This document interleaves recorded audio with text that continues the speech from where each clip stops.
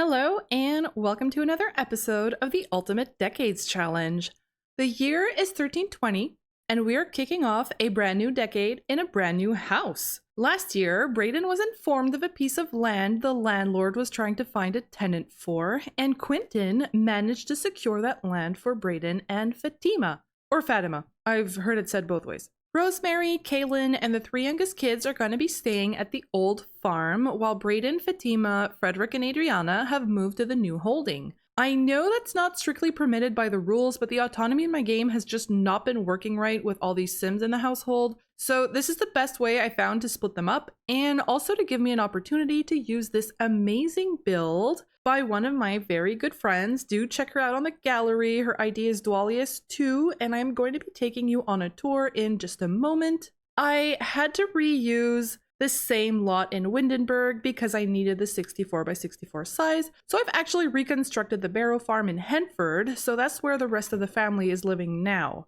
I did have enough simoleons to buy the new lot, but I did not have enough for the reconstruction in Hentford, so I did have to cheat that. I don't want to make things too easy on myself, so what I've decided to do is actually have us owe the value of the reconstructed lot to Quentin. We can say that over the course of a few months, he bought several expensive gifts to sway the Lord in our favor, so Brayden now owes that money to him. So this was a strategic move on Brayden's part to get more land for the family, but it's also going to cost him. We already owe about 5,000 simoleons to each of the Barrow kids, minus Stephanie and Frederick, who were already paid, and now we owe an additional 36,000 to Quentin for gifts that he gave on our behalf. The way that I'm going to play this is that the kids who don't have their inheritance can't get married. For the girls, we'll count this as their dowry, and for the boys, we'll consider it's what they need to ensure they can actually care for a wife and kids. As for the debt, Quentin won't come after us as long as him and Brayden are best friends, so we can pay gradually when we have the funds, but if they ever have a falling out, or if he dies and then his wife and his kids are in charge, then anything's fair game. They might not have the patience to wait for us to pay in our own time, so they could attempt to take us to court over the unpaid debts. Also, since I'd like to make sure we're always slightly in danger of bankruptcy, I'd also like to use the rule for tallage from Plumbob's and the Past's rule set. So starting this decade, at the end of each decade, we are going to roll to see which percentage of our lot value we owe in taxes, and if we can't pay within 2 years, our main sim and his oldest son go to jail until we manage to pay. It'll be between 10 and 60% of the lot value, so this has the potential to hurt a lot. And this, of course, is in addition to our regular in-game taxes. So let me know what you guys think. Do you think I'm making it too hard on myself, or do you think this is fair? I feel like making money in The Sims is pretty easy, and I like having something to strive for. So this way we have a bit of a time limit to pay everything, and it'll give me a good reason to try out different ways to make simoleons. With that out of the way, let's do a little tour of our new home. So over here on the left, we've got a little mill. It's currently serving as a sort of storage area, but we could always turn it into either a shop if we want to, or maybe a small cabin for one of our kids when they get older, or one of our siblings, our mother, or anybody else who might be moving in with us. Over on the right, we've got some space for chickens and livestock.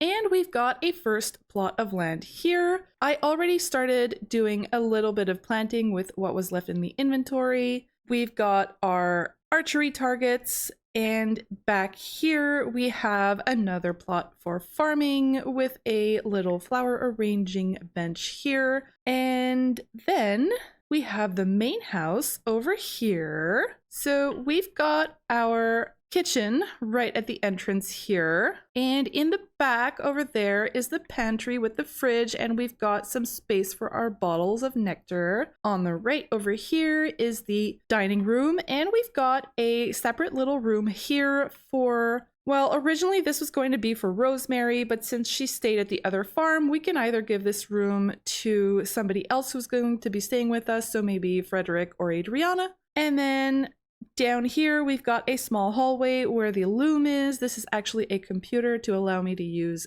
the MCC settings. And then on the other side of the kitchen over here, we've got the main bedroom.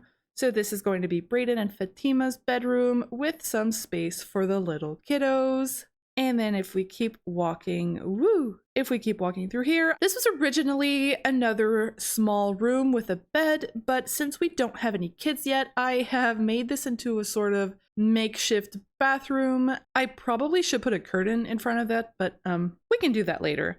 So over here is the kids space. So we've got a bunch of toys here. We have a toddler bed and we have a bunch of bunk beds in case Fatima and Brayden decide to have lots of kids, but I don't think that's going to be happening. At least, well, we'll see. Maybe they'll surprise me and they'll have triplets or something. So that is the interior of our little house here. And over here, we have a pond for fishing and a stable for 2 horses. So this is something that I'd like to do now that we've got a lot less Sims in our household. We can start maybe concentrating on animals a little more. I really plan to have Brayden and Fatima have less children than Brayden's parents did, just so that we can have more time to focus on activities and animals and less on managing a household with 10 Sims in it. So like I said, I did get started a little bit on the farm. If you're wondering why Frederick and Adriana followed us to the new holding, it's to help Brayden and Fatima get the new farm up and running as soon as possible, because we are starting almost from scratch. All the food disappeared when I moved the fridge into our inventory, so we're gonna have to go foraging and fishing until the next harvest. In fact, I am going to have these guys finish planting and watering all of the new plants that I have been adding here.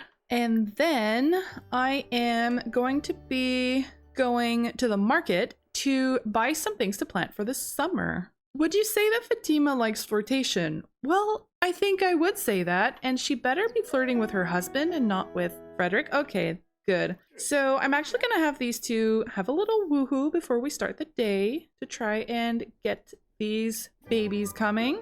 Okay, let's go have a little woohoo while his siblings are doing his work for him. Oh, I said things to plant for the summer, but we're already in summer. So what I did when I swapped the lots is that I already did the summer harvest so that I had a few things to plant here. And I think I have a bunch of blackberries left, so I could always use that to maybe craft some nectar, get some more money, because this is all that we have left right now. And of course we have lots of debts. And if I want to marry anyone off, then we are going to have to get funds rather quickly. I'm just gonna have Fatima or Fatima. Oh, our well is broken. She's going to repair it. Okay, I'll let her repair that, and then we're gonna go check and see if she's pregnant. And oh my goodness, the autonomy is working. Incredible. Maybe getting a new lot has also helped with fixing autonomy. One thing that something very strange that happened is that I got a bunch of bicycles on the old lot that just sort of appeared overnight. I'm not really sure what happened. I think it may have been an issue with an override that I was using. In any case, it was scary and creepy and I hated it, but that might be why I was having so many issues with the old lot. Maybe it just had a lot of leftovers from bugs. And so starting off on a new lot might actually help us with the performance. All right, so let's have her take a pregnancy test and see if we are going to be having our first heir on the way. She's expecting! All right, it took us a while, but we got there. And she is tense. Is it because she doesn't want a pregnancy or is it just because she's a teen? Let's take a look. Does not want a child right now. Oops, does he?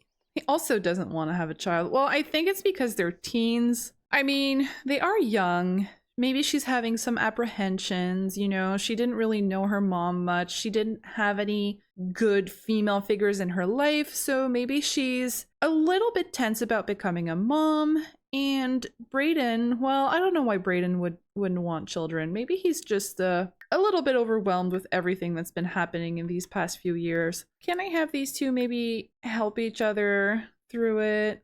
Oh, jealousy, express suspicions. Yeah, let's not do that just now.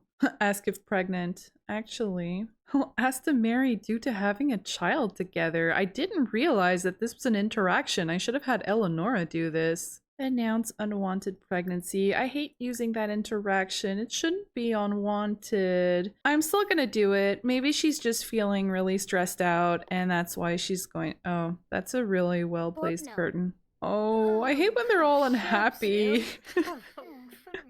It should be good news for you guys. Unwanted child on the way.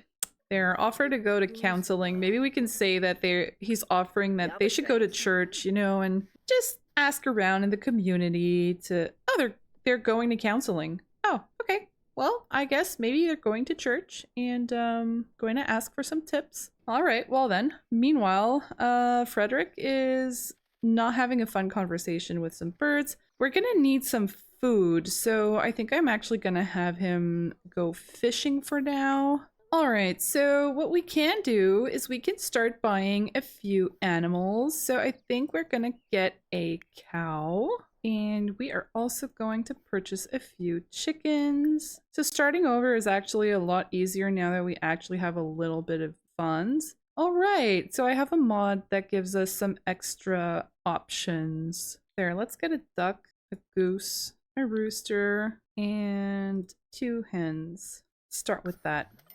Oh, look at the duck. He's so cute. He kind of reminds me of the goose in Untitled Goose Game or whatever it was called. Of course, with a shorter neck. Here, we've got Frederick in his element now.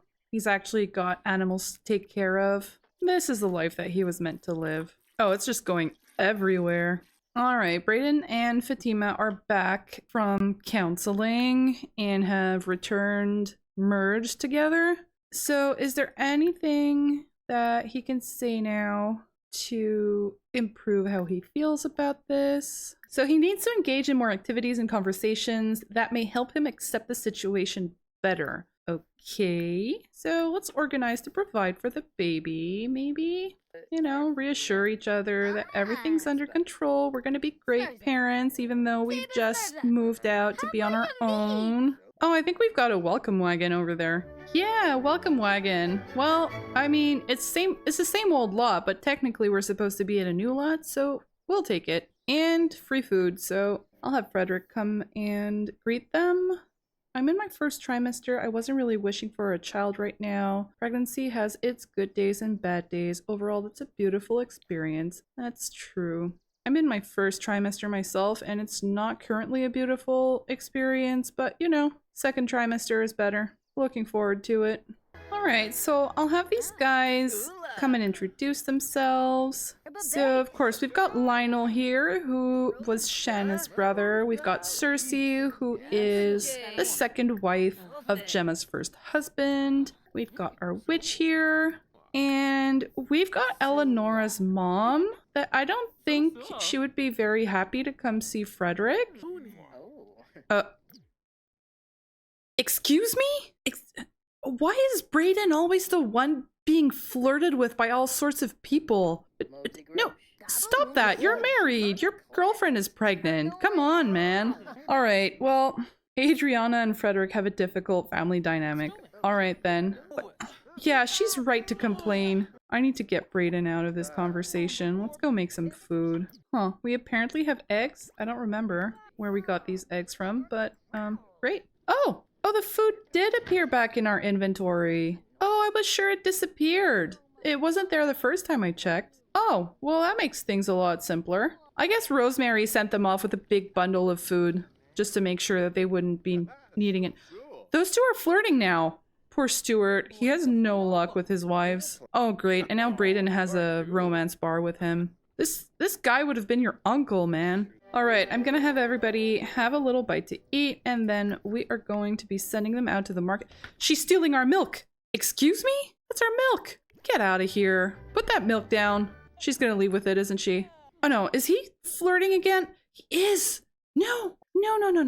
Send him home. Get out of here. Did she see that? All right, at least Fatima didn't see that. She's sitting out here with Adriana. Please leave, Lionel. Brayden seems to be really popular with older men for some reason. What are you even doing? Why would you eat here? There's a table right there. Maybe he doesn't want to go sit next to his creepy uncle. I just realized that there's no sink in this kitchen, so they can't actually clean their dishes. Let me fix that. There we go. So we've got a bowl on a chair over here, and I also changed the table. Maybe it was an outdoor table, so that's why they didn't want to go. All right, so before it gets too late, we are going to be heading off to the market. Man, Braden is really stressed out. No wonder he had 2 cardiac explosions. All right, here we are at the market. I have brought everybody along, and we've got a kid swinging here, Osbert Taylor. I might as well have Adriana go and say hello. She can always use a few friends to go play. And let's have Fatima come over here. Oh, the market guy isn't here yet. Oh, great. Looking period appropriate, sir. I'm gonna have her haggle first. Oh, great. Another period appropriate. Oh, it's the king. The king is the vendor. Wonderful. All right, so I grabbed a bunch of ingredients. Osbert just became good friends with Adriana. That was fast. What is this now? Club cosplay? What? His cosplay replaced his normal outfit? Are you kidding me? What? Why are you naked? I fixed you. Well, whatever. Oh, great. Boba Fett is here. Or is that Jango Fett? I don't know. And Fatima's gone to puke in a bush. Alright, well, she's feeling absolutely miserable, so we've got our ingredients. We made a new friend. We might as well as... Oh, poor Fatima. I'm so sorry. Let's go home. Alright, so I'm gonna have this poor woman go and take care of her needs, while the rest of them are going to come and plant what we just bought. Oh! Stephanie gave birth! Oh my goodness, I completely forgot that Stephanie was going to be giving birth today! Oh my! Okay, let's give this little girl Nicolette. Okay, it's a name. Oh, she had a little girl. All right, awesome. So we're going to go and look in on them in just a moment. I just want to get these guys done with all of their planting. Oh my goodness, I completely forgot about Stephanie.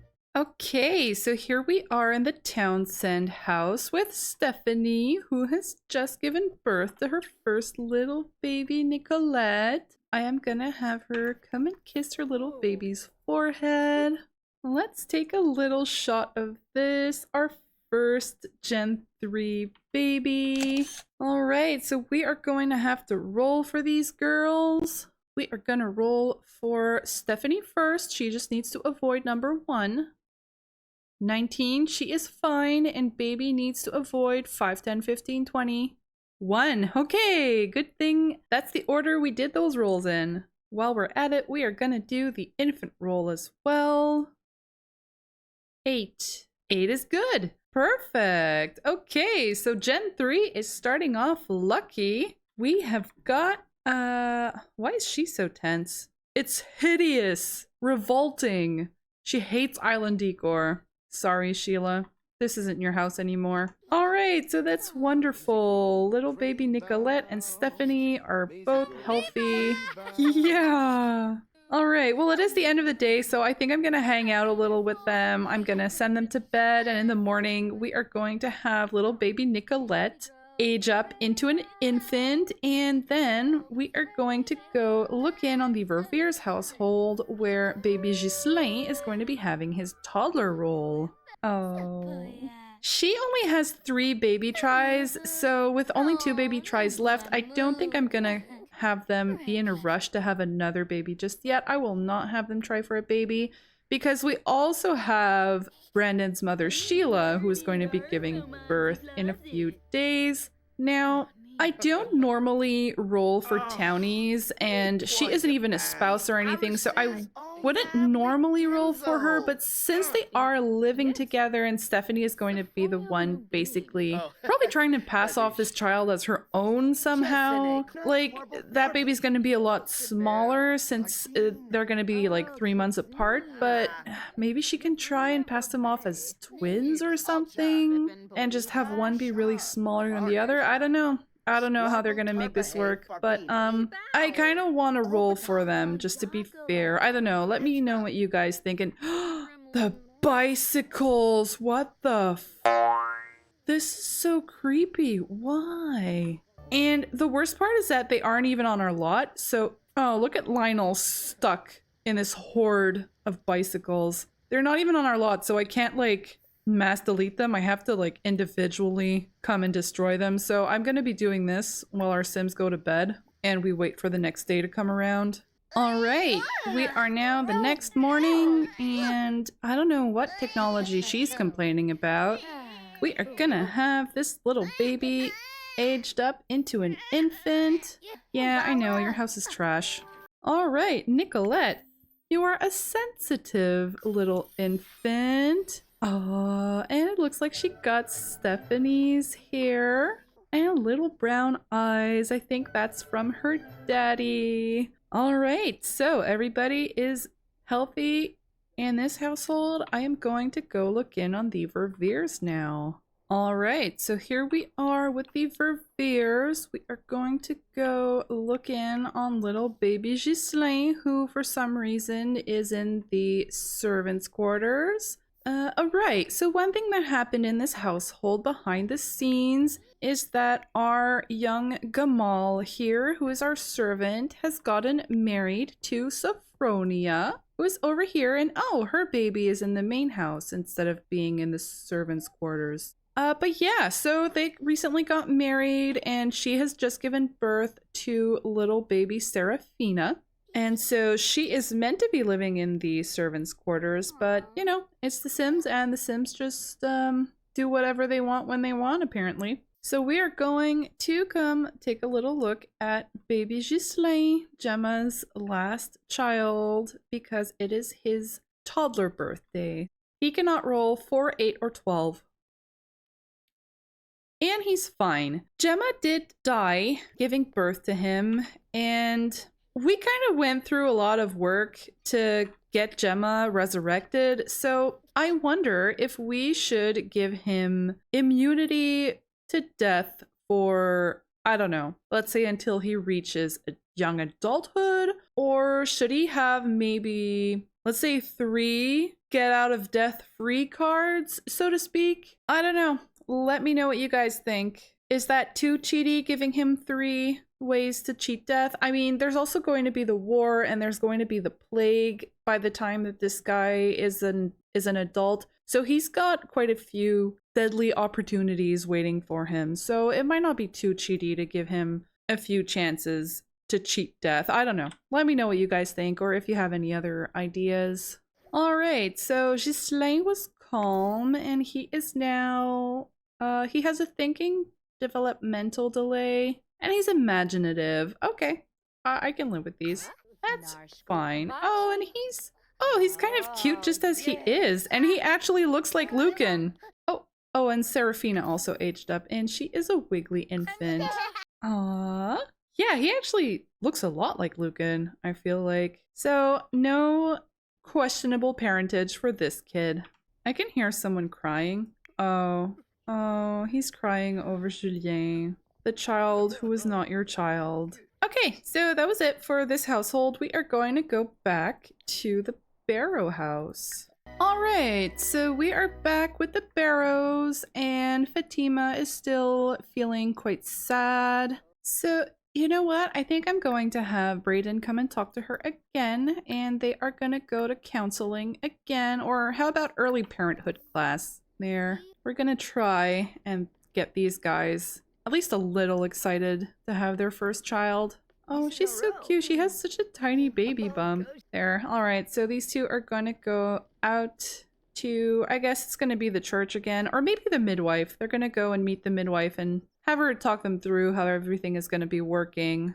So those two, meanwhile, are arguing, so that's great. I'm going to have Frederick come and take care of the animals, which is the only thing that he seems to genuinely enjoy. So while Frederick is taking care of a few chores, I don't really have much to do with Adriana, so I think I might actually have her have a little gathering with a few kids just so that she could get a few friends and, you know, who knows, maybe some of these friends will eventually be suitors for her. There we go. So I've just started a club gathering, and the first one here is actually our cousin Zane, so I'm gonna have her get to know her little cousin here.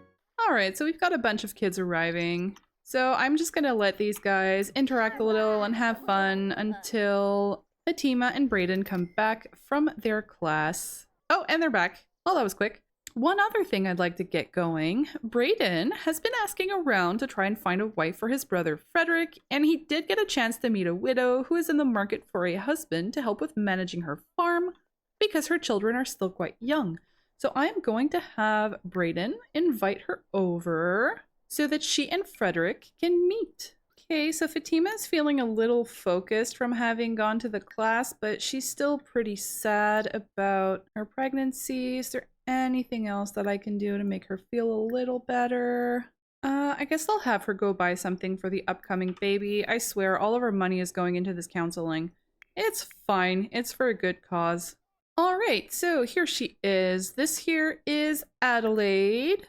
Adelaide the Lorm. I'm gonna have Brayden come and invite her in. So she was actually created by, here she is. So this is Adelaide the Lorm. She was a lady in the family that I got her from, and well, these two, I believe, are actually makeovers of some of my Sims that died and that I uploaded to the gallery, because we have Anne Hale, who was one of Gemma's kids, and we have Thalia the Lorm. Thalia was one of the Baker kids originally. So I'm just hoping that she isn't also one of my deceased Sims that I'm bringing back into the family, but I don't recognize her at all. So I thought she looked pretty cute, so I decided that she would be the Sim that I would use as a widow, as a potential romantic interest for Frederick. I didn't even mention who the creator is. So the creator is Euphorica Siren. And in fact, the description is even my original description for my Sims that I uploaded on the gallery that didn't make it in my save game. So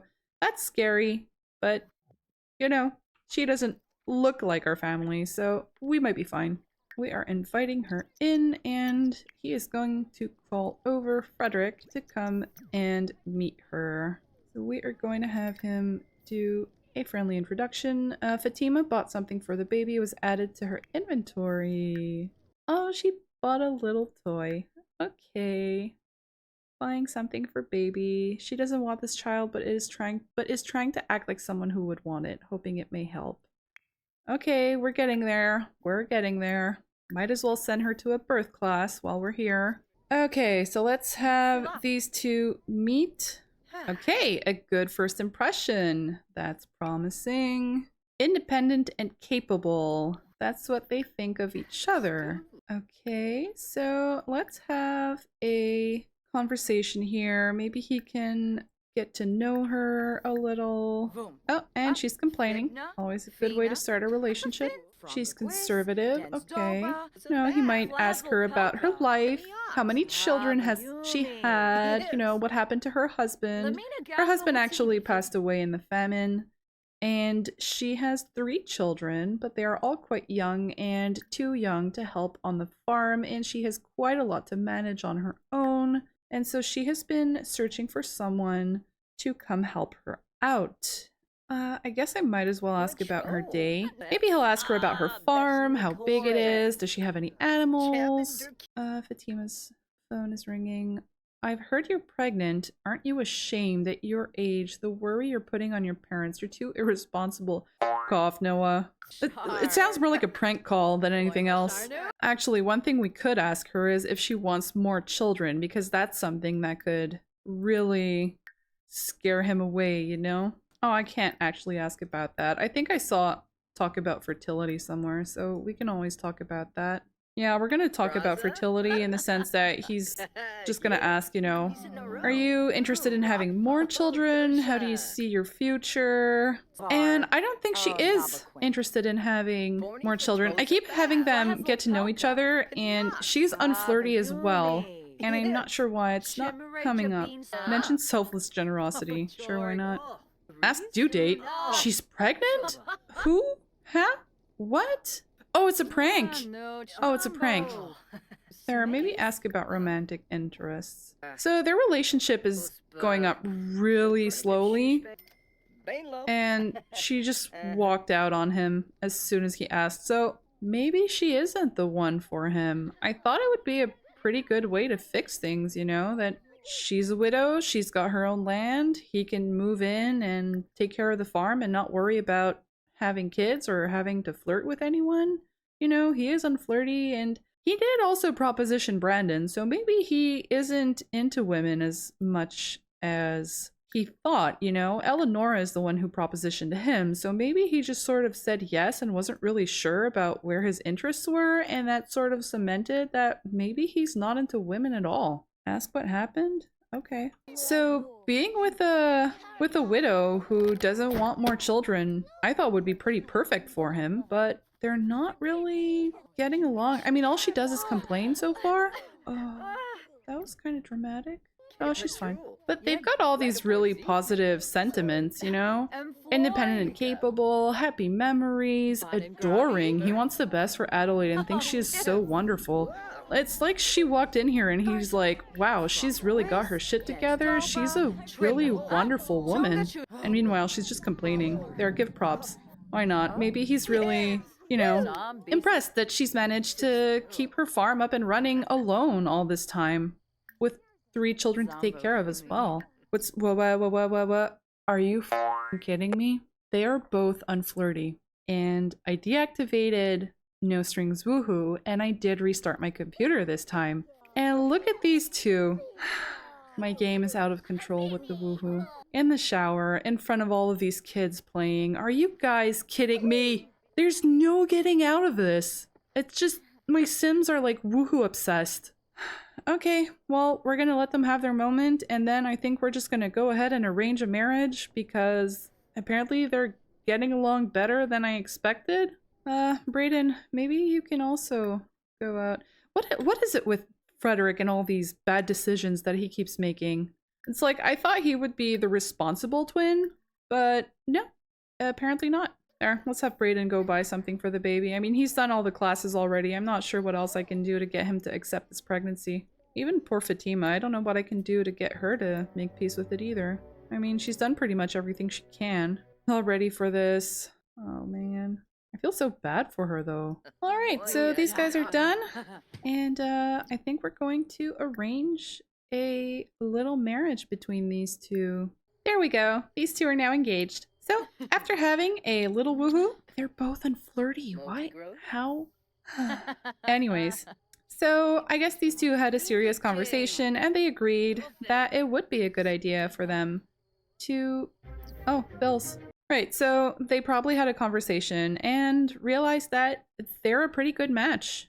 And they could probably do something pretty good with her farm. And okay, all of our money is officially gone. We are going to have to get into nectar making pretty much ASAP. I also have a bunch of wool that Fatima got from Rosemary. Adriana likes cerebral Sims. Huh, interesting. She's a tomboy, but she likes cerebral Sims. That's fun. Right, so Fatima has a bunch of wool that we could probably use a spinning wheel to make into thread. Brayden bought something for the upcoming baby. So if these guys don't get over their feelings soon, I think I might have to cheat it because I feel like the pregnancy is advancing really quick and I'm not really getting an opportunity to have them make peace with it. And I mean, I get that she might not be entirely ready. Maybe she's a little bit stressed out with what the whole birthing process entails, but I'm not really sure why Brayden, who's really more of an ambitious type and who has been looking forward to having a family and,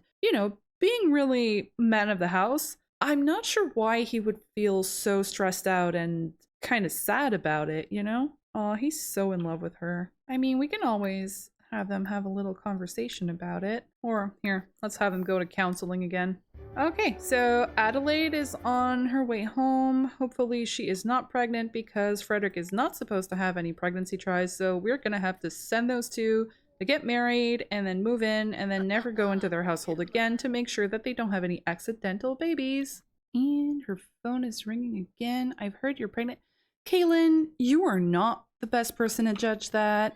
I mean, the worst would be if Frederick was the one to say that because he really dropped the ball. Alright, so Adriana managed to make a few friends. Let's see who these guys are. Right, so Osbert is a little more well off. He's the tailor's son. In fact, the tailor died in the famine.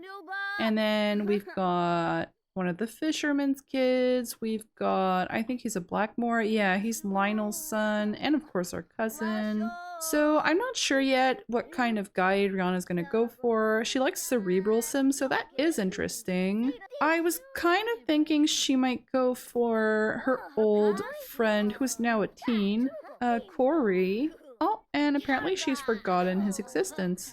So Corey was one of the outlaws, and I thought it would make for some interesting drama that she wouldn't know that the person who murdered her brother is actually his adoptive sister, but apparently she forgot about him, so I don't know. We'll see. Maybe when she ages up into a teen, we'll make a teen club and see if there's anyone she wants to... Oh! Fatima is now ready to try to make peace with her pregnancy! Yay! Alright, let's go. Oh, boo. Okay, let's make peace with this pregnancy. Make peace. That's it? That's making peace? Oh, yeah, same girl. Oh, and there we go. We've made peace. Except that we haven't because the baby's still unwanted? Are you serious? Can I see? Does not want a child right now. I don't know if it bugged out, so I'm just gonna cheat it for now. Because I don't want her to have a moodlet for the rest of the kid's life that this is an unwanted kid. So just give me a moment. Thoughts on being pregnant? Okay with being pregnant. And would be happy. Or we can always say neutral. Brayden, on the other hand, I feel he would be happy. So I am going to change that wish for him as well. Okay, so we're gonna have her come and take care of a few of her needs, and that is disgusting. Adriana thinking about cake and stomping away. So it is the end of the day, and it's the end of the half year. So I'm going to be leaving this part here. Today I'm actually pretty happy with everything that's been happening. We had Frederick get engaged to a widow, so he's going to be getting settled very quickly. And Fatima is now pregnant. Stephanie had her baby, and both mother and baby made it through their roles, so that's amazing. And Gislain over in the Verveers household is also going to be surviving for a while yet. So pretty much just good news this year, apart from a little bit of drama with Frederick woohooing outside of marriage again, but you know, what can you do? So thank you very much for watching. If you enjoyed this video, please consider subscribing, and I will see you in the next one. Hello, and welcome to another episode of the Ultimate Decades Challenge. We are starting off the second half of 1320. In the first half, we saw Stephanie give birth to the first baby of Gen 3. Frederick got engaged to a widow after a surprise woohoo in a shower, and Fatima and Brayden have been learning to cope with the stress of expecting their first baby while having just moved into a new home. I expect Fatima will give birth tomorrow, so today I am going to be concentrating on getting Frederick married. We are just starting off the day. Brayden is making a bit of breakfast for his pregnant wife. Nothing like vegetable stew for breakfast. You'll notice we only have 23 simoleons left. That's because I had to use the last of our funds to buy an outdoor trash can. And so we don't actually have enough money to organize the wedding, so we're gonna have to do something really quick to try and get some funds. Let's see, we did get all of the nectar bottles from our original lot, so I could probably sell a few of those, even if they're not aged yet. Yeah, I'm gonna sell one of these, and that should be enough. Or I might actually need to sell two. Alright, so the wedding event is now organized, and we've got 13 bucks left. I wanted to buy a nice little wedding arch and put some seats out here, but we don't actually have any more money, so I think they're actually gonna have to get married under this arch here. I mean, we're poor, what can you do? So we're gonna get our chores done, and then it should be time for the wedding fairly soon. I set it for 11 a.m. I just noticed we've got quite a bit of beeswax, so I might actually sell all of the honey that we have. Oh, 53. Yeah, 54 bucks isn't gonna get us far. But maybe I could think about buying a candle making station, and we might be able to make a little bit of money with that. If I sold it directly, I'd get 200. I don't know how much the candles are worth, but it might be worth trying. I just realized that Adriana is actually an animal enthusiast. I had completely forgotten about that. I knew she was moody and impulsive, but animal enthusiast is it's a good trait for her to have. So I didn't realize she would be so into the farm life, so that's good. Right, so before Frederick gets married, I'm also going to empty his inventory here. There, so we got a bit of money out of that. We might actually be able to set up a little wedding arch just before our guests arrive. There we go. So we've got a little setup here. Time is soon for Frederick to finally be getting married. I was rethinking about how I got them engaged, and I was wondering if maybe I should have actually not gotten them engaged and have him sort of run off again, especially if she's pregnant, but it's too late. They're already engaged, so we're just going to have to hope that she isn't pregnant. I'm going to leave it as a surprise for now, and then if we get a pop-up that she gave birth, well, we'll go and do the roll. All right, let's start the ceremony. He changed into his formal clothes. He removed his hat. All right, so here is our beautiful bride. Oh, she just went straight to greet him. Okay, so for an unflirty sim, she sure likes to flirt with her fiance here. All right, our guests are incoming. So this is our friend Agnes. She was one of our potential love interests. So she isn't married yet. She's still... Wow, okay. She's still a potential match for... I was going to say Noah, but Noah seemed pretty interested in Daisy. So she might actually be a match for Kaylin or for Alexander when he grows up. All of the guests are just sort of standing under this lamppost. You guys okay there? Yeah, I took a chance and invited our creepy Uncle Lionel. Alright, I am going to have our guests take their seats and hope that they actually come sit down. And we are going to send Frederick to go pee before the ceremony. Oh, whoop. Hopefully he won't pee himself on his way to the altar. Alright, so it's sort of working. They're just all sitting down and getting back up, but okay. Good thing I bought these seats. I don't know if it's nerves or what, but these two are in the bedroom while everybody's just outside waiting for them. Well, this is going well. Maybe it's because he's a teen. Oh great, they're exchanging their vows over here? I like how these guys are still just sitting here waiting, and it's happening in the house. Alright, it's done. They're married. And these guys missed everything. Well, at least they ended up gathering here so I can take a somewhat okay picture. Oh, what's happening over here? All right, well that's it, folks. Another successful wedding. At least they seem to be getting along pretty well. I didn't expect them to actually end up with a romance bar. I thought they would just be sort of friends, but, well, this is cute. Oh, uh-oh.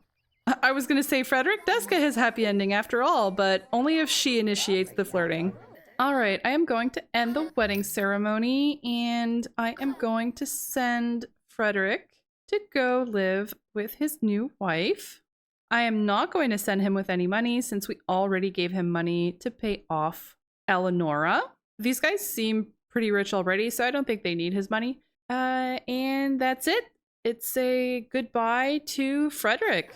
We will see you if you have children or if Brayden dies and you become our new main sim. Oh, off they go. Oh, that's quite a crowd. Okay, so we've got... hey Brayden, it's me, your Uncle Lionel. Do you want to go out on a date? No, Uncle. No, I really don't. So our household is now with only 3 Sims in it. It's very calm, so it's about time that we have some kids to come make some trouble. Is that a mousehole? I've seen other people play the game and they actually have mice, but I don't know how to get mice. I'm not even sure which pack that's from. I've never seen them. Here, okay, so I guess we're going to concentrate on making money up until Fatima gives birth. So I'm actually going to have Brayden start crafting nectar like his father did. And Fatima, she has a bunch of wool that was given to her by Rosemary. So I am going to go and try out the spinning wheel mod by Jane Simpson. Where did I put it? Oh, here it is. All right, so this is the spinning wheel mod, and we can spin thread or yarn. So I'm going to go do that. We are going to be selling that to try and make a little bit of money. That reminds me, we should probably also buy a sheep or 2 just so that we can keep getting wool so that she can keep doing that. Oh, that's cute. Oh, does she have a scar? Huh. I think she has scars. I never noticed that before. What are those? Okay. Adriana's just still sitting here. Okay, I'll have her grab a bite to eat, and then...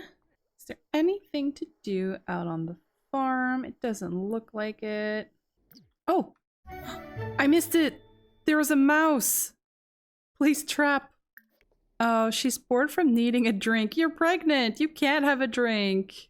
Suspicious squeaking. It's kind of cute, though. I don't really want to kill it. Does it actually do anything? If it doesn't do anything bad, I might just leave it. It's kind of cute. Maybe we should get a cat. Everybody keeps freaking out over the mice. Do you think the cat can hunt the mice? Oh!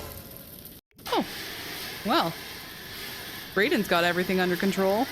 Oh, great. Well, there goes 500 bucks. Huh. Sorry, little mouse. I think I'm gonna have to get rid of you because the Sims keep canceling their queue to look at you. Oh, maybe I could just put him outside. Somewhere where Sims won't get interrupted. Here, Mr. Mouse. Oh, maybe where the... I'll go put him in the stable with the horses. I don't know if the horses are gonna be afraid of the mice, but let's just see what happens. Right, so today's the summer harvest, but I sort of already did it in advance because we moved lots. So I'm just gonna cancel it for now, and we are going to be concentrating on the fall harvest instead. Brayden is really stepping up while Fatima is pregnant. He's been doing all of the meals, he's been doing some cleaning. Such a good husband. Alright, and he's a glutton, so he's stuffing his face.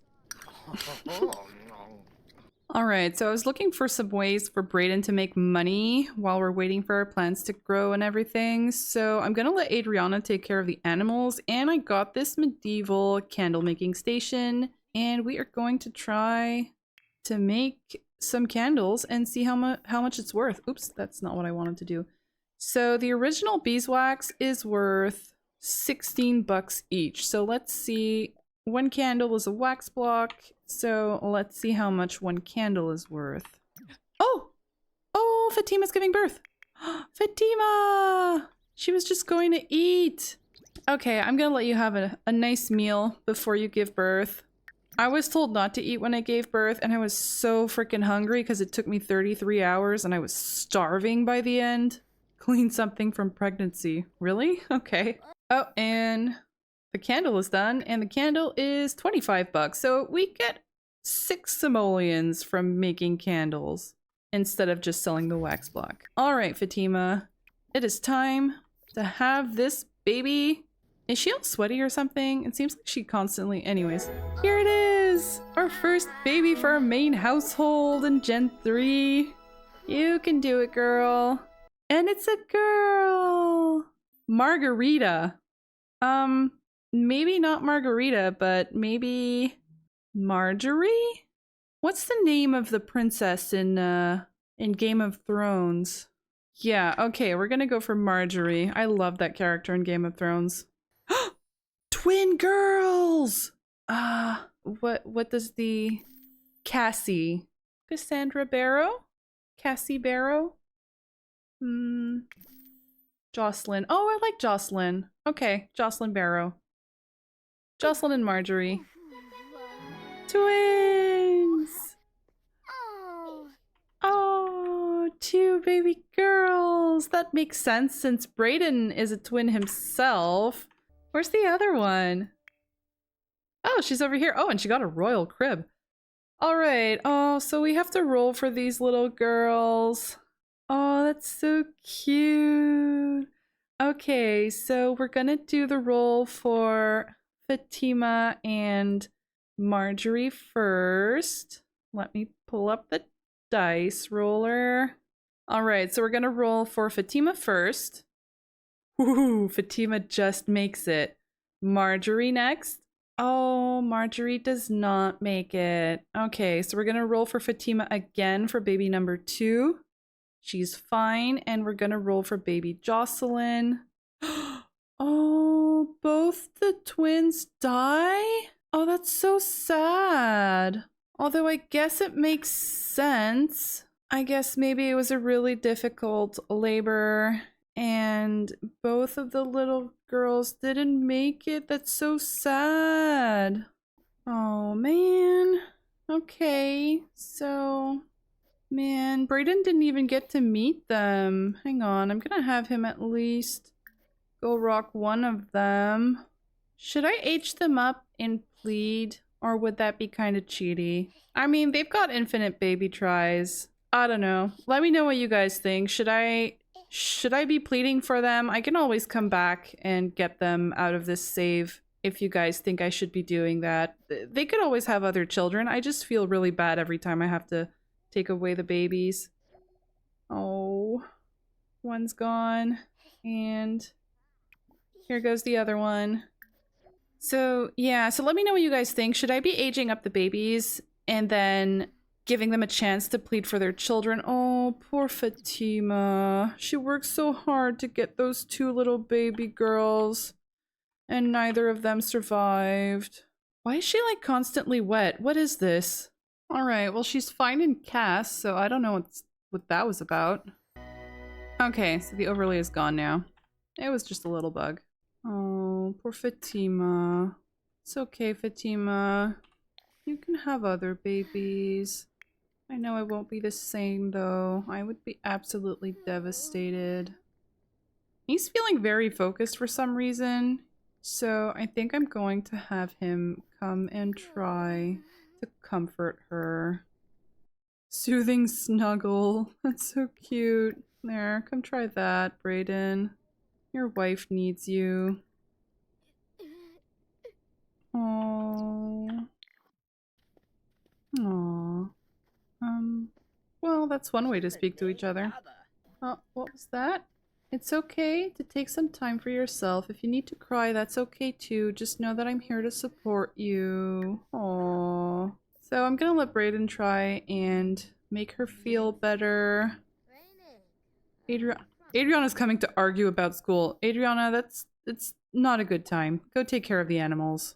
So it's gonna be another day before we can try for another baby since she just gave birth. So I'm gonna let them mourn and I'm gonna concentrate on getting some chores done, trying to get our simoleons up. I did sell the bassinet, the royal bassinet that came with the baby, and it gave us 1,000 simoleons. So maybe it's just money from, you know, the community that felt really bad, so they maybe tried to support them somehow. I don't know. But I'm gonna take it. Fatima wants to adopt a cat. Maybe it's because of the mouse. You know what? I think we will adopt the cat. You know, she just lost her babies. Maybe she needs a little baby to take care of. I'm more of a dog person myself, but Fatima wants a cat, so a cat it will be. Oh, huh. Our cousin is here. Maybe he heard about our loss and he wants to come give his condolences. I'm gonna have Brayden come and greet him. All right, adoption agency. We are going to adopt a kitty. Cosmo, Doris, Mr. Business. I kind of like Cosmo. A female kitten? Mr. Wiggles. Cosmo or Mr. Wiggles? Oh man, now I kind of want both. Oh, Pixel is cute too. Okay, I'm gonna go with my first. Can I adopt both? I can get both. There we go. We're getting 2 cats. Man, Vasco is, he's going through the wall. Okay. He's pretty buff, isn't he? Kind of good looking guy, Vasco. We are gonna have to get you married and baby making soon. Okay, here's our adoption agent with her very medieval clothes and a very medieval cage for our little kittens. Oh, she is going to come introduce herself to the little kittens. Oh, she lost 2 babies and now we're adopting 2 kittens. Do you think it's like a bit of a replacement for her? Maybe. I feel so bad for Fatima. Oh, look at Brayden looking all sad. Oh, where's the other cat though? I just realized I had to actually click on them and say adopt and now I can't find the other cat.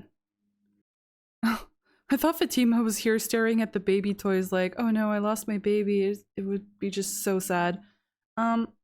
But where's the other cat? I want to adopt him. So we've got Mr. Wiggles. Where's Cosmo? Yeah. Mr. Wiggles. I'm just gonna leave it like that. Mr. Wiggles is fine. Oh. We've got the same eyes. It almost looks as though it's Vasco who brought over these cats. It's like, I have cats at home and they had babies. Do you want them? Am I blind? Where's this other cat? Oh. Oh, there she is. Cosmo! Mr. Wiggles is a prowler. They like to go outside and chase other smaller creatures. Okay. As long as you don't eat our chickens. Oh, he's so cute. Cosmo. You're not gonna kill the rabbit, are you? Please don't kill the rabbit. I'm gonna feel so bad. But this does not look like a friendly cat. Oh, bye, tiger. You're so tiny. Scare. Why would you, though? Oh no, she's skittish. There, so you may have lost your little babies, but you've got new little babies for now. Okay, so we're gonna need some pet bowls, scratch post, I guess. There, that's a medieval looking scratch post. Alright, I'll just put that over here. And I think that's all we need. Alright, there we go. We are ready for our little cats. I'm gonna have Adriana come and fill the bowl for them. Being an animal enthusiast, Adriana's probably pretty happy to get little kitty cats. Horses might have been more her thing, but you know, this isn't bad too. I'm so not used to zooming in and actually looking at the animals that I can't get over just watching them and all the animations that they have. It's a magical medieval laser pointer. Oh, Mr. Wiggles is halfway through a rock. A visitor at the door. Oh, one of Adriana's friends. Alright, Adriana can go and play. Maybe she's going to show them the new kitty cats. So this seems to be Adriana's best friend at the moment. Morgan Hale. I just realized we have a rocking chair here, but rocking chairs weren't actually invented yet. We're just gonna pretend that's not there. Aw, these two are autonomously dancing intimately again. Even if they lost their babies, you know, they're gonna make it through together. It is the end of the day, and so it is also the end of the year, so I am going to be leaving this part here, even if it's a bit of a shorter one. So unfortunately, we lost both of our first children in our main household for Gen 3, but at least Frederick has happily gotten married and has moved out, so next year we are going to be trying to get another baby in our main household. And we'll also be looking in on Noah and Gabriella because Noah is now eligible to get married, and it's time maybe to have Gabriella start to meet some potential suitors. So once again, thank you very much for watching, and I will see you in the next one.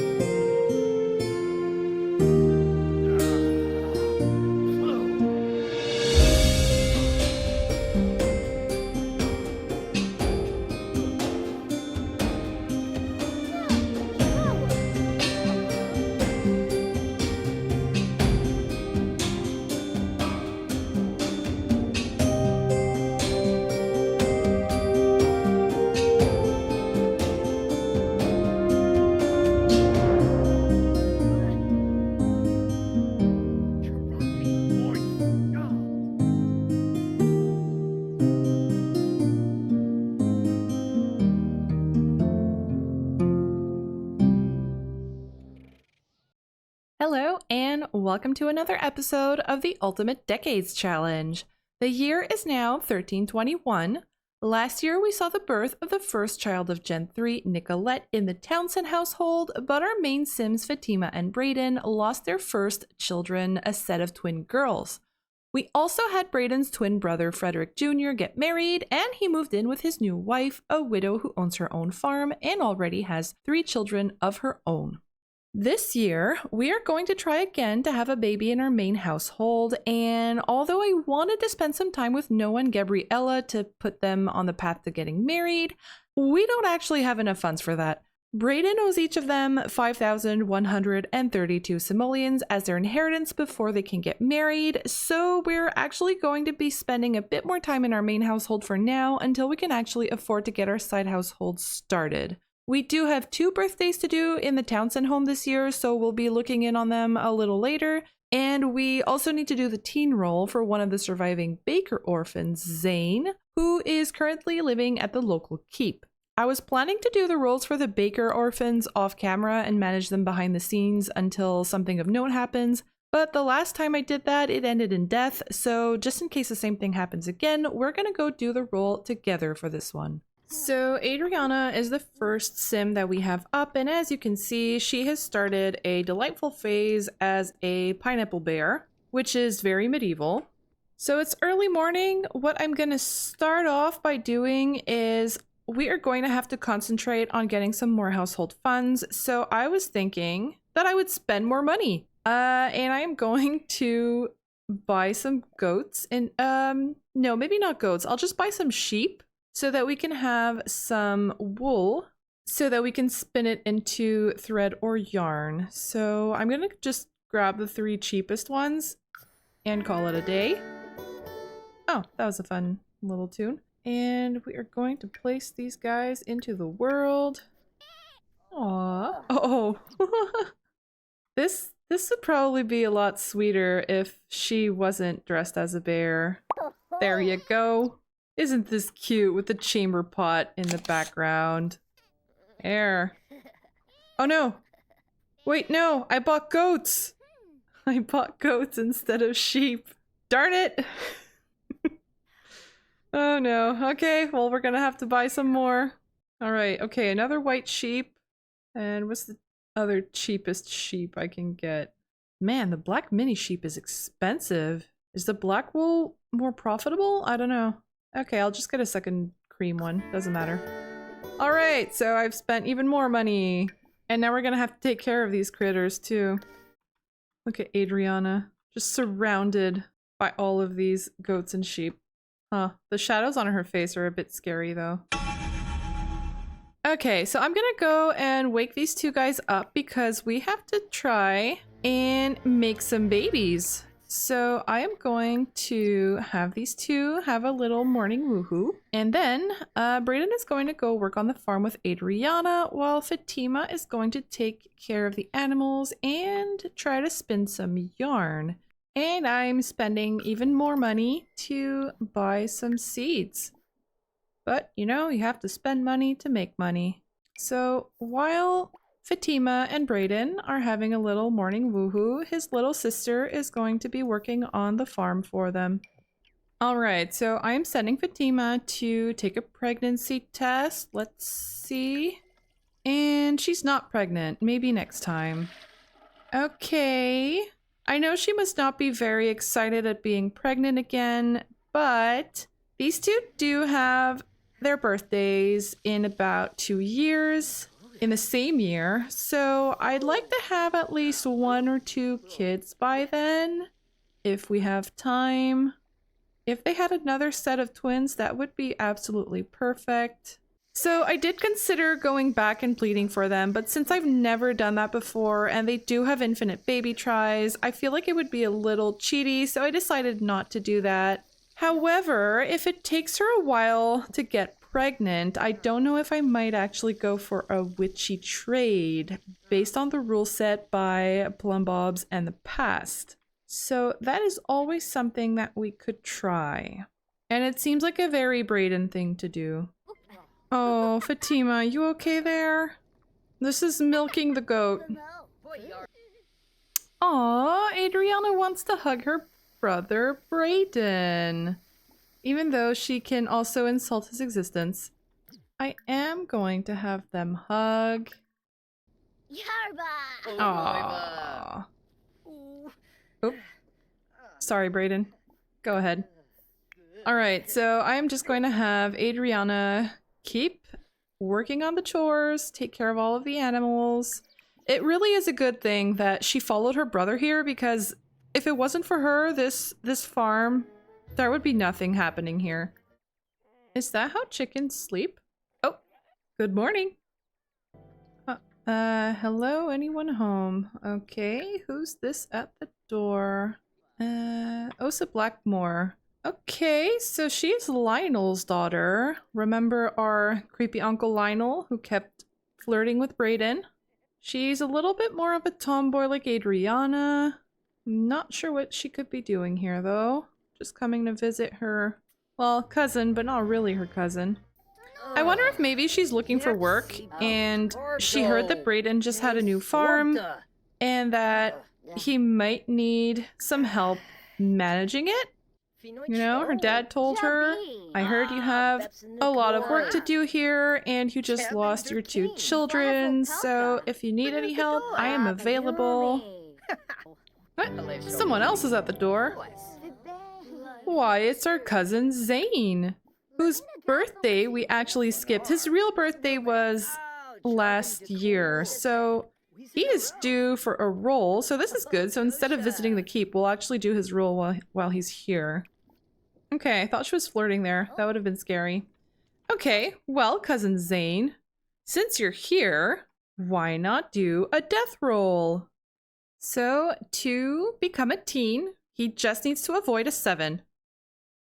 8. He just makes it to being a teen. All right, bravo, cousin Zane. So while we are here, let's get you aged up, little guy.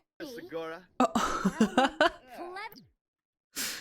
That hair, okay.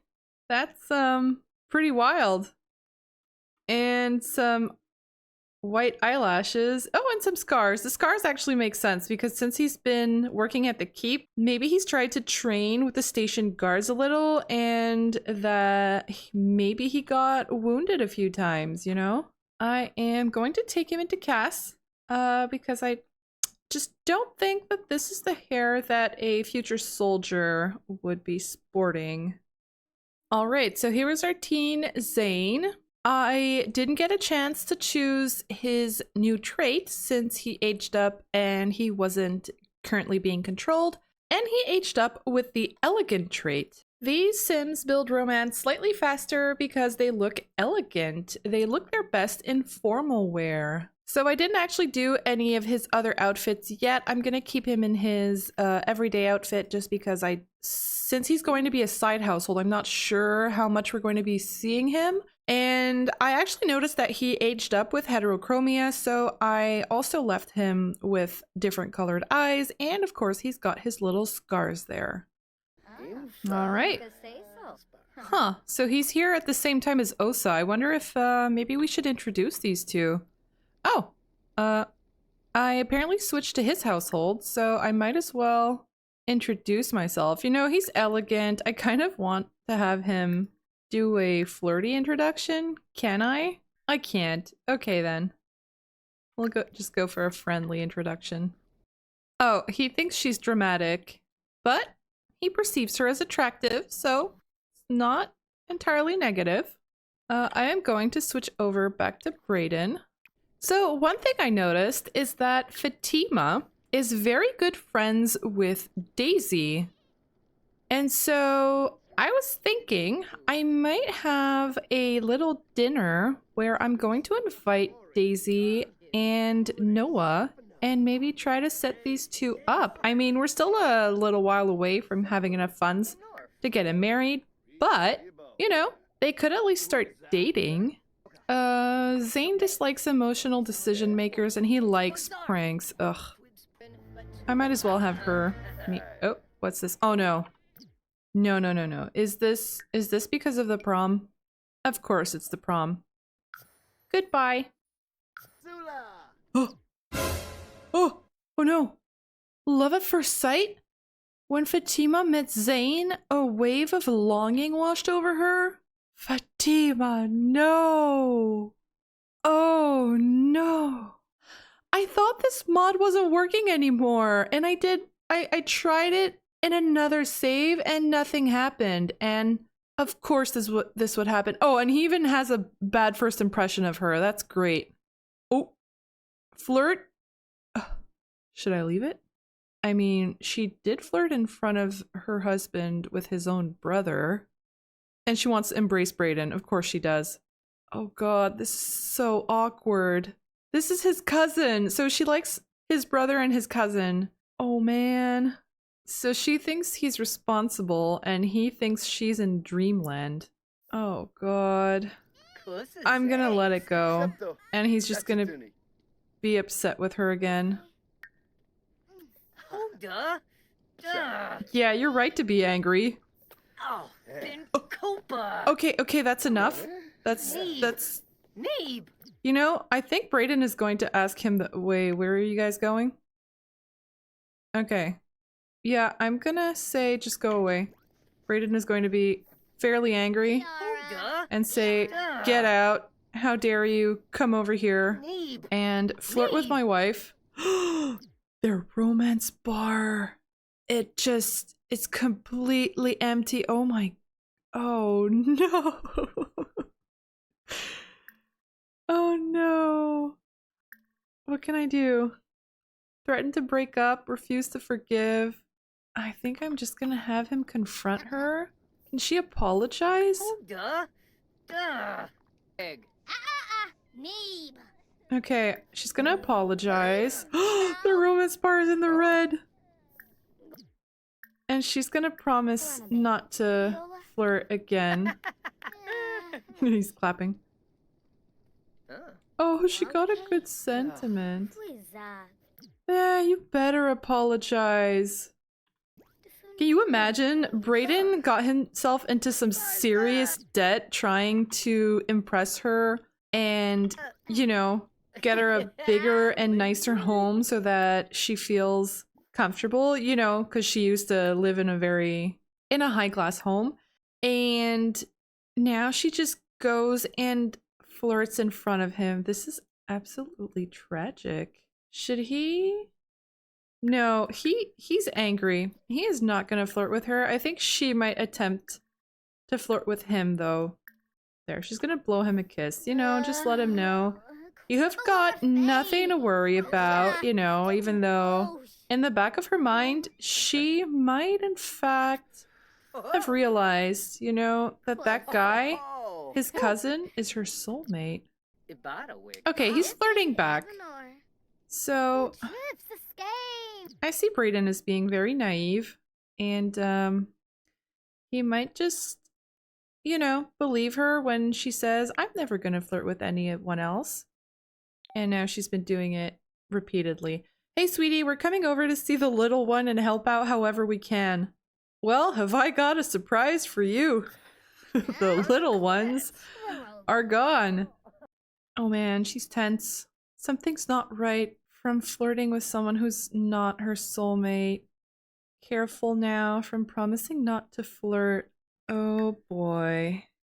Not appeased. Her partner is really, really upset about that love affair. But she's so happy about having found the one. Oh my gosh, this is so messy. I was not expecting this at all. This is my second attempt at recording this episode because my first one, the sound got messed up somehow, and this did not happen in the original recording. So this is messy. So it's 5 p.m. I am going to have Fatima organize a little social event. There, plan a social event. Oh man, look at their romance bar. This was very much unexpected. Okay, we are going to do a dinner party. And who knows, maybe we're gonna get a reward that we can sell. Okay, so Fatima's going to host. And we are going to invite Daisy and Brayden. Should I invite Kaylin or is that inviting trouble? I mean, her goal here is to match Noah with her very good friend Daisy. And she might as well invite her brother Quentin. So unless we invite Kaylin to try and match him with Agnes, who is also good friends with Fatima. So you know what? I think Fatima, after meeting her soulmate, is in a bit of a romantic mood. And she is going to attempt to play matchmaker with these guys. I kind of want to invite Stephanie and Brandon, but I also don't want too many Sims because I don't want it to get too chaotic. So we're gonna go with these guys, and she needs to make a garden salad. Can I? I need lettuce for a garden salad. Well, I'm gonna make a meal, and I'll just check that off as being completed. Oh man, hurt, festering grudge. Man, Breeden and his sister really don't get along. I mean, she is moody and impulsive, so I can't blame him. But she's working so hard, you know. You okay there, Mr. Goat? So where are my guests? Why is the witch here? Is she like, yeah, I heard that you lost your babies, and if you want them, you know, maybe brought back to life, I can do that for you. Oh, here's Noah. Okay, Noah's here. I'm gonna take control of Noah so that I can have him be his bad-natured, nosy self. And of course, the first thing he does as he walks in is shout forbidden words at Adriana. Okay, Agnes is here, and Kaylin. Why does Kaylin have a pink suitcase? And Quentin is just hanging out under this lamppost. Okay, so Noah has a maxed out friendship bar with Agnes, but not with Daisy. That's funny. I thought he was actually really great friends with Daisy, so I was gonna have him get matched with her, but he actually seems to get along better with Agnes. Okay, so let me have him come and hug his old friend. He might not have seen her in a while, you know, since he's been living in Henford on Bagley, working at the inn. So is Caitlin moving in or something? He's coming to help with the babies that we don't have anymore? Okay, so Fatima just served the food. Let's get rid of the stinky food. I want Fatima to try and match. Oh, that sim is irresistible. Noah has a major crush on Daisy. Dude, make your mind up. Yeah, okay, so he has a crush on Daisy and she's very attractive. How does he feel about Agnes? Perceived as unattractive. Oh, okay, so he's more into Daisy. So Agnes is a really great friend, but he's more into Daisy. So maybe Fatima sees that Noah has an interest in her good friend Daisy, and she is going to come and gossip, and I am going to have her hook up. Oh, why are there two hookups? Yeah, with my husband. I'd like to hook you up with my husband. With Noah. Let's attempt that. Hey, Quentin! Let's have Braden come in. Hug his good old BFF.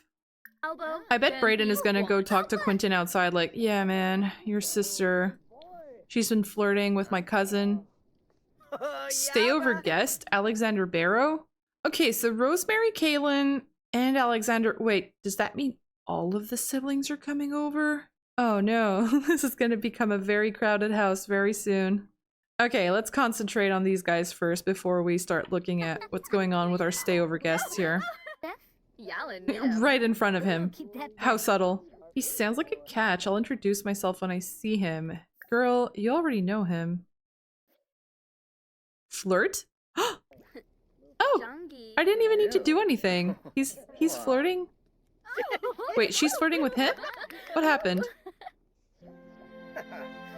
Daisy just became the girlfriend of Noah? So, oh, thanks for setting us up. Noah and I are going out. This actually happened in the first time that I recorded this, and they didn't even have a romance bar. Absolutely nothing came of that. So this is a pleasant surprise. Okay, so Noah, I guess we could say that he is officially courting Daisy. Aw, look at these two. Like she's listening to him tell his story or whatnot. She looks kind of into him too. Okay, so we're gonna have to work on getting some more money. Unfinished business, feeling bitter about someone nearby. Oh boy, okay, here's Allison with her suitcase. They're just dumping all of their suitcases right in the door. This is pretty successful. Okay, so we made a meal. I'll rate that as being completed. Have some drink at the same time. Great, I'm gonna have to buy something again, aren't I? Here, okay, I'm gonna buy some beers for everyone. This would look better in a tavern, but this is the only medieval looking drink tray that I have. So, 90 bucks. Okay, let's do it. Oh great, they're all just drinking from the puddles. You guys have a trough outside, you know that? Oh, this place is filthy. Thanks, Kaylin. At least he's actually helping out and not just flirting with her wife. I really hope I can get you guys married soon, but since I keep spending all of our money, I'm not sure how soon that's going to be happening. I have to thank a guest for coming. Okay, so who's closest here? Let's thank Agnes for coming. I just thought I can ask if she's single. Like, Fatima really wants to be the matchmaker here. Maybe we can find another brother that she might be interested in. Maybe Kaylin? Kaylin is supposed to get married. He only gets, I think, 2 or 3 pregnancy attempts. Okay, so when I said yes to Rosemary coming to help with the baby, I was kind of hoping that she would be the only one to come stay over, but it seems like she's come and brought the entire family. You know, you guys have another farm to take care of, but whatever. Okay, so they're both very flirty. I guess they're sort of making up, you know. They had a dinner party and everybody was enjoying themselves and they had a little bit to drink and they're just making up. Aww. Well, they already had their daily woohoo, but it's almost the end of the day, so I might as well just have them go and make up in bed. And we'll check in the morning if she's pregnant. It should come down to the same thing anyways, right? Oh wait, since it's a curtain, is this going to be like they're doing it in front of everyone? That could be awkward. Okay, so I'm gonna have Noah come and flirt with Daisy a little here. While we've got them both here. Because we need to get the romance up so that he can eventually propose. Should I have them have their first kiss? No, not in front of his mother.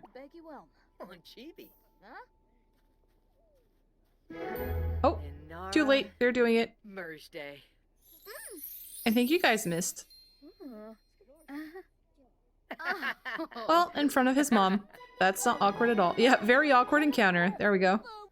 Great dinner party. There's a decorative pot rack in your household inventory. Great! We're gonna be able to sell that. Okay, so we're gonna say goodbye to Noah. Although we could always say that he stayed the night because Headford on Bagley might be a little far. So it really does seem like Rosemary came over with all of her remaining kids to come and help us with the farm. And they just left all of their luggage right at the entrance.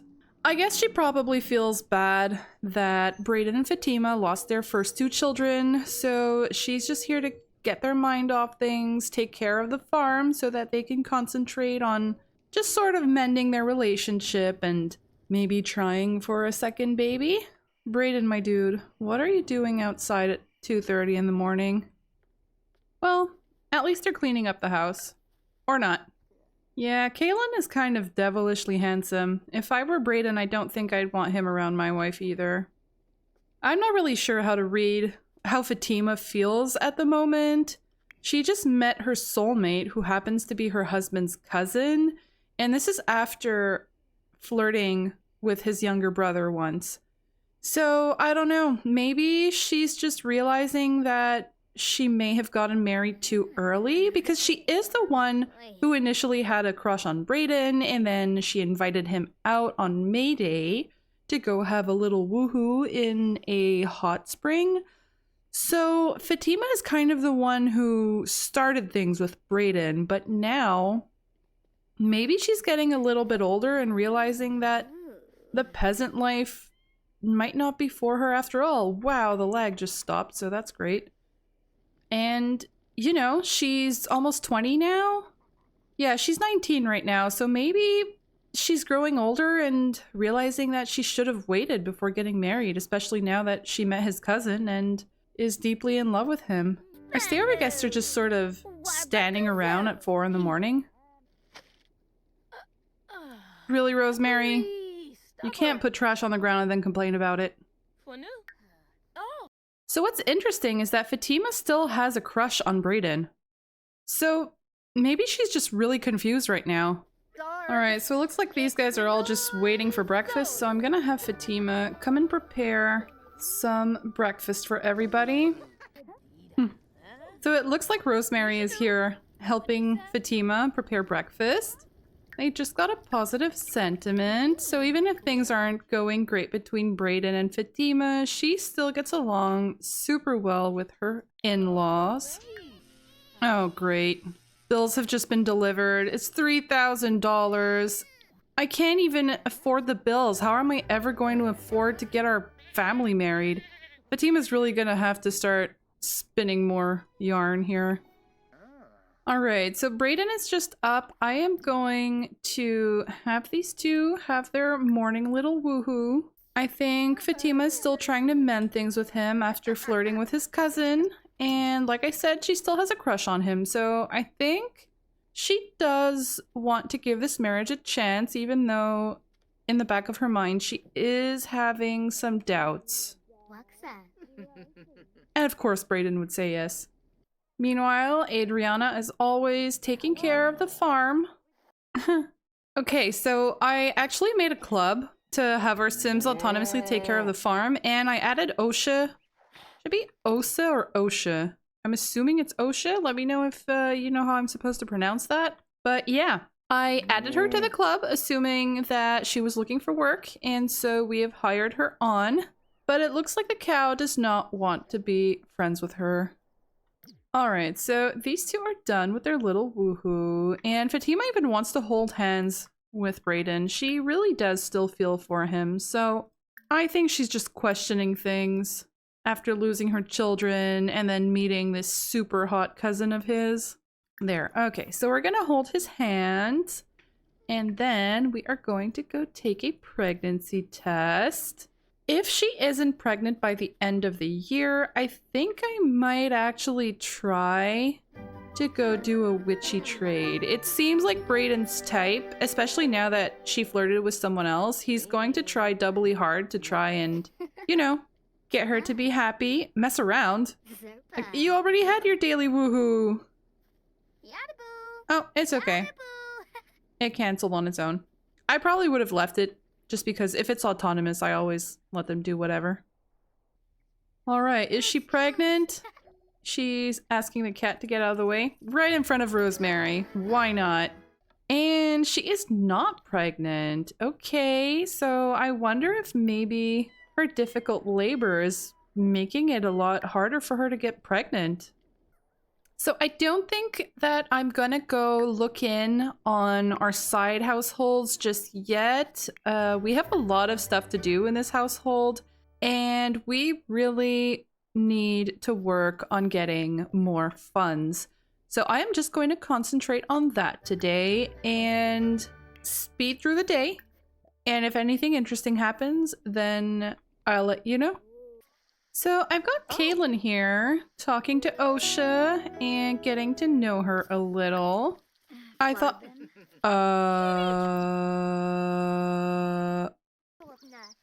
she just propositioned him. Where the... Bye. I was just going to say, I sent him to go and get to know her a little. I don't even know where they're going. And since he's a bit of a ladies' man, I was considering having him flirt with her, and it seems like they just went ahead and did it autonomously. Where are they even going? Oh, in the leaf pile? Seriously? Really? Oh, man. Oh, and oh. So did it not happen? Like right in front of this outlaw just sauntering by. Well, a last exception apparently canceled that out. But I'm kind of disappointed that that canceled out. Oh, this is... Oh gosh, really? I'm kind of disappointed that it canceled out because like I was saying, I kind of want Kaylin to be a little bit of a ladies' man after he flirted with Fatima and then slept with Brandon's mother. So him getting to know Osha on the farm like that would have been kind of perfect, actually. But, you know, we'll have other chances, I'm sure. I kind of want to have them mess around manually since it bugged out. I mean, he only gets 3 pregnancies, but I was thinking the same way I did it with Frederick, is that if he has a child outside of wedlock, then I won't count the child as an actual pregnancy try. I'll count that sim as an NPC and they'll just have a free life living in the background somewhere. Unless, of course, he marries her. If he marries her, then the child will be in the family. So I kind of want to play this as Kaylin being a little bit of a rake. And, you know, she's a pretty looking gal. I think maybe I am going to let them have a little woohoo. And if something happens, it happens. And if not, you know.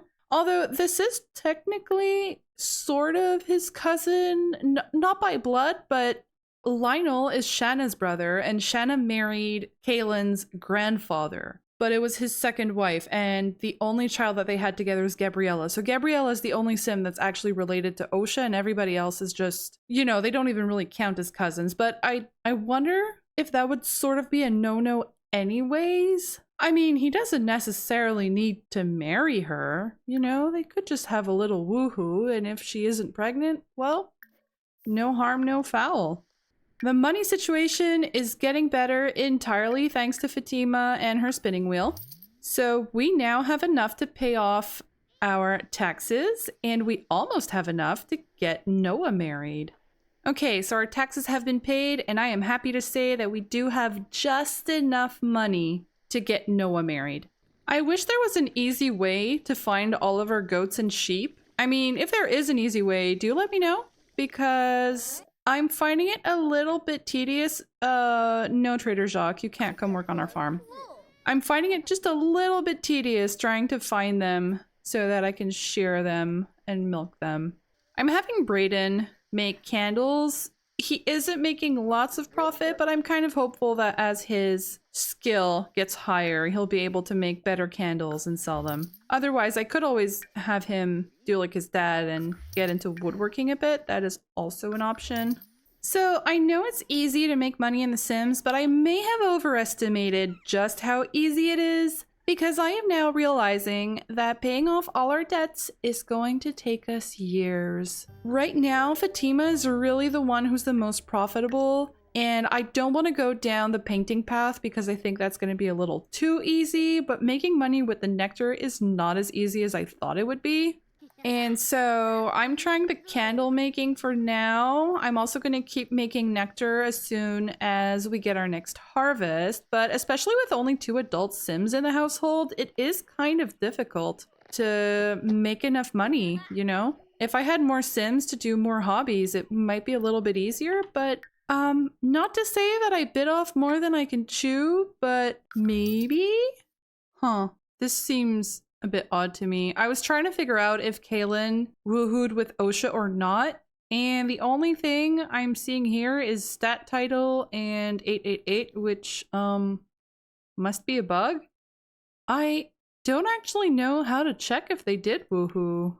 I don't see anything in his milestones, but he doesn't have a milestone for when he woohooed with Brandon's mother either. So I'm not exactly sure how to check, because if I check here, it doesn't say anything like first woohoo partner or something. Well, she can't take a pregnancy test, so it must have bugged out again. But it's fine. I won't push it. I don't want to get her pregnant on purpose. You know, it would have been a funny accident, but if it doesn't happen, it doesn't happen.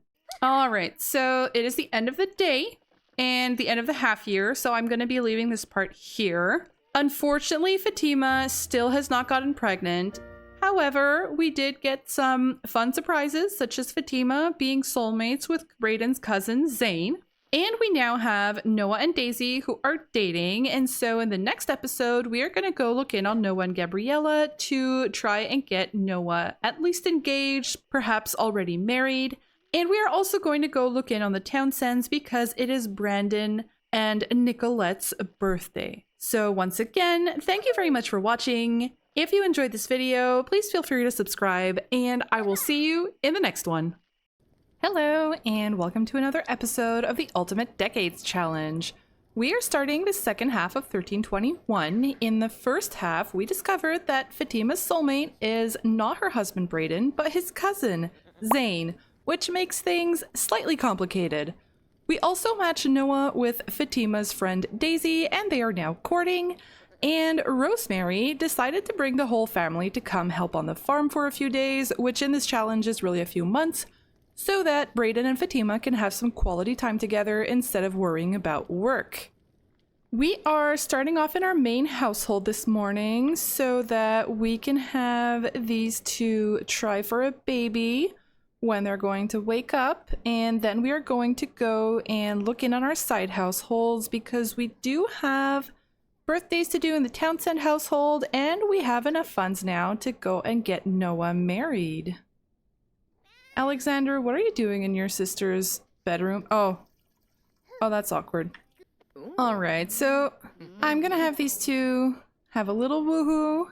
Even though Fatima discovered her soulmate, she still has a crush on Brayden, so right now I think she's probably just a little bit confused about her feelings, and she isn't quite ready to accept her feelings for Zane necessarily.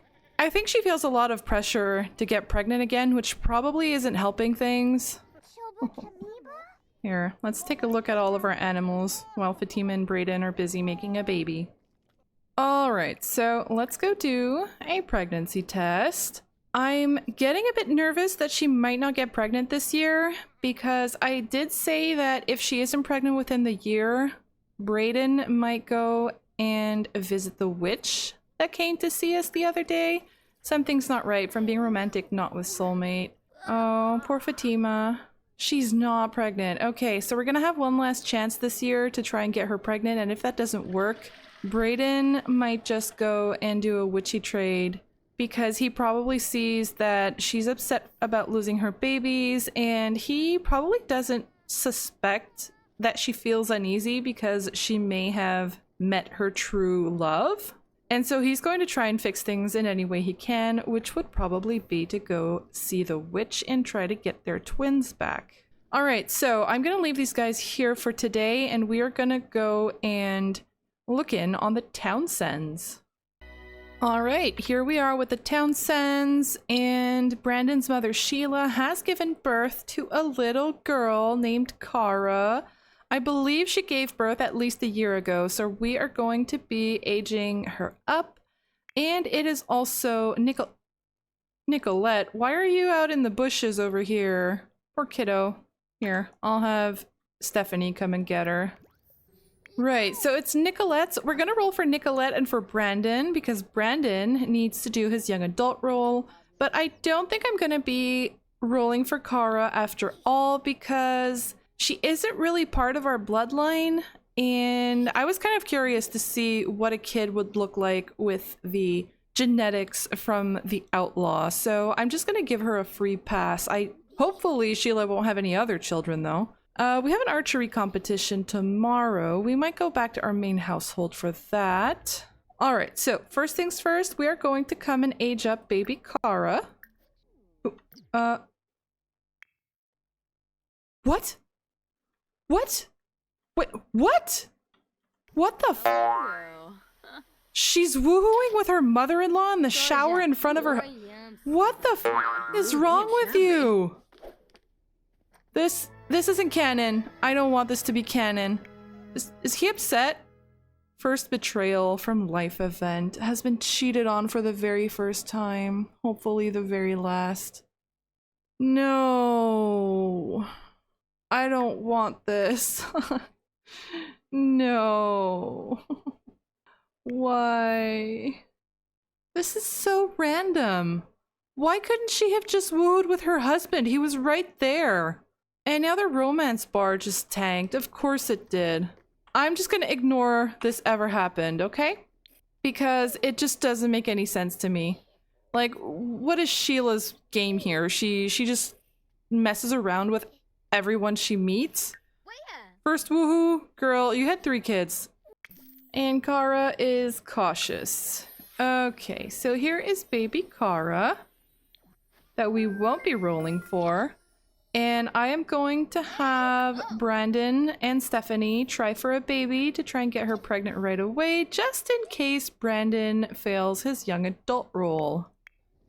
And Sheila, I'm gonna have to move you out if things keep going this way. You're just too unpredictable. So, Nicolette is still stuck in the bushes. Oh, and she can't even go get her because of the bench. Okay, so while Brandon and Stephanie are busy, I am gonna have Sheila come and pick up baby Nicolette, and we are going to do her toddler role. To age up into a toddler, she needs to avoid a 4, an 8, and a 12. And 10, she is fine. We are going to get this little girl aged up. And she is angelic and plucky. Fearless. They are not scared of thunderstorms or strangers. Alright then. Oh, it's so cute. The two little girls have a red bow in their hair. Oh, well, hers are more like clips, but that's cute. We're pretending that they're twins, so that seems absolutely perfect. Okay, so Nicolette is safe, and now Brandon... Okay, these two seem to be mending their relationship, which, you know, absolutely nothing happened. I promise nothing happened to have these two fall out. I'm gonna have Stephanie come and... Can she not do a pregnancy test? Okay, not sure what happened, but here we go. We're gonna go for a pregnancy test. And meanwhile, we are going to do Brandon's. Oh, Brandon, what's with that mustache? Okay, so to age up into a young adult, he needs to avoid a 2 and a 6. 14, he's fine. Okay, so let's get this guy aged up into a young adult. And while we're here, I believe Sheila might actually not be in the right age group either. Alright, okay, so he was likable, cheerful, and high-spirited. He is now cold-blooded and smug. Cold-blooded doesn't make sense for him, but smug, well, the way I see this is that he inherited a smithy, and then he got married to his childhood sweetheart, even though she wasn't all that into him. So he basically has everything he wants, so maybe he's a little bit smug about where he is in life. He might be a little proud. And as for his aspiration, it's a side household, so it doesn't really matter. I think I'll just have him want a successful family. And there we go. And I believe Sheila isn't in the right age group. Yeah, she's supposed to be an adult, so I'm gonna go ahead and age her up right away. This will also be reducing the chances of her getting pregnant again, which is great because she seems to be a little woohoo crazy. I don't remember if I mentioned this already, but I also discovered why it is that my Sims were so woohoo crazy before, and it's because Oh, Stephanie is expecting! Okay, perfect. I had the extreme woohoo option turned on in MCCC. I believe it's because I thought my Sims weren't autonomously woohooing, so I turned it on just to see if it actually worked, and then I may have forgotten that I turned that on. And so I still left it on, but I reduced the cooldown on it. So this way we should still get some autonomous woohoo, but it shouldn't be happening as often. Oh, although now I don't know, because why the heck did she woohoo? Like, I still have no strings woohoo turned off, so I don't know why those two ended up woohooing. They didn't have a romance bar before. Anyways, if it's too bothersome, I'll just turn it off entirely. Alright, so this is everything I wanted to do with the Townsends. I am now going to go see Noah and Gabriella over in Henford-on-Backley. Aww, these two. It's like, Noah's such a hateful sim, but Gabriella is somehow the only person who can get along with him. Alright, so... What? Me. Okay, I think I'm gonna have to go and remove the extreme woohoo after all, because they do not have a romance bar and they're going to mess around. And I mean, he's bad-natured. It seems like his type of thing. Like, him, it makes more sense than Gabriella. Gabriella, it did not seem like her at all. I like that she's doing this right in front of Gabriella too. But anyways, if Mrs. Paskey here gets pregnant, I don't know what I'm gonna do. Maybe she'll just pass it off as her husband's or something, but her and her husband don't have a very close relationship, if I'm not mistaken. So I don't really blame her for maybe being attracted to the young, you know, he's 20 right now, I think, or no, he might be a bit younger. Yeah, he's younger than Brayden, so he must be 17 or 18 right now. But she does not get along with her husband, and then perhaps she is attracted to the young, scarred bartender that they have hired here. I'm just gonna let it go, and if it bugs out, it bugs out. Yeah, just running right past her husband. Yeah, so I may just go and remove Extreme Woohoo again, because as soon as I load into a lot, it's like a gamble. Who is going to go woohoo? So I was going to get Noah to call Daisy over and propose to her, but he's apparently busy with something else.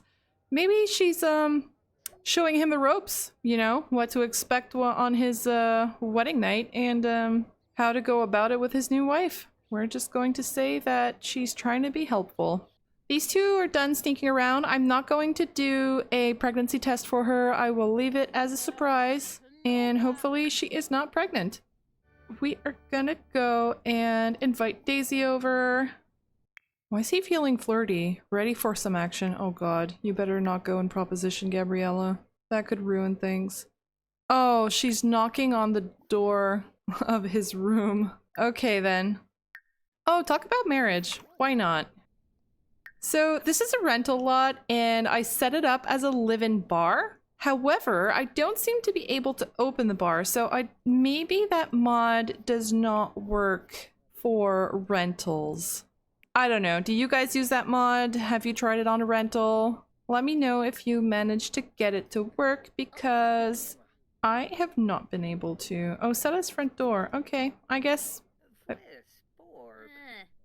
Oh gosh, okay. I thought she had propositioned him. Wait, did she proposition him? Or was that the talk about marriage? Cheated for the first time. Oh, Noah. Okay, I don't know if was she unreceptive to the talk about marriage? It's possible she was. I wasn't paying attention. Okay, I'll have him flirt a little, because we need their romance to be much higher to be able to propose. Here, I'll have him offer a rose and everything. Oh. Okay. Ooh, that looks painful. Awkward encounter. Gabriella, go.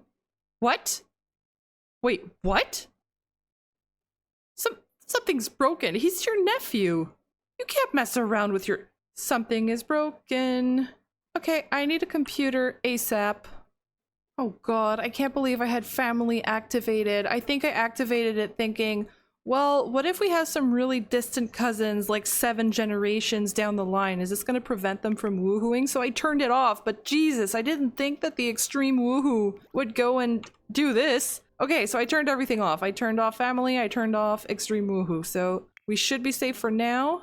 And I am going to have Gabriella here. Just come and play the piano. Whatever. Noah needs to seduce his girlfriend Daisy over here. Oh boy. Look at Noah trying to be all smooth here. Oh, she just propositioned him. Are you guys kidding me? I mean, it's fine. It's fine, whatever. They're gonna get married soon anyway, so it might even bug out anyways. Okay, I'm just gonna let them go. And then once they're done, he is going to propose to her. He wants to make out with Daisy. That's fine. Woohoo! Okay. Alright, the romance bar is now high enough, so I am gonna go ahead and have him propose. He's probably gonna tell her, you know, I got my inheritance from my brother, and unless these two have another child or their children somehow come back from the other kingdom that they moved to, I am probably going to be the one inheriting this inn. Or at least I'm gonna have a position here for a long time. And so he is comfortable in supporting a family. And he may have even spoken to the innkeeper first, you know, just asking him, am I allowed to take a wife while I'm working here? Aw. They're just going to make out. It's not another woohoo. I think. Yeah, it's just a makeout. So he probably spoke to a guest? What are you doing at a bar? But yeah, he probably asked the innkeeper, is it okay if I perhaps took a wife and had a child while I'm living here with you guys? And he probably said, sure. Why is August randomly coming to visit them? I mean, Gabriella likes kids. I guess she can come and invite him in. Offer him a glass of milk or something. Ask him if he's lost. I mean, Augusta's having a pretty hard time now that he lost his mother and everything. Family kiss. Oh, right. They're actually family, but they don't know it. I'm gonna have her get to know him a little bit. Maybe he's feeling a bit lost, and maybe he saw Gabriella around in town and she told him, you know, if you're ever feeling lost or want to talk to someone, you can come see me at the inn. And so maybe he's here just to talk to her a little. Such a cute kid. There, I'm gonna let these two interact a little, and I'm gonna... Oh, this is great. He's talking to the innkeeper, so probably letting him know I'm thinking about getting married. The innkeeper is going, that would be awesome. We could even host the wedding here if you want us to. Daisy, wait. We need to get you two engaged. Just like, hey, he said yes. We can get married if you want us to. What do you say?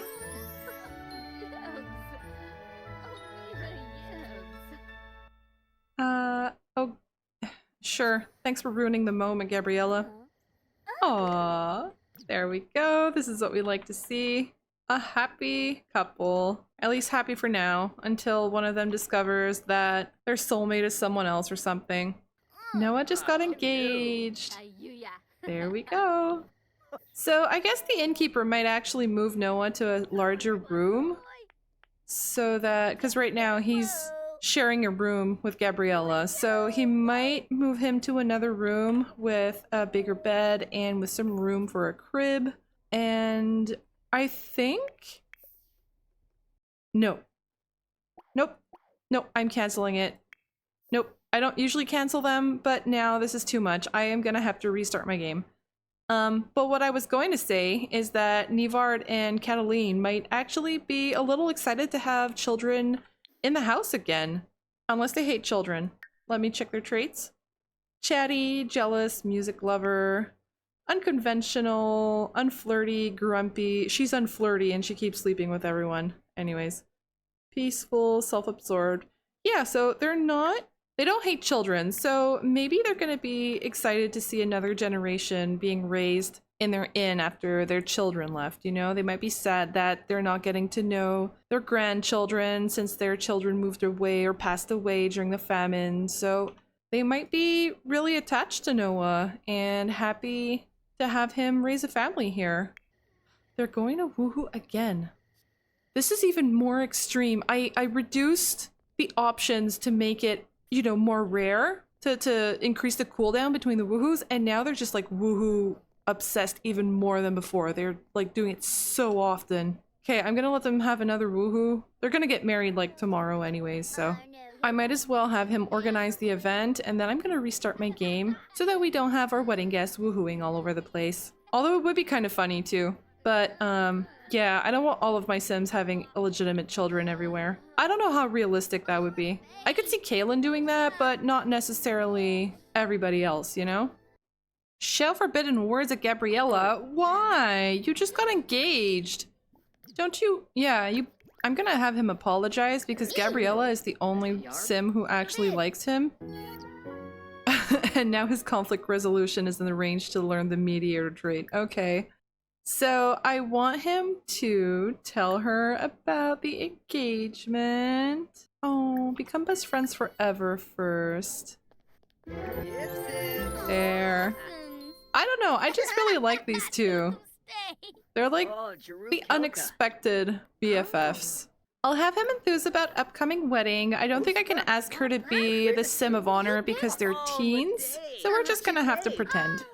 Okay, so I organized the wedding event. I invited only family because I only had 15 places and our family is getting pretty numerous. And I set up this little wedding zone over here. So I am just going to have them go to bed. And in the morning, we are going to have a wedding. Oh, she's still talking to August. So I wonder if these guys realize that they might be family. I mean, August definitely doesn't know. But maybe August spoke to Gabriella and told her about his family and how his mom passed away. And Gabriella might sort of make the link that he might be talking about Gemma, who is... Right, so Gemma would be her half-sister. So this would be her nephew. So she probably won't tell him, but she probably knows that they're related, and maybe she sort of wants to take him under her wing and make sure everything is fine, you know, especially after hearing that Gemma passed away and that he only has his dad to look after him. Well, not really his dad, his sort of half-brother who married his mother. Such an awkward family dynamic. There, teach a valuable lesson, and then we are gonna go to bed. Noah just woke up at 4 in the morning. Maybe he has nerves because of the wedding. Oh, and it's raining. It's gonna be raining, pouring for his wedding. Oh well, doesn't matter. I'm just gonna let the weather do what it wants. Right, so Daisy is cheerful, loves outdoors, and is well balanced. I think she's gonna be a great wife for him. You know, maybe she's gonna balance out the worst of him and keep him on the right track. Gabriella and Noah are having breakfast together just before the wedding. I can imagine she's asking him how he feels, is he nervous? And he's probably asking her how she feels since she's technically the next in line to get married in terms of age. Because she's slightly older than Kaylin is, so she would be the next one to marry off, and Kaylin would be after her. And she's probably not really ready for that. I don't think she's even thought about it yet. You know, they've probably been meeting quite a few people who come through the inn, but I don't think she's found anyone who's her type yet. What could be her type? I think she'd probably like someone who is outdoorsy or who likes plants like she does. She's a daydreamer, so maybe someone creative or at least someone who's calm and peaceful. Oh, why? We'll say it's because he's nervous because of the wedding. Let's start. Okay, so here we go. The wedding is starting, and everybody's gonna be miserable because it's raining, but... Oh, let's have him play in the rain. Can he play in the rain not naked, though? Yeah, okay, great. Oh yeah, okay, the other interaction is shower in the rain. That's fine. There, Noah playing in the rain right before his wedding. And here is our family arriving. He's gonna come greet his brothers. There, he's gonna trick Kaylin with a hand buzzer. Why not? And give unwarranted advice to Brayden. Haha. It sounds very Noah. Okay, here's Vasco.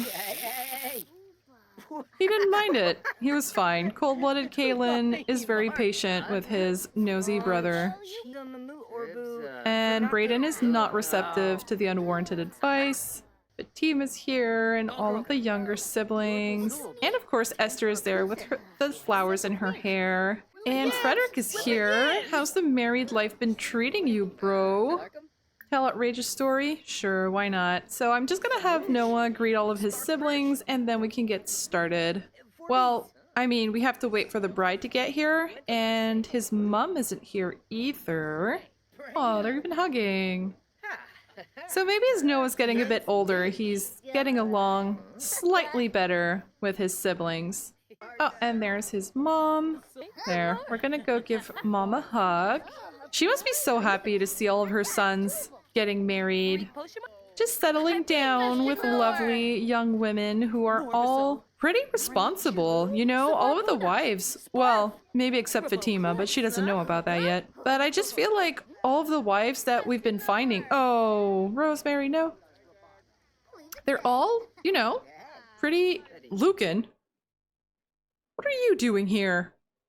He heard there was a wedding at the inn and he just decided to come check it out? Or maybe he's here for a drink and didn't know there would be a wedding.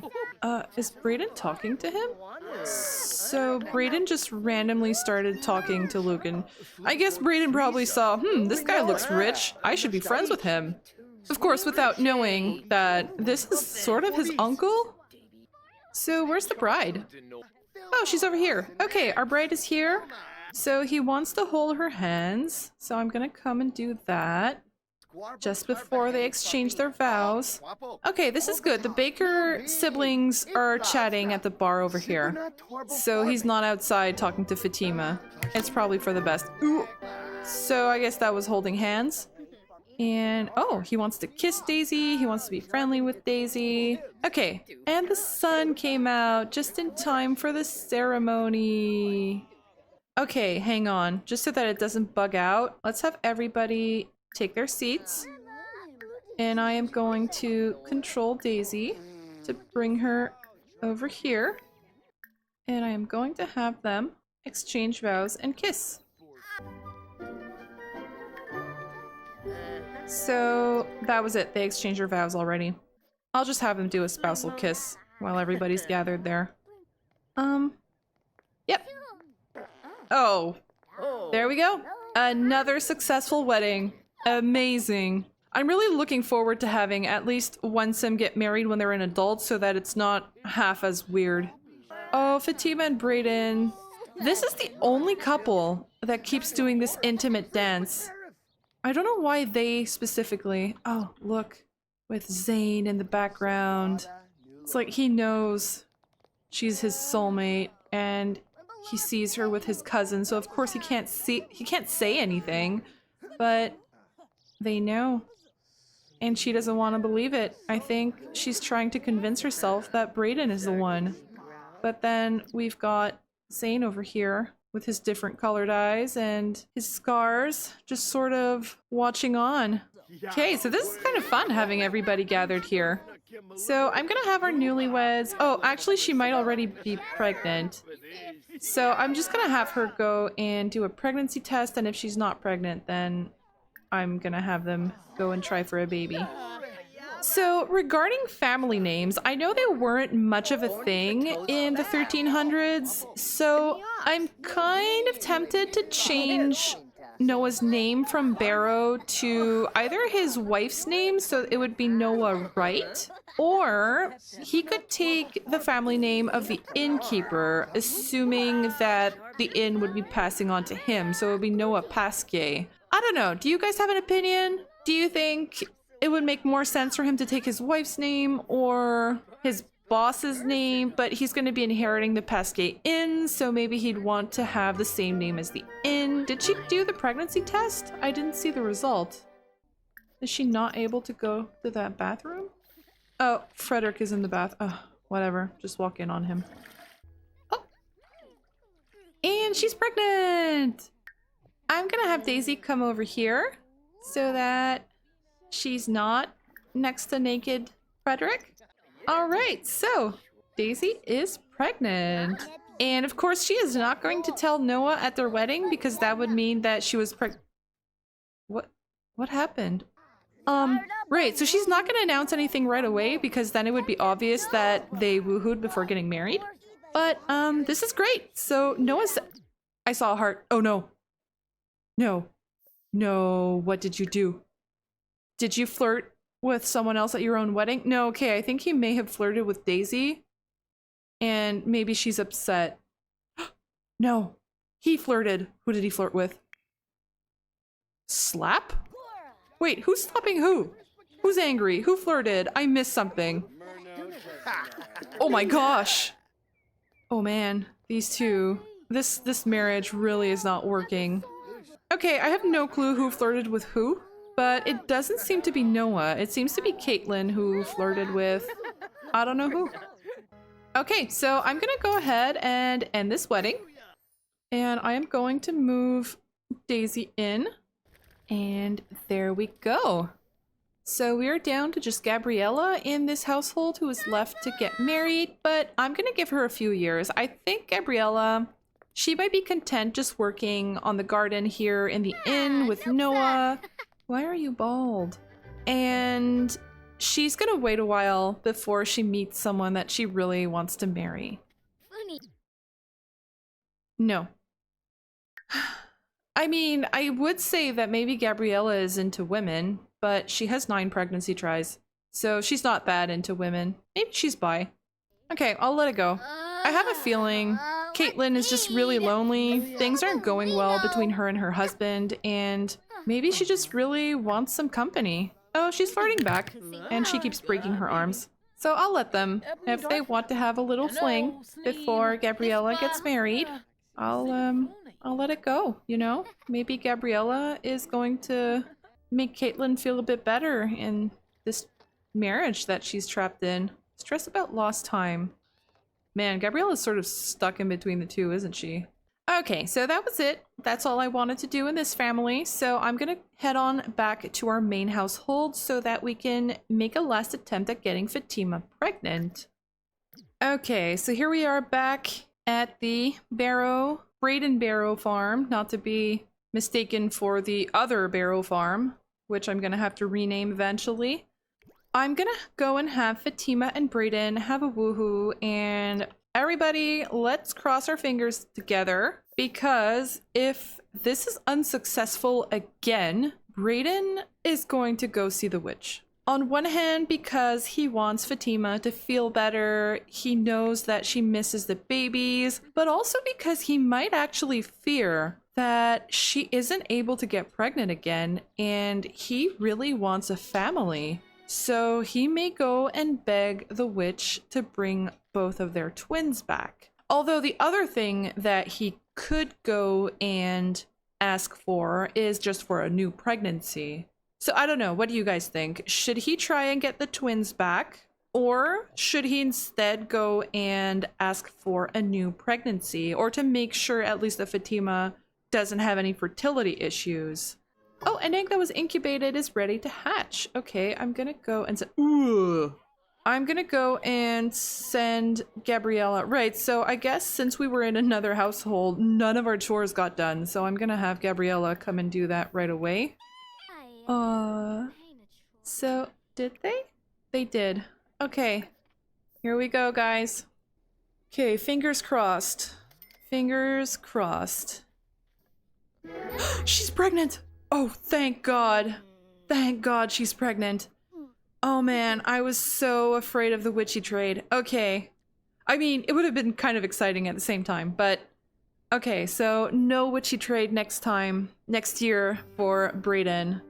Well, unless you guys think he should do it anyways. They're still going to dance intimately? I mean, it's fine. Rosemary and the rest of the family is here to do the chores. So that's what I'm gonna do. I'm gonna control our guests over here, and I'm gonna have them go and help out with the chores. Okay, I am so happy about her being pregnant. I'm even gonna have her come and tell him right away. Yeah, there we go. Yay, I don't need to sell my soul to the devil after all. Way to go, Braden and Fatima. Oh, now they're flirting. She must be so happy. But if she loses another baby, though, she is probably going to be absolutely devastated. I don't know if she's going to come back from that, you know? If she loses another child again, maybe she might not want to be pregnant again at all. Maybe she's going to become scared. It's a little late to organize an archery competition, so I might actually just hold one at some other time. What I meant the archery competition event to be was like the king's name day or something, and then they would sort of party at the tournament ground. But last time I play tested it and I tried to do an archery competition at the tournament ground that I created, and it just didn't work, and I'm not really sure why. So I don't really want to go through that again, so I might just have an archery like a friendly neighborhood archery competition instead, when we have a day that isn't too busy. The day isn't quite finished yet, so what I'm gonna do with these guys is have them work to make some money. Oh right, so I have to deduct the money for Noah's inheritance. So there we go. We're gonna remove 5,172 simoleons, and we have 1 inheritance down. We've got 6 to go. And of course our debt to Quentin as well, which is more than all of the inheritances combined. It's the end of the day and also the end of the year, so I'm going to be leaving this part here. This was a pretty good year. We managed to get Noah married off, and we have Fatima, who is now pregnant and expecting another baby. Hopefully everything will go well with this one.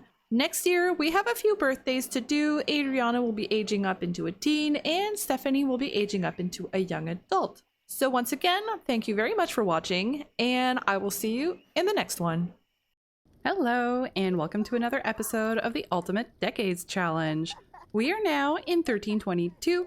Last year was a year of romance, with Fatima and Zane discovering that they are soulmates, Noah tying the knot with his crush, Daisy, but not before having a little secret woohoo with the innkeeper, who has now set her eyes on Gabriella. We also have our roguishly handsome Kaylin, who started a buggy fling with our farmhand Osha.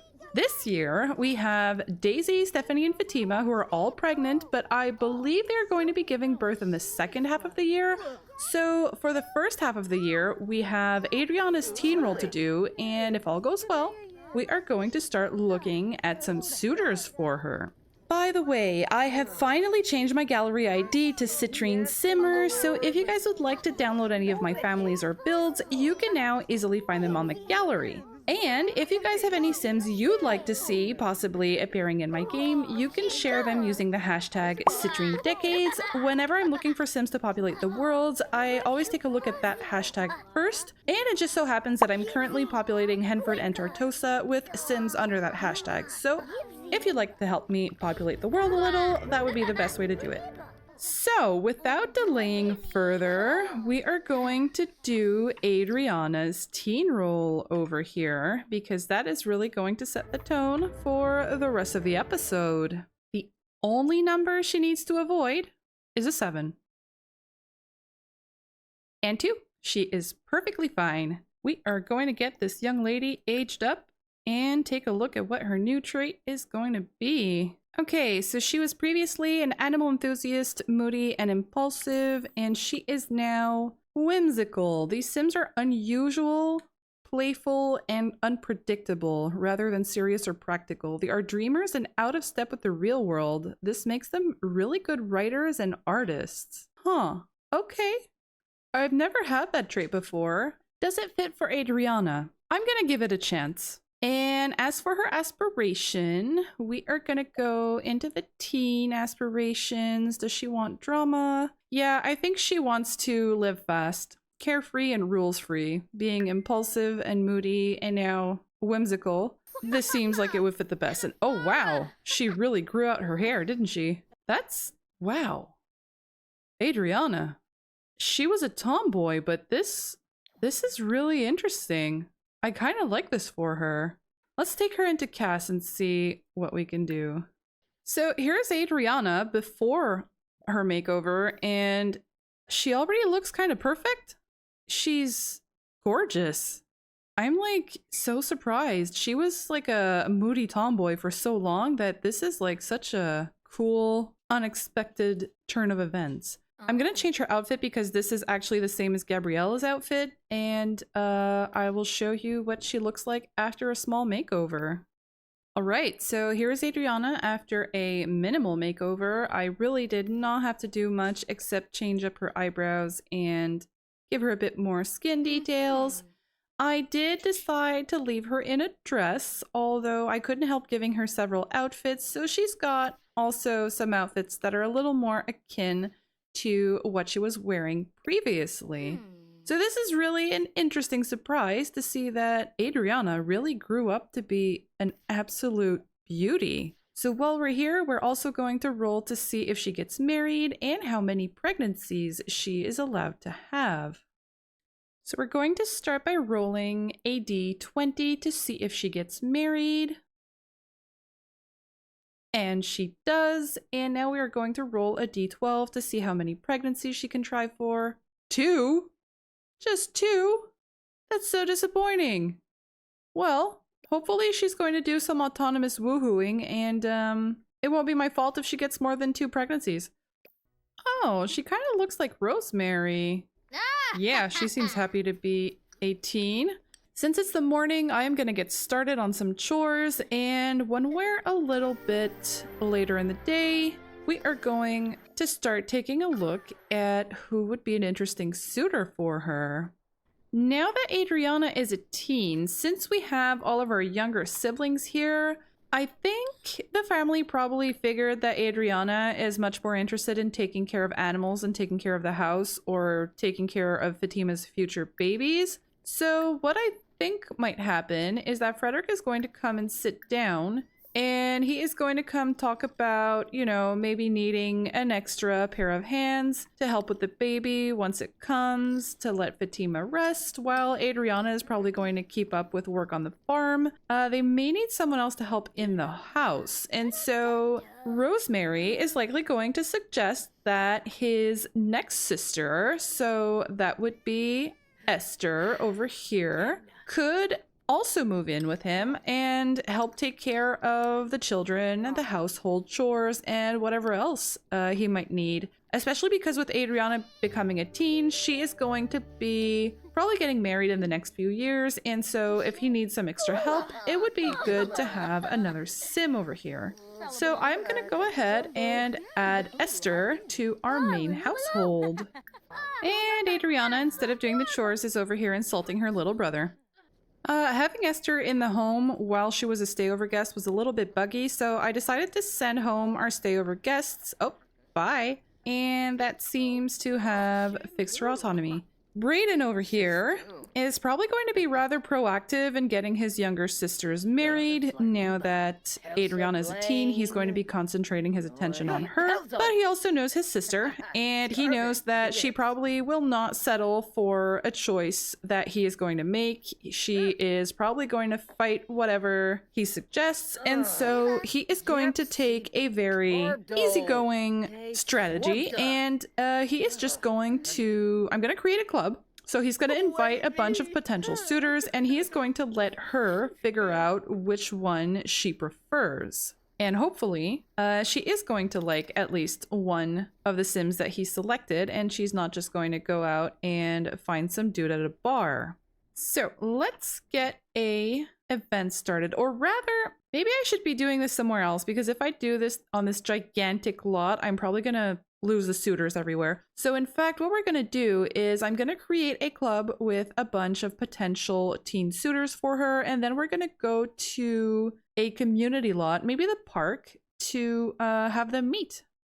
Okay, so we ended up at the Narwhal Arms just because apparently I can't do a club gathering at the park. Now, of course, Brayden would not bring his 13-year-old sister to a bar to meet a bunch of suitors, but we're just going to have to pretend that this is appropriate. So we've got a few suitors that are here. These are just some random sims that are in my save file.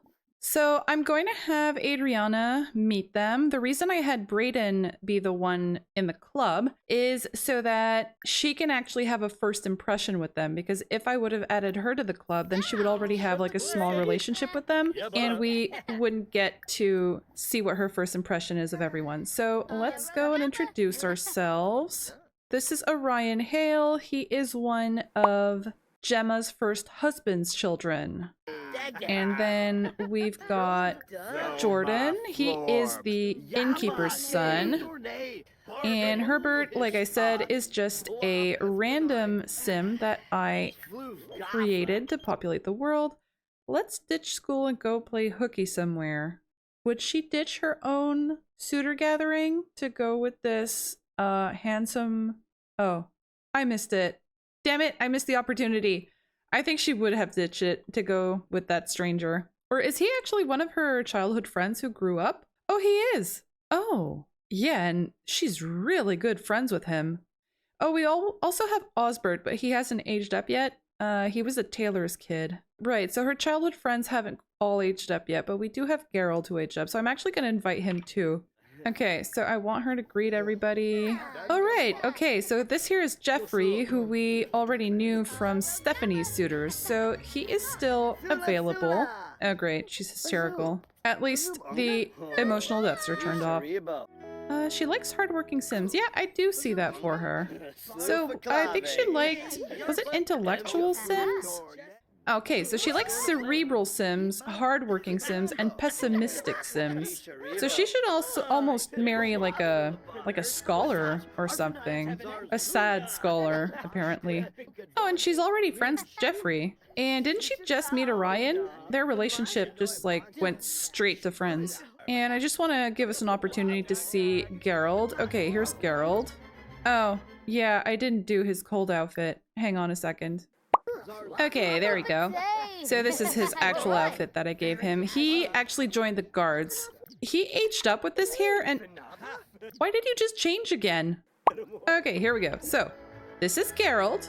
He is another one of Lionel's children. So he is actually the brother of Osha, who's been sneaking around with Kaylin. And he grew up with this sort of badass looking hair. So I decided to have him join the guard. So let's take a look at everybody that Adriana has met so far. First of all, we've got Gerald. We do not know what his traits are, and he is perceived as attractive, and he dislikes egotistical sims. If I remember correctly, I think one of his traits is proper. We've got Jeffrey here that we recognize from Stephanie's suitors, and he... Oh! First impression, they both think the other is interesting. Ooh, and he is very attractive. I bet he must be like a hardworking sim as well. And then we've got Orion, who is also very attractive, and she thinks he is admirable. And Orion thinks she is interesting. Okay. Next, we've got Herbert. She doesn't seem to perceive him as attractive or not attractive, and she thinks he's fun to be around. Okay, this sounds a bit more platonic. And lastly, we've got Jordan, who is also very attractive. Okay, so she doesn't seem to be too difficult. And he is also fun to be around. Oh, right, and there was one last sim that I wanted her to meet, or rather meet again. And that would be her old friend, Corey. Now, if you remember, why is he all sweaty? Oh, because he's jogging. Right, if you remember, they were friends way back when. They met at the park, and he was this sort of orphan boy that Stephanie had invited home and that Adriana became friends with. And they used to play together a lot before and during the famine. And then, I don't know why, they just sort of... Oh, they immediately became good friends. They just sort of didn't really play together anymore, so she forgot about him, apparently. So let's take a look at what her impression is of him. So they both think that the other is interesting, and of course she thinks he's also very attractive. So Adriana so far thinks everybody is very attractive except Gerald and Herbert. So I could remove those two, and then we'll concentrate on the 4 remaining sims. And of course, I'm going to want your guys' opinion on who you think she should get to know better and maybe flirt a little with. Okay, so I'm not sure why everybody's just standing around outside. We could get everybody inside and get some drinks for everybody. I mean, she's just 13, but everybody must have been drinking beer back then, right? Oh, Emma's spirit is fading away. Oh, Gemma, you deserved so much better. Okay, can I have them all, like, come and dance together? Oh, great. I couldn't find, like, a dance together interaction, so this is it. This is, the K-pop version of Seduction or something. They're here trying to impress Adriana with their super dance moves, with her brother leading the... Oh, and one gave up. What is this music? Okay, I've had enough of that. Oh, and the nun is here. Okay. Oh, they just gave each other a hug. So she autonomously went to chat with Corey, apparently. I'm just gonna let her go. I'm gonna let her choose whoever she wants to talk to, while Brayden is contemplating the world. How about we come and get him a drink? And why are you still... Wait, what? We can only have 1 Jacques in the world, okay? The world is not big enough for 2 Jacques. Goodbye, false Jacques. Okay, so... Oh, this there is Jeanette. She is Brandon's sister. Oh, and who is this young man? Osric. He's a young adult. Oh, he's one of the guards, if I'm not mistaken. You know what? I'm gonna have Adriana come and greet him. She's autonomously still chatting with Corey, but, you know, it's good to have options. Corey has signs of the hero personality archetype, which is kind of ironic because he's living with outlaws right now, including the outlaw who attempted to kill Brayden a few years back. Okay, so she's here at the bar. Let's have her. Oh, okay, so Corey is hyper. Okay, he's absent-minded. Okay, but I'm more interested in Osric over here. Okay, Osric, interesting. Oh, he's a young adult, so we probably won't get any attraction signs. Okay, so here is Corey, who apparently followed us to the bar to keep chatting. So he seems pretty into her. And oh, it's Stuart Hale. It's Gemma's first husband. So he's the father of one of the suitors that we had over here. Oh, and we've got a nun in Glita. She's the one working at the keep. Okay, so it's 3 p.m. I don't want to spend too much time doing this. I just wanted to give like a preliminary introduction of a few of her potential suitors. He's Orion Hale, isn't he? Yeah, he's the son of Stuart over there. Yeah, so I'm gonna head on home. We're gonna go and complete a few more chores, get some money. But I just wanted to, you know, have a look at who Adriana could be marrying. And in the next few years, we could also age up a few of her other friends and see if they might be good suitors for her as well. I'm especially interested in Osbert because he's a little bit higher class. He's a tailor. The outlaw is always here. He's always at the bar. But yeah, Osbert might be interesting because since he's higher class, he might actually be more educated, and she may like him if he's a bit more cerebral than the other Sims. Osric is a lover. Okay, okay. And he's hot. Okay, I can see that. He is not a bad-looking guy. Well, maybe, yeah, when he's talking, he might look a little bit strange. He's optimistic, but she prefers pessimistic Sims, so he might not be the one for her. Look at Corey! He's still here. He came and sat down with her on his own. Okay, so, yep, we've seen a little bit more of her potential suitors, and we're gonna head on home. Okay, so we're back at the main household, and I'm gonna have these guys work a bit on the farm, clean things up, interact with all of our animals, and just generally try and get some money. Hey honey, it's Mom. What are you going to come visit? Mom, you were literally here this morning, but you can come on over right now if you want. Come and see how Esther is doing here. She wants to tease Brayden. Well, why not? She's gonna go greet her mom, and then I'm gonna have her go and tease her big brother. Tease about crush. Yeah, sure. She's gonna go tease her big brother about his wife, I guess? Or no, didn't he had a crush on Eleonora. I don't know if that's still a thing. No. She's still extremely attractive though. So he's feeling super flirty. He might go and interact with his wife a little. Oh, right, so I'm having Adriana craft some nectar. I wonder if I should maybe make a little section of basement where I could put these nectar bottles. I think they age faster in a basement, if I'm not mistaken. Cream Mini Sheep is thinking of leaving soon. Where are you? You ingrate.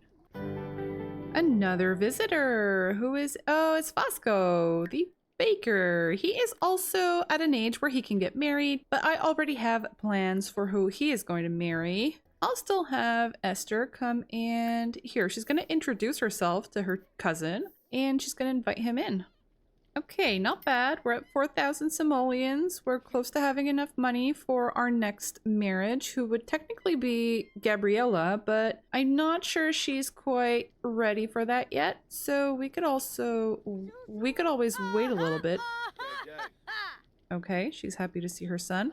Aw, Fatima is over here autonomously flirting with her husband. So that's good. And she's going to be in her 3rd trimester in 19 hours. So yeah, she's probably going to be giving birth near the end of the year. Brayden and Fatima get along so well. Of all the Sims who could have found a soulmate outside of their marriage, Fatima is kind of a surprising choice because she and Brayden really get along well. Look at these two. They're perfect for each other. I can't believe your soulmate is someone else. It's so sad. Okay, the weather is absolutely terrible, and we've got Vasco just sort of sitting here out in the rain. So it's a great moment to head on over to sunny Tartosa.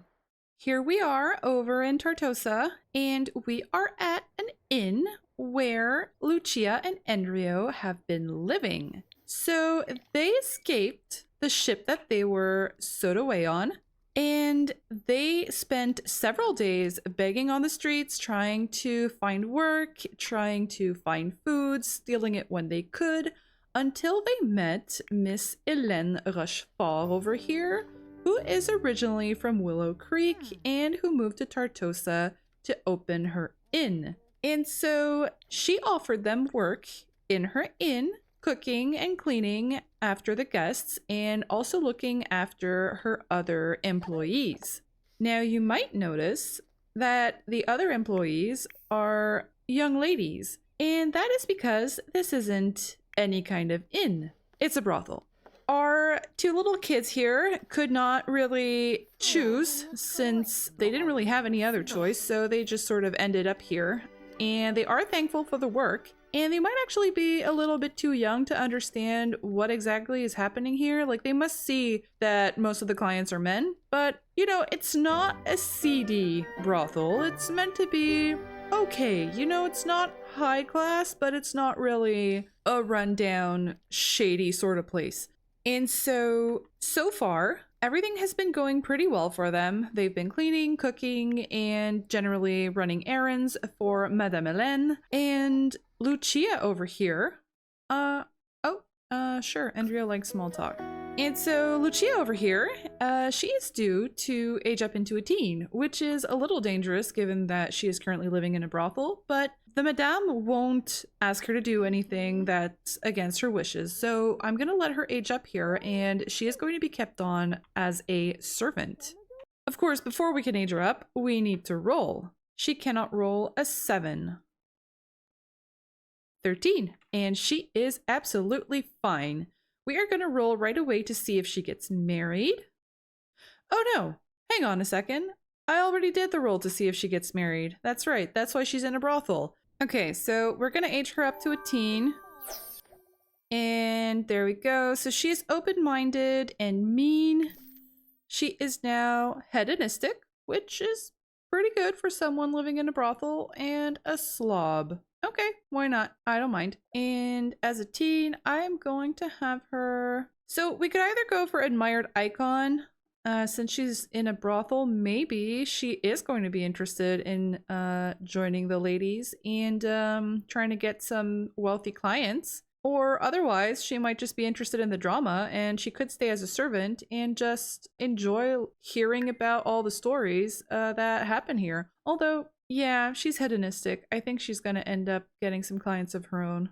Okay, so let's take a look. Oh, that's an interesting hairstyle. She is rather pretty, though, and she aged up with a scar. Okay, we could keep that. Maybe she got wounded while she was stowed away on the ship, or when she escaped, or maybe when she was stealing. She might have gotten caught and gotten hurt at some point, like her little brother Endrio there.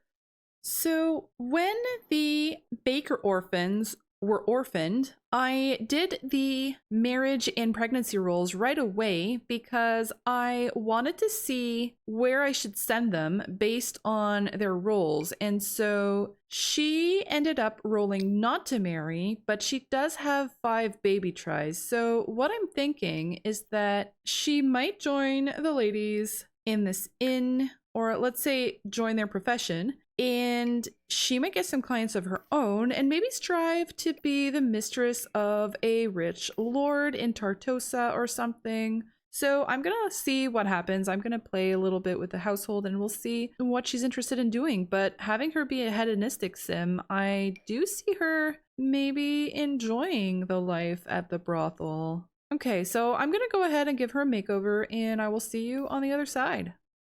All right, so here's Lucia after her little makeover. I did accidentally remove her scars while I was doing her skin details, so I added this one back, and I couldn't remember what she had before. So this is what she's going to have from now on. And so here she is in all her splendor.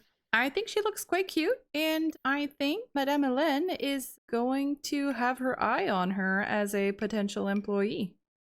Okay, so she's just 13. She's still a little bit young. Younger than I feel comfortable playing as her in a brothel. So we are going to let her age up a little bit, and we'll probably be coming back to Tartosa when Andrio, her little brother, ages up into a teen, and then we can see what Lucia decides that she wants to get up to. And will she thrive or not in this sort of environment? I thought I'd look in on the Townsends on my way back to our main household, and it turns out that Stephanie is actually in labor. So we are going to come over here and have this baby. Infants? Oh, she's not in labor. She's just tense because it's an unwanted pregnancy. Why is it unwanted, though? I thought she wanted children. Oh, she doesn't? Uh-oh. That doesn't sound like Stephanie. There, she's now happy to have a child. That seems more in tune with how she was with all of her younger siblings, and now having a stable home to raise her children in. I think she would be quite happy here and quite happy to have more children. So how are things going with our false little twinsies here? Oh, the infant is feeling insecure from being around a smug sim who is Brandon. Okay, oh, Brandon and his mustache. I really need to take him into cast to get rid of that mustache. She likes fitness. Okay, sure, Sheila. Why not? Well, since we're here, and while we're waiting for her to go into labor, it actually is Stephanie's young adult birthday, and oh boy, she does not look happy to be having her birthday. So we are going to go ahead and roll for her. The only numbers that she needs to avoid are 2 and 6. And she is perfectly fine. So Stephanie survives young adulthood. Will she survive her pregnancy, though? Only time will tell. So while we wait for her to have her child, I'm going to go back to our main household, and I'm going to keep working on getting some money, and we'll see if she gives birth before the end of this episode, and if not, then we will be back in the next episode. Okay, so I'm back with the barrows, and the first thing that I see is that Fatima has dreamy eyes from crushing on someone nearby. So you know what? She's already pregnant. Let's have them have a little bit of intimacy, while Adriana, once again, is going to go take care of the farm on her own, and she wants to go argue with her little sister. Well, you know what? She and Esther's relationship has always been pretty rocky, so I'm gonna let her go and do that, and then we're gonna go work on the farm. Adriana and Esther have a difficult family dynamic. Why, yes, I would say that. Oh, a rainbow egg? 225 simoleons? Yes, please. And of course, Adriana now wants to go argue with Brayden about job. So maybe she's going to go and tell him, you know, while you're screwing around with your wife, I'm over here doing all the work on your lousy ass farm. You're forcing me to meet all these weird guys and see who I want to get married, so you want to get rid of me, but I'm the one doing all the work around here, and I cannot take it anymore. You had better start working. Okay. Yeah, so Adriana, getting along with everyone as usual. Whoever marries her is gonna have a really hard time. Like, can you imagine? She's just constantly insulting everyone. How's their relationship? Their relationship somehow is still maxed out. She's in range to earn the argumentative trait, which is very appropriate. Oh, he has a bad sentiment with her. You know, as much as Brayden must be thankful that she's there to take care of the farm while he's, well, trying to mend things with Fatima, I think he might actually be looking forward to getting rid of her because she is very difficult to get along with, and she always has been. Oh, he's crying! Oh my god. Okay, Adriana, go pick on someone else. Maybe I'll have her come and take care of the animals. That's like the only thing she genuinely enjoys. Stephanie gave birth. Oh, I missed it. Okay, I'm gonna go ahead and give a name to the baby, and then we're gonna go and actually see the household to go and do the roles. So let's Joyce Townsend. Joyce? Joy? Joy Townsend? No, that was my aunt's name. Tara. Oh, that's cool. Tara Townsend. Yeah, I like that. Okay, Tara Townsend. Just one little baby.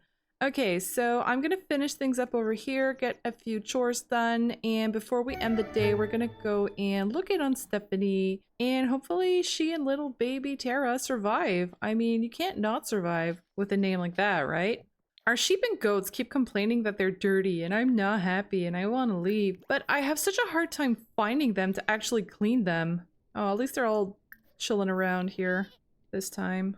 All right, so I did spend a little bit of money to do a little basement over here to come and put our nectar so that it ages faster, because I'm not sure if it's bugged out or something, but all of the nectar that I put there like 2 years ago have not aged at all. The ones that were already lightly aged stayed lightly aged. So I don't know if it bugged out or something.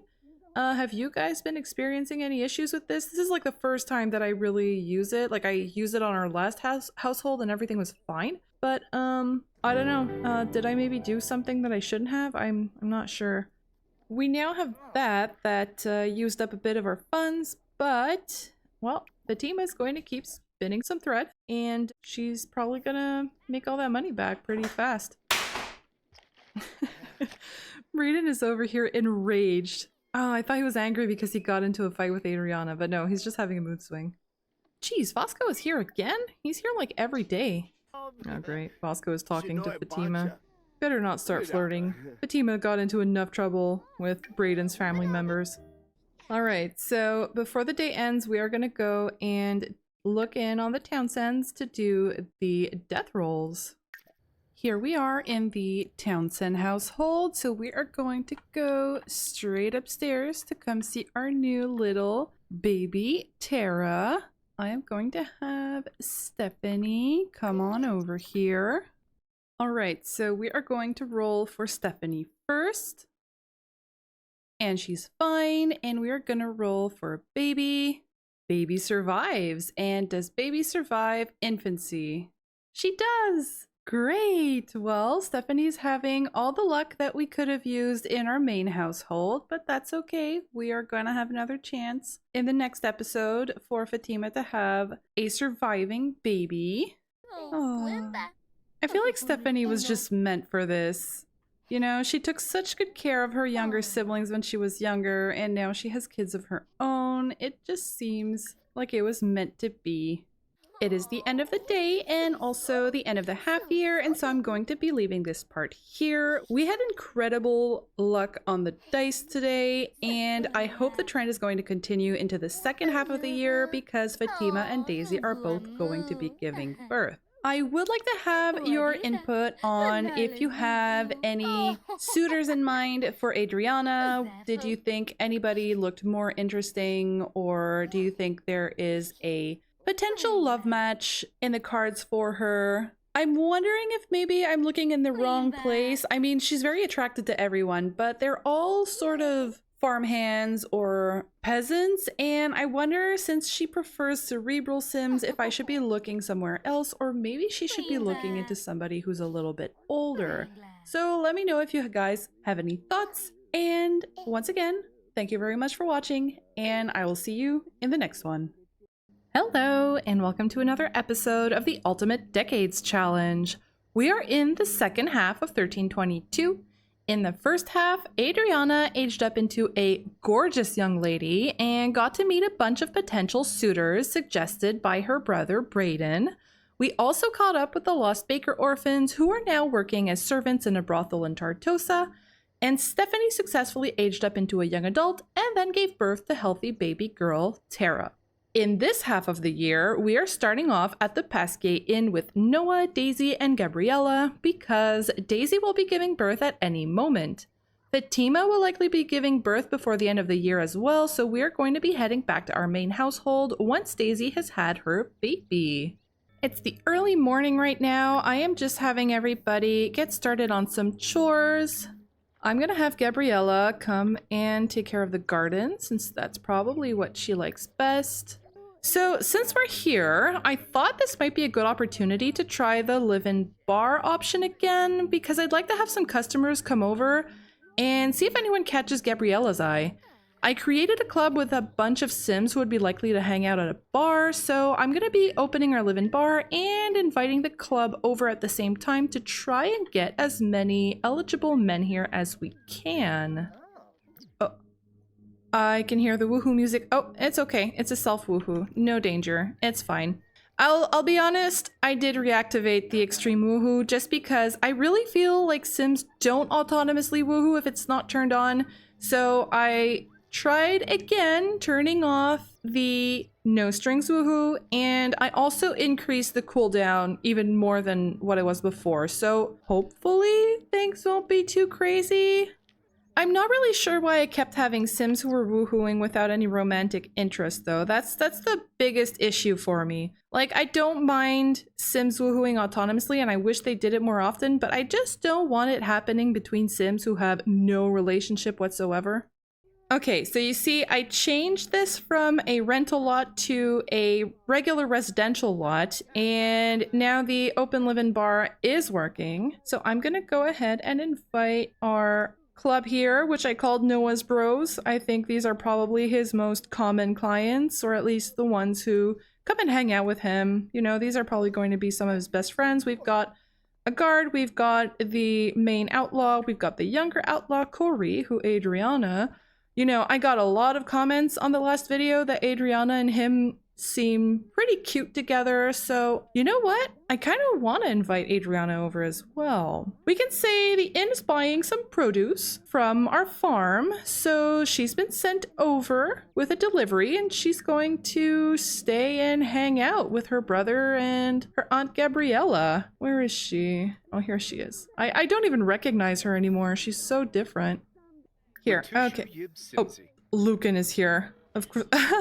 Noah has a bad first impression of Lucan. Of course Lucan would come for a drink. Man, he better not be the one who catches Gabriella's eye. That would be so weird. Okay, here's Adriana. I'll have Noah come and greet his sister. Whisper about crush. You know, maybe he will. Maybe he's gonna tease her a little and say like, you know, I heard from some friends that you were hanging out a lot with Corey recently. Is there anything going on? I mean, she's just 13. They look so much older than this. Gabriella likes small talk. Really? No, no, no, no, no, no. That's dangerous. That is really dangerous. It's okay. It's an innocent, deep conversation. It's fine. Everything is fine. So I have added a ton of new Sims to my save file. Here you can see Grayson Carver. So this is a Sim that was created by one of you guys.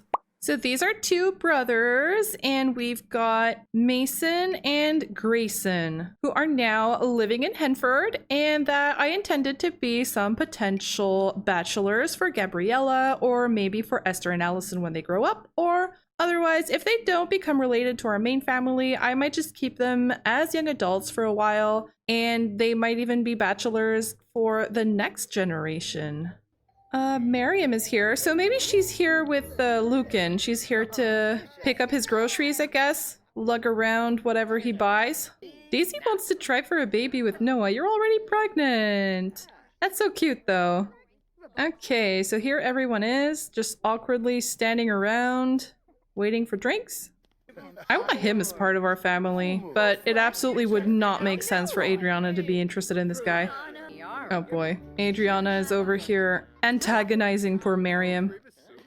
We've got the welcome wagon. Oh, Rosemary's here. Right, because now Rosemary is in Henford now, since I had to move the lot over. I might as well have Nevard come and invite the welcome wagon in. Is anyone actually ordering drinks? Yes, they are. Okay, great. How does one make money with the live-in bar? That's what I'm not sure of. I mean, it doesn't matter. It's a side household, and they've got 80,000 simoleons anyways. But, you know, I know Cosmic Hippie has like a meadery included in her main household. So maybe at some point, if we have a sim who enjoys mixology, we could have a little bar. You know, we do have that water mill that's free on our main lot, so we could always have like a store or a little bar there. We do make our own nectar, so we could always, you know, sell it from home. All right, I'm gonna have Adriana come over here, and I'm gonna have her try and introduce herself to a few folks here. Oh, no, you're not appropriate, ma'am. I'm afraid you're going to have to leave this world. Goodbye. Okay, so here's Gabriella. You know, she's not the most social person. Oh, here is, right, another one of the Sims that I added recently. This here is Hutchin Kidner. Hutchin.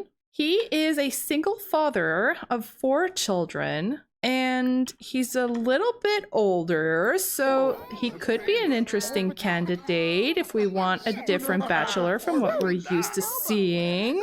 Hutchin is by Dorksome123, who I sometimes chat with on Sleepytime Sims' Discord. As you can see, he is a single father of 4, and so he could be an interesting suitor, as he is quite different from the other young men that Adriana and Gabriella have met so far. Although with Gabriella's 9 pregnancy tries, that could make for a very crowded household. Oh, Daisy. Okay, Daisy is now in labor. Okay.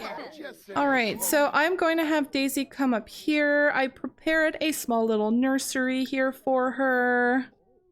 Here we go. Noah's first child. And it's a baby girl. Hannah. Yeah, Hannah Barrow. Oh, I forgot to change their names. After the comment by Higglety, who mentioned that apprentices could take the byname of their masters, I decided that that is what Noah's going to do. So he's now going to be Noah Pasquier, so which means his daughter is now Hannah Pasquier, just one little baby. Oh, wait, that was scary. Adriana, I'm glad you don't think my llama jokes are getting old. They literally just met. But okay. Anyways, Daisy looks so happy. Let's potentially ruin the moment by doing a death roll. So here we go. We're gonna roll for Daisy first. She cannot roll a 1. She's fine. I feel like I always roll 13. And now we're gonna roll for the baby. Baby is fine. We're gonna roll to see if baby survives infancy. Baby survives infancy. Great. Okay, so I hope that was not all our luck for this episode because we still need Fatima to give birth. And she's already feeling flirty. Dreamy eyes from crushing. New baby. We're supposed to give them a whole day to recover, but you know, this is a side household, so I don't really want to wait that long. And Noah is so far, I think, the side household with the most baby tries, apart from Gabriella, but she's not married yet. So I think I'm going to have them have a woohoo right away because that's one of her wants. And so we're gonna get that well underway. I'll have Nivard come and tend the bar while he's busy with his wife. And once they're done, we are going to go look in on our side household. And who are you? You are not period appropriate. I added so many Sims to my save file. I can't believe the game can't just find an appropriate Sim to come to the bar, you know? Goodbye. Oh no! Oh no! Love at first sight? When Gabriella met Corey, a wave of longing washed over her? What? What is it with the Soulmates mod messing everything up? Really? Oh, poor Adriana. Oh no, what am I supposed to do with this now? Okay, you guys are going to have to tell me how you see this because I was not expecting that. Okay. I had plans for Adriana. I was planning to match her with an older gentleman, possibly the single father or possibly a herbalist that I added that I was hoping would come to the bar, but he didn't. But this is really... I might have to rethink my plans for her. She is a daydreamer and a child of nature. I don't know how to read this. She has so many baby tries too. I mean... he's a cute kid. I could see it, but I was, after all the comments I got, I was going for him and Adriana, although I could have them marry anyway and then just have another tragic star-crossed lovers like Fatima and Zane, but oh man. I mean, I know I could cheat it away, but I don't really want to. That's what the mod is there for. It's because I want these sort of unexpected matches, but this one was especially unexpected. Gabriella with her pristine reputation, Corey's optimistic, and they just became good friends. Oh man. How is this gonna work now? Gabriella just fell deeply in love with an outlaw. And she wants to be friendly with Adriana. Oh! Oh, they're flirting autonomously! They even flirted autonomously. Oh, I was hoping she would show up. Is she asking him to woohoo? She's another sim I added from the gallery, and she looks so cool. So I'm very sorry for the pronouncement, but Yinyo Lee is a sim by Hiromakaje21. And she is the last child of their main couple in their Ultimate Decades challenge, and she did not make it past infancy, but I could not download her as soon as I saw her. I don't have the hair. I know the description does say that the list of CC used is in their about section. I looked for it. They have a Tumblr name, but I was not able to find the Tumblr page. So if you're watching, I would love to know what hairstyle this is. I hope she will join our family at some point, although right now she's propositioning extreme woohoo. You know, this isn't in, but you should really rent a room, not go into the owner's room. Well, whatever. If she gets pregnant, I'm gonna have to marry these two, which is kind of sad. I was really hoping to marry her into our main family, but we'll see what happens. Okay, so I'm just going to go do a pregnancy test with Daisy, and then we are going... You're so fun to be around. I really enjoy spending time with you. Corey and Gabriella. How could you? How could you? Did they not try for a baby? They didn't try for a baby. It bugged out. I kind of have to hurry with this because I don't want Fatima to give birth while I'm not there. Lucan? Lucan is coming to take care of our baby. Really leading into that dad thing, eh? For some reason it keeps canceling out. I did read somewhere that the try for baby interaction is broken or something. So, I'm sorry, Adriana. We're gonna have to find you another suitor. Oh, here's the single dad. Why don't you introduce yourself? Maybe you're gonna be the one who's going to marry an older guy. Although I don't see her really enjoying moving in with a dad who has 4 kids and then having to take care of 4 kids. She's probably going to want to move in with someone who has a farm, and she's just gonna want to take care of animals and stuff. Although she just has like 2 baby tries, so maybe it would make sense to be in a family that already have kids. I don't know. We're gonna have to see. Corey falling in love with Gabriella was really not foreseen. Caitlin has gastroenteritis, better known as the stomach flu. Some rest, home remedies, blah blah blah. Stay close to the toilet though. That sucks. Oh man, I hope Daisy won't get it. Can you imagine getting gastroenteritis right after giving birth? She just got a sentiment. She immediately got a sentiment with him. I think she also did that with Harlan, didn't she? Yeah, so amazing compatibility with Harlan, who is the leader of the Outlaws, and then great first impressions, closer from happy memories, amazing compatibility with Hutchin as well. I wish I could check their attraction level. I'd have to age her up or age them down to check that. Okay, pregnancy test number 2 for Daisy. And Daisy is pregnant! Really having them back to back. Okay, so I'm about done in this household. We had the very surprising reveal that Corey is Gabriella's soulmate, which I did not foresee and am, I'll admit, slightly disappointed about. But the game does whatever it wants. So we're gonna head on back to our main household to see if Fatima might be in labor. She's in labor, just as we load in, so it's go time. Let's have this baby. Come on, Fatima. You can do this. I'm gonna call Adriana back. She probably heard that she was in labor, so she's going to come on over. You know what? Brayden might actually call his mom over as well. They were at the inn together, so I am just going to go ahead and invite her over. And it's a baby boy! Okay, so for this one, we're gonna do the roles first because I have a name in mind and I sort of don't want to waste it on a baby who passes away. I'm gonna pull up the dice roller. The 1 is what was previously rolled, so it's not Fatima's roll, please. Like, what are the chances that I roll a 1 a second time, right? So rolling for Fatima first. She's fine. Rolling for baby. Baby survives. Baby survives! Okay, and does he survive infancy? He does! He's safe! Yay! We have an heir! And it's a boy, too! Okay, so the name that I thought I would give him is Romarin, which means rosemary in French. It's also a character in the Interesting NPCs mod for Skyrim, if you've played that.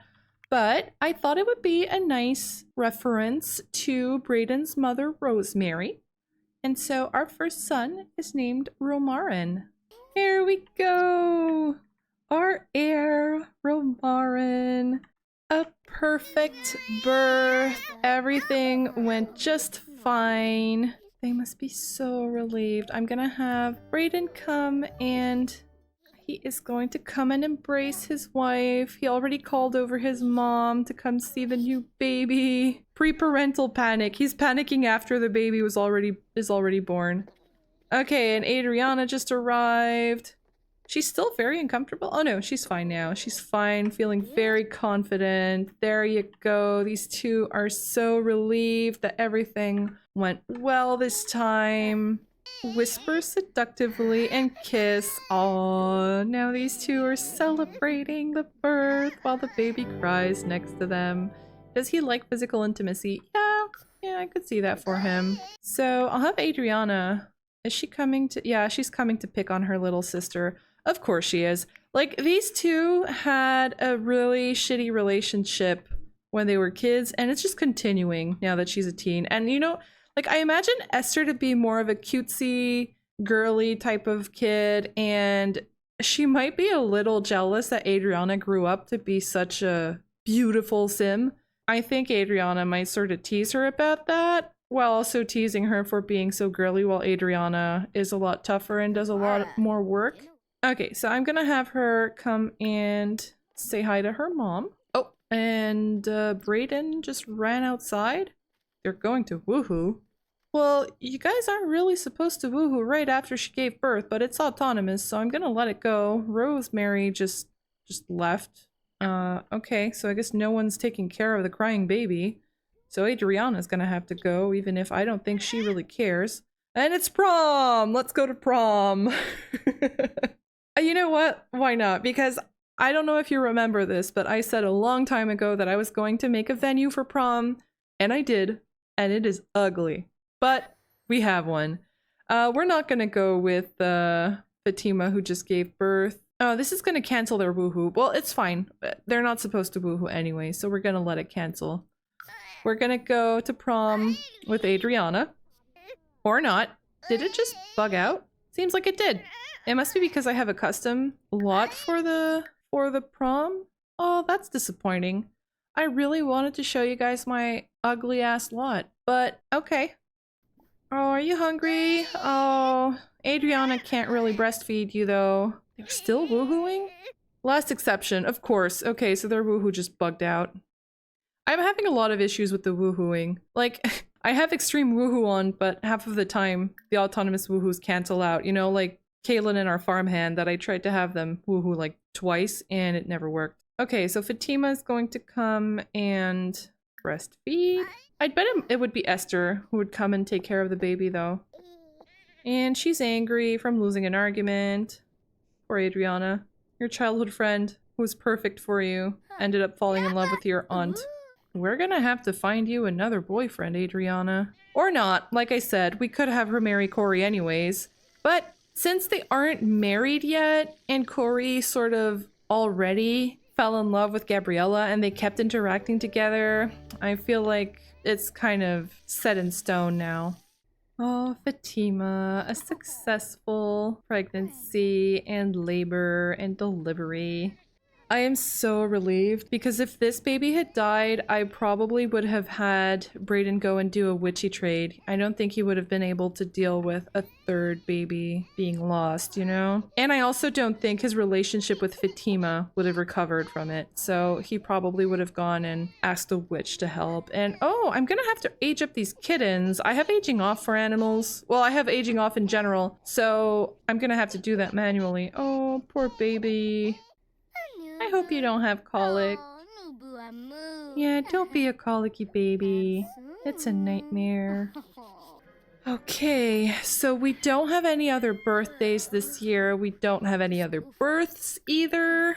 Everything is just going well, except for that unexpected discovery of soulmates. So I didn't really have a chance to do any chores at all today since I was at the inn. So I'm actually going to have Esther go and do a few chores before everybody goes to bed, just because we're going to have to keep working on these funds. And since we don't really have anything else happening this year, I am going to concentrate on working and getting our funds up, since it seems that Gabriella now has a suitor that she's going to want to marry. Adriana is feeling very flirty. She's ready for some action, itching for some fun of the not safe for work variety. Oh.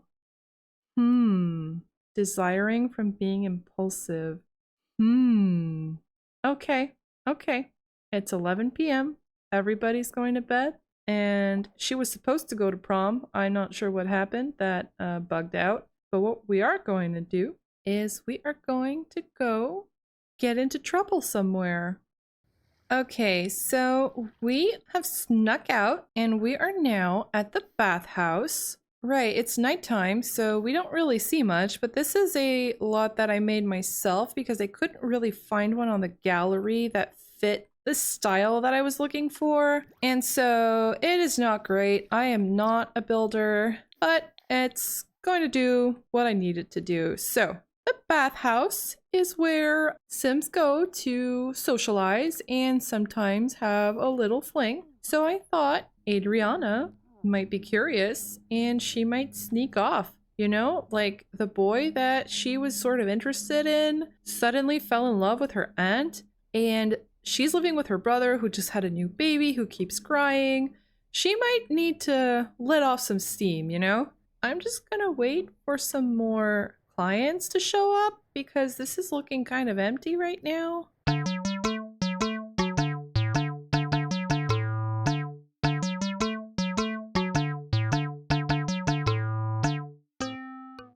Okay, so we have returned. So we have returned to the inn, actually. I guess Adriana knew that there might be some people that she knows, and to keep it from getting awkward, she decided to come and chill at Noah's, who she knows won't tell on her. Oh my gosh, there's just nobody here. How complicated can it be to have people at a bar? And of course, Miriam is here. Oh wow, Adriana and Miriam hate each other. And of course, Lucan is coming over for a chat. Oh, that was polite. Complain about everything. Yep, that seems on brand for her. Man, poor Adriana. How difficult can it be to have a fling? Okay, wait a second. Oh, her mom is here. Of course she is.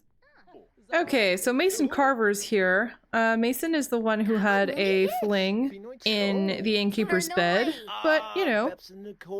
Oh, Caitlin. Oh, that sound. Okay, Rosemary, you should really go home. I need you to go home. Okay, so it's 4 a.m. It's not too late, though.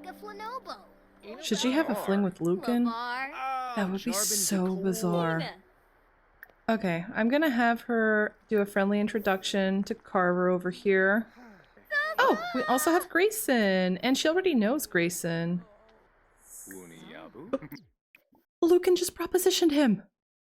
Oh no. Poor Adriana. Everybody she just looks at ends up with somebody else.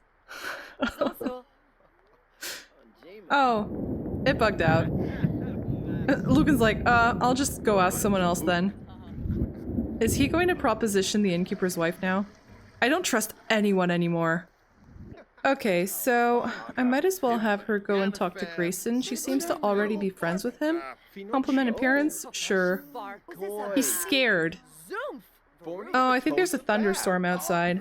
You know, that's great. She sneaks out at night to go to a bar Nothing goes right. And then there's a thunderstorm and she like can't get home. She's stuck to stay at Noah's place, so she's going to get caught for sure. Was he receptive? I'm not sure he was. Oh, he was. He was receptive. Okay. How about a little flirt? A bold pickup line. There, that sounds like her. She also desperately wants fun, so it kind of does make sense that she, you know, she wants some action. Maybe I should wait for the new pack to come out before I get Adriana looking for a partner. Although, I can always play with the new pack with Kaylin or another one of the kids. I did not pre-order it. I'm not sure if I'm going to buy it right away. Oh, he's cheerful. All right, you. I have to check if you're pregnant. Because if you are getting married, ma'am. She's not pregnant. Okay, so the Carver brothers are both still available. Exchange numbers. Okay, okay, we're getting somewhere. There's no romance bar yet, though. Okay, we finally have a romance bar. Shall I go for it? Attempt to seduce? Whisper sweet nothings? Alright, he's the other guy that I was thinking about, but like, he would certainly not just go and have a fling at the bar, you know? He would be interested in something. Did he just leave? He left! Oh, Adriana. Nothing is going right for you. Aw, he likes dogs. He seems so sweet. Okay, she's gonna go over and talk to him. Nothing went right tonight. So maybe she's just gonna end up talking to this older guy at the bar. Whine about unfair life. Why not? Let's do it. Her fun is so low. Poor Adriana. Okay, so Adriana did not get anywhere. She did not get any action. So she's gonna go home a little disappointed, but with some new friends at least. Oh, you came back? Yeah, too late, Grayson. Oh, he was outside, what, looking into the window and going like, oh, she's so cute. And she's like, that guy just left. I wanted some action. Nothing is going right tonight. Well, better luck next time, Adriana. We're gonna head on home. Oh, right, I added Rosemary to our household to get her out of the bar. Well, we could always say that she came to stay for a little while to help with the baby, along with baby Esther. Oh no. Okay, so Adriana probably got caught, but she probably went straight to bed before Brayden could say anything, so he's gonna wait for her to wake up, and then he is going to go and tell her, you know, what the heck? Where were you? I'm responsible for your well-being. You can't just go sneaking off without telling me. And he was just propositioned. And it bugged out. Wonderful. Okay, so he's going to come and work on the farm since his sister is busy, or rather his sister needs to sleep. So it looks like he's actually going to have to do his own work this time. Aw, Fatima is flirty yet again. I have to wait a full day before they can woohoo again, so I am going to wait until, I believe it was around 5 p.m. that she gave birth, so right now I'm just getting some chores done. Rosemary is actually being a big help. She's picking up like all of the trash that's just laying around. Brayden is actually doing chores for once, so everything is just sort of under control and going fine. And right, he made some apple nectar, and all of the nectar in my basement is still sort of bugged out. Nothing is aging, so I'm not sure what's up with that. Maybe I should just sell everything and start over. Oh, congratulations on the new addition to the family. You too, Noah. Right, okay, so we do have to age up a little baby Romarin over here. So I'm gonna come and do that, and when he's gonna be an infant, I think I'm going to invite a bunch of people over, our neighbors, our family, our friends, to come and meet him. Brayden must be so proud, and he probably wants to show him off. She wants to try for a baby with Brayden! I mean, I can't try for baby because the percentage chance for that is 100%, but I am going to have her woohoo, and then I'll just check that as being completed. So Rosemary wants to be friendly with Hubert. Oh, it just left. But Hubert is a slightly older guard that we kind of see often, but I find it interesting that Rosemary is interested. Like, would she want to be remarried, maybe? Okay, Romarin, you are Sunny. Hey, hey, so he's got Brayden's hair. Oh, it's such a cute outfit. Oh, he's tired. Can I have him give a nap? Give Romarin a nap. Can he nap in his arms? That would be so cute. These two are dancing again. Is it raining? They're dancing in the rain, and I can't make them stop. I swear, this is the only couple that keeps doing this interaction. Okay, so here he goes. He's gonna go give a nap to baby Romarin. Put down. Why are you putting him down? I want you to give him a nap. Oh, he fell asleep on the floor. Okay. Well, whatever you want, bro. Oh, Rosemary is ready for some action. Maybe she does want to get remarried. She might miss having a man in the house. Okay, Adriana's fun is so low. We need to find her something fun to do. Which apparently does not involve woohooing with anyone because that's a total fail. Poor Adriana. She's so good looking and yet we can't get anyone to stick around. Aww. He's so cute. He's got Brayden's eyes too. And he has freckles. Aww.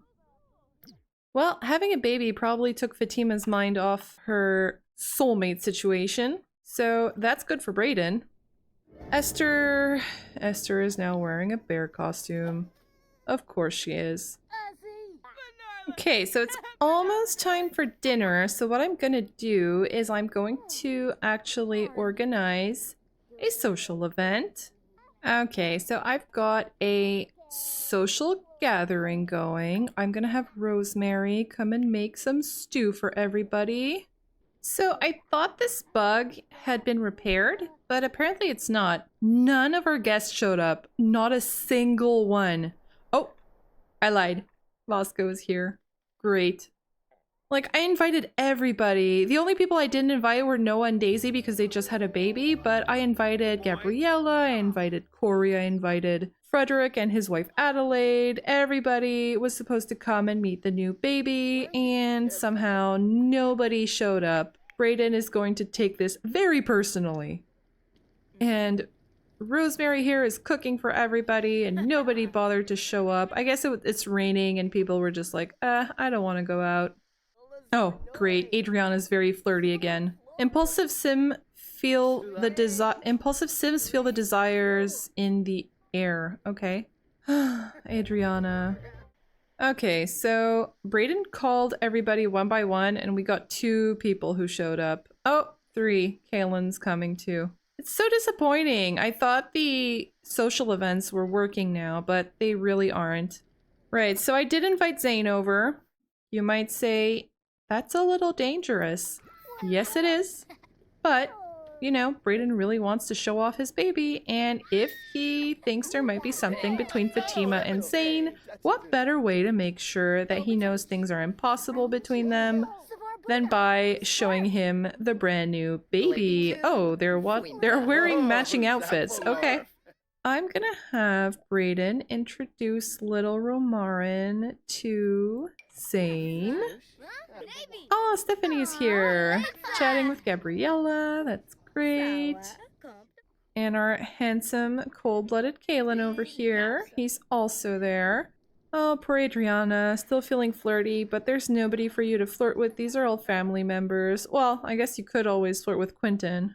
That, I don't think he really fits into this cerebral and pessimistic Sims that she likes, though.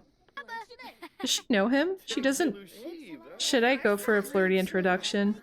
Oh gosh, she's impulsive. I might as well. I do not ship them at all, by the way. I already have a lady in mind for Quentin that he's going to get married to when they're a little bit older. And so it would be impossible between Adriana and Quentin. But, you know, she's impulsive, she's feeling flirty. So I'm gonna have her go in for the flirty introduction. Knock knock, who's there? Romarin's first visitor. Yeah. Then Fatima's gonna look at Zane with the baby and she's gonna like, yeah, you look really good with the baby. So, awkward encounter. I'm sure everybody at the table is just like, what the heck, Adriana?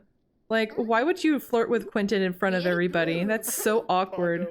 She's got She keeps autonomously flirting and they're just like, Adriana, stop it. That's my brother you're flirting with. Here, who else can we introduce little baby Romarin to? Oh, he's gonna go and introduce him to Quentin, his best friend. She keeps going for it! Adriana! I mean, I know I started it, but...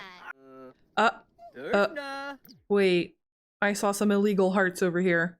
Who is she flirting with now? Oh man, Fatima's so flirty. Oh no, the heart went down. Oh no. Oh no, Fatima, who did you...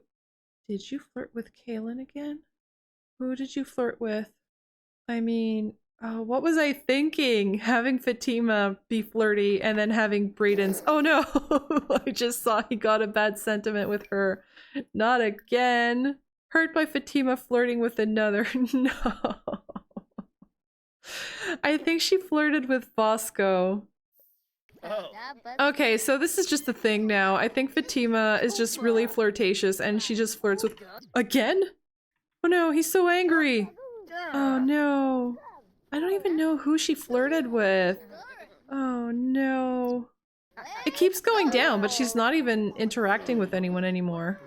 Okay, she's gonna go right away and apologize. Oh, Braden just got a sentiment with Quentin. Like, his relationship is kind of bad, but at least he's got a best friend that he can rely on. I mean, until Quentin goes and sleeps with Adriana or something. Okay, she's gonna go and hug Braden. You know, just let him know. It was just a joke, Braden. Don't worry about it. Don't take it so seriously. Yeah, don't worry about it, honey. We were just joking around. And, I think they might as well go for their daily woohoo. He propositioned. Well, that was quick. He propositioned her. She didn't even have a chance to proposition him. Okay, then. Well, I'm gonna let those guys do their thing. Right, I invited Agnes over, so she finally showed up. I was kind of hoping that Kaylin might go in for a little flirt, you know? Since we want to give him a bit of a reputation, I think I'm gonna go ahead and control him. And does he know her? He already knows her, so he's gonna tease her.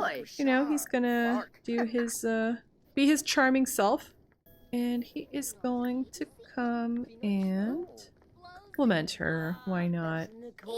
So Kaylin so far, he has a pretty good romance bar with Osha, who I did invite but never showed up. And I'm gonna have him go in for a little flirt with Agnes. Did Agnes just leave? I think she did. Oh no, okay, he's flirting with her from there. It's like these two guys are the ones who want some action and like that I want them to go out and flirt with people, and they're the only two that have no success whatsoever. Everything keeps bugging out. Where is she? She's all the way over here. Yeah, she's leaving. Bye, Agnes. Well, it is getting pretty late, so I think I'm gonna end things here.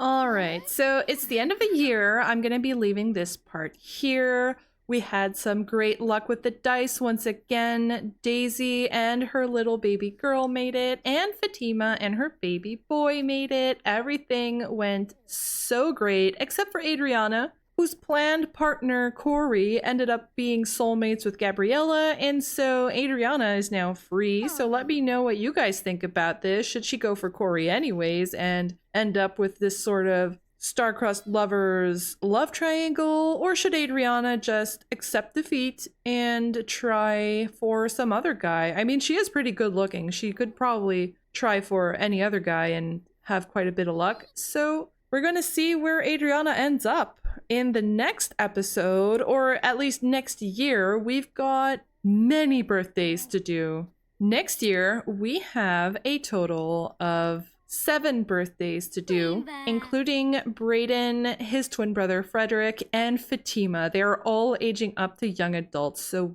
that is a bit scary. And then we've got Enrio aging up into a teen, Auguste aging up into a teen, Tara aging up into a toddler, and Daisy also aging up into a young adult. And so next year is going to be a year of birthdays and perhaps a few births, since we do know that Daisy is pregnant and Fatima might be. So once again, Thank you very much for watching, and I will see you in the next one. Hello, and welcome to another episode of the Ultimate Decades Challenge. We're starting off 1323. Last year, we saw Adriana age up into a beautiful young lady, after which she was introduced to several potential suitors and reconnected with her childhood friend, Corey. In a startling twist of events, Corey fell in love at first sight with Gabriella, leaving Adriana without a suitor and feeling quite salty and maybe a little insecure. We also saw Daisy give birth to baby Hannah, and Fatima gave birth to our current heir for Gen 4, Romarin. This year is going to be a year of birthdays, but I don't want to jump around too much, so in this episode we're going to celebrate Brayden, Frederick, Fatima, and baby Tara Townsend, and in the next episode we're going to visit the side households to do the rest of the birthdays. We've got rain for our birthdays today, so I hope that is not an omen of some kind. One thing I keep forgetting is that Adriana right now is only 14 years old and Kaylin is only 17. I guess Sims spend so much time being kids that I just can't wait until they're teens so that I can get them married and making babies, but I forget that they should have a few years where they're still just growing up and having some really tame romances. I mean, teens in The Sims basically look like adults already, so I'm having a hard time keeping in mind that they're technically just kids. Today, we'll concentrate on all the birthdays and roles, and tomorrow, if they're not all too depressed, I'd like to take Adriana and Kaylin to meet some kids their own age and just see what they get up to. Maybe at this stage, you're just going to try to have their first kiss or something. Oh, Romarin on the floor. Of course he is. Let's have Fatima come and cuddle her little baby. Here, how about we do some tummy time? Try to get a few milestones in. In the last episode, I mentioned as a joke that Adriana might run off with the bandit leader just to spite Corey. But since she's just 14, I'm not going to go down that route just yet, but they did seem to get along quite well, so when she's a little older, I might just have them interact a bit more to see if it's worth exploring. I mean, I could totally see Adriana trying to be this edgy kid trying to join a camp of outlaws, and she ends up being so annoying that they eventually just relent and let her join them. Are you doing this or not? Just picking him up and putting him back down. That's the name of the game. Okay, Adriana is up. I am going to get her started on the chores because her useless brother Brayden is still sleeping. I love how Brayden is this like super ambitious and kind of reckless guy, but he will not get out of bed to go to work though. Oh, okay, so I was checking the calendar to see when the harvest would be, and the harvest is at the end of this week. But tomorrow we have Samhain, so why is the question mark there? Mysterious weather. What's that supposed to mean? Yeah, so tomorrow is going to be Samhain, so we could always have Adriana and Kaylin go to maybe a little gathering. So apart from the birthdays, I'm also going to work on getting our funds up because now that Gabriella is 18 and she has a soulmate, she is going to be our next bride. We almost have enough. We need to get to 5,000 and about 200. So with Corey being a pickpocket who's pretty much lived in the woods most of his life, I'm not quite sure where they're going to go once they're married. So let me know if you guys have any thoughts on how he might try to provide for his family. I don't think he has it in him to be a serious crook. Pickpocketing was probably just his way of surviving when he was a kid during the famine. But as he gets older, he's probably going to try to do odd jobs around town to make an honest living. But I'm not quite sure how he and Gabrielle are going to manage to get their own place. I mean, I could totally see them living in a small cottage deep in the forest, raising their 10 kids on the outskirts of civilization. But the land belongs to someone, you know? So how do they end up there is what I'm wondering. All right, so the sun came out. Gabriella's taking care of our crops, and in a little bit, we are going to invite over Frederick and Stephanie with baby Tara so that we can do all of the birthdays. I might as well have Fatima bake a cake or something. Oh, Fatima's still tummy timing. I'll have Frederick come and do, and Romarin just lifted his head for the first time. I mean, he's our heir, right? So we've got to try and raise him right, get him to do all those milestones. Oh, sponge cake. Okay, so the sponge cake isn't pudding. Here, Brayden is going to come and make his own birthday cake. All right. right, so in the last episode, they had a little woohoo. Uh oh, he's feeling hurt. I don't know if that's Adriana or Fatima. Scary thoughts from fear of the occult, sore legs from cheap bed. Brayden's having a rough morning, guys. So, I forgot to have Fatima do a pregnancy test. Oh, Rosemary, I forgot you were living with us. And she's going to talk to Adriana while Adriana's working. Well, since you're out here, Rosemary, why don't you come and help with the plants as well? Oh, great. Esther, our little girly girl, is now dressed as a bear. Kaylin is wondering if I want to go over to his house and hang out. He's calling Fatima. No, Kaylin. I don't think so. She just had a baby, and I think her brother is onto you. All right, so it started raining again, just in time for our birthday event. So I have just invited over a bunch of Sims who need to be aged up, and we are going to start doing some rolls. Adriana is bugging out because of her stupid umbrella. Oh, Rosemary too. They apparently cannot garden in the rain because of umbrella issues. Alright, so the first Sim whose birthday we are going to roll for is Frederick Jr. here.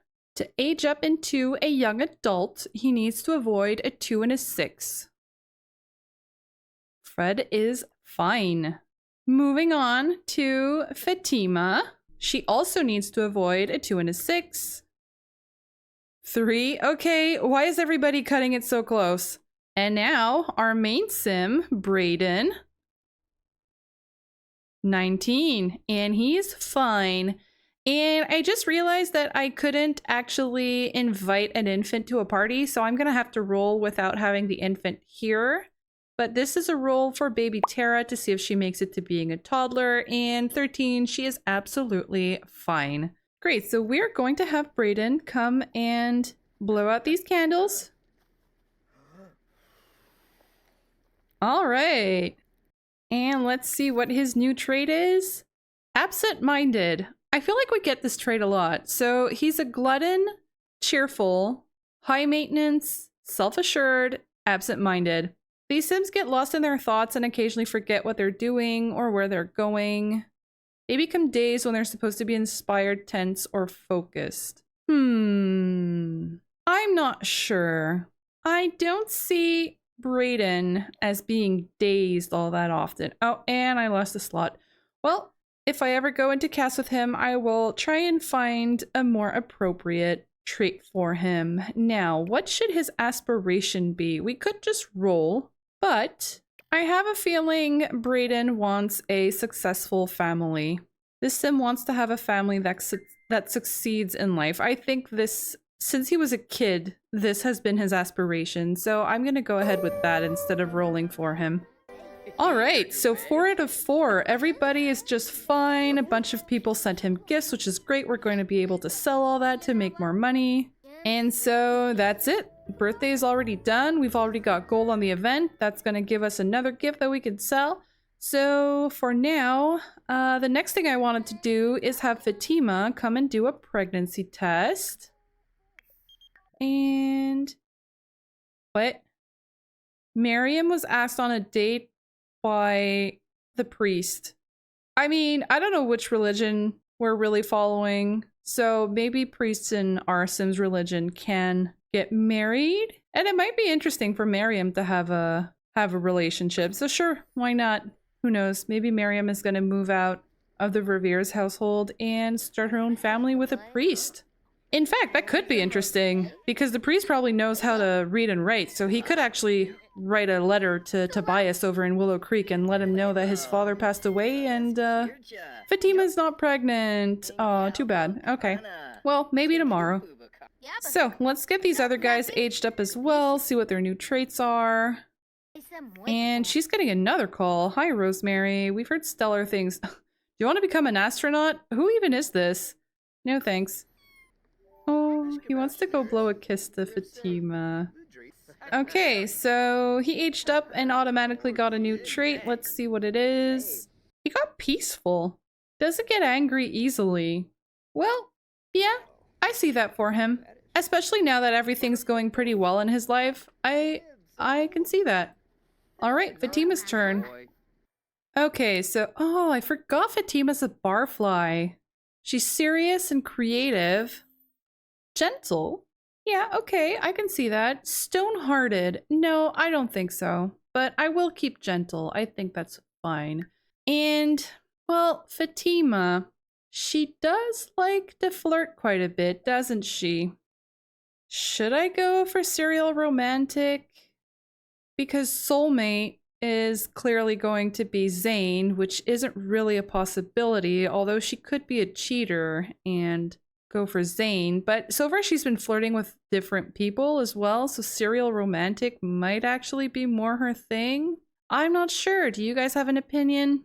For now, I think I will go with serial romantic, but like she can't do as the aspiration actually says. I mean, it's the medieval era. She would probably get punished quite severely for adultery, so we're gonna have to be more subtle than that, but we'll figure something out. Oh, well, why not? It's a day of birthdays. Let's go and age up our kitties. Oh, it was just instant. There we go. We now have 2 adult cats. They look so cute. Oh, he's a hairless cat. Oh no. Well, he is kind of cute. Cosmo. Cosmo and Mr. Wiggles. Wonderful. And she's still feeling very flirty. Alright, so it's the end of the day, 4 p.m. I am going to have... She's still out here. They're all out here chatting in the rain. So is there actually a use to putting the bees next to the plants? Like, I just saw the bees were on the plants, but does that actually do anything? Does it help the quality or something? Mr. Wiggles has defeated a wild squirrel in paw-to-paw combat? The poor squirrel, what happened? Is it okay? Oh man, I remember having a dog and the woohoo bush had the dog constantly get sick. I hope this isn't going to happen with our cat. Like he would keep getting bit by squirrels or something and then I had to take him to the vet like every day. Birthday party complete!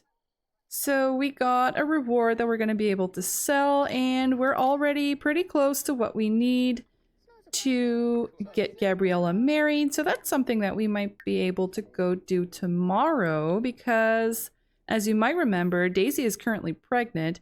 Hey Adriana, it's me, Grace. Do you want to go out on a date?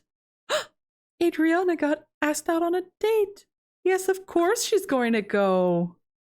All right, so here's Adriana and Grayson. So this is one of the guys that we flirted with at the bar last year. And I'm sure she didn't even ask for permission from Brayden or from Rosemary. She just snuck off and went to meet up with him. Where are we? We're at the Bluffs, I believe. Yeah, we're at the Bluffs with our sacrificial stone over here. Okay, so this is romantic. He brought her to this secret little meeting place. I don't have anything that needs to get done, so maybe... And where did he go? Grayson, wait! You're supposed to interact with me. He is... planting something? Let's go swim with him. Enamored. So she's moody and she's feeling a thrill suddenly. Ooh. That's so cute. Oh, and it's okay, Grayson. I'll forgive you for having a pink and very modern swimsuit. He's planting mandrake. Why is there mandrake there in the first place? Nobody knows. Okay, so I am going to have her flirt with him a little since she is feeling flirty.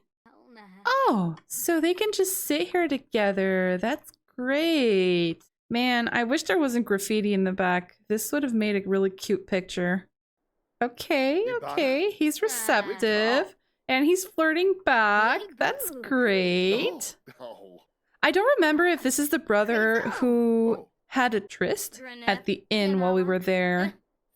First kiss, she can go in for a kiss. Not yet. Not yet. It's too early. There, I'm gonna have her blow a kiss to start with. She wants to sneak out. I think I'll say completed because I'd say this is pretty much what she's doing right now. Have first kiss with Grayson. Sure. Okay, so you see, I just had to let it go and things happen naturally. Spread rumors about woohoo. Yeah, she is totally going to do this. There we go. Oh. She had her first kiss with Grayson. Aww. This date just keeps getting better. Oh. Oh, he's freezing. There, I'll have her embrace him, and I saw talk about dreams. I think that would make sense. Oh, ooh, okay. Things just got steamy in here. Here, I'm gonna have her talk about dreams, you know, maybe she's saying that she's a little tired of working on her brother's farm and she'd like to have her own farm someday. She loves animals, you know, and she'd probably want to have a few horses. And is that something that he also sees for himself? I'm not sure what his aspiration is. I think I'll also have her get to know him so that we get an idea of what his personality is like. Where are you getting into the pool if you're cold? He's family-oriented. Well, I'm not sure that matches with her since she only has 2 pregnancy attempts, but you know, it might not be her fault if they don't have kids. They just became good friends. Okay, so these two are getting along very well. And I believe, yeah, he's a young adult, so I can't check her attraction for him, but he does have good compatibility. He's cheerful and jealous. Okay, I do see the jealous trait working with her. She wants to have fun and she needs more hygiene. Well, it seems like swimming might be a good option to get that up. She's out pretty late. It's 9 p.m. I'm sure Brayden won't be too happy about that. Alright, there we go. So hygiene and fun is going up and ooh, where did she go? This is such a romantic spot. I wish Sims could actually interact while they're in the pool together. Or can they? Oh, and this is her giving her fitness, which is perfect. That is totally Adriana. And oh, she could splash him. Okay, let's splash. Complaining about fruitcake. That seems very appropriate right now. They're so cute. I wish they could like kiss under the statue, you know, where they're hidden. Yeah, she's feeling very confident. You know, after Corey left with Adriana, she wants to ask Grayson to be her boyfriend. Romantic and official. Don't forget to seal it with a kiss. Well, if that's what she wants, I mean, she's impulsive, so it would totally be her type to immediately ask someone to be her boyfriend. I mean, I don't know what the medieval equivalent would be, but warm up with body heat? Ooh, I want to try that. I had such a great time with you. Let's do it again soon. Oh no, am I not going to see the interaction because they're under the statue? Oh, he left. He just left. The date is over, and so goodbye. Alright, well, she can ask him to be her boyfriend some other day then. We're gonna head on back home because it is getting pretty late. Okay, we're back home, and you can just see Brayden is over there waiting for her. Okay, so I had Adriana come over to him, and I think he is... Shout forbidden words. That's the first thing that appears, so I am going to have him go and tell her, you know, how can you sneak out again? I told you to stop doing that. How am I supposed to protect you if you just leave and don't tell me anything? Didn't they already have a difficult dynamic? Yes, they do. Okay, well, that ended quickly. Shouldn't have said that from good-mannered Sim shouting forbidden words. Oops. Oh, look who it is over there. It's Corey. And, you know, if he's telling her, you're not supposed to be sneaking out, I'm your big brother, you have to tell me when you leave, she's gonna go say, yeah, sure, whatever. Good night, bro. She does not care at all about what her brother wants her to do. Oh, poor Romarin on the floor over here. Fatima, come and breastfeed your little baby. Fatima wants to give the woohoo talk to Adriana. It's like she knows Adriana is too pretty for her own good, and now that she's sneaking out, she must have an inkling of what sort of trouble Adriana is going to get herself into, and so she wants to warn her about the potential consequences. Oh, he laughed. I love the infants in The Sims. They're so very annoying, but so cute. I guess it might be a good thing that Fatima's having a little bit of trouble getting pregnant. That way it gives time for the first kid to age up and not have like several infants and toddlers all at the same time and just have the house be complete chaos. One thing that I haven't quite fixed yet is that my nectar bottles still are not aging, and I just don't really know what to do. I wonder if the reason my nectar bottles aren't aging is because I keep traveling around. So maybe I'm just not spending enough time on the lot for anything to age. I might have to test that out. All right, so it is Samhain, and we've got Remembrance and Spooky Spirit as our activities for this holiday. We need to interact with ghosts, vampires, or aliens, so that could be a little difficult. What I really should do is set up a graveyard and put all of our graves there. Although what we could do is go to our old farm where our family's graves are, and we could go and remember our old family members, perhaps even interact with a few ghosts, and then we could even have a little Halloween party or something. Invite a few teens over and see what kind of trouble Kaylin and Adriana get up to. So I'm going to start. Oh, isn't this just, I love the lighting here. Isn't it just perfect? So to start the day, I'm going to have everybody get started on some chores, and we are going to go and visit our family members a bit later. Hey you, happy birthday. I'm sending you a little something I thought you might enjoy. Let's see each other again soon, okay? I'm sorry, sir. I don't remember who you are. Rowan. Oh, it's her brother. Well, her half-brother. Hi, Brayden. I'm from a sports club, blah, blah, blah. Do you want to be the dance team captain? He must have seen him dancing at the bar. No, thank you. Why am I getting all these calls suddenly? Was that bugged and it's just been repaired? I haven't even updated my game yet. I don't have the new features. Your birthday gift from family is on its way. Right, okay, so it was her half-brother who sent her the gift. It's Rowan. So this is Quentin's full brother, who recently aged up into a teen. I'm gonna go and see if we received any gifts that we could sell. So I did manage to get our funds up to 7,000 by selling a few nectar bottles, even if they weren't completely aged. And I also managed to get some wool spun. She wants to tuck in Romarin. Oh no, I forgot about our infant. I'm so sorry, baby boy. Oh, so I don't know if this is the gift that she received from her brother, but it's a packet of starter vegetables, which is actually pretty cool. It's appropriate. I like that gift. I wish I could easily find the goats and sheep. Oh no. Of course the cat is sick. Rosemary and Brayden are close. Aww. All right, another day, another woohoo. I'm gonna have Brayden and Fatima come and have their little daily woohoo before we go and visit our family. Aw, Adriana and Rosemary have two very good sentiments. So even if they have a strict dynamic, they are starting to get along a lot better. Maybe they're getting along better because they don't live together anymore. I mean, they are now, but not always. Oh no.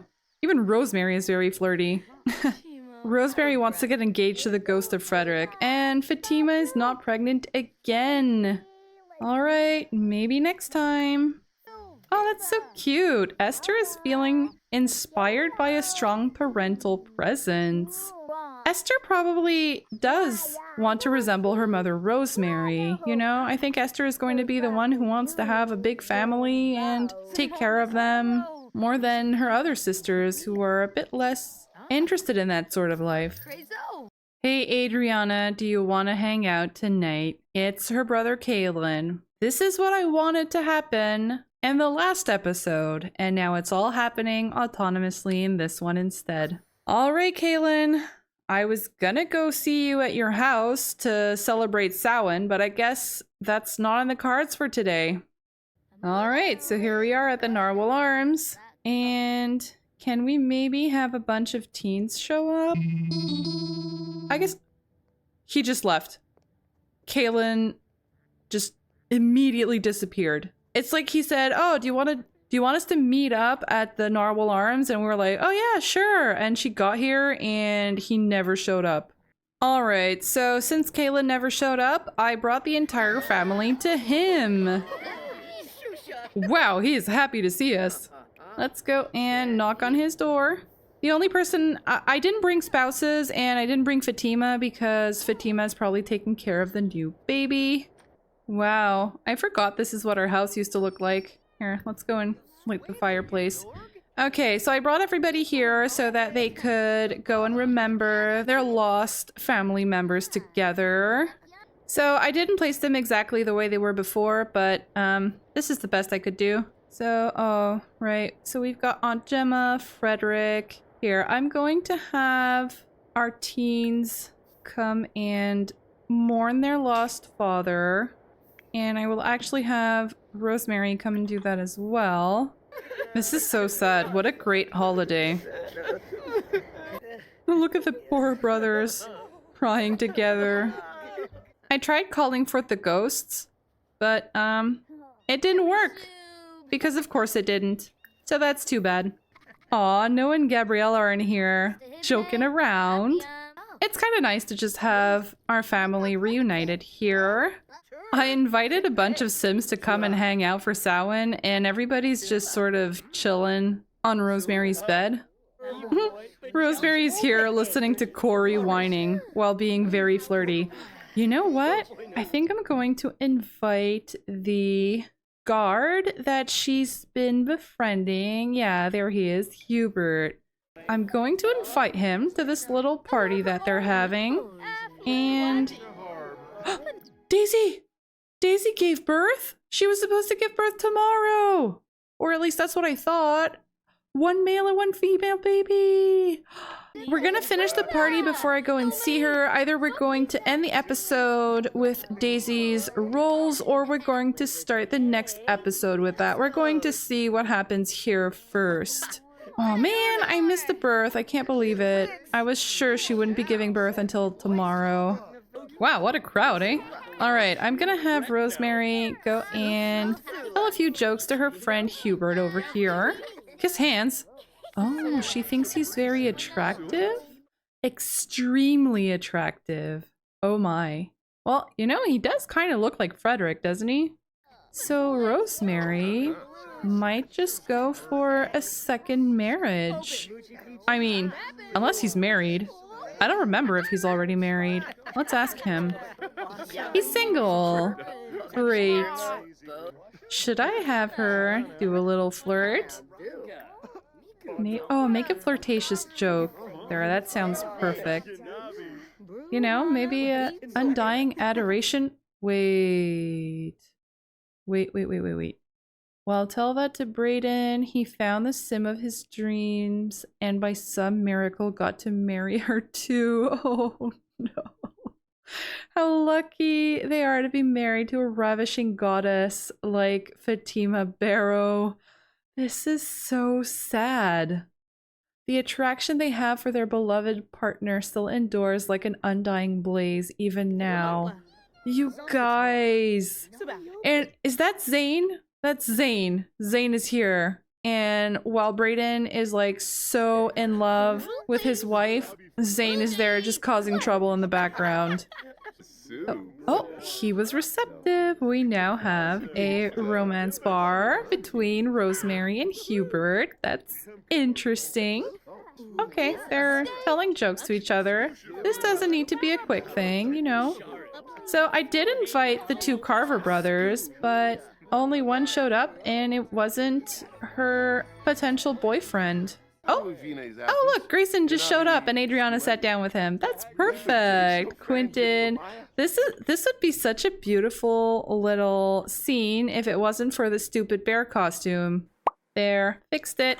Alright, so it is the end of the day, and so it's the end of the half year, so I'm going to be leaving this part here. I don't want the episode to go on too long, so we're going to leave the birthday roll and labor rolls for Daisy for the next episode. So in this part, we had some really great luck with the dice. I hope it is going to continue for the next episode where we have a bunch of more birthday rolls to do. We had 4 out of 4 successes, which is great. Adriana started getting closer to a young man very naturally and slowly, which is perfect, and even Rosemary maybe having a second chance at love. So thank you very much for watching, and I will see you in the next one. Hello, and welcome to another episode of the Ultimate Decades Challenge. We're starting off the second half of 1323. In the first half, we had 4 birthdays with not a single death, and Adriana started getting close to a certain gentleman. We missed Daisy giving birth to twins, and so today we are starting off in the Passkey household to do the birth rolls and also to do Daisy's young adult role. So it is a dangerous day for our dear Daisy here. She gave birth to a boy and a girl. We've got Eva and Christopher, which are good names, so I'm going to leave that. We are going to start off with doing the birth rolls. Right now, she is holding baby Eva, or Eva. We're going to start with Daisy's labor roll. And she's fine. And now for baby Eva. She survives, and does she make it through the infant stage? She does not make it past the infant stage. Okay, and now for her second birth, Daisy is fine. Does baby Christopher survive? He does. And does he survive infancy? He does. Okay, so we're going to have to say goodbye to baby Eva, but baby Christopher survives. And let's now do Daisy's young adult role. She needs to avoid a 2 and a 6. And she is fine. All right, so it's not too much of a bad start. We've got quite a few rolls that were survived, so it's not all bad. Should I have her plead for baby Eva? Because technically she would make it to the infant stage and then pass away at the infant stage. So we could maybe... Oh, hang on. I'll get to you in a minute. We could have her age up into an infant and then plead for the infant. You know what? I think I will. So Daisy technically gave birth yesterday, so these kids are supposed to age up to infants anyway. So baby Eva would have been Sunny. And oh, Eva had the red hair from her dad. And Christopher is sensitive. And he also has red hair. And he has a bow in his hair for some reason. So we are going to have to say...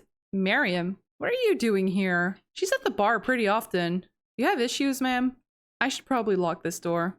So, unfortunately, we are going to have to say goodbye to baby Eva. I am going to do this through MCC, and then if Grim comes, I am going to try to plead for her. Aww. You're gonna have to put baby down. She doesn't have enough room to pass away. Oop! And there we go. Okay, well, Grim did not come, so I'll take it as fate that baby Eva had to pass away and there was no way to save her. I think I'm actually gonna go and use the wheel to see how she died. Okay, so I rolled and she got collapsed lung. So maybe she wasn't quite as strong as her twin brother and she passed away shortly after birth. So that's quite sad for Daisy and Noah, although they don't seem to have realized it. Yes, she does, but being well balanced is much more important. Okay, well that is sad. How is Gabriella feeling about it? She's currently feeling confident because since we're here, what I thought I would do is actually have Corey come over and... wait, what? Who's flirting? Who did she flirt with? First ever woohoo partner. Yeah, great. Okay, well there was some flirtation going on here, but I did not see who flirted with who. But yeah, so be blown a kiss. Of course. So she's even open to it. Like, you've got a soulmate now. Since we're here, what I thought I would do is invite Corey over and deepen their relationship a bit. See if maybe he might propose to her and get things moving to eventually get these guys married, because I can hear the woohoo music. It's okay. It's a self woohoo. No harm, no foul. So I was thinking I might invite Corey over and get these guys engaged. because we do have enough money in our main household now to pay for the wedding. Oh, we've got a bunch of Sims hanging out in the rain over here. You! This is Father Level Goodwell. Level? And this is originally the Sim that I wanted Gabriella to have a romance with, because I thought she might appreciate an older, gentle gentleman. But apparently, Cory the Pickpocket is more her type. Oh, and we've got Adriana's man over here. You better not go and woohoo with the innkeeper. All right, let's come and talk with Cory. Since when do we have a cat? Cole. Okay. All right, so I'm gonna have Gabriella come and hug Cory over here. Oh, poor Noah. Sad about losing one of his babies. They immediately went in for an embrace. That's cute. Being kissed. Oh, you guys shouldn't do that in public. Like, I don't even need to do anything. They're just... Do you mind? Should they have their first kiss? Why not? Maybe just not in front of all of these people. What? Compliment appearance? No! No, Gabriella! You're with Cory. Why would you compliment the innkeeper on his appearance? That is not appropriate. Come on up here. We're gonna bring Cory to your room over here, and hopefully no one is going to bother you. Wait. Since when do we have a dog too? Noodle? Lucan.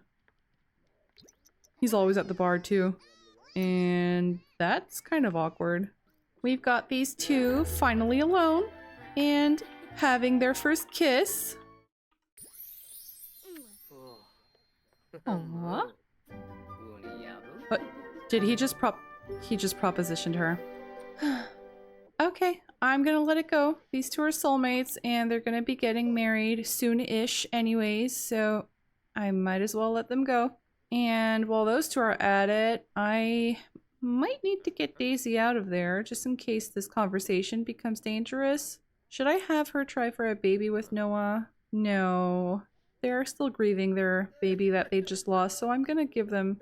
Oh, Noah. I'm gonna leave them some time before they try for another baby. They need to recover. Okay, so Gabriella is done being naughty with Cory, and I am not going to take a pregnancy test just yet because I don't want to get them married today. I'm gonna go and check out our other side households to do the birthdays first, and we'll come back hopefully before the end of the year to get them married, and of course hopefully before any potential pregnancies start showing. And you're not... No, okay, he's not flirting. I've got my eye on you, Grayson.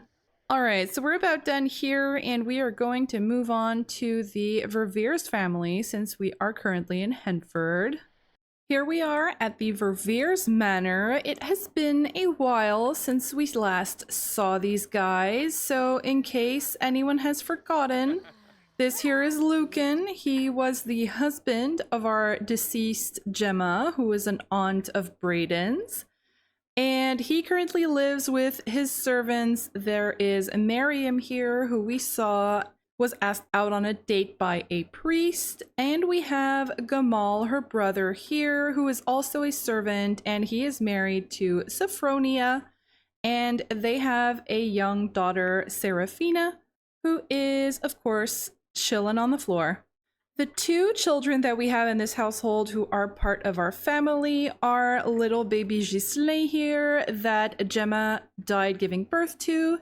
And we have Auguste, who is over here, whose parentage we aren't quite sure of. So his father might be Amos, Gemma's second husband, or it might actually be Lucan, with who she had an affair while still married to Sir Amos. So this year, we actually have two birthdays. Both of these kiddos are due to age up. So Auguste is going to be aging up into a teen, and Ghislain is going to be aging up into a child.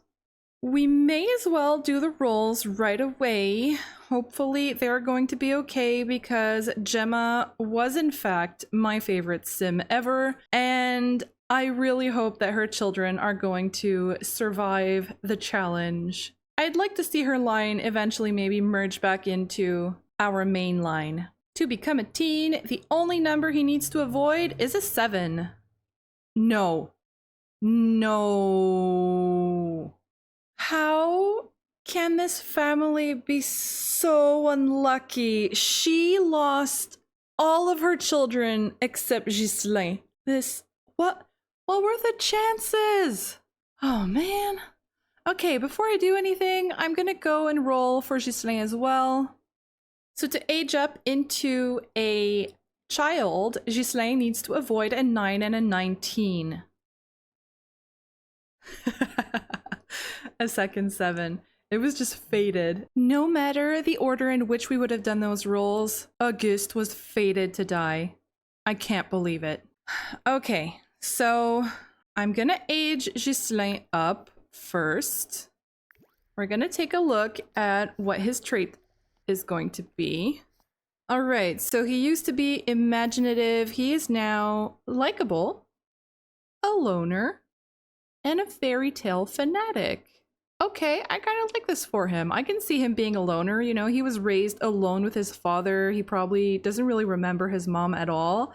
And him being a fairy tale fanatic sounds kind of perfect because he comes from a family of knights and he might have been raised on, you know, stories of knights and kings and courtly love. I am going to give him the... I'll say multi-skill, mind and body, I think is the best for him. Alright, so I am going to go and give him a makeover in a moment. First we are... who's this? Sinestra. Right, okay, so this is his cousin who lives in Willow Creek. So this is Tobias's son, and this is a random name. It's a random French medieval name that I found. I have no idea how to pronounce this. I do speak French, but this just sounds like sinister to me. But whatever, maybe he's going to grow up with the evil trait. All right, so Ghislain is now aged up, and I am also going to age up Auguste just so that we can see what he would have looked like. And then we are going to have to kill this poor kid off, and hopefully his brother might be able to save him.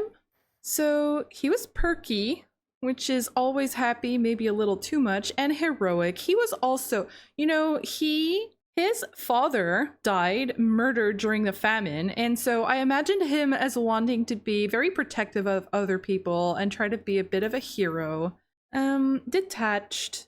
Delayed emotional responses to extreme emotions. This totally sounds like a kid who was traumatized by his parents passing away several times because Gemma actually died twice. A home chef. Oh, okay, that's cute. Let's keep it. So he's a teen. I'm gonna go with a teen aspiration. I think he would probably be an overachiever, so we're gonna go with goal-oriented. And yeah, well, oh, he's even got a little scar there, probably from playing outside. With a makeover, he probably would have been pretty cute.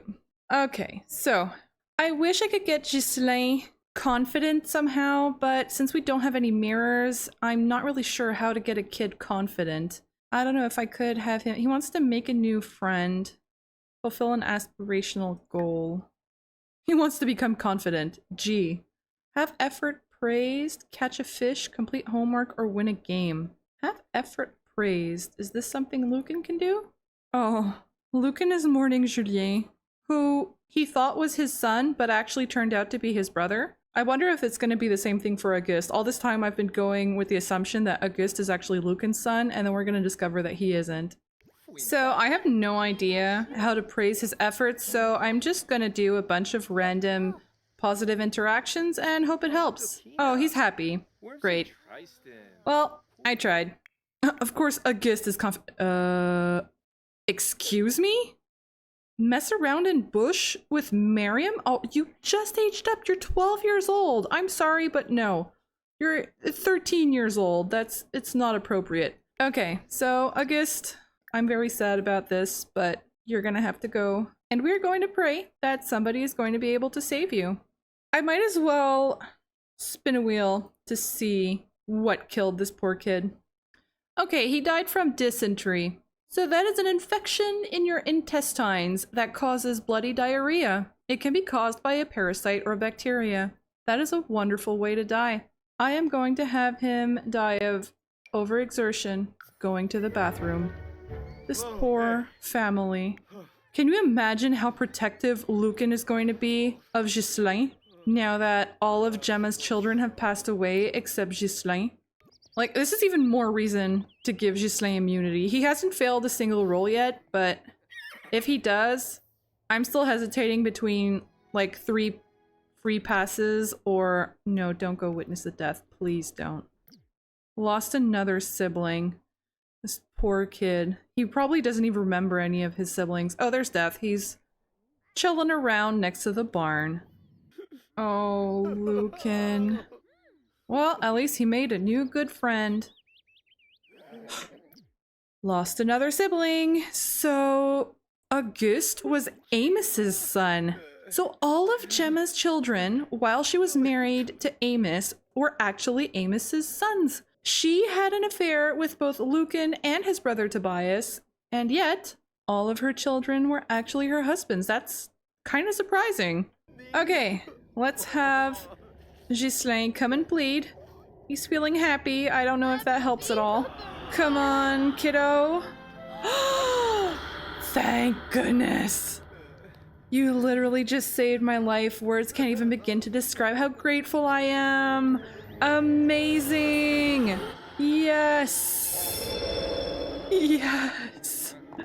Oh, thank you, Grim. Thank you. Yeah. Okay. Oh, thank goodness. Okay, so we've got 2 of Gemma's children who have survived. Oh, thank goodness. Okay. I am gonna go into Cass and give these 2 a makeover, and I am definitely going to save first. He wants to be friendly with Gamal, and he wants to volunteer with Fountain. Okay, I thought there was something romantic that was going to pop up here. But I do find it kind of interesting that the first thing he did when he grew up was try to woohoo with Miriam. So maybe there's going to be a bit of drama. You know, she's, like, maybe he has a crush on her or something. I don't know. It's kind of strange because she raised him basically from the time he was a baby. I don't know. Maybe some sort of misplay. Oh, it's Kateline. Okay, I hope she's not here to flirt. Alright, so here is our dear Auguste after his makeover. He looks a lot like Gemma. He does have his father's a larger nose, but apart from that, he has the same skin tone and I think general features as Gemma had.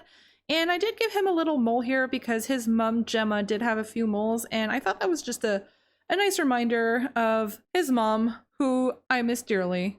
Over here, we've got our young Ghislain, who is looking quite a bit like his father, Lucan.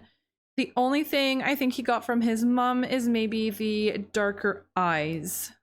So, it was dangerous, but both of them survived. So I am looking forward to seeing what they get up to, and oh, thank you. That's great.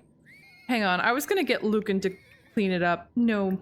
We're gonna get the servant to do that. Yeah, so now that Ghislain saved Auguste's life, I think these 2 are probably gonna get a lot closer. Auguste just became good friends with Ghislain. Yeah, that fits. Oh, I like that he just walked off. I'm gonna have Sophronia make some food for everybody. We are going to celebrate the successful birthdays. Lucan is still over here mourning. Like, I swear, the only thing he ever does when I'm in this household is cry over the tombstones over here. Specifically Julien's. I think he's going to spend the rest of his life believing that Julien was his son and not his brother. Oh. What a beautiful low-res swan. So Auguste is here chilling out with Sophronia. He seems to have a thing for servants. Looks like Sophronia just befriended a rascal. Really? Auguste is a rascal? How's he a rascal though? Doesn't he have good traits? Yeah, he's heroic and perky. And a home chef. Oh, so I guess it kind of makes sense. Maybe he spent a lot of his childhood with Miriam, and Miriam brought him into the kitchen with her, and maybe he ended up with an interest for cooking. Which is a weird hobby for a knight nobleman, but why not? Tobias, congrats on your recent birthday. So Tobias is still living in Willow Creek and has not had news from his father or his brother in years. I think Miriam, now that she's getting closer to a priest, may actually ask the priest to write to Tobias and perhaps let him know that his father has passed away and his brother Lucan has taken over the manor. It's kind of cute to see Auguste having dinner with all of the servants. He wants to be like a protector of people, and I think servants fit into that. Now that he's a teen, we're going to be able to start looking at some potential love interests for him. He's still only 12 though, so I'm not in a rush, but I will be taking a look at the gallery to... Okay, it's these two who are flirting.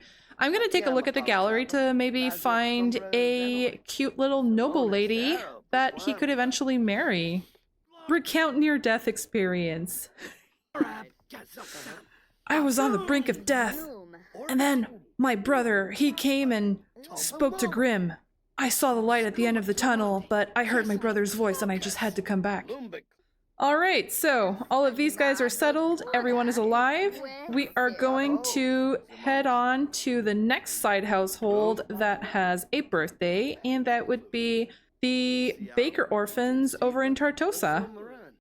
Alright, here we are in Tartosa, and it looks like the Madame here is teaching Andrio how to read and write, which is kind of cute. I got a mod to be able to have a lot challenge that limits visitors to only being men, but it's not working. So I'm gonna open our live-in bar here, but women are going to be visiting as well. I mean, why not?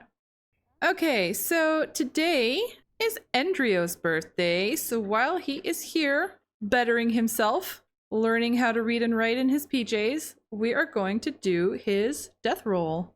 Same as with Auguste, he needs to avoid a 7. 2. And he's fine. He's perfectly fine. Alright, let's get this kiddo aged up and see what traits he's going to get. He's chatting in a kid's chat room. I'd like to think that he's made some friends and he might be writing to them as practice, you know? What's Lucia up to? She's chatting with clients. That's fine.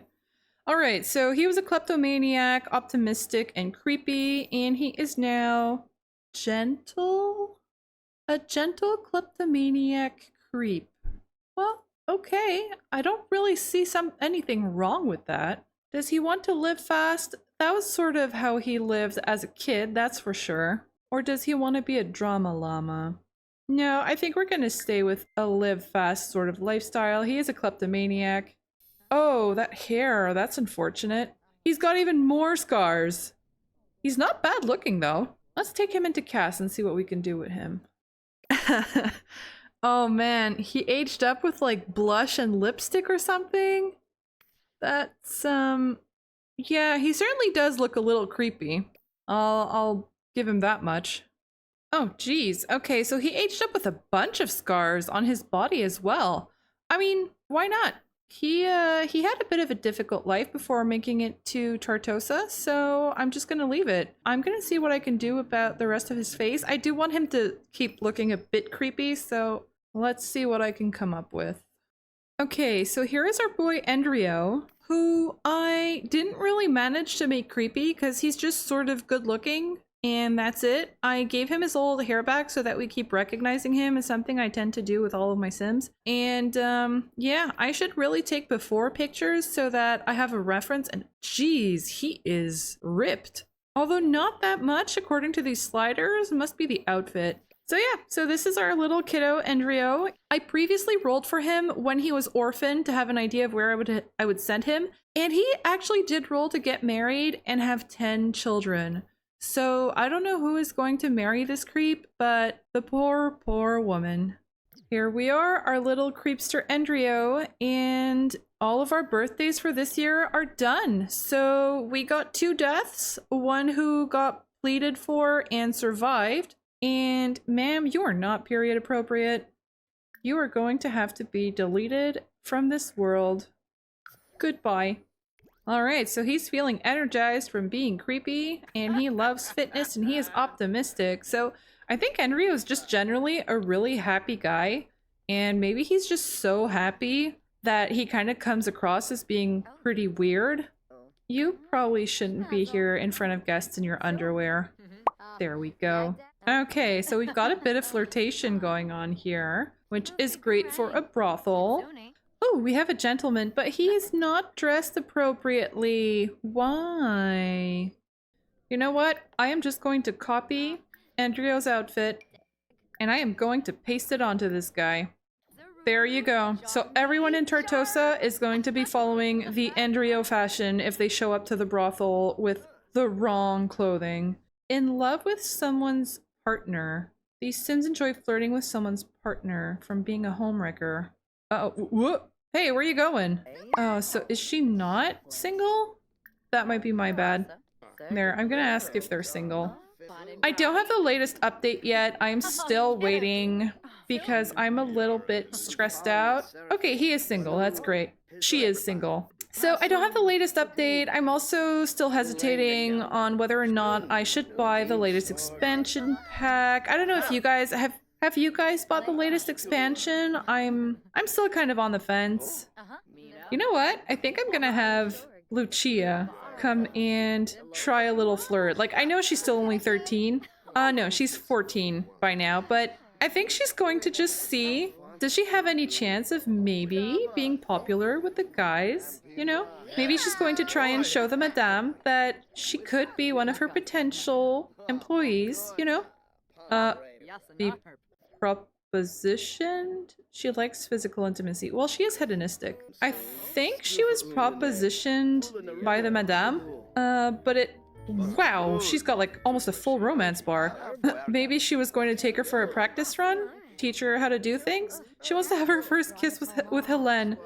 I don't know, maybe she does want to get some practice in and be trained in the ways of love. Oh, yeah, I should probably give all of them the polyamorous trait though. Which apparently I can't do with Wonderful Whims? Is that possible? I was also thinking about switching to Wicked Whims now that the Love Struck expansion is out. If I do get it, I'm not gonna need the attractiveness features as much. And one thing that I did like about Wicked Whims is that you can customize woohoo autonomy a bit more than just, you know, with MCC, I've got extreme woohoo on or off and that's it. I do think it might be better if I had Wicked Whims, then I could customize it a little bit more and have it be a little less wonky, at least I hope. So I might actually leave these guys here just so that they don't all get into fights over each other because they're all in love with each other. And if I do switch over to Wicked Whims, I'm going to give all of these guys the polyamorous trait. Oh, she is not having a good impression of Angelique over here. Angelique is meant to be a sort of cold-blooded, manipulative, I don't want to say the B word, but let's just say she's not the nicest gal. She's calculating and she's probably waiting for an opportunity to meet a nobleman here at the brothel so that she can put this life behind her. Okay, so before anything gets violent, I am gonna head on back to our main household. I lied. I am back with the past gaze, and the reason... is she thinking about children? Is she pregnant? That could be a bit of a problem. Oh god, this place is filthy. I'm sorry, you poor animals, but I have too many households to take care of. I cannot take care of everybody's animals. So, the reason I am back with the Pasquet family is because I want to spend a bit more time with Gabriella. What I was thinking I might do is Corey, before things get too serious with her and before he proposes marriage or anything, he probably wants to be completely honest with her and he is going to want her to meet his, we'll say, adoptive family or his found family. So he's been living with criminals all this time and he probably does not want to hide this from her. So I'm going to have these guys go to bed. I'll take care of the house a little, and in the morning, I am going to send her to go visit Corey's home. I guess he probably came over to her and said, you know, before we go any further in our relationship, I just want to be 100% honest with you, and I want you to see where I'm from and how I've been living these past few years. And if you want nothing to do with me anymore, I will completely understand. And this probably has her, I was going to say worried, but she is kind of, you know, I think she's pretty open to anything, and I don't think she's going to be too upset to see that he may be a criminal. You know, she might think, well, you know, you're trying to make yourself better, and together we can go and live an honest life together. I don't care what your past has been. So this is what I expect her to say. We're going to see what happens once she actually meets the rest of the family, but I don't like you being in his bedroom, Miriam. So yeah, so that is my plan for tomorrow. So I'm going to send all of these guys to bed, and in the morning, we are going to go visit some outlaws. Oh gosh, we've got the urn of her child over here. Okay, so it is the next morning. I was getting Gabriella up to go and visit Corey, and the first thing she did is she threw up. So this could be a problem. Well, before she starts showing, we are going to head on over to the outlaw camp. Okay, so I have just loaded into the bandit camp and everybody is just chilling around, standing here. Now, it's still pretty early. I think Gabriella probably told everyone at the inn that she was going into town to do some errands today and she wouldn't be back until later. And so I am going to have her come and greet Corey first. Let's have them have a little hug. And Corey is going to try to introduce her. Mess around in bush. The first thing, as soon as she gets here, she propositions him. You're already probably pregnant, girl. I mean, of all of my Sims, I think Gabriella would probably be the one who would be least stressed out about being pregnant. Like, she's probably going to believe... What is she doing? Gabriella probably figures that, you know, everything is gonna work out and everything's going to be just fine. Don't worry about it. Oh, great. The king is on a jog next to the outlaws. I'm thinking I might actually get rid of the royal family in my save game because I don't play them and I don't intend to. So I could probably use that lot for something else. Okay, so now that these two are finished messing around and she is definitely pregnant, I'm gonna have her come and introduce herself to the rest of... No, not a flirty introduction. She's gonna introduce herself to the rest of the family. Yeah, they also have a dog. I don't know if Corey's going to be the one who ends up with the dog, or maybe Harlan is gonna keep the dog. Wow, she's so excited to meet them. And she has a bad first impression of Lavender, which is legit because Lavender is a literal murderer. And she's just going to be nice to his family and ask, you know, how are you guys doing? Is it rough living out here in the woods? You guys must feel so free here in nature. You guys are always welcome to the inn. I would love to see you there. I hope we can all be friends. And I'm also going to have her come and introduce herself to our leader, Harlan, over here. Harlan is probably a little bit worried about Corey getting into this relationship so fast. Oh, well, he had a good first impression of Gabriella. So far, I think everybody likes her.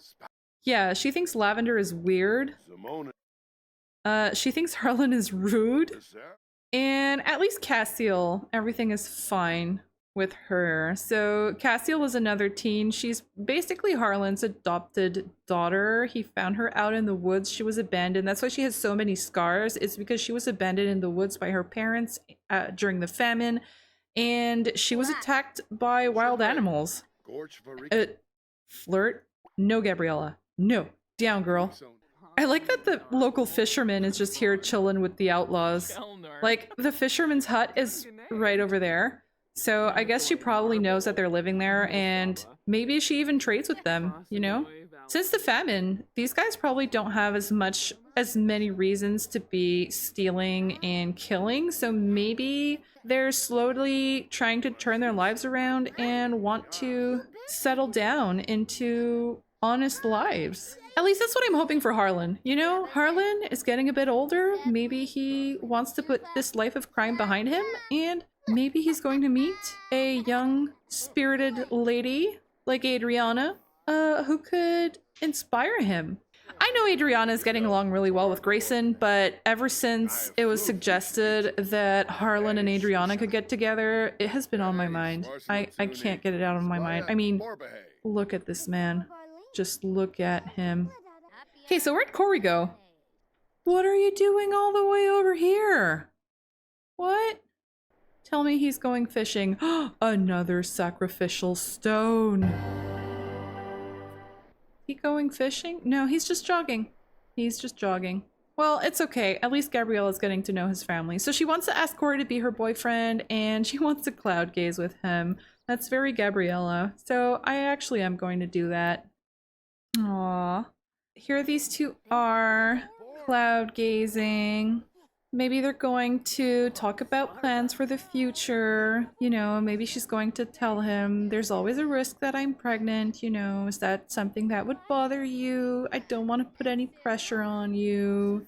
And he's probably going to be quite open to marriage. I think he's probably head over heels in love with her. And compliment woohoo technique. I'm gonna have her ask him to be her boyfriend. And you know what? I think she might actually not care about her pregnancy showing before they're married. And she might even get kicked out of the inn for that. Like, I bet Noah would try to defend her, but the Pasquiers are probably very worried about their reputation, you know? Since they do own an inn, they don't want people to think that it's some sort of brothel or something. And so they might end up kicking her out, and she might end up here in the woods with them until she and Corey find somewhere to go. Look at that fox going wild in the back. It's like he's trying to play with the dog, and the dog's just like, leave me alone, bro. I'm gonna have her talk about marriage.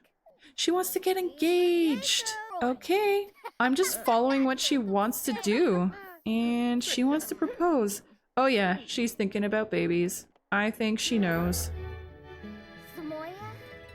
You go, girl. I think this is the first time that we have a female sim proposing to a male sim in the series. There we go.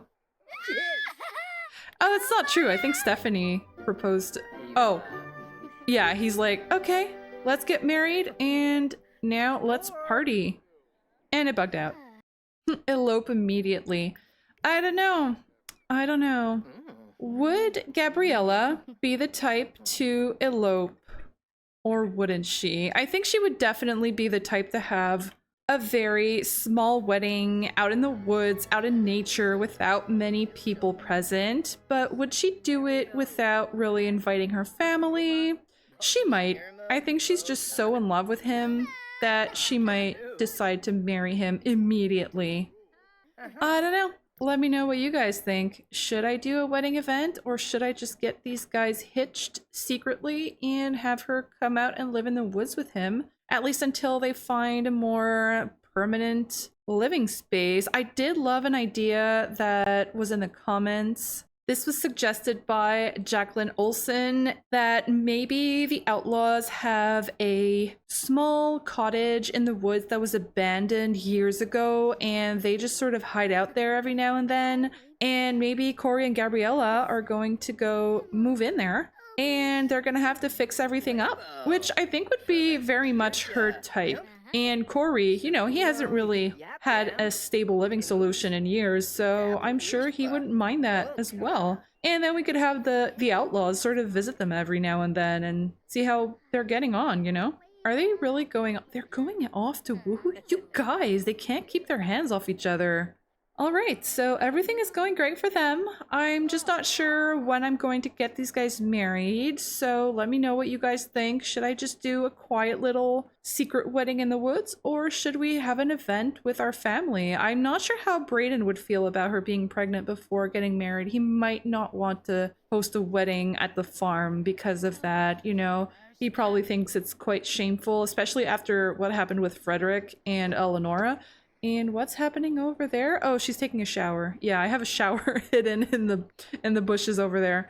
This is our bandit camp, by the way, that I created very quickly. So we've got 2 tents for our 4 bandits, and then they're just sort of living rough. All right, so before these guys can get up to more woohoo, I am going to... Oh, I thought she was going to proposition him. I was like, you're into ladies, Lavender. All right, so I'm going to leave these guys here and I'm going to go back to our main household because it is almost the end of the day and our main household needs to have their daily woohoo to get another baby attempt going.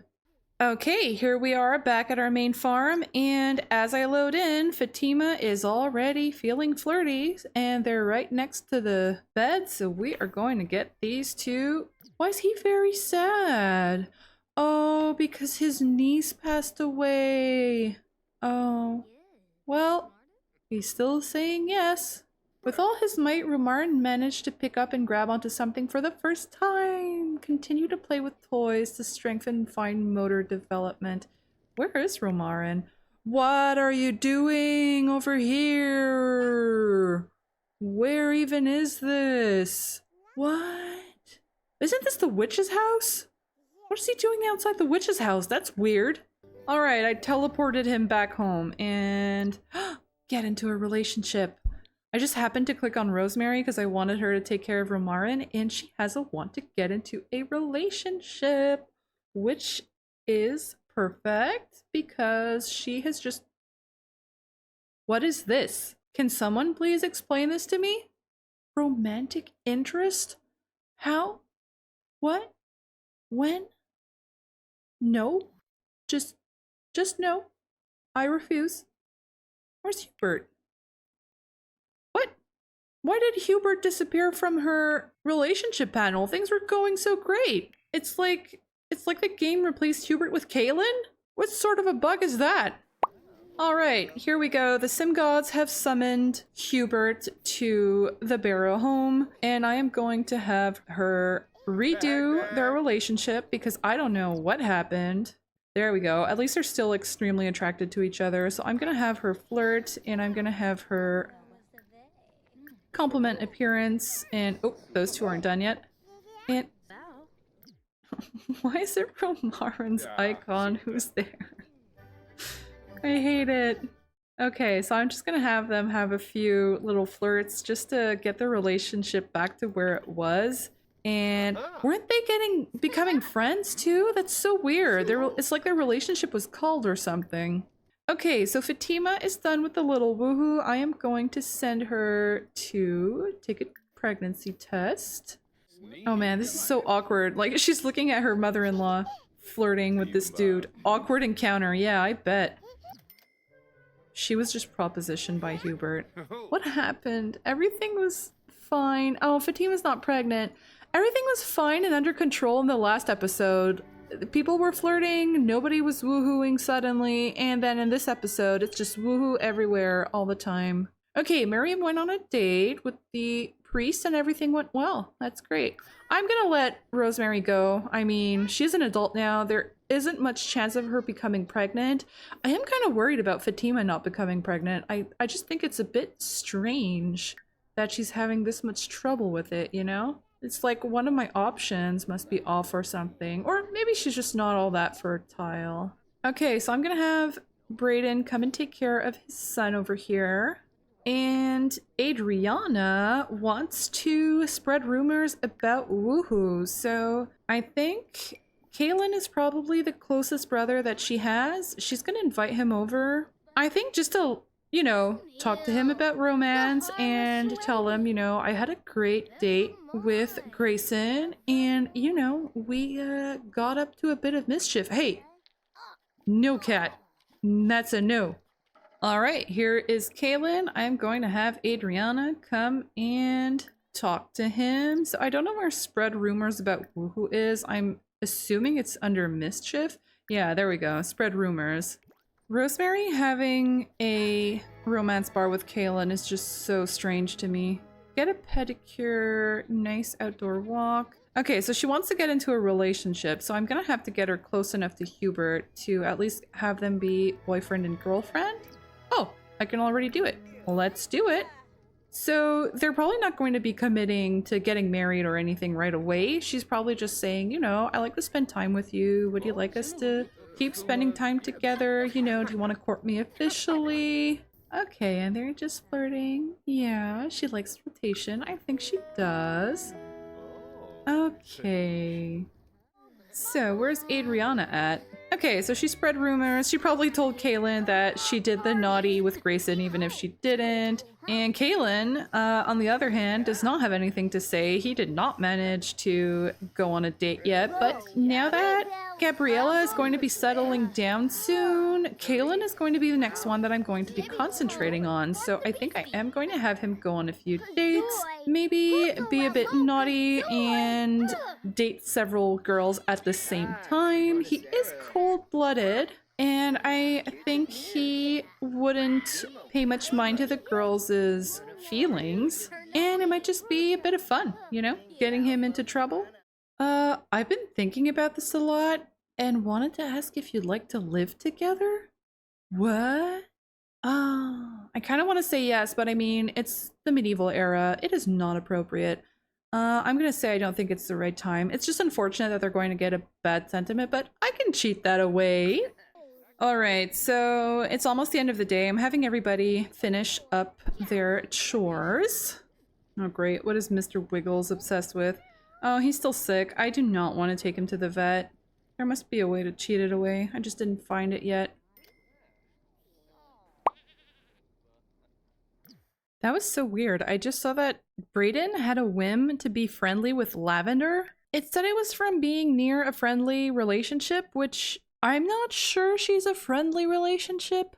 But he also wants to tuck in Romarin, and it is 7 p.m., so I think that's what we're going to do. He is going to come and get his little baby, and he is going to put our dear little Romarin to sleep.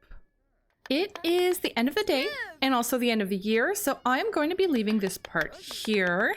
I am really happy about our rolls this year. Out of 8 birthdays, we only lost Auguste, but he was saved by his little brother, Ghislain. So that is not a single death out of 8 birthday rolls. Daisy did lose one of her twins, but with all the rolls that we had to do, it could have been a lot worse, so I'll take it. Next year, we have Romarin's toddler birthday, which is very stressful because Fatima still has not managed to get pregnant again. I got a comment in the last episode from J&J Plus for More who said that they allow 3 woohoos per day, which makes sense because if you consider that each in-game day is 3 months, 3 woohoos means they get 1 chance per month. So I'm considering maybe switching to this as a rule. They don't need to do all 3 woohoos every day, but it would just give me a little more freedom and a little bit more hope. But let me know if you guys think that might be a little too cheaty. I mean, it has only been just over a year since she had Romarin, so they don't need to have all of their kids back to back. And their next adult birthday is in 10 years. But Romarin's generation is going to be the shittiest generation yet, since they're the ones who are going to have to live through the start of the 100 Years' War and the Black Plague. So I really want them to have a few spares. Apart from Romarin's birthday, I think I'll also get Gabriella and Corey married in the next episode. So let me know if you guys think they would be more likely to elope on their own, or if they should have a private little wedding with some family and friends out in the woods. Once again, thank you very much for watching, and I will see you all in the next one.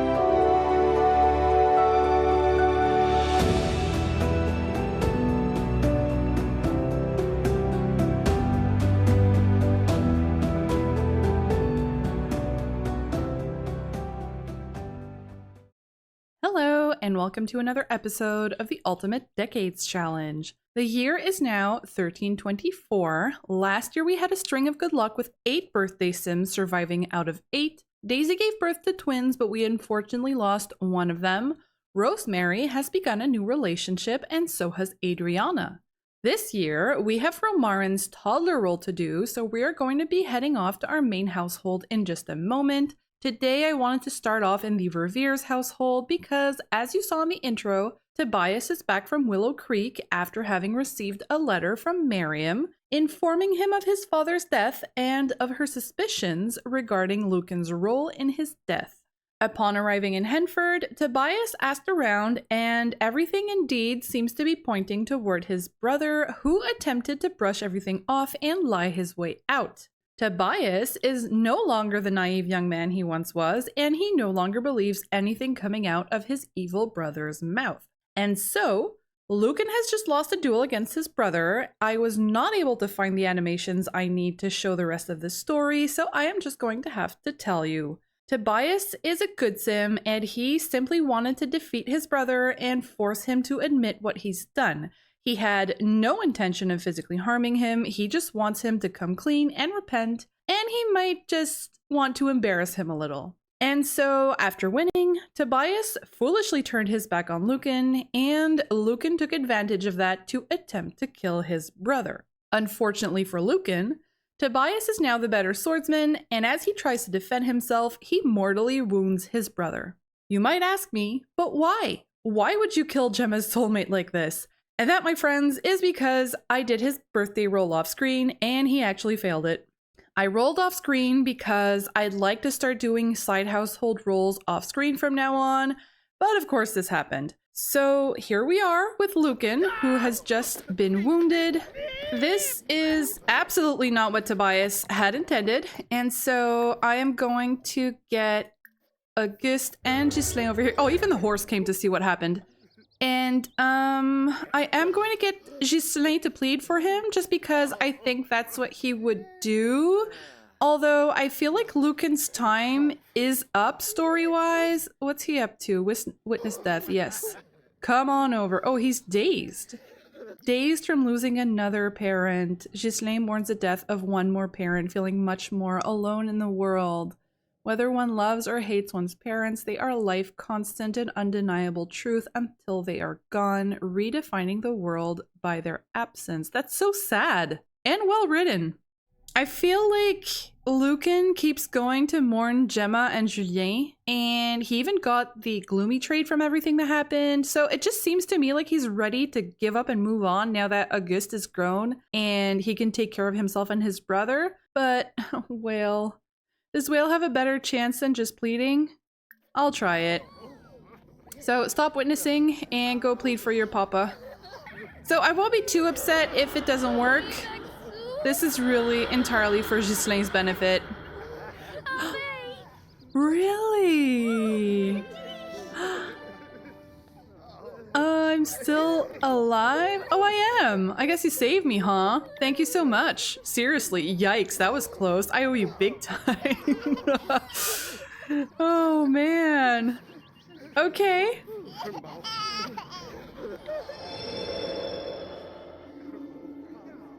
And Lucan rises from the dead.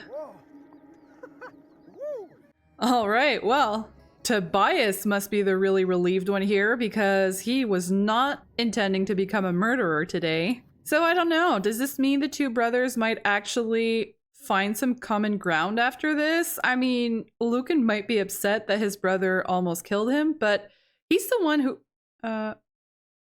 no.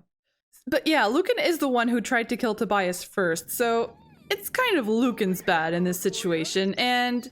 Oh, Tobias is feeling angry, and he's feeling happy from having a brush with death, and he's going to speak to his son. So you know what? I am going to have him express love and hold his little kiddo. It's okay, Miriam. You can stop crying now. Especially because this is sort of all your fault. I mean, no, it's clearly Lucan's fault, but Miriam is the one who put the gears in motion. Witnessing death of a friend. Is he, though? He's not really his friend. Her friend. Is the horse crying? The horse is crying. That's so sad. I didn't know the horses could cry. Oh. Let's go cheer him up. Because this is Lucan's horse, actually. Well, I think it's a mare, actually. Yeah, it's a mare. Here, I'm gonna have Lucan come and take care of his poor horse. Oh my. So I hope after all of this, Lucan and Tobias are going to try and mend their relationship. I don't know. I'm not sure how I would feel if I had just had a brush with death. Okay, horsey, you can stop crying now so that we can cheer you up. He just keeps crying. It's too sad. I can't keep looking at this. We're gonna go take a look at Auguste, who's about to pee himself. And we are going to do his marriage roll, which I completely forgot to do in the previous episode. So if I remember this correctly, we have to roll a d20 to see if he gets married. 18 he does, and then we roll a d12 to see how many baby tries he gets. 2. Of course it's just 2. The challenge does not want Gemma's line to survive. It just doesn't. I may veto this eventually for Ghislain, just because... Does Ghislain like affection? Sure. Just because I would like to get to a point in the challenge where our 3 lines are going to keep surviving, at least for a while. I was hoping that we could have 1 survivor of each line go to the new world when we get there. Mason Carver. All right, Lucan had a, I think Sophie Moreau is pretty cute. No, you guys aren't even in the same country. But yeah, eventually, when the families start going to America, I would like to send 1 representative of each of the 3 lines.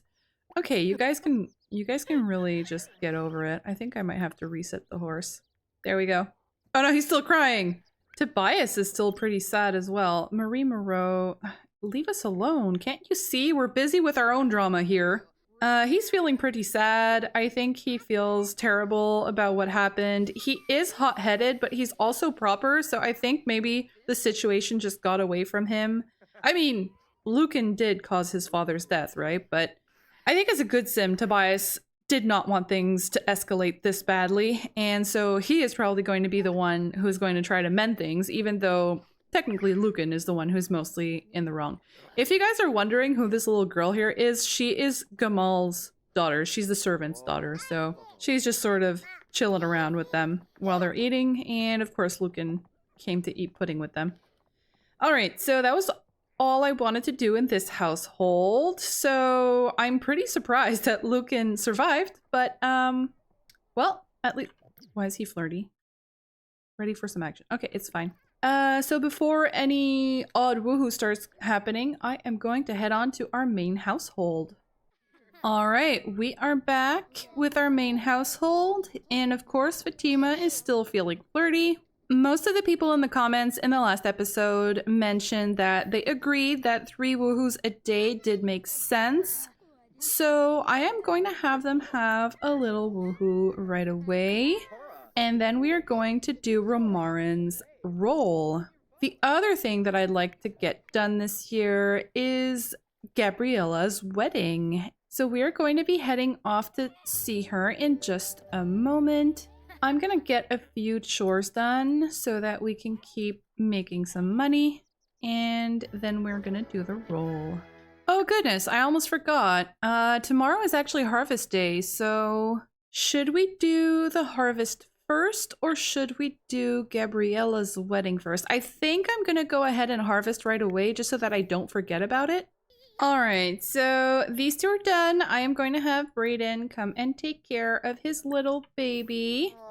And meanwhile, we are going to have Fatima come and do a pregnancy test. And Fatima is not pregnant, so I might have them do another woohoo a bit later in the day. But for now, we are going to take a picture of this beautiful little moment before we roll to see if Romarin is going to be making it to the taller stage or not. To make it to the taller life stage, he needs to avoid a 4, an 8, and a 12. Oh, thank goodness. Okay, baby Romarin survives. That's wonderful. I'm so happy. Thank goodness we have an heir at least. Even if Fatima is not having much success in giving us a spare, at least our cutie Romarin is healthy and well. Alright, so he was sunny. He is now slow to warm up. It's challenging to take care of these toddlers because they have slower attention, need decay, slightly negative moods, and build relationships slowly. However, they don't have negative reactions when they don't get enough attention. Oh, okay. And movement developmental delay. These toddlers build movement skills slowly. I feel like that's not really a personality trait though. So I might just remove it because I feel it's just sort of making gameplay more difficult and it doesn't really add anything to him as a character. So he's slow to warm up. What else? He was sunny, so maybe I just saw carefree here. Slower needs and learn the potty skill quickly. Okay, let's go with that. Oh, the hair! He's so cute! Let's take a look at this little guy. Oh, he lost his freckles. Oh no, they're still there. Okay. It's such a funny hairstyle. I think I'm gonna leave it just because it's kind of cute. He looks like that villain in Shrek though, but I mean, I think it's period appropriate, so I'm gonna leave it. I might take him into cast just to give him an outfit though. Alright, so here is Romarin after a very small makeover. I changed his freckles just because they weren't very visible on his darker skin color. I also changed his eyebrows and I gave him a unique little outfit that the other toddlers don't have. I also left him with the ridiculous hairstyle just because it kind of reminds me of Quentin, so I think it's just sort of funny. He's cute. Alright, so now that that is done, I didn't actually have time to get started on the harvest, but we still have quite a bit of time left. We have another entire day, so I'm actually going to head on right away to Gabriella so that we can get her and Corey married. Alright, so here we are at a little cottage that was abandoned out in the woods. And this served as a sort of hideout for the outlaws for the past few years. So Corey has set things up so that the two of them can live here once they're married.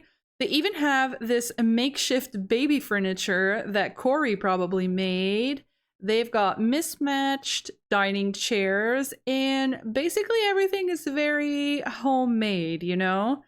But Gabriella is here visiting, and I think she couldn't be happier as long as she is pregnant. Second trimester already? Really? She's barely showing. Well, one more reason to elope. I mean, from what I've heard, as long as a couple got married before the baby was born, people just sort of tolerated women being pregnant before marriage, so it might not be as big a deal as I think. But I still think that Gabriella and Corey, they're quiet people, they're simple people, they're not going to make a big event out of it. So I'm just going to invite over our outlaws, and of course I am also going to invite over our dear friend Noah, and they are going to be the only people here to witness the wedding. Alright, so all of our outlaws are already here, and I couldn't resist the temptation of also inviting good old Adriana. See, even Noah's happy to see her. So, Noah being bad-natured, I think he does not care at all that Gabriella's marrying into an outlaw family, and he's probably even already friends with these guys, if I'm being honest. So, Corey wants to get married to Gabriella, and she wants to woohoo with Corey. Okay, so we're gonna go ahead and get these guys married right away. So, Graves is Harlan's last name, but I think I'm going to find a new name for them. I'm not sure what it's going to be. Maybe something inspired from... Oh! Well, would you look at this? The ceremony is actually working. Well, here we go. Gabriella and Corey, and look at Grayson hanging out in the back. You know he's jealous, right? So could you imagine that Grayson heard that Adriana was going out and he followed her here just to see who she was hanging out with? He might even see the outlaws and be extremely upset. Aw. Nobody's even watching.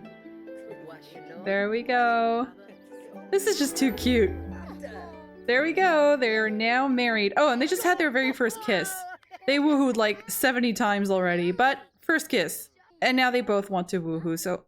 Okay, I thought they were going to do it autonomously. I am going to have them woohoo just to get their wants fulfilled. Oh, she wants to be friendly with her nephew, Kaylin.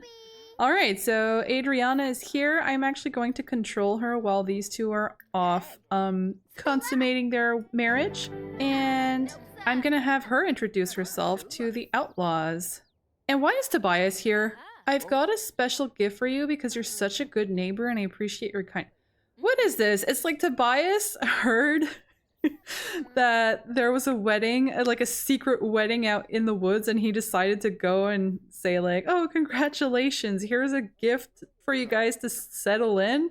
Like maybe this is on his family's land or something. I don't know. Are they sort of stuck here? She's gonna be yelled at by Noah. Maybe not. Okay, so for some reason she needs to introduce herself to Harlan again.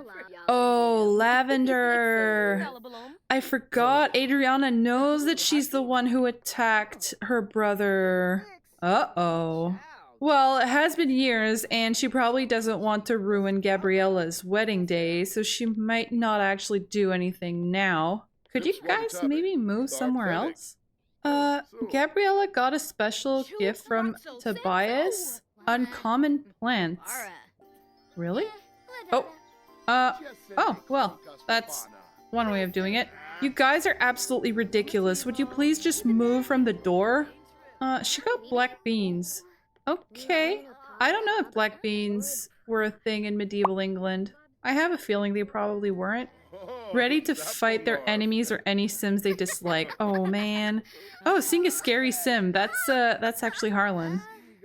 She's ready to fight. Oh boy. Should she? I mean, that might not make a very good impression on Harlan. Mess around. No, I don't think so. But like I said, she might not want to make a scene at Gabriella's wedding, although she is impulsive, so I don't know. I'm not sure. Oh, the outlaws are already leaving. Well, okay, that's fine. I just wanted Adriana to get another chance to meet them since apparently their relationship got culled or something. Oh, she's scared of him. Maybe she thinks he's imposing and... Well, he is scarred and he does look a little scary. Oh, everybody's leaving. Okay, then. Did someone steal our crib? Is that a thing? Did it bug out or did someone steal the crib? That's so weird. Why would you steal a crib? Oh, man. You might notice that the amount of money that they have down here is exactly the amount that Brayden owed them for her dowry or her inheritance. And so I imagine Gabriella probably told him of her intentions to get married and he probably wasn't very impressed, but seeing as she was pregnant, he couldn't really say no. But he probably also asked her, like, did you ask for permission? Did you go see the Lord? You know, you should have told me before you got pregnant so that I could go and talk to him. And she's probably just like, what? Did I need to ask permission? So Brayden probably isn't all that proud of the situation, and I don't think the Lord has much of a reason to be against it, but he might hold this over them if something ever happens and he needs a favor. He might say, well, you know, one of your family members did get married without my authorization, and I just sort of let it go, so maybe Brayden is going to owe him a favor at some point. She wants to be friendly with Sir Lucan. Come on. Oh, she was friends with Auguste, though, wasn't she? When he was a kid, she hung out with him a bit. Yeah, so she's great friends with Auguste, so that's fun. That's a relationship at some point that we could bring back if she needs a favor or if she's looking for protection. August might be able to help her now that he's a grown boy. Alright, so she's already in her second trimester. And so she is not going to be giving birth in this episode, but we're probably going to have a new baby in the next episode in this family. So now that it's done and that it's the evening, I am going to head on back to our main household so that we can do the harvest. All right, we are back with our main household and I am going to remove Gabriella's dowry from our household funds. There we go. So we've got one more dowry out of the way. We've only got 5 more kids whose inheritance we have to pay, and then we're gonna start paying back Quentin. Oh dear, I forgot. I also got the bills earlier today, so I'm gonna have to go pay that as well. Let's see how bad the bills are. Huh. Since I was in another family, did it autonomously pay the bills? Did it just skip over them? I wouldn't mind because it would be 3,000 bucks that we, I sure would like to keep in our household funds. All right, okay, so Adriana is just back. Cosmo has been sprayed by a skunk. Gross. Great. Poor cat. Look at these goats sleeping in Adriana's bedroom. That's so cute. It's like they know she's the one mainly taking care of them and she's the animal enthusiast. Oh gosh, this poor sick cat. He looks like he passed out next to the fire. Did he just pee on the floor? Why is someone visiting us at 1 a.m.? Oh, this is Fatima's half-brother. But why is he here at 1 a.m.? I mean, this is kind of a funny coincidence because for the next episode, what I had planned is Quentin's wedding. So I don't know if this is his brother come over to give us the wedding invitation, but it could have waited until morning. I guess I'll have them have a conversation. Maybe she's gonna ask him about who Quentin intends to marry because it kind of comes as a surprise to her that Quentin was courting someone at all. And Rowan is probably gonna let her know that Quentin actually fell in love at first sight. And this is actually true. I was setting up Quentin's family to have him get married soon, and he fell in love at first sight with the sim that I intended for him to marry. So at least one of my sims is going to have a happy ending with their soulmate. No, that's not true. Gabriella and Corey are also having a happy ending, but it was unexpected. Whereas for Quentin, things fell into place just perfectly. So I don't know if Fatima is going to be a little worried about that, although she does have her own soulmate, so she's probably maybe a little jealous, but also happy for him. Okay, well, bye now. I'm just gonna send her back to sleep in that case. Oh, the poor sick cat. What am I gonna do with him? So it looks like Rowan actually stayed overnight. I don't know if he got in trouble somewhere and that's why he ended up showing up at 1 a.m. because he needed somewhere to crash. Once again, Adriana is out here at 5 a.m. doing all of the chores while her brother is blissfully sleeping. Oh my god, the cat just passed out. The poor thing. What? Wait a minute. Oh no! Oh, Rosemary is pregnant! And she just peed herself, but she's pregnant! I was sure it wouldn't happen.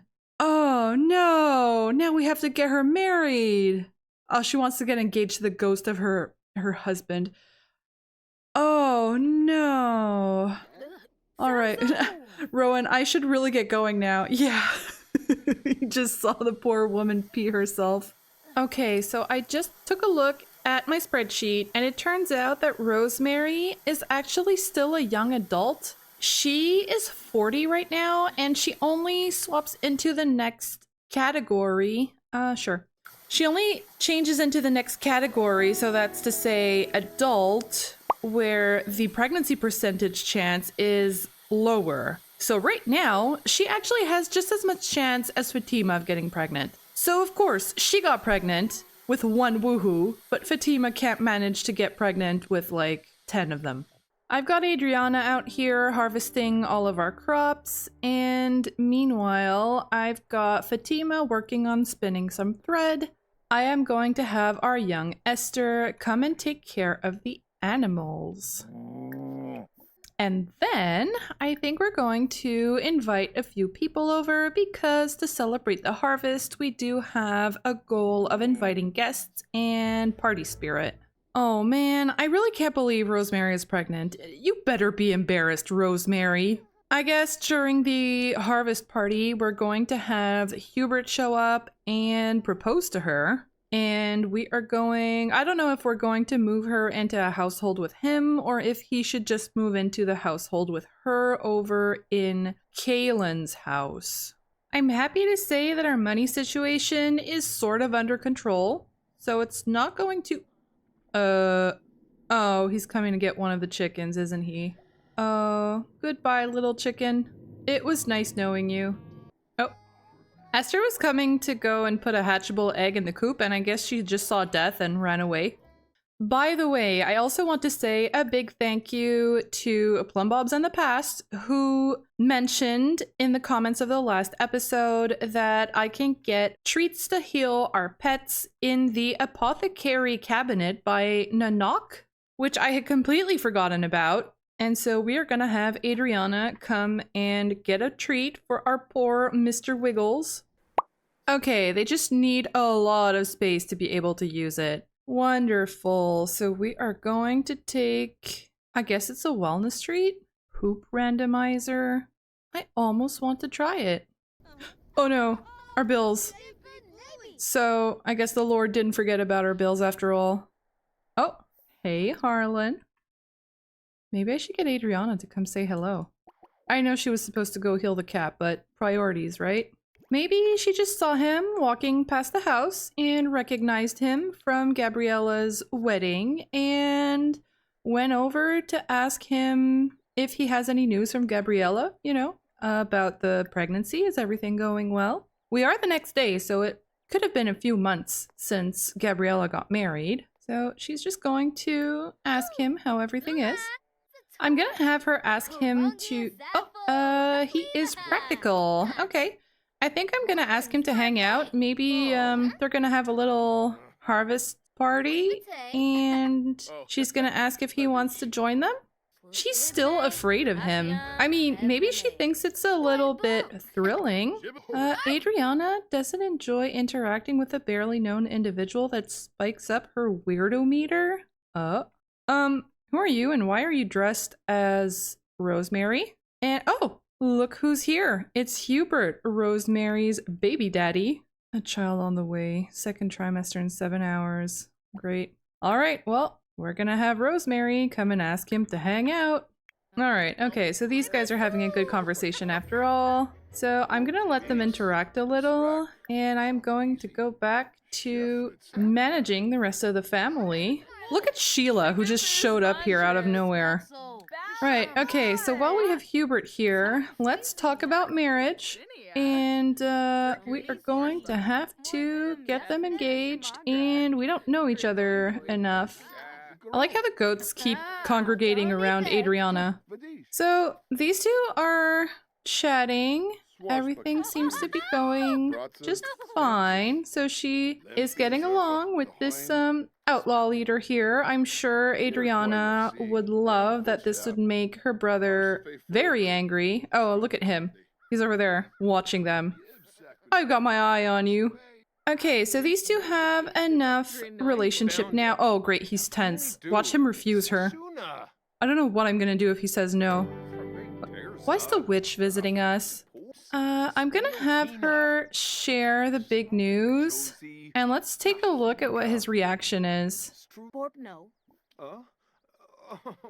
Oh dear. Yeah, he is not happy. That's awkward. Let's still propose, because even if he's not super happy about her being pregnant, especially at their age, I think he would at least do the decent thing and get married so that she doesn't get into any trouble. Alright, there we go. Okay, so there's one thing that was resolved. So we might actually have 2 weddings in the next episode. We'll have Quentin and we'll have Rosemary. Fatima had a want to woohoo with Brayden, so I did have them have a little shower woohoo.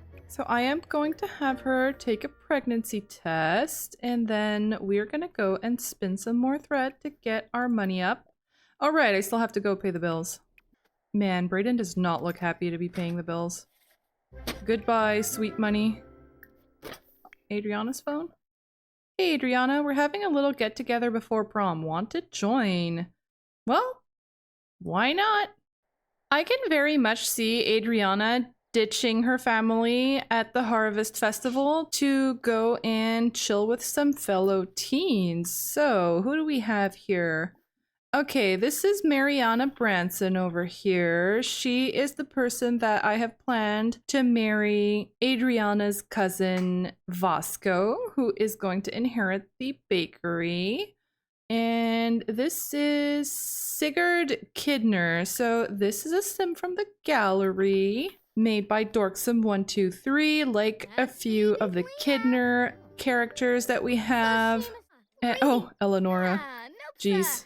We all remember Eleonora, who had an illegitimate baby with Brayden's twin brother Frederick. And of course, she senses a flirty atmosphere. Impulsive Sims lack control of their desires. So I don't know at what time these guys are actually gonna go off for prom, but I might as well invite a bunch of more teens over and see Adriana interact with them a bit. So I don't know what happened, but everybody just left. And the only person who's left here is Eleonora. Let's have Adriana maybe get to know her a little. I could imagine Adriana being a little... Oh. Who's she inviting? Oh, Grayson. Right, I invited Grayson. Well, while we're here, we could try and find... Oh, here's baby Sabrina, Frederick's little girl. I could see Adriana being a little curious to see her niece. Kaylin and Grayson just showed up, and I wonder if Grayson might have a little conversation with Adriana about seeing her with the outlaws at Gabriella's wedding, which I don't think she would be very happy to hear, because I don't think she knew that she was being followed. Oh, let's see her get introduced to Sabrina first. Oh, cutie. And she literally can't say a single thing. Hold hands while she's holding the baby? Mess around? Wait a second. Wait. Travel to prom? Oh no. He just invited her to mess around. Oh my gosh. Should I cancel it? I kind of don't want to. I mean, she is impulsive, so it does seem like the sort of thing she would do. I just hope she won't get pregnant. If she does, maybe she's going to ask him to get married and he'll say no and she'll end up in trouble and she'll ask Harlan for help? I don't know. But she's doing it with the baby in her arms. No! No! Drop that baby! Oh god. How awkward. What's happening? We got the woohoo music, but... Well, oh. Does she have a scar? I think she has a scar. Well, I have no clue if that worked or if it didn't. Can I do a pregnancy test? I can't, so it apparently bugged out because she had the kid in her arms, which she can no longer put down, which could be a problem. It seems like we're going to have to go back home with the kid in her, she doesn't even have an action cue. What's happening? Adriana, you're all broken. Okay, I reset her, and we're gonna head on home before anything else happens.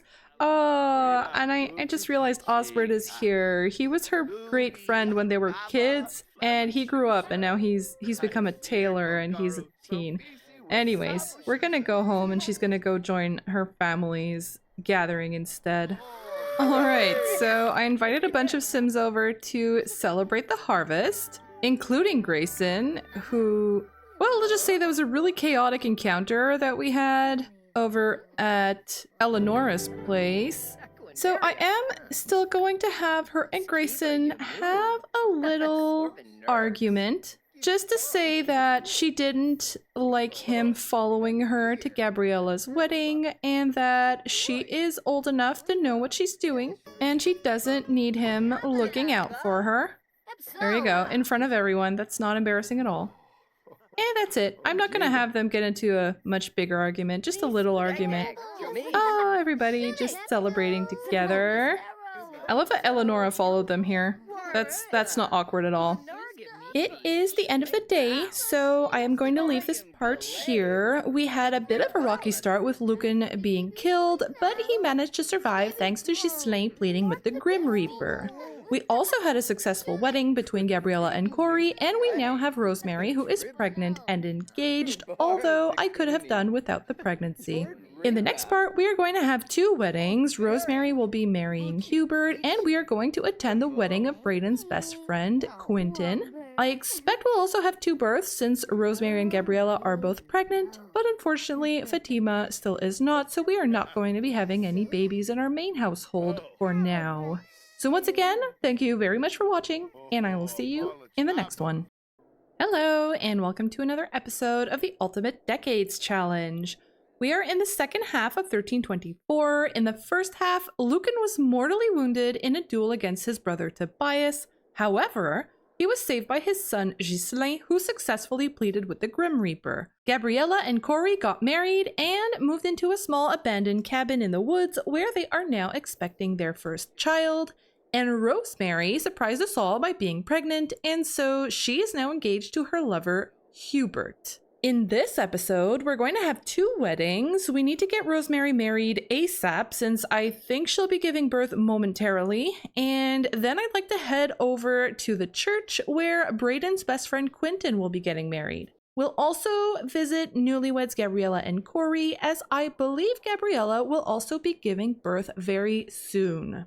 There was one birthday to do today, and that was Christopher's birthday. Christopher is Noah's son. I did the roll off camera, and I am happy to report that little Chris is alive and well. Since winter is just starting off, I'm having Adriana get started on planting some new crops while everyone is waking up. I'm also going to have Brayden and Fatima have their morning little woohoo to try and get a second child in this household. So Rosemary isn't quite in her 3rd trimester yet. I think Gabriella is going to be the first one giving birth because she was already in her 3rd trimester last time I checked. Here, let's have Esther come and help them out. There we go. All the ladies working together, planting our winter crops, while Brayden once again is off fooling around. By the way, if you notice anything strange happening in my game, that is because I recently updated. It took me hours to get all of my mods up to date, but I may have missed some. I also have a new graphics card, which is an old graphics card, which was given to me, so that can also cause some jankiness. And I also swapped Wonderful Whims for Wicked Whims. I did take a look at all the options, so I think everything should be relatively tame. I'm also using streamer mode to blur anything spicy that could happen, but you know, accidents happen. So I'm very sorry if anything inappropriate happens while I'm playing. All right, so these 2 had their little woohoo, and let's try and take a pregnancy test. Hey, I heard you became friends with Edlin Elmire. She's pretty cool. Thanks for that very important Finally! Fatima is pregnant, finally! Congrats, Fatima! All right. 2nd trimester in 24 hours. All right, we have Yule tomorrow. So today we're going to do the 2 weddings, and then tomorrow we could have a little gathering with the whole family. I think that would be pretty fun. All right, so I have the wedding event planned. We're just going to wait for people to show up, and in the meantime, I'm going to take care of our Sims' needs. Here, why don't we have Fatima come over and tell Brayden about the pregnancy?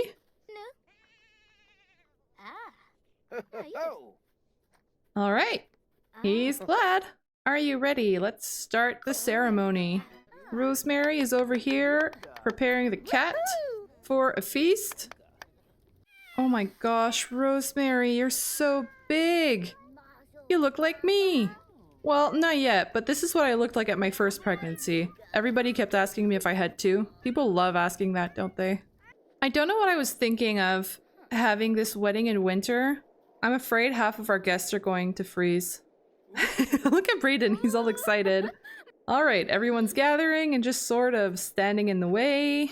That is how we love our weddings. So where's the groom? Is he invisible? Is the groom a no-show? She's talking to Hubert, who appears to be invisible? Hubert is literally invisible. I just teleported him here, and he's not there. Well, another successful wedding. So romantic. A wedding without a groom. Should I just say this is canon? That Hubert just never showed up to the wedding and he left her at the altar? That would be so sad. But he wasn't very excited to have a kid. Maybe he got cold feet. I mean, Rosemary does have a really big family. Maybe he didn't want to do this in front of everybody. Or maybe he just ran away and we'll never hear from him again. Oh, he's hugging his mom. It's like, it's okay, Mom. Even if you were left at the altar, we love you anyway. Oh, Gabriella's here. Maybe the guests are just still arriving. It's taking forever. Here's Corey, who just arrived. Gabriella gave birth. I just saw her walk by. Gabriella gave birth to a baby girl. Oh. Her mother's name was Shanna, so I think I'm going to call her Shanna. And you'll notice the last name here is Atwood. I decided that since they're living in the woods, I would give them a nature-related name, and so Atwood is now the new name of Corey and Gabriella. And so we are going to call her Shanna, and we are going to look in on them in just a moment. Well, you know, since this wedding isn't much of a success, we might as well go and see them right away. I guess maybe Gabriella gave birth during the wedding and that's why everything went so wrong. All right, we are here with the Atwoods, and for some reason, Hubert is here. Did he get cold feet and ran off into the woods and somehow ended up here because of the rain? Or did he just get the wrong memo and ended up at the wrong place for the wedding? And why is Lucan creeping around in the woods over there? Well, in any case, we are going to have Gabriella come and kiss her little baby. Aww, here is Gabriella with little baby Shanna. So we are going to have to do the roll for these two. All right, so we are going to roll for Gabriella first. Gabriella is fine, and now rolling for baby. Baby survives, and let's roll right away to see if little Shanna will make it to the infant stage, and she does! Gabriella's first baby is perfectly healthy. And looking at my spreadsheet, Shanna was actually originally written with 2 N's and I only put 1, but oh well, we're gonna live with it for now. All right, so that's great. So everything is good in this family. We are going to head on back to our main household because there is another wedding that I would like us to attend, and Corey's going to chat with Hubert. I don't know how to take this, guys. What do you think? Did Hubert just run off and has no intention of marrying Rosemary at all? Or is it just a game bug and we should forgive him and we should go ahead and have those two get married? Alright, so we are now at the church. We are here with most of our active Sims and with Quentin, who is going to be getting married shortly. I am going to have him come and greet his best friend, Brayden. I hope the bride is actually going to show up. Okay, here are the rest of our guests. So everybody is sort of getting to know each other. We have Adriana here looking absolutely fabulous. Lucan is here. I expect that Quentin may actually know Lucan because his father Staunton was actually good friends with Gemma. And so they probably met at some point when Quentin was traveling with his father. So I don't want this to bug out too badly, so I'm actually going to have everybody come and gather for the wedding right away, and hopefully this will actually work because Quentin is an adult, and so is his fiance. So with a little bit of luck, oh, poor Brayden, he's gonna pee himself. Can you imagine you pee yourself on the front row during your best friend's wedding? Okay, let's do this. Well, not everyone is sitting down, but Hubert, how dare you show up to this wedding? All right, here we go. It's a pretty good turnout for his wedding. Quentin has a lot of buddies, even if they're all just sort of standing in the aisle, but that's fine. I can live with that. An actual successful wedding. Beautiful. Okay, bye now. It's finished. So I assume normally these guys would all go to get drinks, but they are in a church, so it might not be very appropriate. I like that Adriana is only chatting with her brother Kaylin. These two are like best friends. Our two troublemakers. Since we're here, I am going to get Kaylin to introduce himself to some of the ladies that are here. We've got Adelaide Longfellow, who I believe is a sim that I created when I first started the challenge just to populate the world a little. We have Rosa, who is Quentin's sister. This over here is Merida. She is the innkeeper's daughter. And that would be the innkeeper in Windenburg and not the one in Henford where Noah works.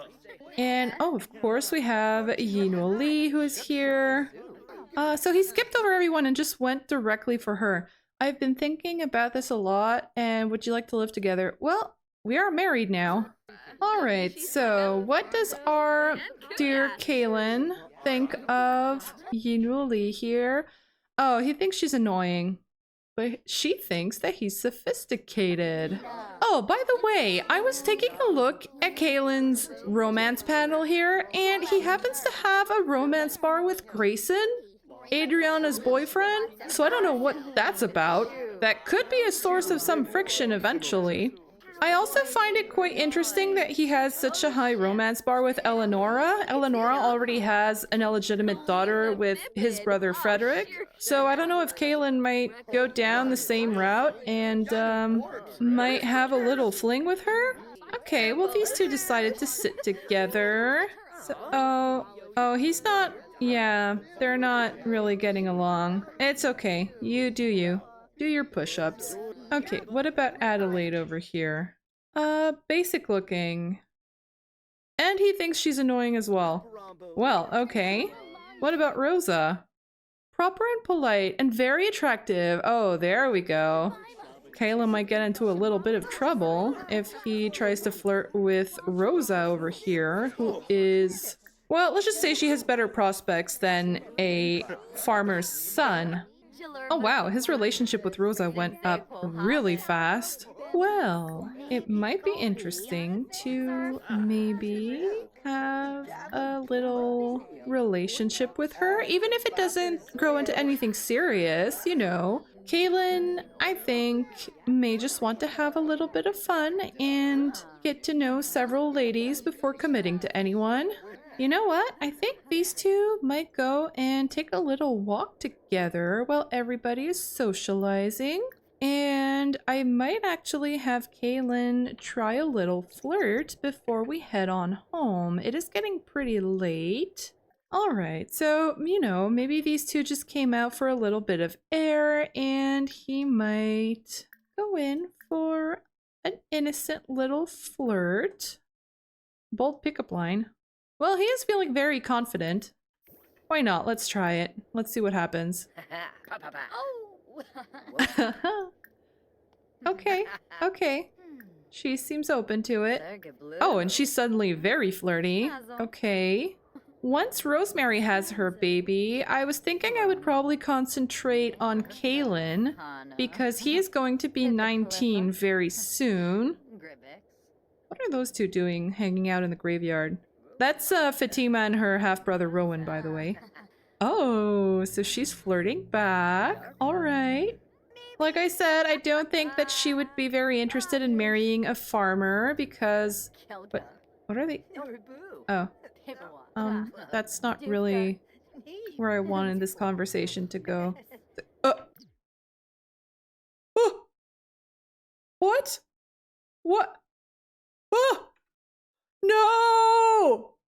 Oh my, no! But they don't even know each other! What? Lucan, how dare you? I don't know what to do. I don't know where to look. I put it to like low intensity. Why Adriana? Why Lucan? Oh. Uh-oh. I mean, I don't think he's interested in getting married, so this is probably just going to be a fling, and if she's pregnant, he's probably not going to want to marry her at all. I don't think he'll care. Scare? Why does it have a woohoo symbol next to scare? I don't think so. Let's make a move. I'm kind of afraid of clicking on anything that has the woohoo symbol. Woohoo and bush with multiple partners? No, I don't think so. Should I do it? I don't... There could be people watching. I'm just gonna hold hands for now. Yeah, there are people over there, so he's not gonna do anything too risque. They're not even done yet! Oh my god, that's so... No! It looks so violent. Okay, well, since everybody's in the church, I don't know if they're going to have heard what's going on. I mean, maybe everybody is like at a party or something. Like, I don't imagine they would have all have stayed at the church until midnight, so maybe they all went to a bar or something, and while everybody's chatting and drinking and having fun, Adriana and Lucan snuck off. It's so awkward. He's like her uncle, basically. Oh man, Adriana, you've really done it now. Oh my... Why is he sitting there next to them? What? He's actively watching. What? I don't... Would you just stop it? Okay, I went and sent Kaylin to ask them to stop. Maybe, he knows what she's up to and just discreetly knocked on the door to let them know we're gonna start leaving soon, so you guys might get caught. You might want to get dressed. Okay, they got dressed. Jeez, I don't even know how birth control works with Wicked Whims. Okay, we're gonna head on back to our main household, and then Quentin is just sleeping on a bench. I'd like to think that he got drunk and he just passed out on a bench. Is that a thong? Bright green G-string owned by Sir Lucan. Okay, Lucan. Okay, so as I was saying, we're gonna head on back to our main household, and I'm gonna go take another look at the options to see how to make sure that that wasn't like a try for baby or something. Oh, she's still very flirty. How come this didn't happen between these two, you know? It's so random. Oh, these two are getting along really well. He wants to have his first kiss with Rosa. Okay, well, before we leave, as everybody is leaving, he might go in for a kiss just before she leaves. All right, so Quentin just had his very first kiss with Rosa. Oh my. Okay. Well, before things get too steamy in here, we are going to head on back to our main household. Rosemary is still standing outside next to the arch. It's like she can't believe that Hubert never showed up and she's still waiting for him or something. Alright, so it is 3 a.m. I'm gonna have everybody head on to bed, and I am still not sure what to do about Adriana. She doesn't even have a romantic relationship with Sir Lucan, so I don't even know why it prompted for these two to have a woohoo. I mean, like I said, I put the autonomy to low, and I thought that meant it would be pretty much limited to Sims who have a romantic relationship, but I guess not. I mean, I don't know. She is impulsive. I guess she probably... Quickie with a hottie.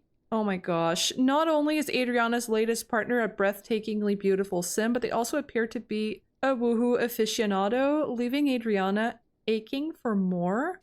Oh my goodness. Adriana, I was not expecting this from you. Well, I mean, yeah, I kind of was.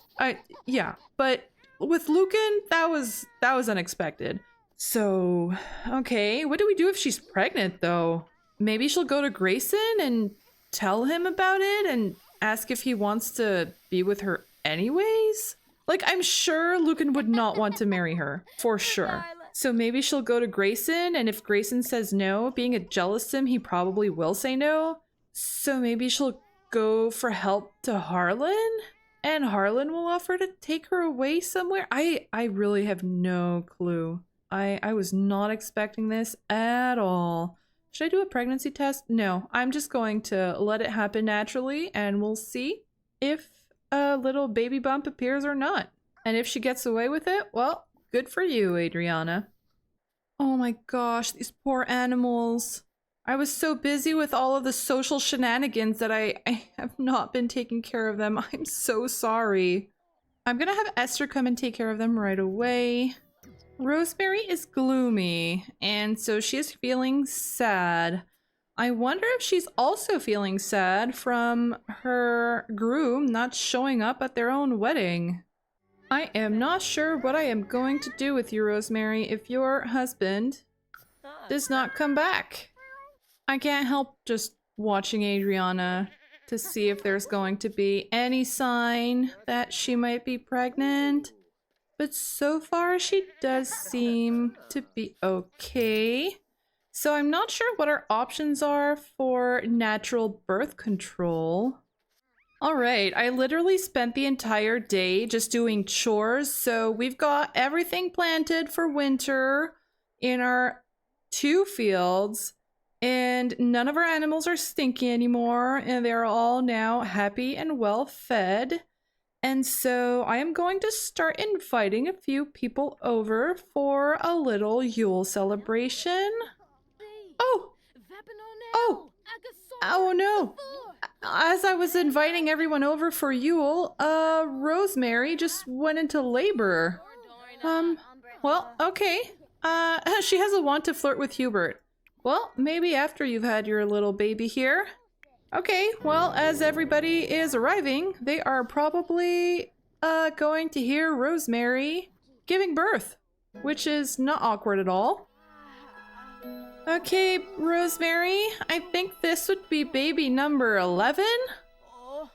Hopefully your last, because you are now 40 years old, and I almost wonder if I should add some numbers to the roll. Oh, it's a baby boy. I don't remember what Hubert's name is, so we're just gonna leave it Barrow for now. Tristan? Oh, I like that. All right, Tristan Barrow it is.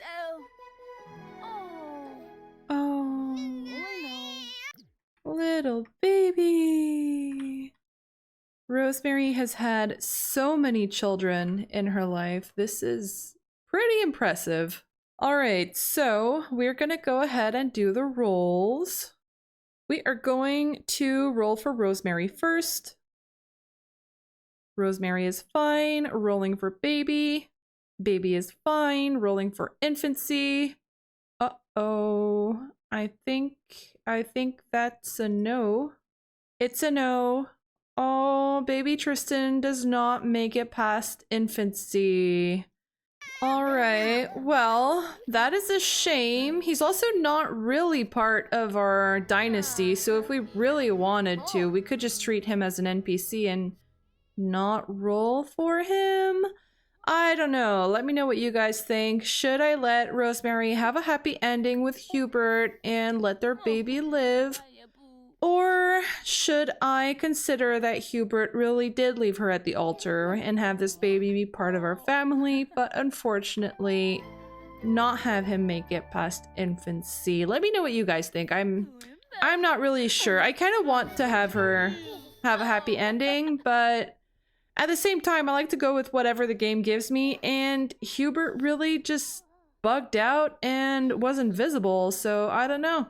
Alright, so our guests are all sort of scattered around.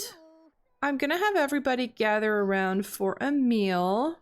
Noah and Rosemary have a supportive family dynamic. Oh, why not? I have a feeling that Noah, as he's gotten older, is now a lot more responsible. You know, he's got 2 kids, he's taking care of a tavern. I think maybe Rosemary and him are starting to get a much better relationship as his bad nature has sort of been toned down. Oh, we've got Grayson over here chatting with Romarin. That's cute. I think I'm going to have Adriana come and say hello to him. She invited him over to join them for Yule. Her hunger doesn't seem to be going down much slower than usual, so everything seems pretty fine. She needs amusement. Oh boy, that's dangerous. There, she likes pranks. Maybe she dare to streak. Sounds like something she would do. Should she? I think she will. I think she would think it's the funniest thing ever if her boyfriend streaked in front of her family. She wants to get in trouble, sneak out to a party, and pull a prank 3 times. Well, maybe next year I might have Kalen get into a bit of mischief and drag his sister into it. I'm not sure if he's going to streak or if he's just leaving. He's like, that is wildly inappropriate, Adriana, and I am not going to deal with your shit. Goodbye. Oh, there he goes. Okay, never mind. He's streaking. Well, she probably thinks that's the funniest thing ever. Looks like your boyfriend is braver than you thought. So to get her fun up, I think I'll have her come and swing. This seems to be her favorite hobby ever. And it is already the end of the day. So it is the end of the day and also the end of the year. So I'm going to leave this part here. We had a pretty exciting episode with Rosemary being left at the altar, giving birth to a little baby. And we also have Fatima, who is finally pregnant. And of course, we had Adriana have a bit of a fling with her uncle Lucan during Quentin's wedding, which I'm still not sure what to do about.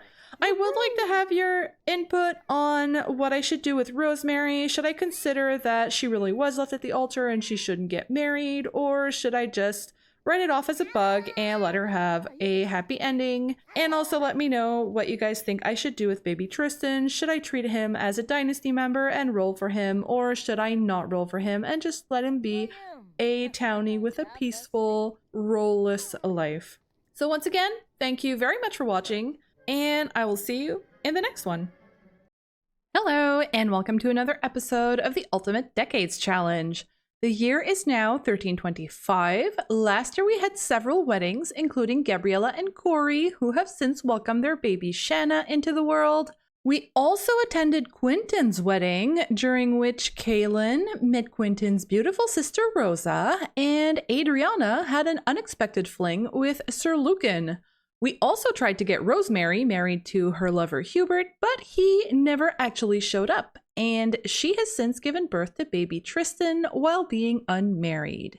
There were some really good suggestions in the comments regarding what we should do with Rosemary and Hubert going forward. We are going to start off by doing her adult birthday roll, just because the result might change what happens with Hubert and the baby. The numbers she needs to avoid are 1, 6, 13, and 16. 3, and she is a-okay. Good, Rosemary is fine. She is currently back in Kayla's household with the baby, and what we're going to do is we are actually going to get Hubert to come over. The way I see this is he got cold feet when it came to marrying her in front of so many people. Sure. Especially since she was already pregnant, and he's probably going to come over to apologize and meet their baby. I thought a lot about it. Comments about it were really mixed. Their relationship isn't just romantic. There is quite a bit of friendship here as well. So I don't think it's likely that he would just abandon her with their child. I'm gonna have them... Well, actually, I'm gonna control him. And he's the one who's going to come and apologize. Oh, he's tense from the new baby. It's a relief not to have to deal with the pregnancy anymore. Dude, you weren't pregnant. It's a stress to take care of an unwanted baby. Well, you know, the other thing is that Rosemary has 4 grown sons who would likely not let him get away with just dumping her. I see Brayden and Noah as being pretty well known in the community, and they would likely take the situation to the Lord to try and get Hubert to at least support Rosemary financially if he absolutely refuses to marry her. But I don't think Hubert will want to take things that far. He does really love her, and it seems like even if he's a little afraid of being a husband and a dad this late in his life, the alternative would mean a lot more trouble for him. Since they haven't actually gotten into an argument, I can't have them apologize, but how about I'm gonna have him express admiration and come and give her a hug. So we're going to say that he's come to apologize, and he is going to ask her if she'll still have him, if they could just elope immediately and not make a big fuss about it. You know, he might actually make peace with having a child, even if he wasn't really excited about it and it was very unexpected. And so I'm gonna get these two married right away. And the only witnesses we're going to have is Kaylin. Oh, not really. They're not interested. They're chatting with the neighbor over here. All right, that's fine. Let's joke about body hair while we're at it. Aw, next to their sleeping baby. I'm gonna disregard the role that I did for Tristan because Tristan isn't blood related to our founder, so there isn't really a reason to roll for him. He'll never inherit anything related to our family. So I'm gonna treat him as a townie, same as Hubert, and I'm not going to be rolling for either of them, but I am going to keep rolling for Rosemary though. There we go. I hope you guys aren't too disappointed that I decided to tie things up nicely for Rosemary. But she's worked so hard her entire life. She's raised, should I have him move in or should I have him stay at the keep? I'll have him move in. Why not? We've got room. So yeah, I hope you guys aren't too disappointed. It's just that, you know, she's had 9 kids and she lost her husband in the famine and she had to raise all of these kids mostly on her own. So I think she deserves to have a happy, simple ending. Has he met the baby? He hasn't even met the baby. He's gone to chat with someone else. And but from talking to an attractive sim. Oh. Okay. Oh, change the dirty diaper. Okay, let's do that. And now that that is resolved, look at Hubert. He's here chatting with 2 ladies after he just got married. Oh, it's the welcome wagon. Okay. Invite neighbors in. Why not? Even if we've lived here our entire lives. But maybe they're just here to congratulate the happy couple and didn't realize that Hubert didn't show up at the first wedding. What's he? He's going to mourn Emma. You don't even know who she is. Okay, so this here, she's a widow that I created. She's living in her own little cabin a little bit further away in Henford. I think I am going to have Kaylin come and introduce himself. You know, she's pretty. And having a bit of a fling with a widow sounds like just the thing that Kaylin would do. So I'll have him go and talk to her a little bit. And of course we still have the 2 youngest Barrow kids living here. We've got Allison. Allison is a super outgoing sim. She is also perky and she's an animal whisperer. So as she's growing up, she should probably get a bunch of friends, which I haven't been able to concentrate on since I'm trying to concentrate on the older kids first. Yeah, she doesn't currently know anyone except her family, but I'll deal with that when she gets a little bit older. We've also got Alexander who's over here. He's got a weird set of traits. He's judgmental, a home chef, and a sleuth. So I'm not really sure what we're going to do with our young Alexander here going forward. But now that everything here is resolved and under control, we're going to head on back to our main household because we have another birthday roll to do. All right, we are back with our Barrow family. Fatima is currently in her 3rd trimester, so she could be giving birth at any moment. But the first sim I'm interested in is our young Esther over here, who needs to do her teen roll. The 3 we've got here is the 3 that Rosemary rolled, so the only number we need to avoid is a 7 and 12. Esther is perfectly fine. We're gonna roll again to see if she gets married. Huh. Do you remember if the 2 is a yes or a no? 2 is she never gets married. Oh no. Will she have babies? 2. She gets 2 pregnancy tries. Well, that's sad because I sort of imagined Esther as being a bit of a mommy sim. I think she was looking forward to having a husband in her own home and having a lot of babies, but just 2. The main family has been really unlucky so far with these roles. I think Noah's the one with the most baby tries, and then we've got Gabriella, who's got the most baby tries, but she's not actually part of the main line. Okay, well that is a little bit disappointing, but we're gonna age this lady up and see what we have to work with. So she was warm-hearted, insecure, determined, judgmental. Yeah, I do actually see that for her. And we're gonna give her a teen aspiration since she's warm-hearted. Well, judgmental. She kind of strikes me like she likes certain people, she likes her people, and then just sort of judges everybody else. So she might be a bit of a drama llama. Okay, and she aged up with the same clothes as her sister Stephanie. So I'm gonna take her into Cass and give her a little makeover. And I will see you on the other side. She has glowing green lips. What is that? I've never seen this before. Is this it? It is. What even is this? Okay, whatever. She actually aged up with appropriate hair. This is pretty much what I would have imagined for her. She had a braid before, so I think that's actually pretty perfect. I'm just not really a fan of the double eyelashes, including the white ones.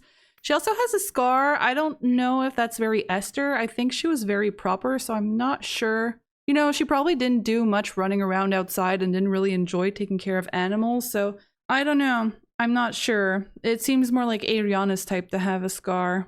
I might remove it. I'm gonna take a look. Here is our pretty little Esther after her little makeover. I did end up getting rid of the scar, though I kept the hair and I slightly changed the eyebrows. You'll notice her eyelashes don't necessarily line up with her eyes very well. That's because those are eyelashes by Miko and they haven't been updated as of the recording of this video. And so I gave her a very proper look. Since she rolled not to get married, but she does have 2 baby tries, I'm thinking she might end up being some richer person's mistress with whom she might have 2 pregnancies, or she might fall in love with someone and become pregnant, and maybe he either passes away or he decides not to marry her for whatever reason. I don't know. We're going to see where the autonomy takes her. Okay, so for the rest of today, I think I'm going to work on the chores so that our farm is up and running and we keep making some money to pay for all of these dowries. But our money situation actually isn't too bad now. I'm feeling a little bit better about it. And the other thing is that Kaylin is currently living on the other farm, and instead of giving him his part of the inheritance, we might actually just leave him the second farm.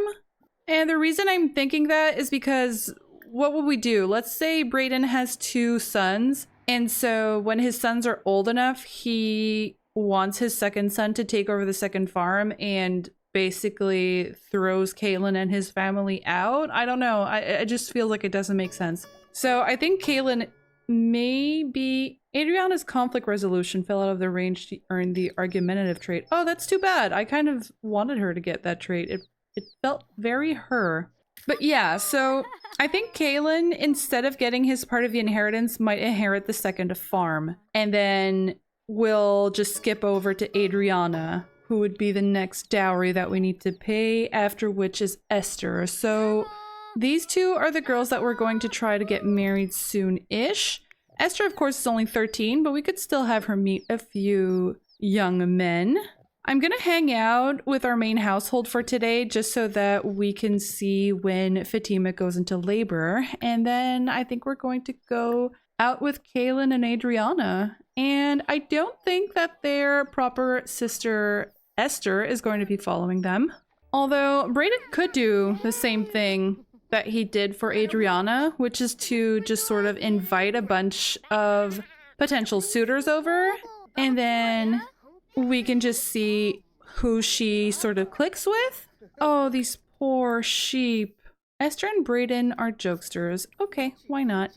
I just discovered a bunch of feathers out here. I'm guessing this is our cat.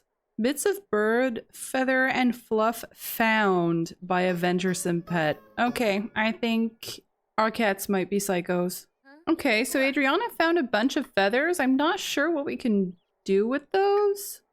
Assemble into bird sculpture. Collect all 12 kinds of bird feathers to build a strange bird sculpture. That sounds promising. Okay, we're just missing 4. So I guess I'll just let the cats keep doing their thing. These two are getting along a lot better since she turned into a teen. I'm not sure what happened. Look at Brayden teaching his kiddo how to talk. Brayden was just meant to be a dad. I'm having Esther make some dinner for everybody. She has to practice her cooking skills if she wants to be a proper little lady. I was thinking about her judgmental trait, and I feel like being insecure and judgmental, she's like a little bit haughty. Like, to make herself feel better about her insecurities, she just sort of judges other people instead. I think it's a fairly realistic sort of personality. I have the whole family sitting down for a meal. Poor Fatima, so close to labor. I hope everything goes well. If it doesn't, I don't know what's going to happen between these two. If Fatima loses another baby, I don't think she's going to want to be pregnant ever again. But, you know, Brayden wants to have a family really badly, so I don't know. Maybe that could be a real problem between them. We are allowed to have Sims divorce, so that might be the path that they go down eventually. If they don't have more children, Fatima might decide to go off with Zane, and Brayden might decide to get remarried to have more kids with someone else. I don't know. I like how Ramarin is just sort of sitting on the floor watching them. It's like he wants to be part of the family, but he's too small to be able to sit on the bench. Esther is here trying to discipline the cats and having very little success. Yeah, that's exactly how I feel with my cats too. Why does the cat keep passing out? The poor thing. Are you okay? You don't look so good. Everyone is here, like, bro, can I get you anything? Don't you dare. Don't do it. Don't you, you little... How dare you? Oh my god, I hate it. I hate it so much. I cannot stand it when my cats do this, and they get so sick and then they just throw up everywhere. Yeah, he learned not to jump on counters while still sitting in the bowl.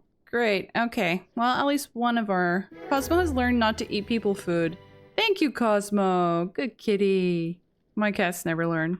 Doesn't matter how many times I tell them no. They don't care. Oh.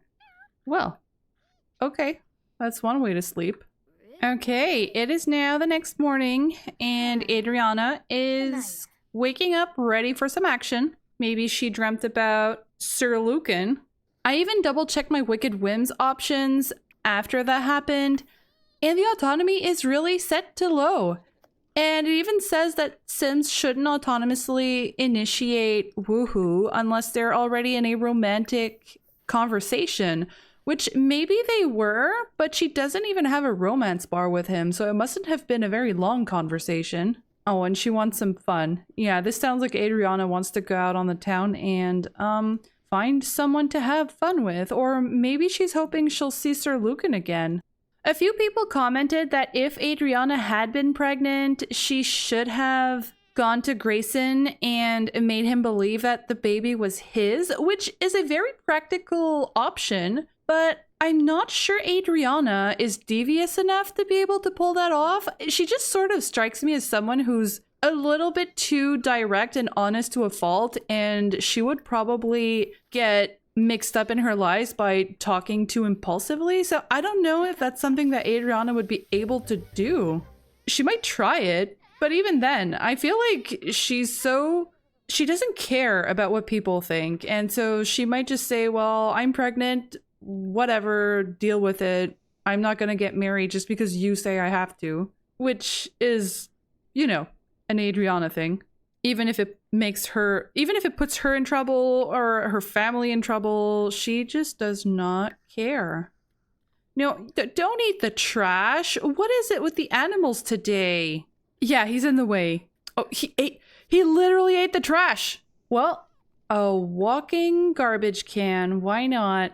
Oh, hey, it's the lottery. We could certainly use a bit of luck.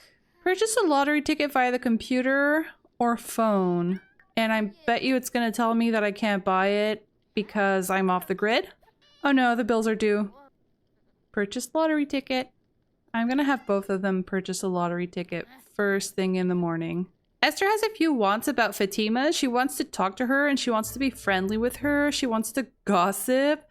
So I don't know, maybe Esther has really taken a liking to Fatima and sees her as a bit of a maternal influence in her life. Here, let's go and give props, I guess. Oh, it's such a pretty pregnant belly. Oh, how sweet. Esther likes affection. Yes, I'm sure she does. Oh, maybe Esther is actually going to stay with them for a while to be a bit of a nanny for the kids. And if she does get pregnant and have a kid out of wedlock and that the guy passes away or never comes back, maybe they're going to try to pass her child off as Fatima's to help her out? I don't know. Too many possibilities in this challenge. Oh, look at Romarin playing with the cat.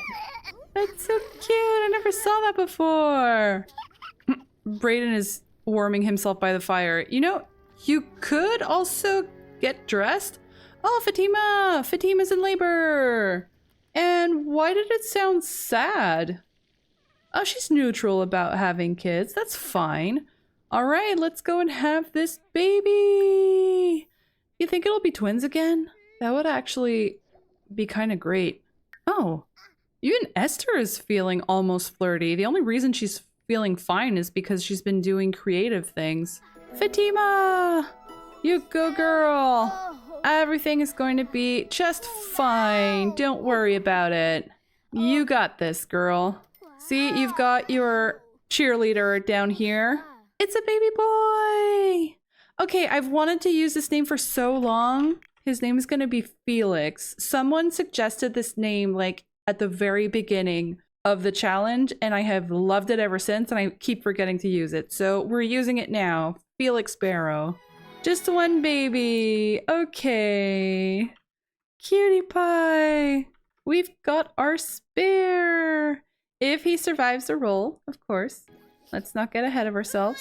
Oh, little baby. Okay, ooh, she was cold. Okay, so let's have her kiss his forehead. And we are going to do the dreaded rolls. As usual, we are going to roll for Fatima first. She just needs to avoid a 1. 5, she's fine. Baby needs to avoid 5, 10, 15, and 20. No! No. No, not again. Baby Felix. Oh, no. Oh, that's it. Fatima is not gonna want kids after this. Oh, that's so sad. I'm not even gonna have Brayden come over here. I don't want him to go through this. I'm so sorry, little baby. Oh, Fatima, you're gonna have to put him down. Oh, this is so sad. Oh, I'm so sorry. Oh, gosh. Poor Fatima. I am... Hey you, happy birthday from Gabriella. Oh, that's so sweet.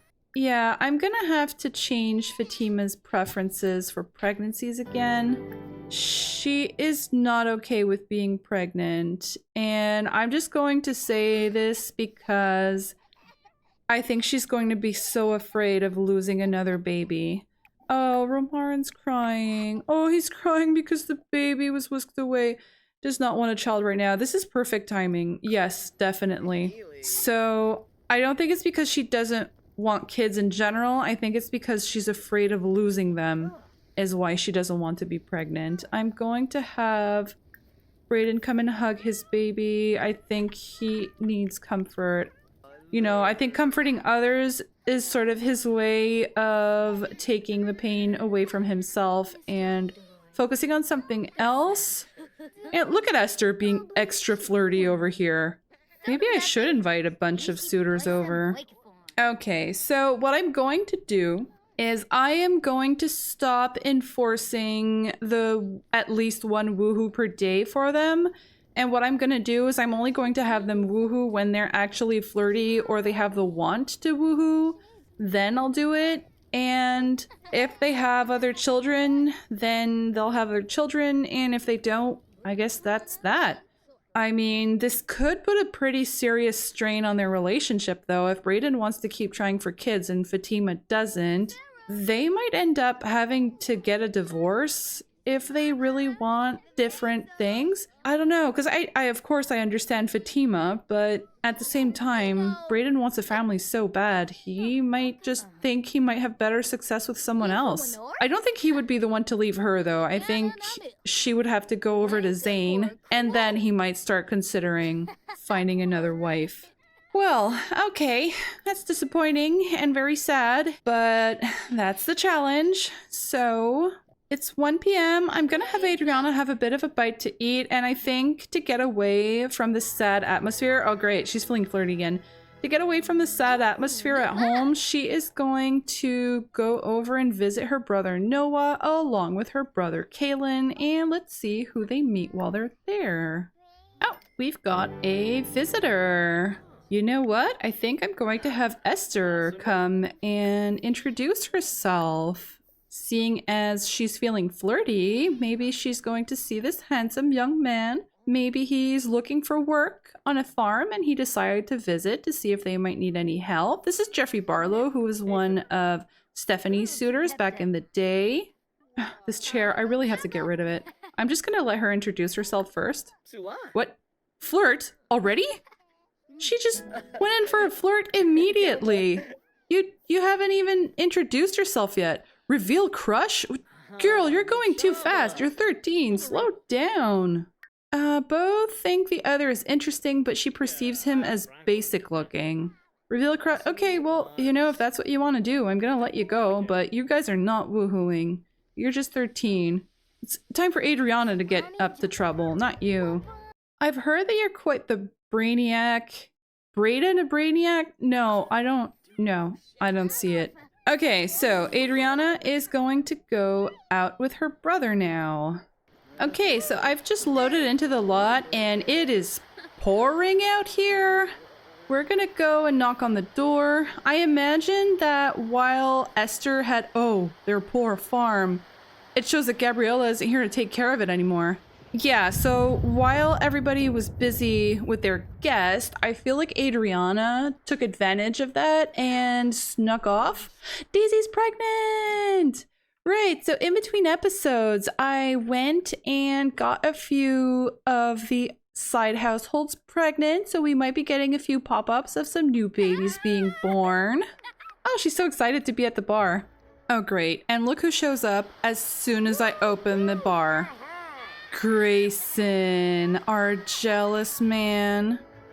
It's like he knows that this is where her brother works and he decided to come and take a look to see if she was there? I don't know. Is he creeping on her? Are you being a creep, Grayson? Alright, so her fun is pretty low. I'm gonna have her play cards to try and get that up while we wait for some more patrons to arrive. Although with Grayson, look at him. He's just staring at her.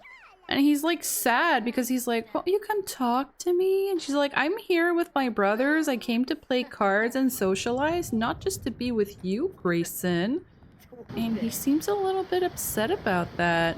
Who would blame him? Maybe he heard a rumor that she was seen with Sir Lucan or something, because there was a witness. But the witness was one of her good friends, so I don't think he would talk about it. I don't know. Okay, we're starting to get some people coming. I hope they're not all gonna die struck by lightning or something. as they're coming to the inn. That would be kind of awkward. Okay, so it's Adela, the widow that Kaylin could maybe have a relationship with. But things aren't off to a great start. Claimed to be a criminal mastermind. The best way to start a conversation. There, show off muscles. Why not? That's what all the ladies want to see, isn't it? Okay, so I invited a bunch of Noah's friends over as well. He's got a club of partiers, I guess we could say. Okay, so I'm going to have... Oh, should I have her go for a flirty introduction? She is feeling flirty. Harlan is here. Oh, look, Harlan just came straight to the card table. It's like he came to say hello as soon as he walked in. Oh, people I know. Here, I'll have her talk a little bit to Harlan as well.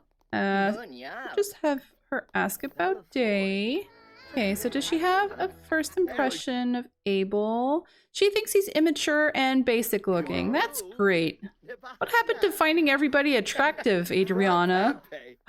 Look who's very flirty. Harlan? Amazing compatibility. I swear, they're made for each other. Here, share the lottery excitement, you know? She's gonna let them know, like, if I won the lottery and I had 1,000,000 simoleons, I would buy a ranch and all of these animals. Propose crazy scheme. Why not? You know, we could go off to another kingdom. I'd have 1,000 sheep. Support Harlan's facial hair? No, I'm gonna compliment his outfit. He looks very badass, you know? I love that he's very flirty. Suggestive. Look, Adriana has noticed that Harlan's eyes are lingering on them more and more. There's an intensity to their stare, and with their attention fixed squarely upon them, this may be the chance to move things to a more intimate direction. She is impulsive. Adriana has accepted Harlan's advances. He looks excited, anticipating the opportunity of experiencing a passionate moment with Adriana. She can do whatever she wants with him for the next few hours. What? But, okay. Attempt to seduce? Is that what I should do? But this is gonna become... No, her mother is here. Her mother is here. No, okay. Ooh, what are you? Rosemary, no. I'm gonna have these two, I guess, come upstairs. I'm not gonna push things too far. I'm just going to give them an opportunity. Get engaged to Harlan. Are you serious? Like, she's so impulsive. She already has a boyfriend who she gets along with pretty well, actually. Where is he? Yeah, they're pretty good friends. Their romance bar is so-so, but they're pretty good friends. And she sees this dangerous looking guy at the bar, talks about, you know, winning the lottery and getting a farm, and now she wants to get engaged to him. Like, she doesn't care that she has a boyfriend already. She's just like, let's get married. They don't even have a romance bar. Let's get married. This is so messy, Adriana. What am I doing? Okay, so I'm having the two of them go upstairs. Not that I'm going to push them to do anything naughty, but I am going to have them continue their flirty conversation upstairs, away from prying eyes. More specifically, away from her mother's eyes. Show off muscles. Yes, Adriana. She's just like, this guy looks tough. He must want to see my muscles. Oh, wow. She is excited. Sing about the lottery. Why not? Okay, so... She's feeling flirty too. Impulsive sim feel the desires. Okay, in the air. Talk about fantasies. She's so impulsive, I think she will. I did see the woohoo symbol next to it. I hope that's not like an invitation or something. I just want her to like flirt. You know, I don't want to take things too far. I just want to, you know, have Adriana do her thing. I'm just gonna have her do a bit of flirting. And we are going to go downstairs to Kaylin to see what he's up to. So, and Daisy just peed herself. That's really sad. Poor pregnant lady. Oh no, and now she stinks. Oh, poor. Here, I'm gonna have Kaylin just sort of mop it up. Lana Chance. Oh wait, we do have a lady here. Okay, Spar. No. And she left. Great. Oh, they were embracing. I just caught you guys in a hug. So they're both flirty. They have a tiny little romance bar. But they keep just going in for friendly interactions. There's no autonomous flirting, there's no autonomous kissing, and no propositioning, which I don't get. I don't get it. Why did she have a sudden woohoo with Lucan, who she barely knows? And I'm not even sure she was flirting when that happened, but maybe she was. See, they barely know each other. Her and Lucan, they barely know each other. And yet, she had a woohoo with him with no context whatsoever. And with him, they're just sort of chatting about whatever. Maybe it's because her fun is too low. Well, you know, I know a way to make your fun go back up. She is impulsive, you know? Maybe she would go for it? I don't know. She wants fun. She really wants fun. And it did say she could do whatever she wanted with him for the next few hours, right? So, shall we? Shall we? Let's go for it. Where's he going?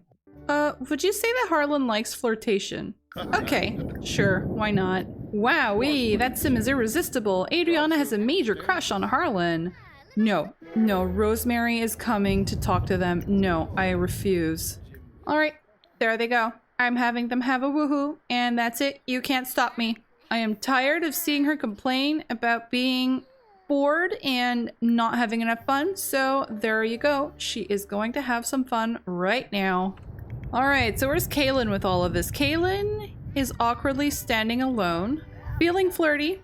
Oh great, Adela. So this is the widow that he met a bit earlier, and he is no longer flirty. Well, that was a quick emotion. Yeah, the relationship doesn't seem to be off to a great start, but that doesn't necessarily mean anything. Discuss fitness techniques, why not? Give a pep talk. Why not? Bright and day, why not? I'm gonna try and get him to turn the charm on as well, and... Lucan? What's this? He got struck by lightning, didn't he? Oh my gosh. Oh no. Oh, if I'd known Lucan was here, I might have sent Adriana to flirt with him a little. Oh well. Okay, so she fell asleep here. Oh no, her brother is here. Oh no! Wait a second. Mason Carver. Oh, this is Grayson's brother. Why is he so sad? Oh no. Do you think he's going to see Adriana? And he's gonna know what happened? Where's Harlan? He went and slept in another bed. Okay then. Do you think he's going to see her leaving a room with someone and he's going to go tell his brother and she's gonna get in trouble? I don't know. Uh-oh. Right, so I kind of want to have Adriana sneak back home. Grayson is here. Hurry, Adriana, get dressed. Go take a bath and get dressed. At least Harlan's in another room for some reason. Grayson. Oh, and he's here feeling flirty? Okay. Hey, Hubert. Poor Kaylin. Kaylin was here with his sister and his sister left with some guy. And now he's just sort of sitting here awkwardly. Oh, yeah, might as well meet Grayson. Alright, he has a romance bar with Grayson for some reason, which I don't know how that happened. Flirt. No, I'm gonna have him joke. I mean, if they do autonomously start flirting, I'm just gonna let it go. But Grayson is jealous. He should be loyal to Adriana, even if she doesn't really deserve it. So I'm gonna come and have Grayson get dressed as well. Sorry, not Grayson, Harlan. And he wants to become friends with Adriana. Oh, that's cute. It's like he had a bit of a fling with this much younger... I don't want to say needy exactly. Daisy is thinking about woohoo with Fatima? That's peculiar. Oh wait, no. Oh, Noah! Noah is fantasizing about his brother's wife? You guys!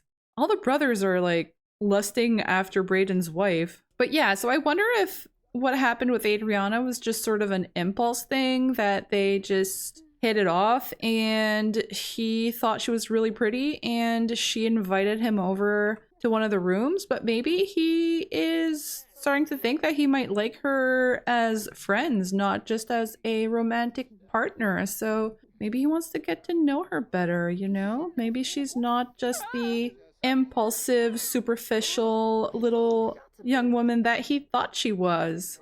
Oh, poor Christopher is here with a dirty diaper. Okay, so I had Harlan come downstairs and now nobody's here. They're all gone. So I guess we're safe. All right, so it is the end of the day and also the end of the half year, so I'm going to be leaving this part here. We did have great success today, although Rosemary did have a successful birthday and finally got married to Hubert, and they are now going to be able to live out their happy ever after. Fatima unfortunately lost her child, and we also rolled for Esther not to get married and only have 2 baby tries. And of course we had Adriana, and by now Adriana and Harlan do their are they going in for a woohoo? Oh no, she just went to bed. That's fine. All right, well, we're just gonna have to watch Adriana sleeping. Adriana had a little woohoo with the outlaw Harlan. I did have to force things a little, but I felt like it was normal. You know, she is impulsive and he did make eyes at her, so we're going to see in the next episode if she may have gotten pregnant from this. And in the next episode, we're probably also going to have a few births in the side households. And we do also have a few roles to do. So I think in the next episode, we're going to be traveling around our side households and getting updates on everybody. So once again, thank you very much for watching. And I will see you in the next one. Hello, and welcome to another episode of the Ultimate Decades Challenge. We are currently in the second half of 1325. In the first half, we had Rosemary tie the knot with her baby daddy Hubert. Esther aged up into a teen but rolled not to get married, after which she already started flirting with a young man who came to ask for work on the farm. Fatima gave birth but unfortunately lost her baby Felix, and Adriana got up to no good and had a romantic encounter with the outlaw Harlan. I had initially started off this episode with a family tree overview, but it ended up being so long that when I started editing, I decided to make it into its own video. So if there are any mentions of the family tree overview in this video that you sort of scratch your head at, it's because both videos were initially combined in this episode. All right, so we are starting off in our main household. I have moved Kaylin into our main household so that I can control him a bit more easily alongside Adriana, since those are the 2 that we're currently working on getting spouses for. I am going to spend a little bit of time getting the chores done so that we can keep working on our finances. You might notice that our finances have gone up quite a bit. That is because our nectar has finally started aging now that I've made a basement and put it down there. 1324 starts tomorrow? Huh. I think I may have messed up my calendar. Oh. Uh-oh. Oh, wait! Daisy had 2 male babies with Noah! What? Oh. Huh. Romance skill. Right. Why does... I am so confused right now. Okay, so she acquired the romance skill. I recently got the Love Struck expansion. In fact, not just recently. This very morning, I purchased and downloaded it, and I have not yet touched anything. And so if I look confused and all mixed up, it is because this is my first time playing with it. But now I see that Fatima is autonomously flirting with Brayden, which is great because if the 2 of them can get flirty and want to woohoo, then maybe there's still a chance for these 2 to mend things and have a kiddo. She wants to ask him about his day, so that's what I'm gonna have her do. But what I've just discovered is that I may have messed up and gotten confused between my saves, because the way I manage things is that I save at the beginning and end of every episode, so that way if anything happens during an episode and I have to roll back or I need screenshots or something, I always have a previous save to go back to. But it looks like we had Yule a few episodes ago and now it's going to be Yule in 4 days again. So something might be wrong. Oh, or what could have happened is when I installed the expansion, something might have messed up the seasons and everything. So as you can see on the calendar, we're currently here, but we're supposed to be here.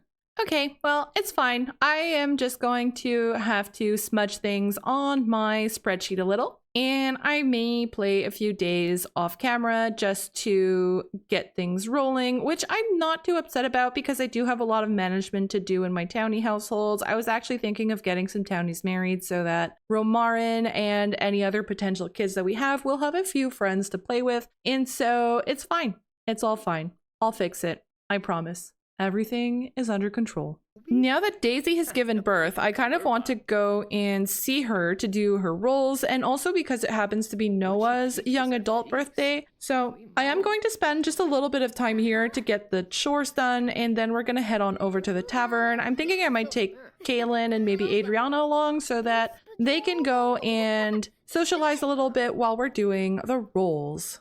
Oh no.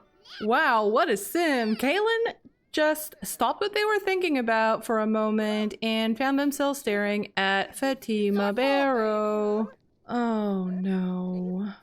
Hopefully Fatima will be kind enough to reciprocate Kaylin's feelings. I think that was established already.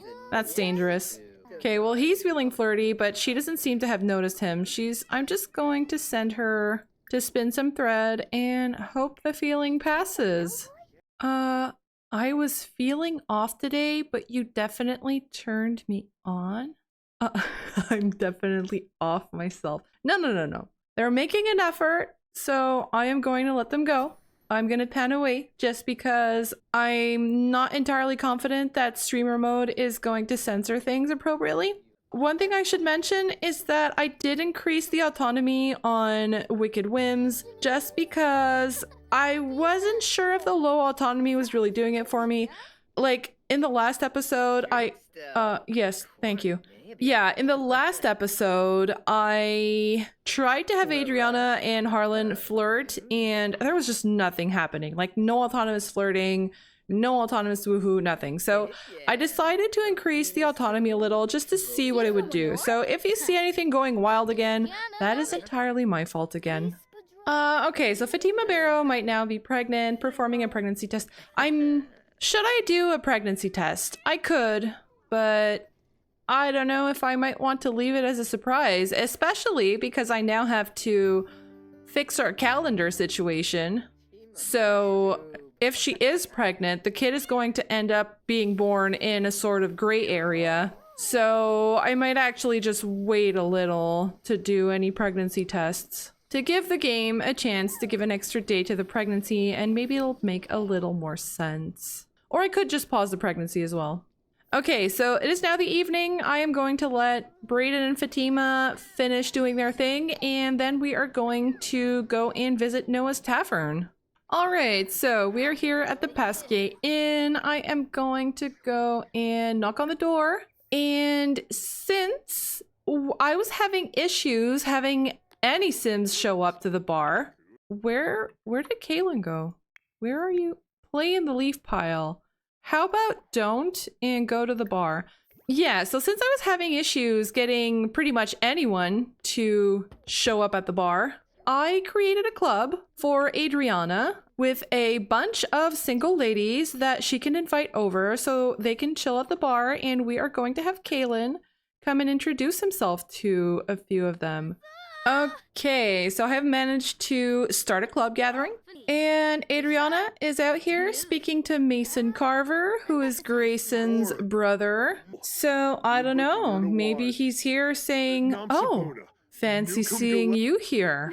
And he probably remembers seeing her the other day when she was with Harlan, and might just be asking her, you know, do you come out here often? And she's just gonna be like, oh yeah, well, you know, my brother works here.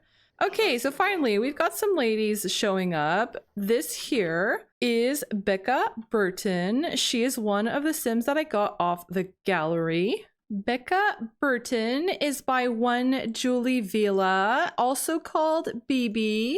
She is a erratic, squeamish, and neat Sim who wants a big, happy family. I have invited all of these ladies over to meet Kaylin, but at the same time, Kaylin is both interested in finding a wife and interested in just having a fling. So I'm just going to have him introduce himself to everybody, and we're going to figure out which category each lady might fit into, because he is cold-blooded, you know, he's probably a little bit practical about this, so he might have a fling with ladies that he's not all that into, but he'll want to marry someone. Oh, introduction to attraction. Okay, give me a moment here, because it is my first time playing with Lovestruck. So he feels instantly attracted to Becca. Okay, that's good. Sims become attracted or unattracted to others based on their turn-ons and turn-offs. By the way, I have not touched the turn-ons of any of my Sims. I let Wicked Whims generate that, so I don't know how these systems are going to work together. Okay, so it says attraction can also change based on others' turn-ons and turn-offs. Okay, so we're going to discover that as we play. But yeah, so I see Kalen as being quite pragmatic about it, and he's probably going to marry somebody that he knows is going to be a good partner and who's going to be good on the farm with him and raising his potential children. But that might not be the same ladies that he goes to for, shall we say, comfort. Ah, here's another lady. Two ladies who are here simultaneously. Okay, so Yinwo Lee is here. He already knows... No, okay, I saw ask due date, but that's a mischief interaction. Okay, so he already knows Yinwo Lee, so he's going to come and introduce himself to Edlin Elmir. Edlin is another sim that I got off the gallery. Edlin here is by Sal3MXX. She was made for Rinzi's Decades Challenge. I saw her in one of Rinzi's episodes, and she came with her brother. So these two are currently suitors for our Sims. She was pregnant when I added her to my game, so she is currently a single mother. We could say that she might have said that her husband died and that is why she is raising her child alone, but whether or not that's true, we don't really know. Okay, it's starting to rain, so I'm gonna get these guys inside. Instantly unattracted. Kaylin is unattracted to Edlin at first sight. This will make it harder for them to romantically interact. Okay, that's fine. Kaylin is really in need of fun, which is a little bit dangerous when we come to this inn.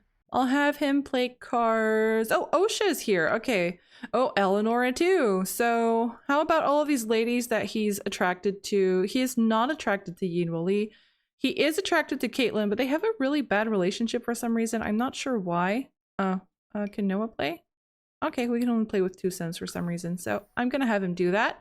And while Caitlin goes to play cards, we are going to go and take a look at the little newborn babies. So this is the second set of twins in a row that Daisy has had. What are their names? For some reason, I don't have a pop-up telling me their names. I know they're 2 boys, but that's really all I know. In any case, we are going to do the rolls for these 3. So we're going to start by rolling once for Daisy. She survives. We're going to roll for the baby that she currently has in her arms. That child is fine. We're also going to roll for infancy. Baby survives infancy. We're going to roll for Daisy again for the second birth. Daisy rolled another 16, and we're going to roll for the second baby who's on the right.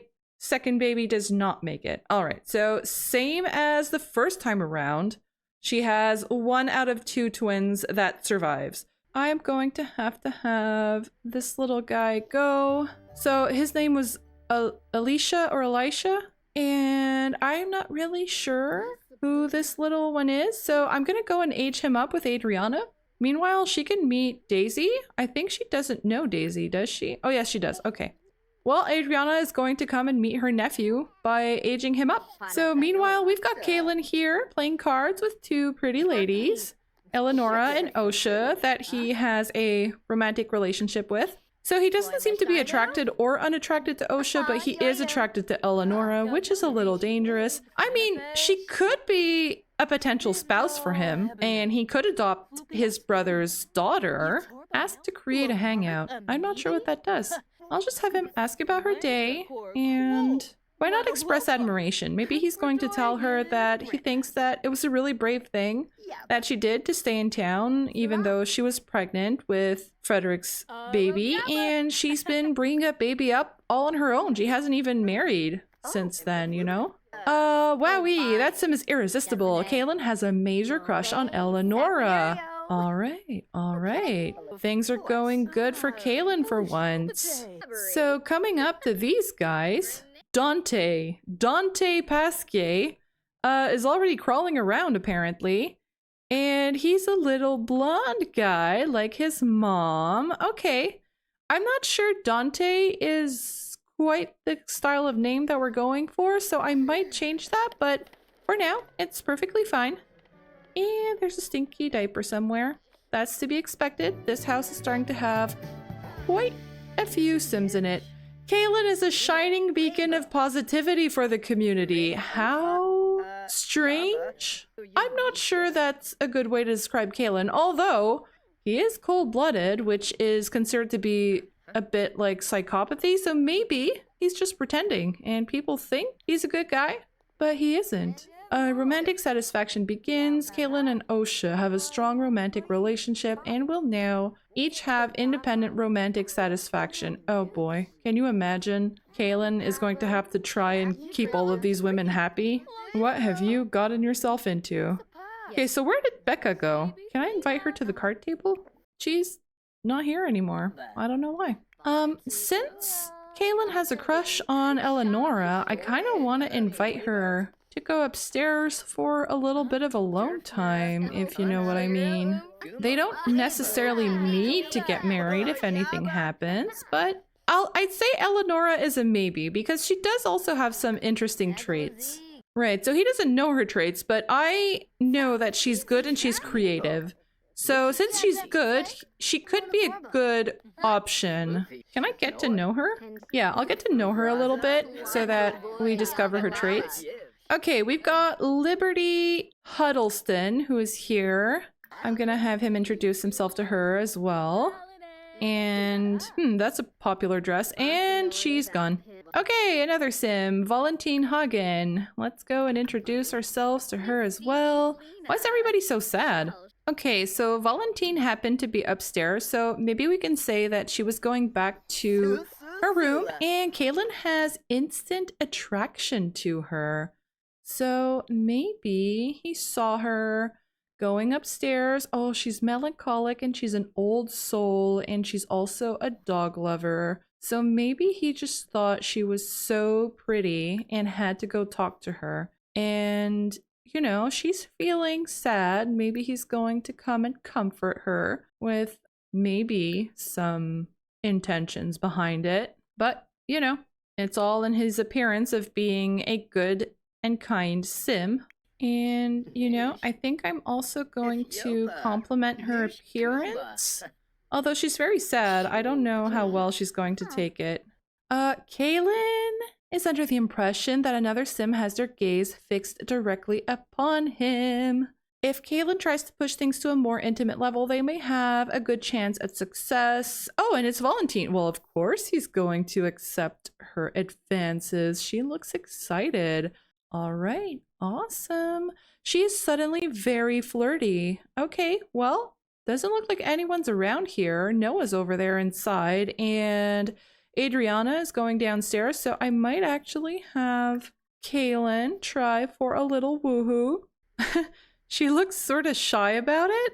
You know, he is a pretty good looking guy. Maybe she's a bit intimidated. Maybe she knows he's a bit of a popular guy in town. A lot of the girls are into him. And she might be surprised that he's into her as well. So I had him ask her for a woohoo, and they seem to be stuck in this idle conversation. Oh, there we go. Okay, she's into it. She's into it. All right, so we've got our first conquest by Kaylin here. I'm gonna pan away because I'm never sure if it's going to work or not. Okay, so we are going to come back here to Adriana, who decided that she would just read a book while she's at the bar. You know, nothing better to do. Let's read a book, especially being a peasant who doesn't know how to read.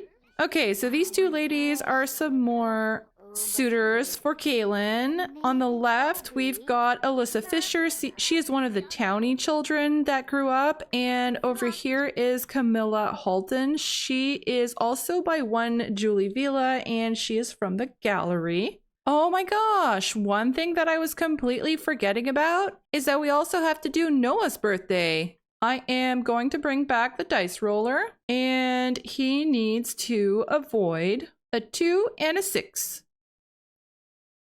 He's fine. He's perfectly fine. So I am going to have this guy age up right away. He is now a young adult. Oh boy, Adriana is ready for some action. Can I get her to come and get to know her own brother? She can. Okay, so I want to know what his new trait is. He's got the following lifestyle, close-knit. Okay, that doesn't really answer my question, but okay. So Adriana is feeling flirty, but there isn't really anyone who could interest her. I mean, unless she's into the ladies, I don't know. It is getting pretty late. It's 2 a.m., so I might actually have her head on home. I don't know. Kaylin still doesn't seem to be done. Okay, Kaylin is finally done, so I'm gonna have these two head on back home.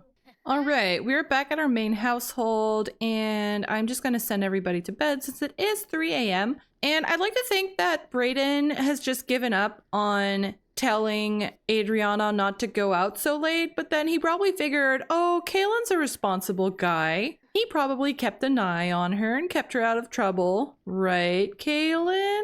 Look at him doing his confident walk. Yeah, he's satisfied, isn't he? Oh, this is new from the expansion, isn't it? They sleep together now. That's so cute. Aww. Even if they don't necessarily agree or have the same feelings about having kids, it looks like these two are still trying to keep their relationship strong. They do like each other. I just feel like they might just not want the same things out of life. So if they do ever end up getting a divorce, they might actually just divorce amicably. Like maybe she's going to ask him, you know, I think I might be happier with someone else, and I think you might be happier with someone else because you want kids that I can't give you. And it's probably going to break his heart, but he would probably ultimately agree. So I don't know, I'm gonna keep inviting Zane over for family gatherings, and we're gonna see if anything ever happens. I don't think she's gonna go all out and cheat on Brayden necessarily, because if I remember correctly, adultery was a pretty severe crime at the time, and so I'm not sure if I want to get Fatima into that much trouble, but we'll see. We'll see what happens and where the autonomy takes us. And why is my cat blue? Oh, Mr. Wiggles. Right, so I got a notification that Juliana DeLacy had one male baby with Quentin. So Fatima is now an aunt. I wonder if we might actually get Brayden to go and visit his best friend to congratulate him and to meet the new baby. I'm going to get a few chores done, and then I'm going to send him over there. Fatima has a want to woohoo with Brayden. So I am actually going to let them go ahead and do that. Like I said, I'm not going to be sticking to the 1 woohoo a day, or I was actually going to go for up to 3 woohoos a day. I'm not going to force it. I'm going to wait until either they do it autonomously, or they feel flirty, or they get a want that they want to woohoo. And she just got a want.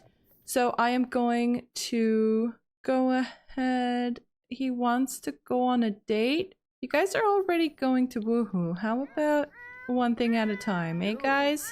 Oh, Mariana Branson had one male baby with Vasco. So many deliveries today. So Vasco, of course, is our oldest cousin who is taking over the bakery. I don't think we're going to go and visit him. I'm just going to write it down on the spreadsheet, and eventually we might go over just to say hello and get these guys to get to know each other a little, you know, just keep the family contact and have them maybe be friends a bit.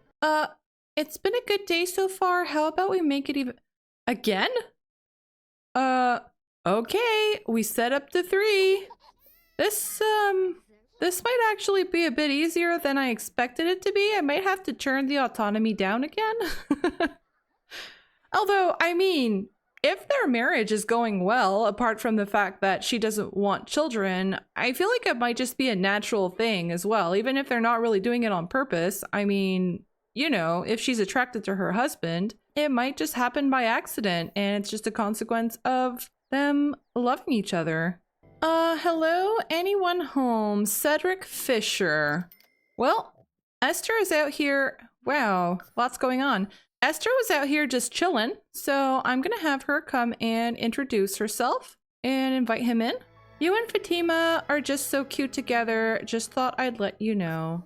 Aw, that's so cute. Maybe Brandon has heard that things between them aren't always going so well. You know, Brayden may have told Stephanie, who may have told Brandon.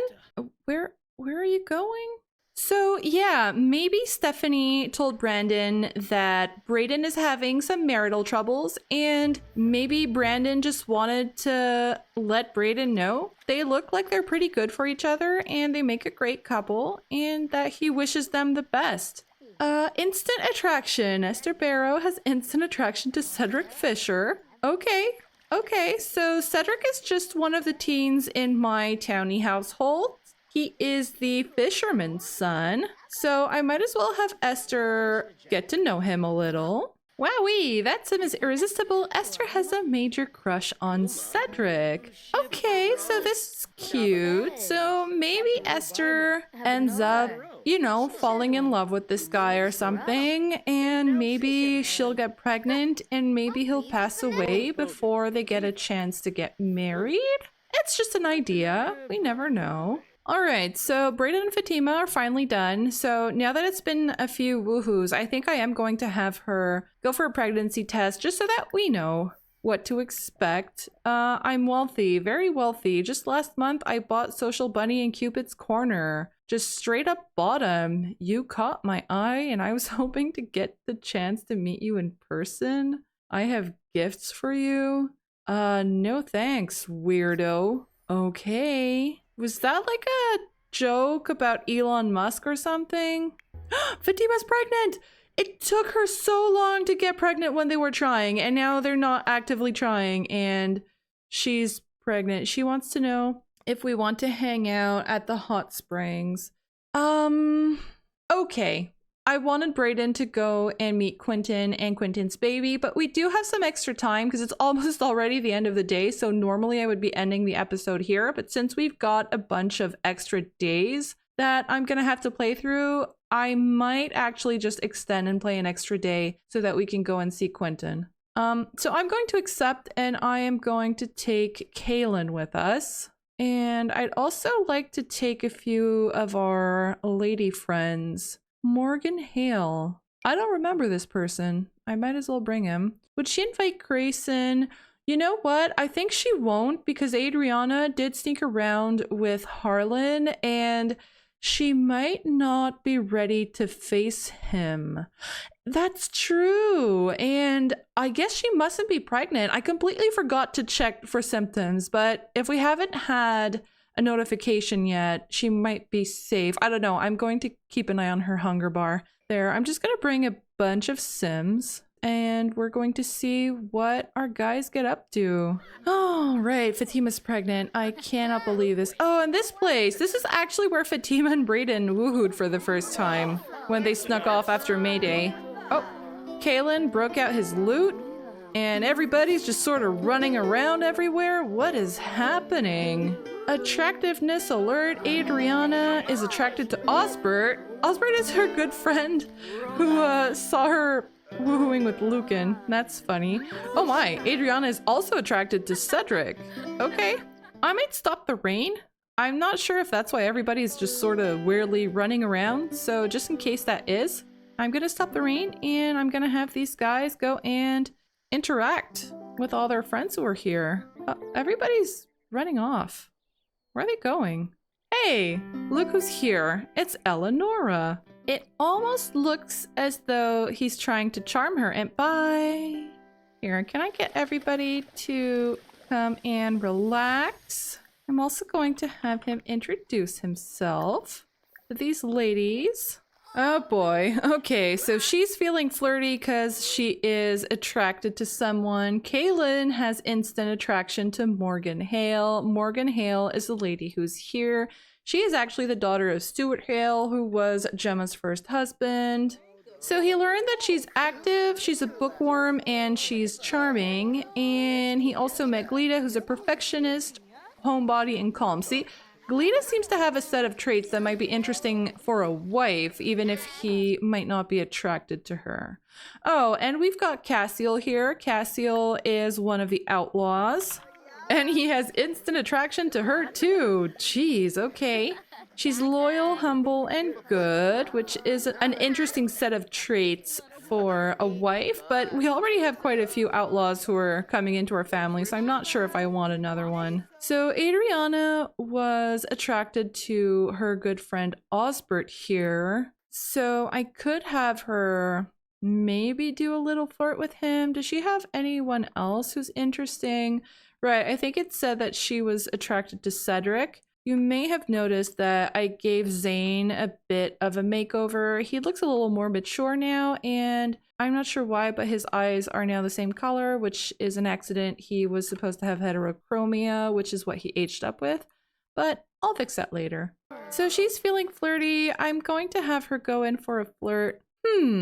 So should we go with the good old friend, but he's a little too high class to marry her if anything happens, or with the fisherman's son, who her sister also happens to be attracted to? It seems very Adriana to go for the guy that her sister likes just to spite her. So I'm gonna go with that option for now. So she's gonna go in for a little flirt. And why is everybody leaving? They just left Kaylin sitting there alone. Maybe he'll go talk to this girl that he thought was cute.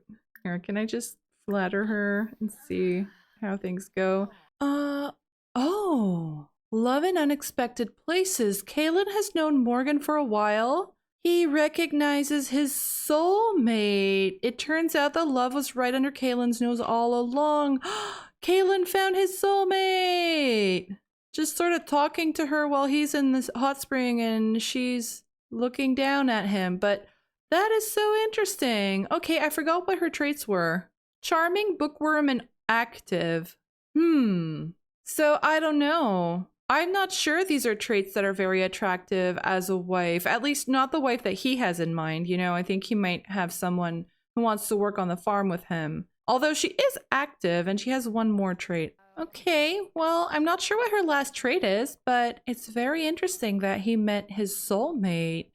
Maybe he won't marry her, so he might carry on an affair with her while being married to someone who's maybe more strategic? I don't know. That's so interesting.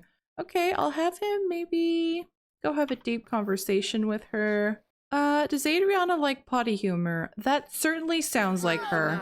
Where is she? Okay, she's over here talking to Cedric. Oh, she's a cat lover. Yeah, I don't know. Except being active, she doesn't really have any interesting traits that Kaylin would consider are useful. And, you know, she doesn't really have a big dowry. She's from another farmer family, so he might be a bit too pragmatic and he might prefer to go for someone who's going to have a bigger dowry or have something better to bring to the table if they get married, you know? So she didn't seem to have much success flirting with Cedric, the other guy that she was attracted to. Is it just me, or do these look a bit like boobs? I wonder if he has like a skin detail that's for a female or something. Oh boy, okay, so everybody is just suddenly leaving. I wanted the cast to fix Osbert's skin details, and everybody decided to leave. Well, okay then. Alright, so these two are getting hungry, so I'm gonna have them... She wants to clean the hot springs. I'm gonna have them head home to get a bite to eat. I am still in awe that Fatima is pregnant. She, of course, is not happy about it. She is so afraid that she is going to lose this child. She is probably not looking forward to giving birth at all. But at least it's a consequence of her actually loving her husband and Well, we're just going to keep our fingers crossed that everything turns out okay. I feel like Brayden is probably really happy about this, even though he doesn't want to make her feel even worse by being like super happy about it while she's super worried, but he's probably secretly celebrating at the moment. Esther's looking at him like, where have you been to be in your swim shorts? So Kalen finding his soulmate reminds me that we still don't know who Brayden's soulmate might be. Are you looking for love? Be sure to check out Cupid's Corner app. We're gonna see if Alexander and Allison roll to get married, and if they do, I might actually use Cupid's Corner as a sort of matchmaker, just to sort of play around with the feature while also trying to keep it period appropriate. Oh my gosh, Romarin! Again? Stop it! Oh no, uncontrolled emotions. Romarin! No, you're supposed to be such a sweet little boy. What happened? He's slow to warm up and carefree. Why does he keep kicking his mom? They do have a permissive dynamic, but that doesn't mean... Okay, well, it was permissive, now it's strict. She probably got kicked once too many, and now that she's pregnant, she's like, nope, I am not taking any more of your crap, Romarin. We are now the next morning. We've got Esther here making breakfast for everybody and feeling flirty. She's ready for some action. Maybe she's thinking about the handsome Cedric that she met yesterday. Oh, she's also very attracted to Quentin, which is a little bit scary. So technically, this would be the first day of 1326. However, since I messed up my calendar, what I'm going to do is I'm going to pause Fatima's pregnancy. We are going to play through the rest of the day, and then I am going to be ending the episode, and I will go and play the following week that is missing on my calendar off camera. Oh my. You okay there, little sheep? Just another day in the life of a mini sheep.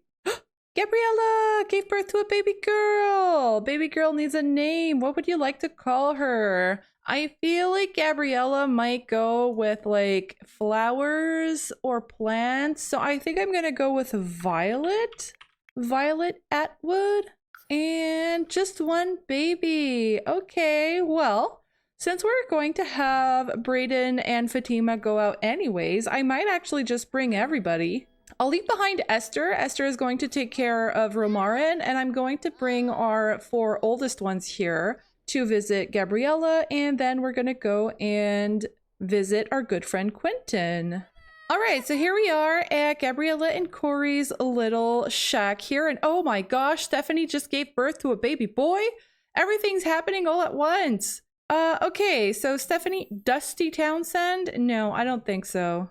Let me go and pull up a list of names. So her husband's name is Brandon, so I think I'm gonna go with a B name. Let's go with Brian. Brian Townsend.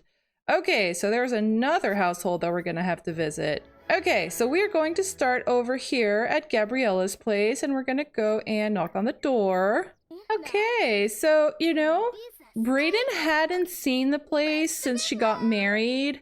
Offer gratitude, why not? So maybe there was a bit of tension between them because she did get married without really telling him anything in advance, and she was already pregnant as well.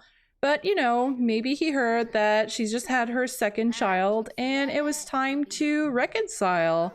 I think I'm going to have him come and meet his little, well, I was going to say niece, but I guess this is technically his cousin. Here, he's going to go and coo at his cousin. All right, so before we get too attached to this little girl, we are going to do the rolls. We're going to roll for Gabriella first. She needs to avoid a 1. Phew, 10. She is fine.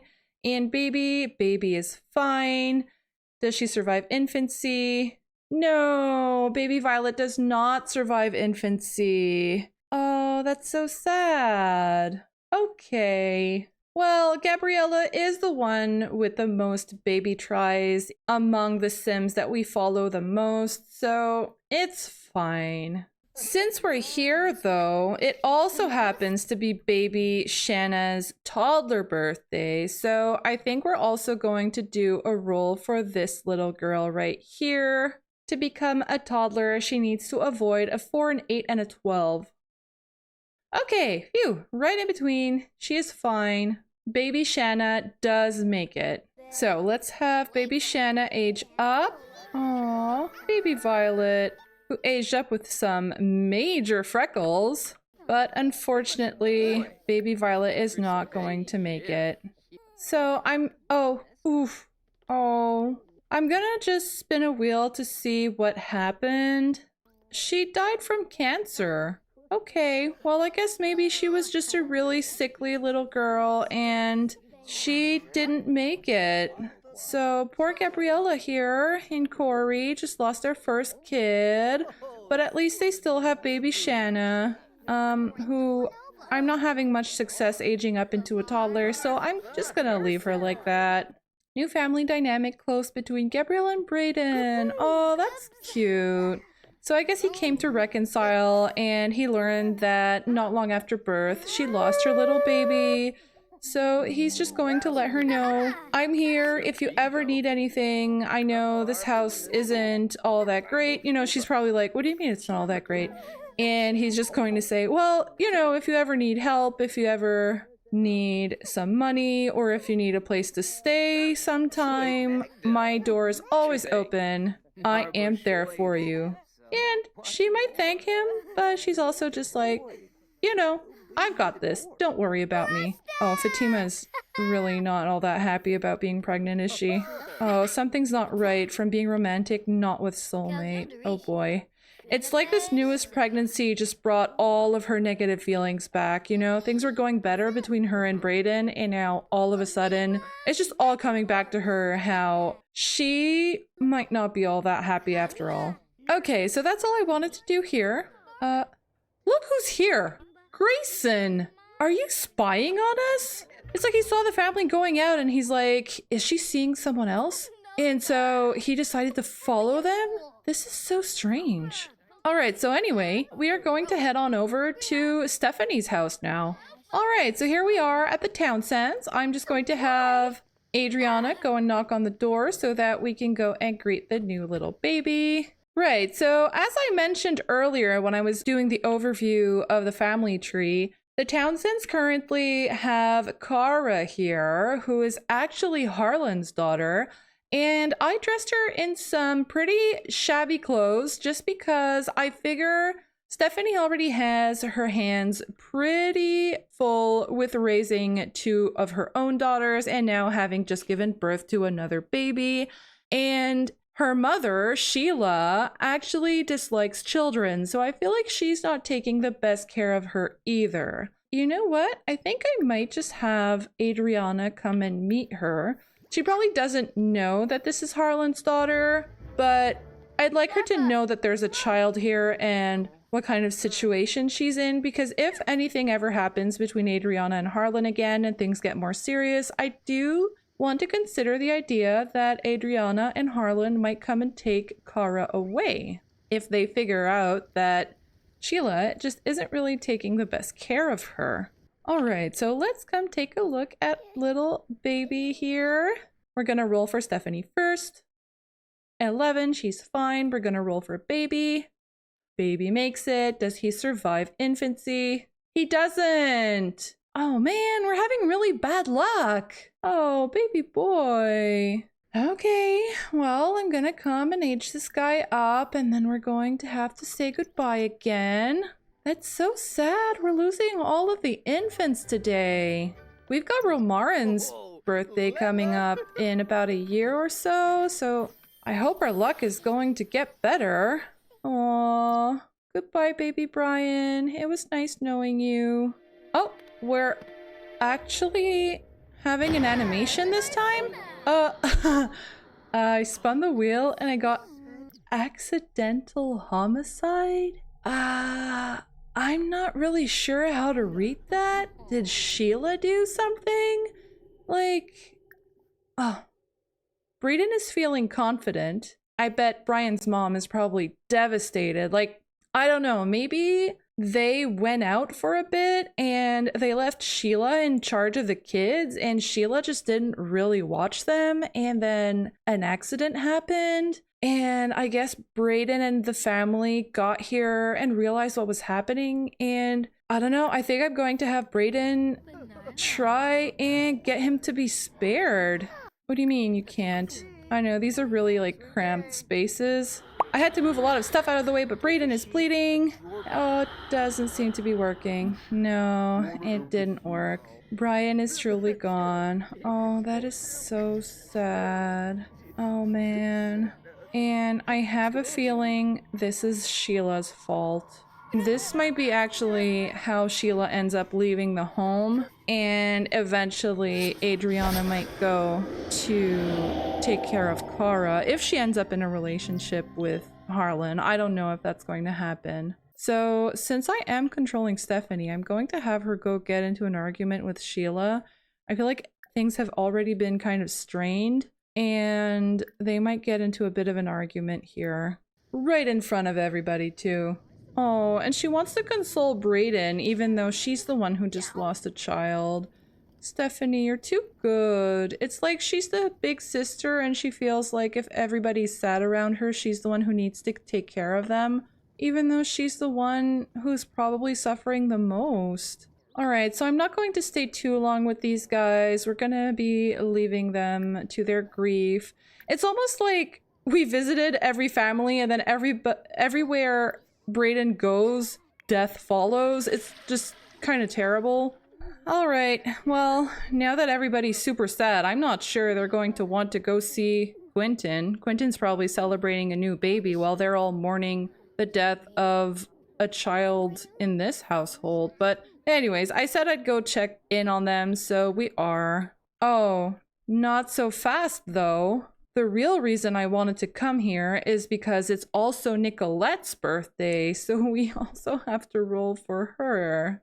If she fails her roll, I think I'm just gonna stop playing right here. Like, clearly today is a bad day for rolls. Here we go with a d20. She needs to avoid a 9 and a 19. Thank goodness. Okay, thank goodness. Baby Nicolette is fine. We're just going to age her up before we leave. In fact, that means that Kara is also due to age up, but I may come and do this off screen since I am going to have a full week that I need to play through. Alright, so here's Nicolette. I'm going to come and give her a little makeover when I get a chance. Okay, so now that everybody is super depressed, let's go and visit Quentin. Alright, here we are with the DeLacy's. So let's start by going to knock at the door. Attractiveness alert, Kaylin. Alright, I was almost forgetting that Kaylin has a thing for Quentin's sister Rosa. I'm gonna have him come and talk to her while all of these guys are going inside to meet the baby. Alright, so I'm having everybody come inside except Kaylin and Rosa because they're going to go and talk. Romantic satisfaction begins. Okay. In fact, I think Brayden doesn't actually know Quentin's wife, so I am going to have them introduce themselves to each other while Kaylin is outside being naughty. Well, not that naughty. He's just flirting. Adriana here wants to have some fun, so I think I'm actually going to have her read a book while she's here, even though she doesn't technically know how to read. Brayden Barrow has instant attraction to Juliana DeLacy. That is dangerous. Brayden, you had better not. You owe 36,000 simoleons to your best friend, so if you sneak off with his wife, you are going to be in major trouble. Alright, so we've got the little baby here. We don't know what his name is. Aww. I'm gonna age him up to an infant right away so that we can actually interact with him a little more. This poor dollhouse. I remember in the comments way back when somebody mentioned that, right, so way back when Brayden proposed to Fatima, this dollhouse was broken and we were wondering if it might be a sign of things to come. And it turns out it was. It really was. Okay, so what's his name? Arjun. Arjun DeLacy. I may change it to be a bit more English sounding. Here, I'm gonna have Brayden read him a book or something. It's not really reading a book since he doesn't know how to read, but we'll say he's just telling little Arjun a story. Fatima is like not interested at all in meeting her nephew. I think she's just upset with her pregnancy and she doesn't even really want to be here. Hot daydreaming. Adriana's head remembers Osbert Taylor.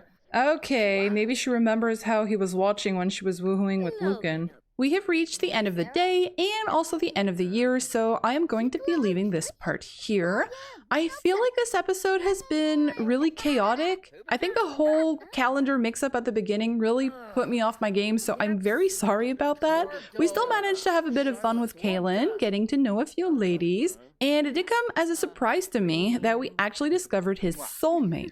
Do let me know if you guys think he should pursue this soulmate more seriously, or if he should try to keep her as a mistress, while maybe marrying someone who is a little more, I'll say strategic, like someone who would have a better dowry or who would bring more skills to the table. The other thing I'd like to have your opinion on is whether you think it would be okay for me or not to transfer baby tries between side households.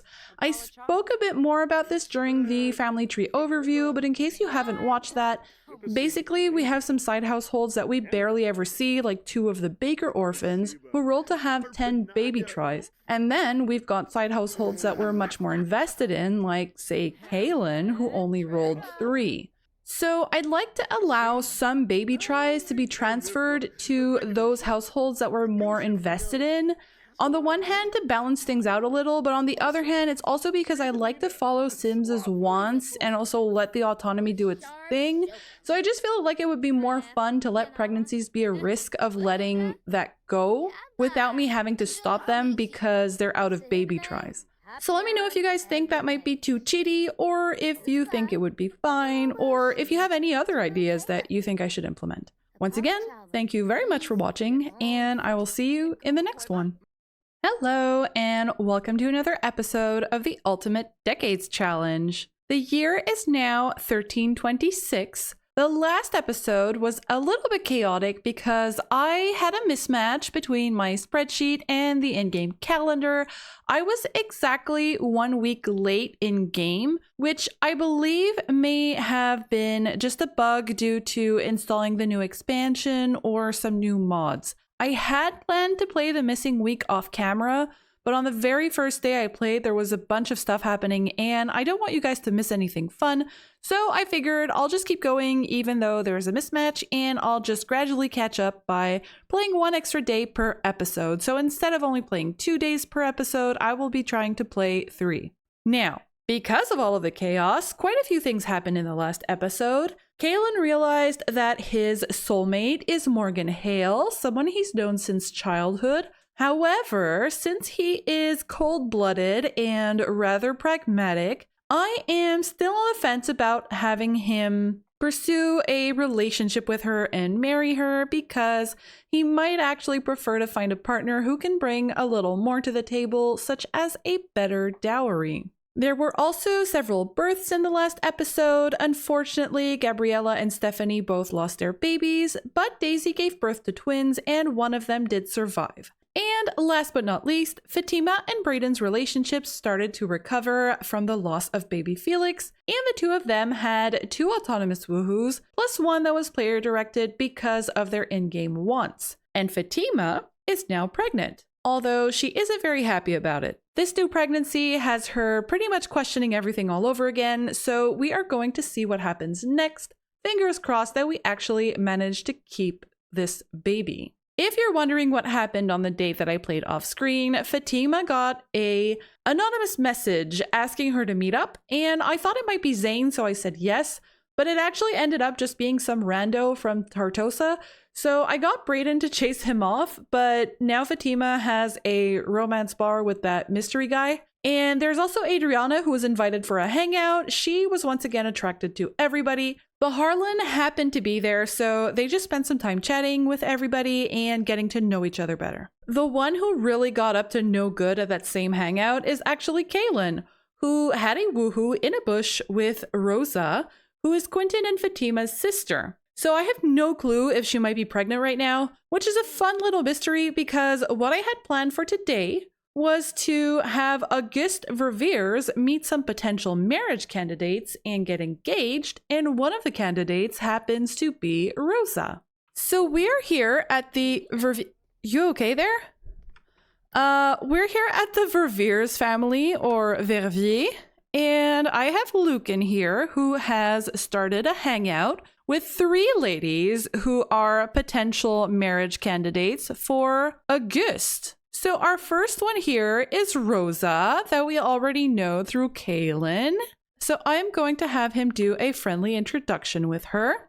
The second one is Catriona Durham, who is a sim that I got off the gallery. She is by Jaden Plays 2667. She has the proper trait, which I believe Auguste might actually have in common, or at least it's in common with Lucan.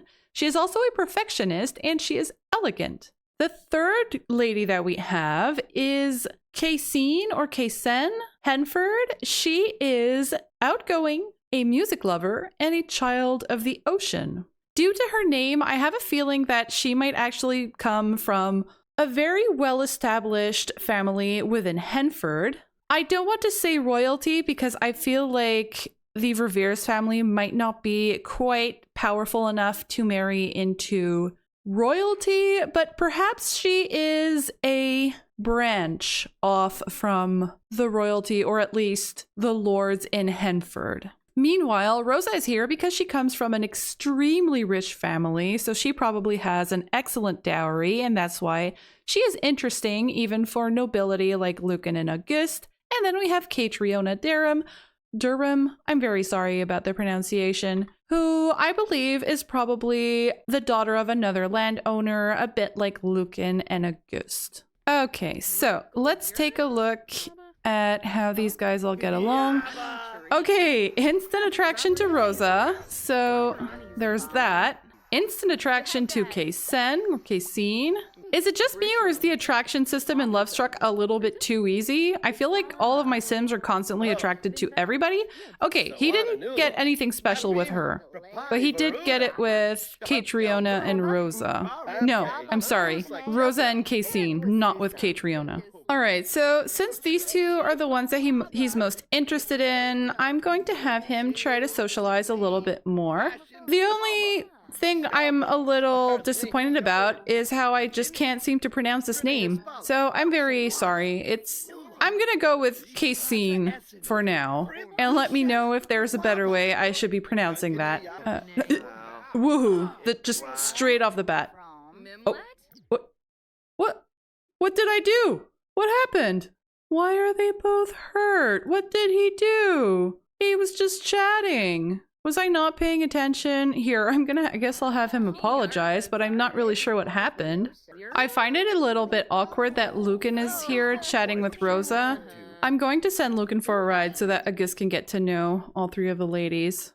I mean, even if he isn't immediately attracted by Catriona, maybe he could still get to know her, and she might be an interesting candidate anyways, even though she keeps doing this animation. Leave me alone, Spotted Cow. I know you're miserable. So Kaysen shows signs of the caregiver personality archetype. Kaysen also has the parenting skill. Okay, that's fun. Miriam just gave birth. All right, I completely forgot. The servant that we had here previously, Miriam, got married to the priest that she was dating. I imagine this being because Tobias returned home, and perhaps she was afraid that Lucan might take things out on her because he might suspect that she was the one who informed Tobias of what was happening. So she went and got married to the priest, Caiaphas. Sure. Oh, twins. Okay. Heaven. For a priest's daughter, it's interesting. All right. Okay. So that's fun. Okay, so they all seem to find him at least somewhat amusing. I think she's the one who seems to be the most interested right now. Nobody is feeling flirty. Everybody seems to be just staying very proper so far. Oh my gosh, this is such a creepy animation. Please stop. I'm not sure what's happening, but some of his interactions seem to fail really often, especially with Catriona. So I think Catriona might be out of the running, and it might just be between Cassine and Rosa. So I don't know what the checkout interaction does. Can he do that to each of them? Oh, it was a romantic interaction. Oh, okay, that's not quite what I had in mind. Ask about woohoo? That doesn't seem very appropriate, but I guess they're 4 teens and know that there are no adults around, so, you know, they're here to try and meet a marriage partner, so it's okay if they have these deeper conversations. I will say, though, the option to woohoo comes up almost constantly with Cassine, and it doesn't seem to be coming up at all with Rosa, so that might mean that he's a little more attracted to her. Would it be a love match, though? They are nobles, so it might be preferable for the family if he got married to Rosa. The other thing that would be fun is if Rosa is pregnant, to have her married to Auguste would be kind of fun, because then we would be in a bit of a Gemma situation where we aren't sure who the father is. Okay, well, they are married, so okay then. Okay, so the hangout is finished. They had a fairly good time. It was a silver medal, and I guess it's going to be between Rosa and Cassine. Cassine seems really interesting. She is probably from an influential family in Henford due to her name. I do think she's really interesting. She is sophisticated and she's very attractive.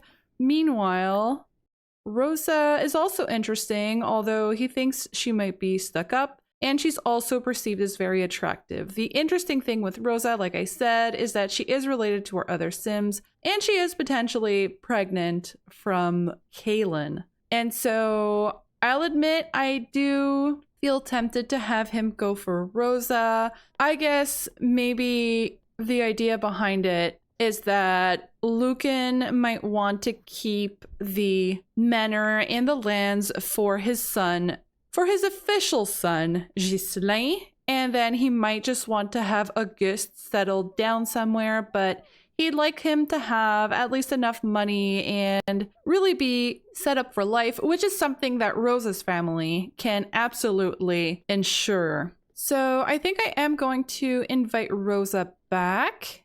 I tried to balance the interactions between all three, and it does seem like the bar for Rosa went up a bit faster. All right, so here she is. I'll have him go and invite her in.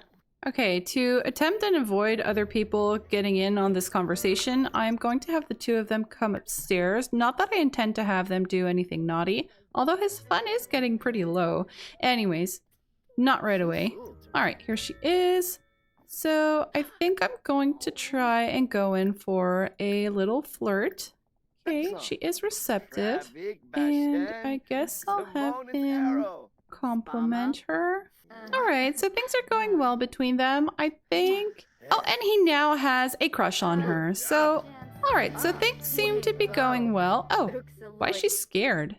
Maybe she's nervous because she knows that she had a little illegal woohoo and she might be accidentally trapping him in a marriage while she's already pregnant. Oh, he wants to have his first kiss with her. Where are you going, Rosa? Why do you have dirty dishes in your inventory? It's not time to do that. Okay, so I am going to have them have their first kiss. There we go. And everything is coming along pretty smoothly. This is great. I feel like I may not have given the other two sufficient chance, but at the same time, like I said, I think it might be more fun if we marry Rosa just because of her attachment with Kaylin. So can I just have him propose? I don't really imagine him actually getting down on one knee and proposing to her. I would imagine it being more Lucan meeting with Quentin and Auguste speaking to Quentin as well. Oh. This is because we just met, isn't it? Oh boy. Okay, well, maybe he was really infatuated with her and he said, okay, I made my choice. this is the one that I want to marry right away. And maybe she's sort of hoping something can be done so that she can marry Kaylin, you know? Maybe she sees that Fatima did marry Brayden even though he's a farm. What's up, bro? Want to see this new Instagram meme I found? Oh, I get it. Ha ha ha. Oh, geez, they're right beside me. Okay, I'm just going to go over here a little. Okay, well, that happened. So she turned him down for marriage, but then she asked him to woohoo. Okay, well, if she is pregnant, it's going to be a complete mystery whether the child is Kaylin's or Auguste's, especially because Kaylin and Auguste sort of look alike, so that's great. That's fun. I'm gonna let them do their thing, and I guess I'll try and have them propose again. Or I may wait until tomorrow because it is 8 p.m. So I'll let her leave and then maybe tomorrow I'll invite her over again. Or we could go and visit them. And then we can actually have Lucan and Auguste speak with Quentin and arrange the marriage. Okay, so they're done. And of course he wants to get engaged to her. Well, she already refused him once. I'll let the day end and I'll try again in the morning. So in the meantime, maybe we can go and have a look at what our kiddos are doing. I kind of wanted to have these two be friends. So Ghislain here, of course, is Lucan's son. And Serafina is the daughter of the servants. So since you're kind of isolated here, woohoo! Since you're kind of isolated here, I imagine that Serafina and Ghislain might be friends, even if they're not at all the same class. You know, they've been living in the same home since they were born, and Miriam is the one who pretty much raised both of them. So they might, you know, become good friends. Lucan is making supper. Sure, why not? All right, so it is now the next morning, and I have these guys all having a bite to eat. And of course, Auguste is feeling flirty. Maybe he's looking forward to seeing his dear Rosa. As soon as these guys are done, we are going to be heading off to see the DeLacy family. All right. Oh my God. What the hell? As soon as I load in here, Quentin and his wife are having woohoo right in front of the house. And was she touching her tummy? That's a little sus. I mean, she did only have woohoo with him yesterday, and it was a day before that she woohooed with Kaylin, so... Oh my gosh. Now I'm afraid of turning around. Alright, okay, so they're done. So let's have both Lucan and Auguste come and introduce themselves to Quentin. Oh, alright, Lucan already knows Quentin. He was at his wedding. Well, who knows? Maybe at the wedding, before he went off with Adriana, he started speaking to Quentin saying, you know, I have a stepson who might be ready to get married soon, and you have a very pretty sister who would be at an age where she could get married. Would you like us to maybe match them? And it seems like it did work. All right, so where did Rosa go? Oh, here she is. Oh, she's having a pee. Okay, so I'm going to have Auguste come upstairs. This is slightly reminiscent of when Brayden asked Fatima to marry him. Okay, so while they're up here in private, I am going to, again, try to propose to her, and hopefully this time it works. All right, okay, this time it actually worked. I was going to say, if it doesn't work again, then we're done. It was a failure, but it worked. All right, so he is now engaged to Rosa. And I am probably going to be having them... Oh, their dynamic is wholesome. Sure. All right, so yeah. So I do think I'm going to have them get married off screen just because we don't really know any of their friends, and most of our Sims would not be invited because they're too poor. Well, or they're not high class enough. So I am going to get them married off screen, and then we will see if she did end up being pregnant or not. I am going to go and have them actually consummate their marriage again, so she might also get pregnant from that. The only thing is, I'm not sure if her first baby is a pregnancy try I should take out of Auguste's or Kaylin's. So I I might actually have to go and check whose baby it is. I don't know. Let me know what you guys think. How should I deal with dubious parentage like this? Meanwhile, we are going to head on back to our main household and see what they are up to.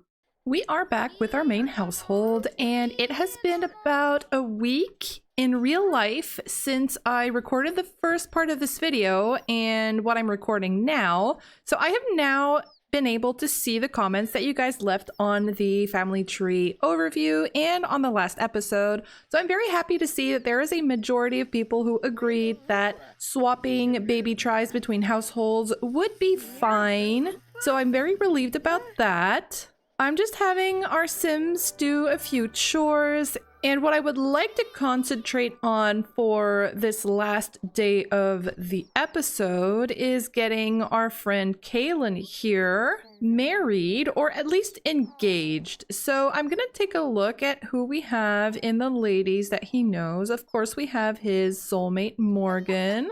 We also have Eleonora, who could be interesting, and then there's Glita, who had a pretty good set of traits, but not really anything interesting in terms of dowries.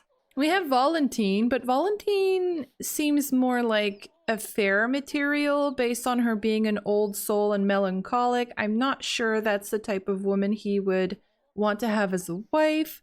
We have Osha. Osha is also from a farming family, so she might not have a great dowry, but she would probably have the skills needed. The one I'm sort of coming back to all the time is Becca here. I don't remember what her traits are. Did we learn them?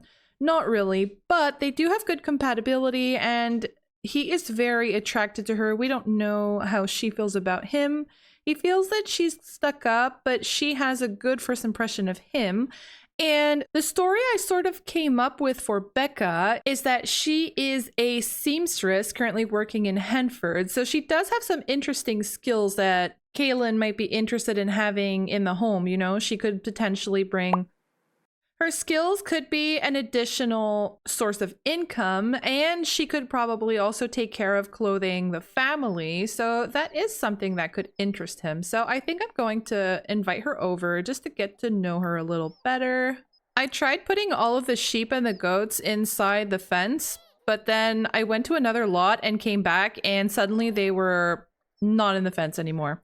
So that's a problem. Okay, here is Becca. Let's have Kaylin come and invite her in.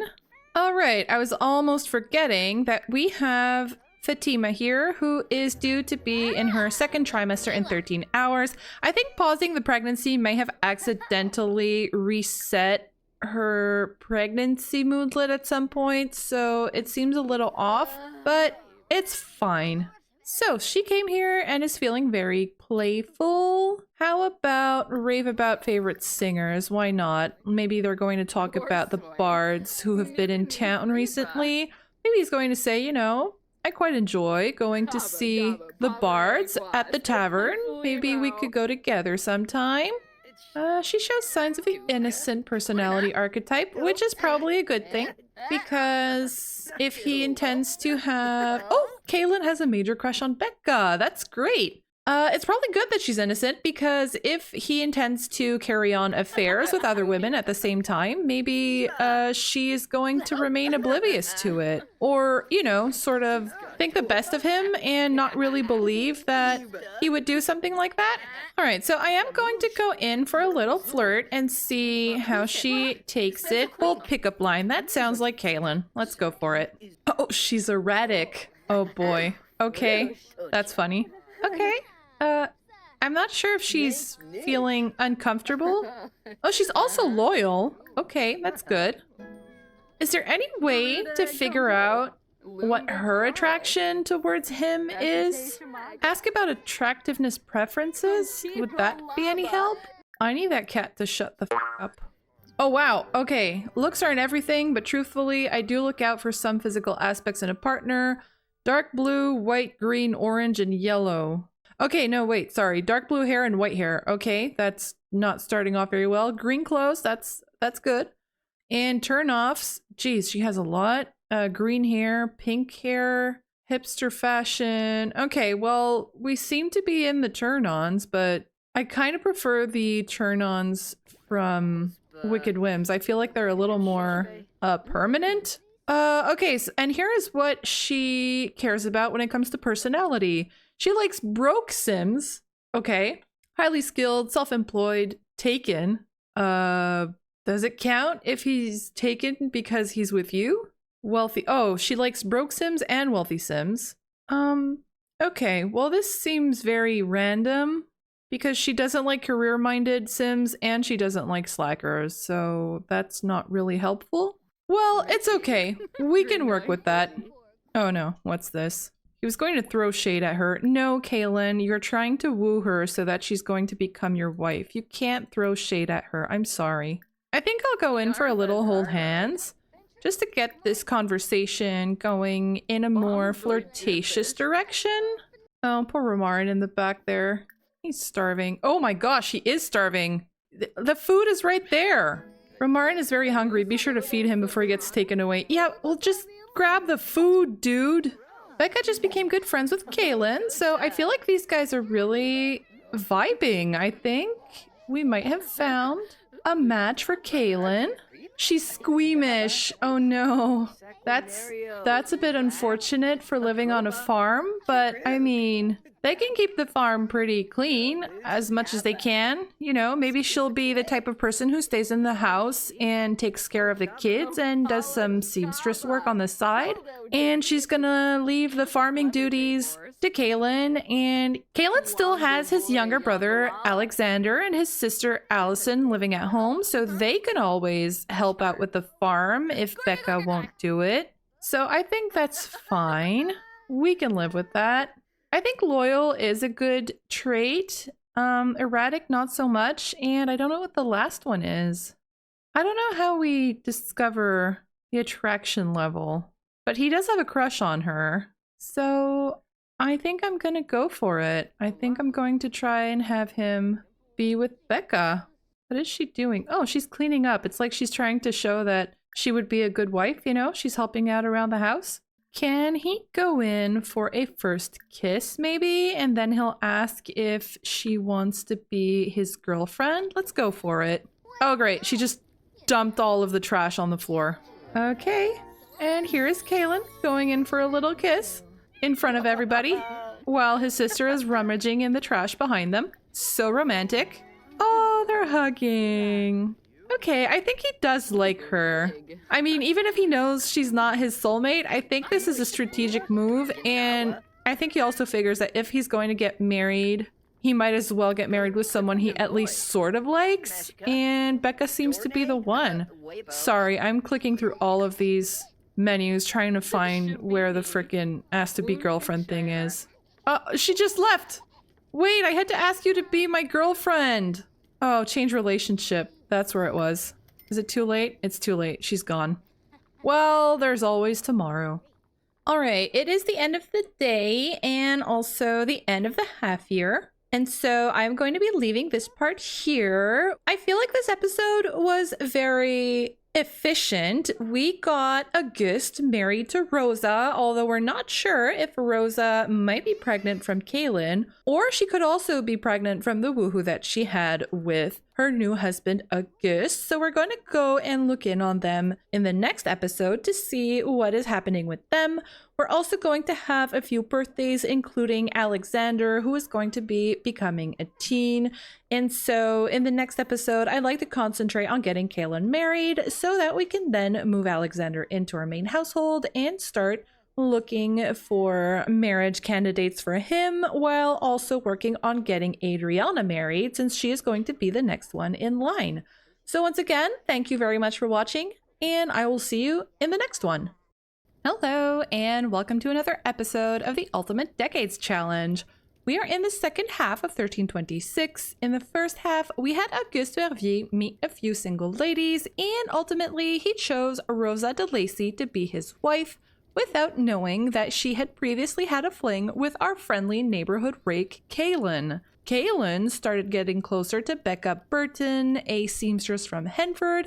And so in this episode, I would like to have him get married so that we can then concentrate on getting Adriana married and spend a bit more time with Alexander, who has his teen birthday today.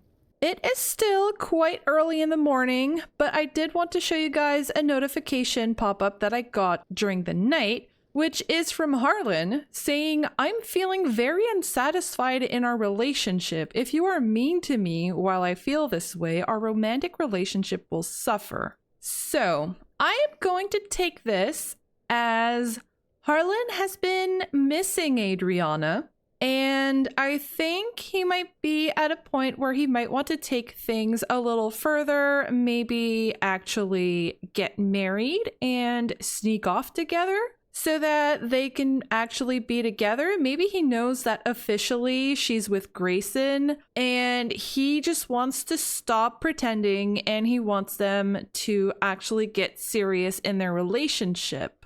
I feel like Molly had a really good take on Harlan and Adriana's relationship in the comments. Maybe Adriana is putting up a bit of a front when she's with Grayson. He's the very traditional family man, and she has been trying to be the girl that would be good for Grayson. However, her real self isn't quite in line with what Grayson would want, and she probably gets along much better with Harlan, who she can actually be herself with. And another thing is that Adriana has a pretty explosive personality, and Harlan being a bit more, I'll say, mature, and he's seen a lot of things, and I think her personality just doesn't really bother him all that much, whereas Grayson, who wants a family and who wants everything to be stable, he might not get along so well with her in the long term. And so I am also going to try and find some time today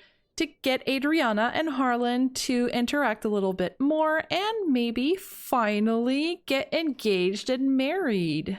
Although I'm not sure how Brayden is going to feel about his sister wanting to marry a notorious outlaw, but maybe he just wants to turn his life around, take the riches that he's pilfered from people, and go and settle down somewhere where nobody knows him. So does that mean they're going to be staying in Henford or in Windenburg, or does it mean that they're going to move a little further away? I am not sure yet. Really? The cat can play with the bin? That's so cute. I also have one of the cats who's bugged. He's here, invisible, and has not moved for several days. So I'm not sure what that's about. I might actually have one of the cats move away with Adriana just to have more room in this household because Fatima is currently pregnant. And I would like to stay to 8 Sims or under in our main household just because it makes performance much better if we stay with the 8 Sims or less. Okay, so I have Adriana here feeling flirty as always, so I'm going to invite Harlan over right away. Maybe she got all of her chores done and then she decided to sneak out back to have a little meeting with Harlan. While Kaylin is also going to invite Becca, and he is going to be asking her to be his girlfriend. Okay, so here's Harlan, and he is happy to see her, so that's good. I am going to have these two maybe come out here where the rest of the family won't quite be. Oh, watch Sky. Okay, let's try that. Let's go see what that looks like. Does she dislike cross-stitching? Really? No, she's just in a bad mood because she's pregnant. Oh, and she has to pee. Go pee, girl. I'm not sure what's going on with the autonomy right now, but they're all concentrated on talking to each other and not doing anything else. Like, they won't even take care of their own needs. They just constantly go and talk to each other, which is mildly annoying. Esther, I need you to get the heck out of there. Oh no, even Esther is feeling flirty. Oh no, Kaylin, go away.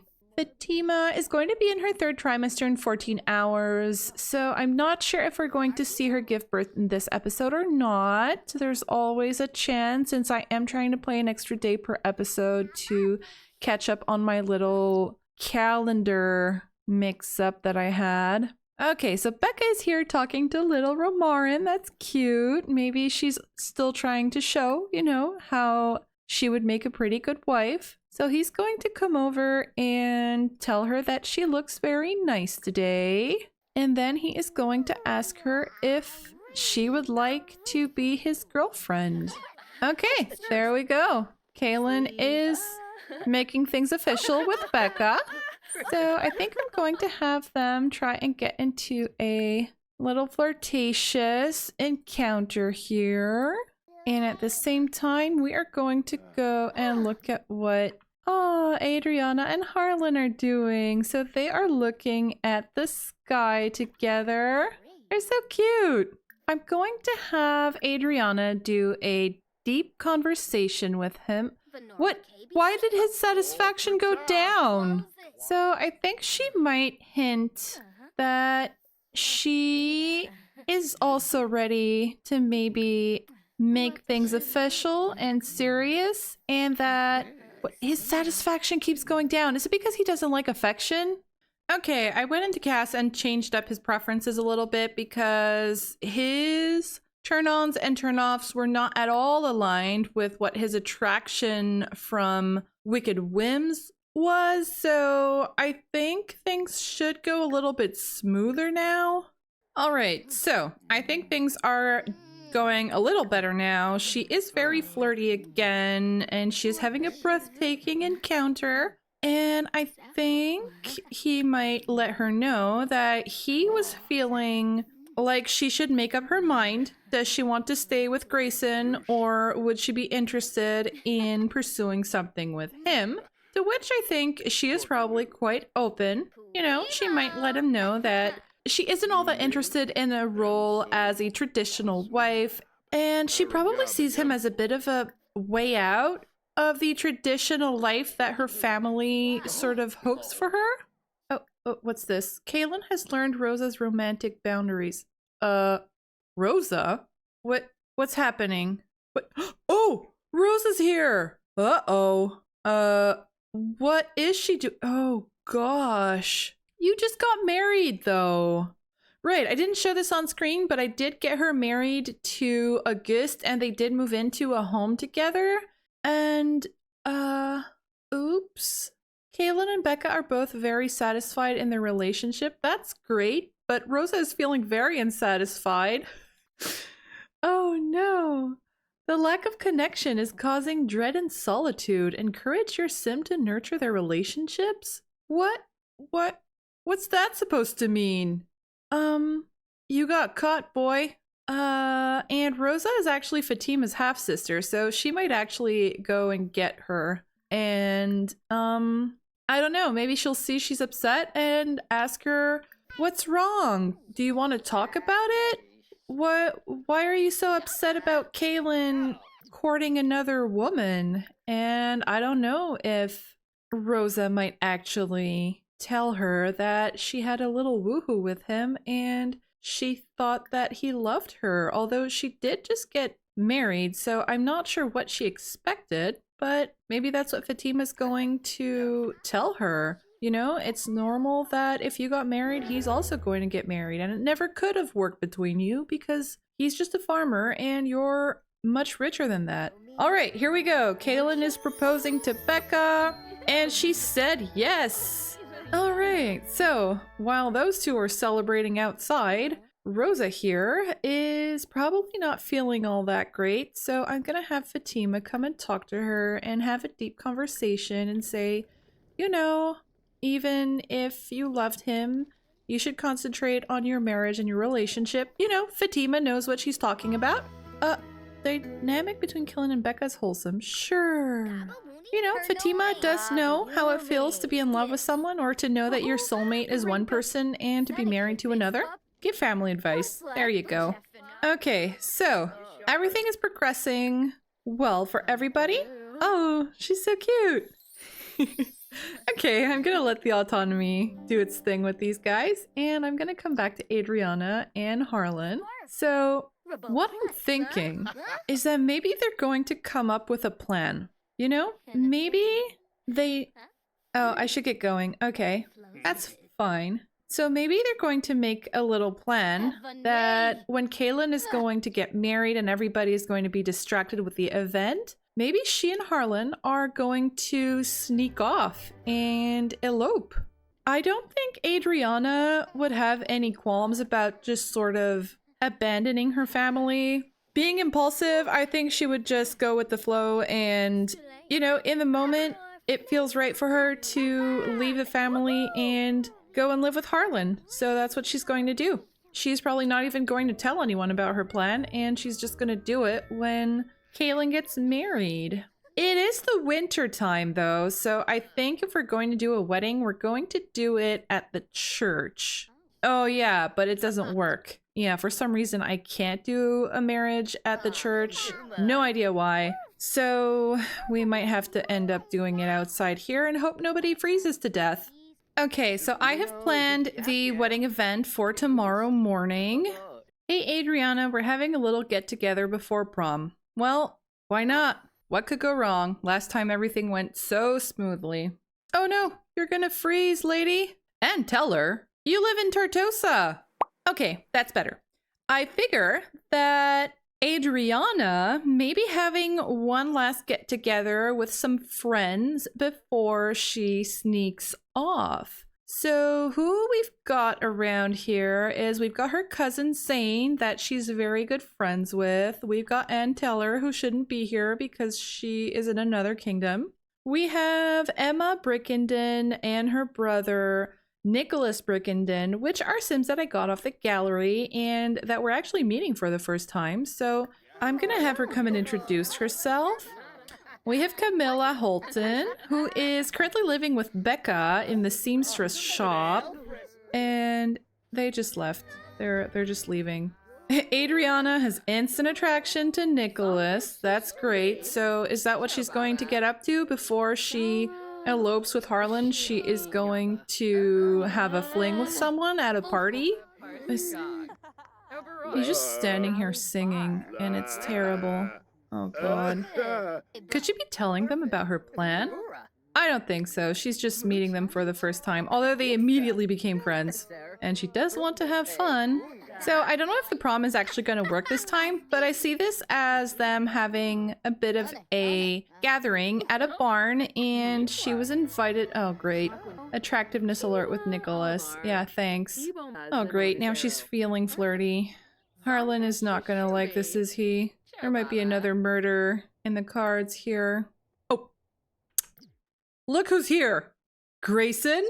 Are you kidding me? He's everywhere.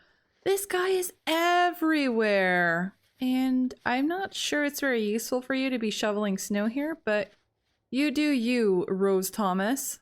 It seems like Grayson is creeping around. Maybe he saw her speaking to Harlan and he knows something is up, but he doesn't want to ask her directly because he thinks she's gonna lie? I don't know. Okay, what can she do for fun around here? Can she come cross-stitch? That seems strange. She gets invited to a party and she decides to cross-stitch. I'm just not sure what she can do for fun except woohoo out here. Can she play in the snow? Oh, have a snowball fight. Here, let's do that. Oh, Grayson.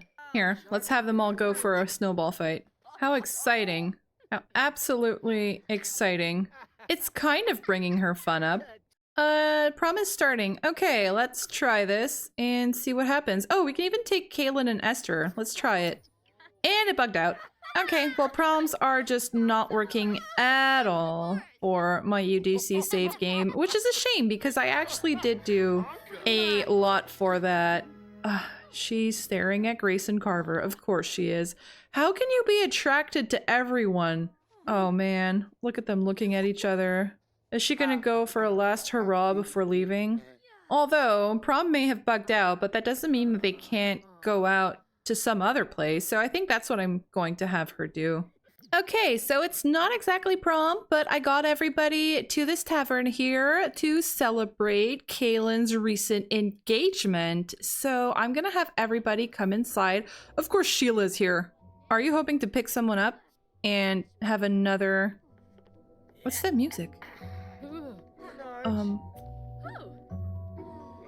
Okay.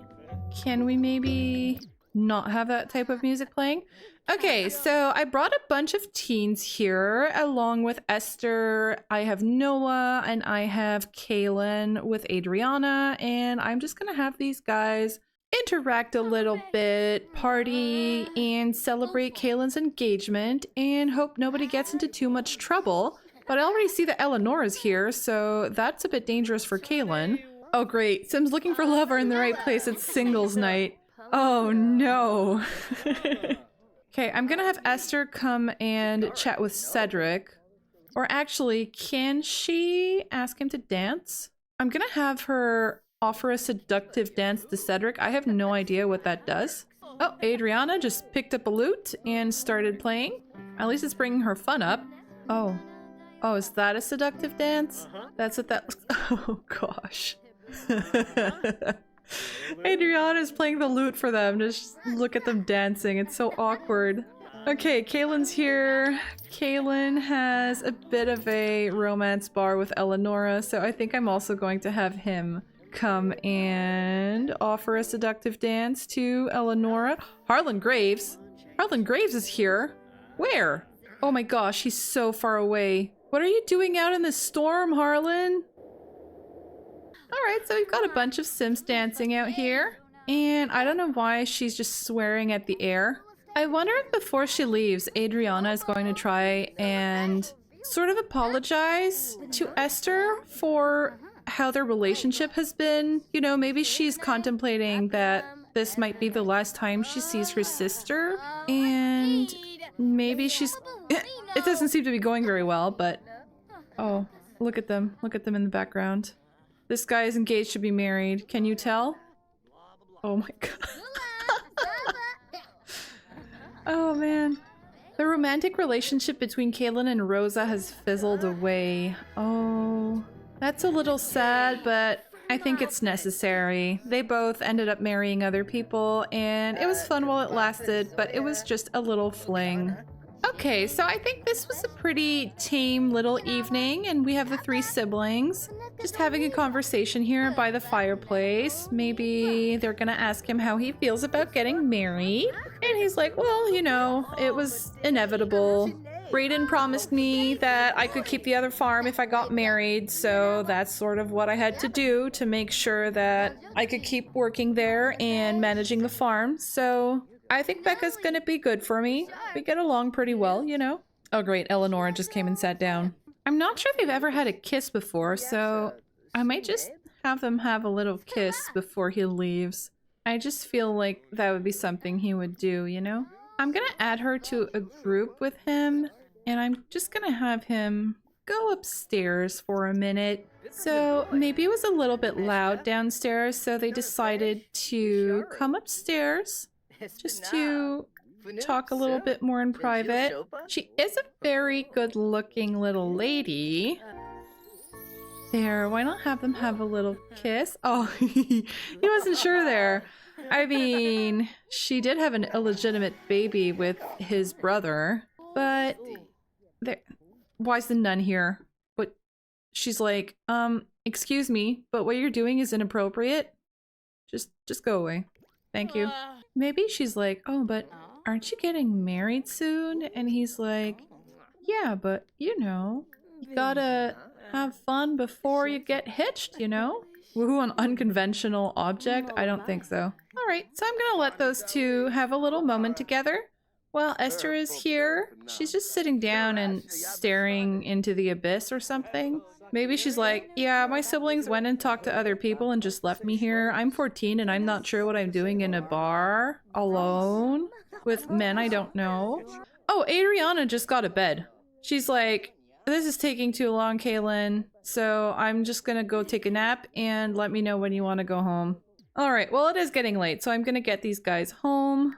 Okay, so we just came back to our main house, and since they were in a group together, Eleonora actually followed us. So what I'm gonna do is I'm gonna have the others come to bed, and maybe we could say that Kaylin sort of snuck Eleonora over here, and maybe they're just going to have a little bit of fun in the barn while everybody is gone to sleep. He is feeling very confident. All right, there you go. Those two are just gonna go off for a little woohoo. And let's hope that there are no unintended consequences, because that would mean that Eleonora would have 2 illegitimate children with the Barrow brothers, which is a little bit unfortunate. They are really starting to get a reputation. Look at that poor cow. He's like, I want to go to bed. Get out of there. Oh, he's filthy. Well, she's filthy. Oh gosh. You've really done it this time, haven't you, Kaylin? It seems like he has a thing for blondes. You know? He had a bit of a fling with Rosa and now with Eleonora. And she just left. Kaylin has noticed that Eleonora's eyes are lingering on them more and more. Okay, there's another... I mean, you just woohooed. It's... You know, that's been sort of resolved already. What's everybody doing up? It's 2 a.m. Go to bed, guys. Look at the cat sleeping on the bench in the kids' room. So cute. I just had a thought as to why Eleonora was down to have a woohoo with Kaylin, even though there's a risk that she might get pregnant. And I decided, why not have Eleonora also be engaged to be married? So basically, her and Kaylin had a thing for each other for a while, and before getting married and each going on their own way, they decide— oh my gosh, Fatima. They decided that— that's disgusting. They decided that they would give in to their desires before, committing to someone else. So that way, if she is pregnant, well, everybody's just going to assume that it's from her new husband. Oh dear. The wedding ceremony is about to begin and everybody's still in bed. Better get these guys out of bed. Oh wow, Becca actually showed up to the wedding first. And he even has a want to get married to her. So it seems like everything is really falling into place. Okay, Becca is here, and isn't she looking just so cute in her wedding attire? I'm going to have Kaylin come and compliment how she looks. And oh yeah, I ended up giving Brandon a beard. And yeah, he looks a lot more mature now, doesn't he? Okay, Rosemary is here. Everybody's arriving, so... oh, look at those two. They're just taking a little moment before getting married. Alright, so the whole family is pretty much here. I don't want to take too long, just in case things start bugging out, so I'm gonna have everybody gather around here. Please take your seats. Brayden is having the worst day ever for his brother's wedding, of course. Maybe because everybody's attention is on someone else and not on him. Maybe he's a little bit jealous. Alright, everybody is heading over to the wedding arch. Except the bride and Corey. Maybe she's got nerves and she's just asking him for some tips or something. Alright, well, we really don't have enough seats for anyone. Don't you dare. Don't you dare die, especially not while you're pregnant. Right, so this is the danger of everybody coming out here in their fancy clothes during the winter, eh? Okay, so I'm going to have him exchange vows with Becca. Aw, it's great having the whole family here. I finally figured out with MCC how to increase the amount of Sims I can have on a lot, and it's really helped with the bug of people appearing and disappearing as soon as they arrive, you know? Well, that's it. They, once again, stood in front of each other and immediately got married. Well, that's that, folks. They are teens, so that's probably why it bugged out. Let's go take a look at where Adriana is. Okay, so Adriana's over here.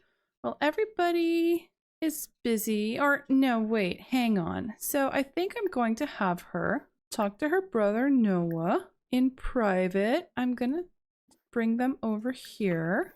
I was thinking about how the conversation between Adriana and Harlan may have went the previous day when they made plans to run away together, and I think Harlan probably came over to see Adriana and tell her that ever since their encounter at the inn, he just hasn't been able to keep her out of his mind, and he was planning to go away, you know, since he is known to be an outlaw around here, and he's had some time to put a bit of money aside, and maybe he just decided that it was time for him to move on and go somewhere nobody actually knew him. And maybe he came over here to ask Adriana, do you want to come with me?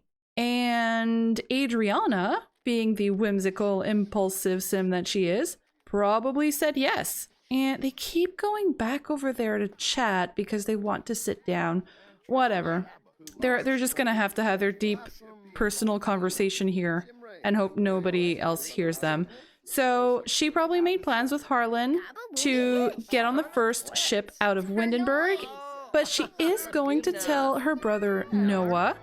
She's probably going to tell him, brother, I have something to tell you, and I need you to give a message to the rest of the family, but you have to wait until tomorrow.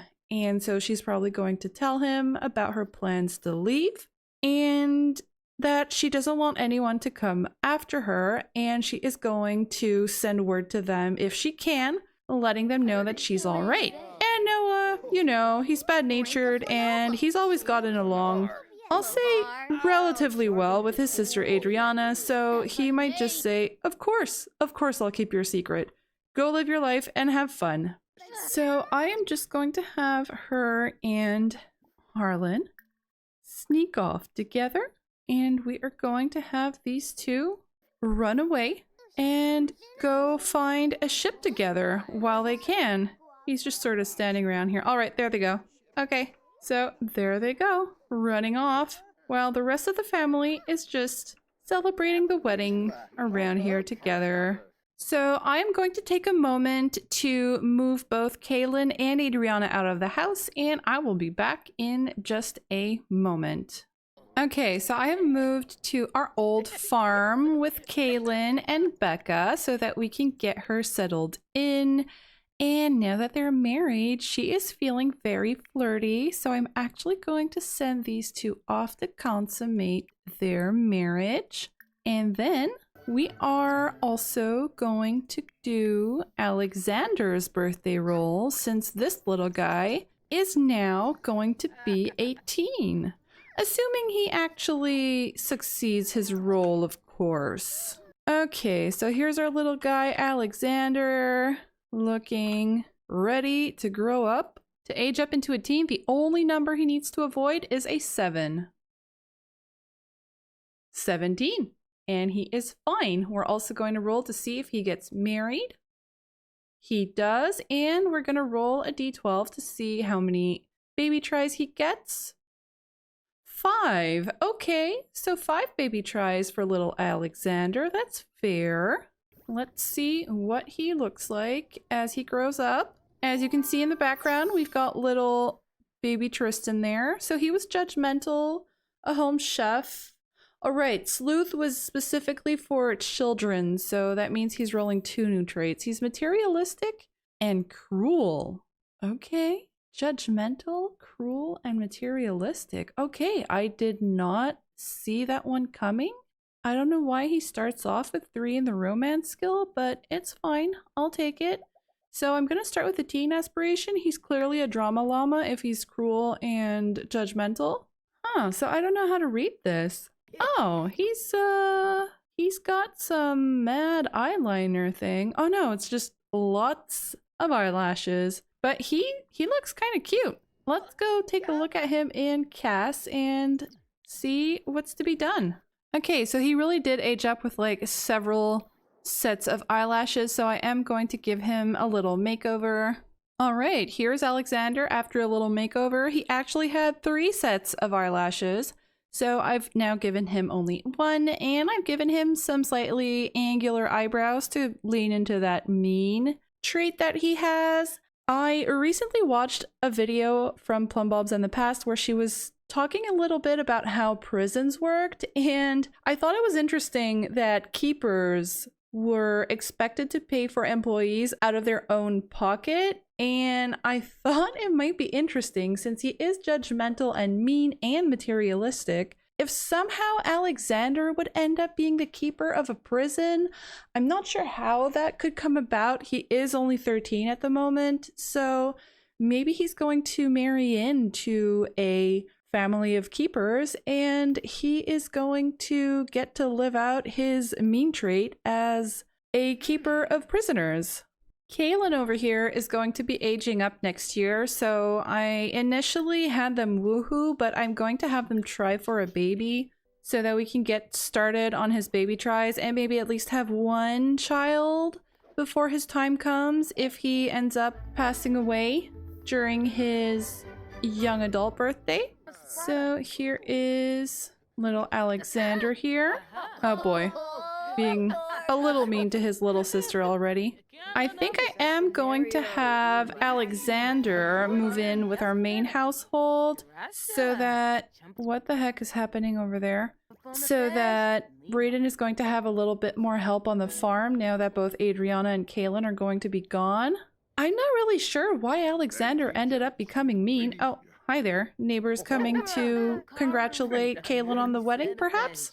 But yeah, I don't know why Alexander ended up being mean. Maybe there was just a lot of stuff going on in his life when he was a kid. You know, Brayden moved out, his mom got remarried, then she was left at the altar, and then the guy came back. And now he's got a little brother who's taking up all of his mom's time, so maybe Alexander just sort of was left to his own devices too much and got really jealous of everybody, and now he's grown up to be a little mean. Alright, so I am going to have Becca go and do a pregnancy test right away. And I'm also going to get our friend Eleonora married. That way, if she is pregnant, we are not going to know if her child is her husband's or Kaylin's. But in any case, we would be rolling. Perfect, Becca is expecting. So in any case, we wouldn't be rolling for Eleonora's child since the child would be illegitimate and will never really be part of our family tree. Where'd Kaylin go? Okay, he's gone to take a shower. All right, so I'm going to leave these guys here and I'm going to go back to our main household. Okay, so I'm now back with the Barrows and everybody is just sort of settling down for the evening. I bet Brayden might be wondering where Adriana... You are far from home, my guy. Brayden might be wondering where Adriana went during the wedding, and he probably just figures that she must have snuck off again to go to a party or a bar or something, and he's probably not too worried. So he is going to come on back home. Everybody's going to get ready for bed, and then in the morning, we're going to have Noah come over to let them know that Adriana is gone. You might also notice that we're now missing one of the cats. I unfortunately got rid of the cat that was the least annoying. I probably should have given Mr. Wiggles to Adriana, but I gave her Cosmo. Fatima is due to give birth in, well, anytime now, so who knows? Maybe we are going to see the birth of the next Barrow kid before the end of the episode. Oh, and I also reduced our funds by 5,000 simoleons. Well, more precisely 5,172 simoleons, assuming that Adriana may have stolen a few things on her way out. Like maybe she knew how much she was owed for her inheritance, and so she took a few things that were around the value that she was owed, and that way it's going to give her something to start with Harlan wherever they end up. And I'm also going to count the second farm as being Kaylin's inheritance, so it's not too bad. We now only owe 3 inheritances, and one of those is Esther, but if Esther isn't getting married, I'm not sure when we're going to be giving her her money. Oh, she's giving birth! She's giving birth! At midnight! Oh, goodness. Okay, she's alone. Nobody else is up, and she's just going to do this on her own. Let's go, Fatima. Let's cross our fingers here. Hopefully everything is going to go well for the rolls. And it's a baby boy! Let's see. Rhett? Now let me take a look at my list of names that I have here. Arthur. How about Arthur? Oh, or maybe I should go with a name inspired by his father. So maybe Freddie Barrow? Or just Fred? Fred Barrow? Yeah, we're gonna go with Fred Barrow. We're gonna say that he decided to name this kid after his father. And his twin brother, of course. Oh, little baby. Alright, well, we're gonna have to do the roll.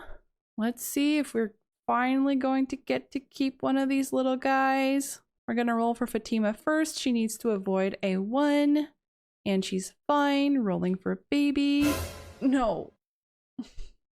No. Just no. Baby Fred. Oh man. This is horrible. Oh, poor little guy. Okay. Time to say goodbye to another one. Damn it. Man, poor Fatima. Look at her. She's just miserable. At this rate, she's the one who's going to start running away like Adriana just did. Guess I'll send her back to bed. Oh, man. Great, and now just wait in the morning. Noah's gonna come over and let them know that Adriana snuck off in the night, and they're gonna be like, yeah, well, we just lost our baby in the night, and Noah's gonna be like, well, this is awkward. Pre-parental panic. You're a little late, Brayden. Just a little. Oh, she's crying in her sleep. This is terrible. Maybe Brayden's the one who's going to want to stop woohooing with her just because he can't stand seeing her so miserable all the time. Okay, so the family is here having breakfast, and I am going to bring Noah over so that he can let them know the great news. I like to think they're all just sort of sitting here awkwardly and not talking because of what happened with the baby.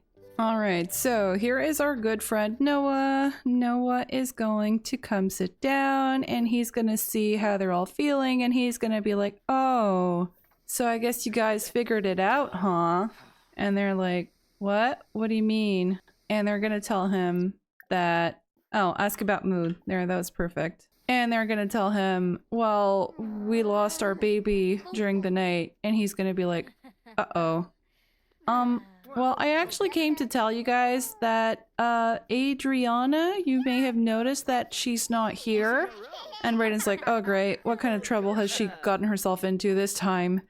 And he's just gonna be like, well, she told me that she was leaving Windenburg, and, oh, he's just hugging everybody. Can we have everybody come and sit down while he's telling them this great news? Here, can I have him tell them like a dramatic story? There, tell them a dramatic story. Oh yeah, and he aged up the serious trade. I don't know what that's about. Okay, so here he is telling them like, Adriana, you know, she fell in love with this outlaw guy, and they got on a ship and left. And Brayden's probably like, it didn't occur to you to tell me before now? Poor Brayden. I'm gonna have Brayden probably get a bit angry at his brother for actually keeping his word to Adriana and only telling him now. How about argue about parenting? Why not? It's gonna go like, you do realize that Adriana is still really young and she has no clue what she's doing? How could you just let her leave? And, you know, what am I supposed to do now? Fatima just gave birth, she's still recovering, we lost our baby, and now both Kaylin and Adriana are gone? How am I supposed to run this place on my own? And I bet Fatima's a bit like, you're sort of making this all about yourself, aren't you? Esther's here just sort of staring at the wall like, yeah, I'm not going to get into this. In fact, I think I'm going to have Esther leave the table and let those guys dish it out. And she's going to come take care of our miserable animals over here. These poor animals are probably really going to miss Adriana since she was the animal enthusiast in this house. So the solution to all of this is probably going to be to have Alexander move in with them so that he can help out with the farm until he gets married. Poor Brayden and Fatima though. They're not having a great time. Although he is happy. He's happy because he's just feeling happy from being cheerful. Here, let's have Brayden also come out here and take care of these animals that he's been letting Adriana and Kaylin take care of all this time. You're gonna have to start actually doing work around here, Brayden. Sorry to break it to you. So with Brayden and Fatima losing yet another child, I think we're going to have to start considering the possibility that Brayden's line might just die off. And if that's the case, I'm not all that excited about moving on to Frederick as an heir. So I was thinking, if Brayden dies and Romarin, for whatever reason, also dies. He is still only a toddler, so he might not make it to being a teen at all, and then they might all die in the war. So if that's the case, I'm thinking we might actually skip over Frederick and Noah, since they're both settled down in their own homes with their spouses, and I think we might actually skip over to my little favorite, Kaylin, who is still living on our old farm, and I feel like he's the one who would make the most sense as a new heir if for some reason Brayden and Romarin aren't here anymore. So I don't know. Let me know what you guys think. I just feel like he would be more fun to play than Frederick or Noah. Mr. Wiggles just passed out on the table because he's hungry, but the food bowl is full. So I think Mr. Wiggles is just bugged out. I think Cosmo was the only one working correctly, and Mr. Wiggles has been bugged out for a long time because he just isn't able to make it to the litter box or to the food. I thought getting rid of one of the two cats might fix it, but it didn't. He's still bugged out. All right, so it is the end of the day and also the end of the year, so I'm going to be leaving this part here. Today we had Kaylin's wedding, so I'm happy that his situation is now resolved, and we also have Adriana who snuck off with Harlan, so things are going to be settling down for her as well. So the next sim that we're going to be concentrating on is Alexander, who I'm going to move into our main household so that he can help with the chores. Unfortunately, we did lose another baby in our main household, so I'm not sure what we're going to be doing about that, but let me know if you guys have any thoughts, and I will see you in the next one.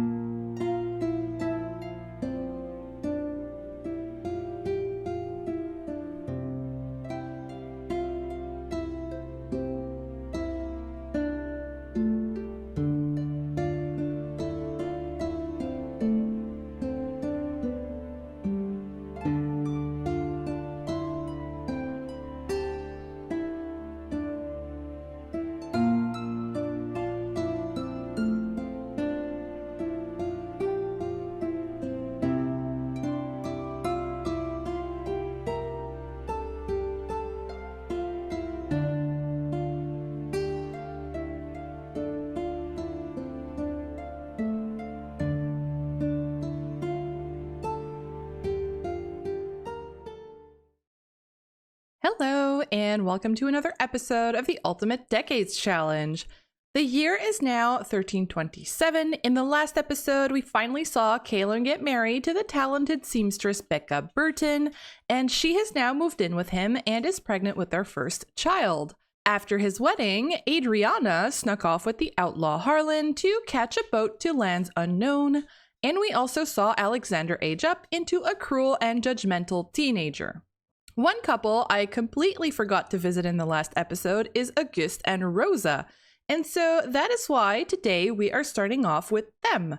As I was doing some townie management in between episodes, I got an alert that Rosa has actually given birth.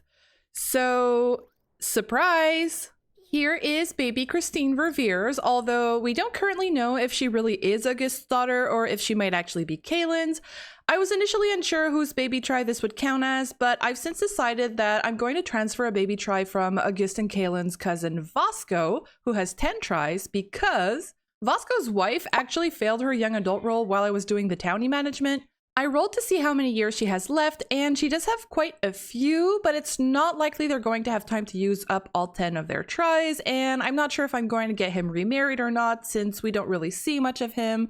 So I guess it'll depend on how many of his kids survive. So in the meantime, I'm going to take one of his tries and transfer it to Auguste, since it's unclear if Rosa's child is actually his or not.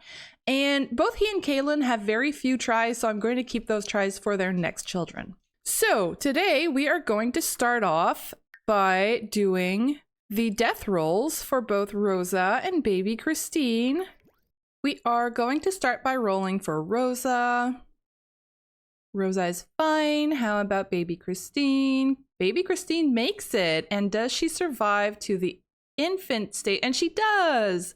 All right, so congrats, baby Christine. You are allowed to survive. I'm actually going to have her age her up right away so that we don't need to come back. All right, Christine aged up and she is sensitive. And would you look at that? She has black hair just like her father, whether that's Kaylin or August. It really is a good coincidence for Rosa that both Kaylin and August have black hair, but they are cousins, so... Oh, she wants to woohoo with August, right? I forgot she had that one. So I'm actually going to have them woohoo. I'm not going to try for a baby. I'm just going to have them woohoo, and if she's pregnant, then that's fine.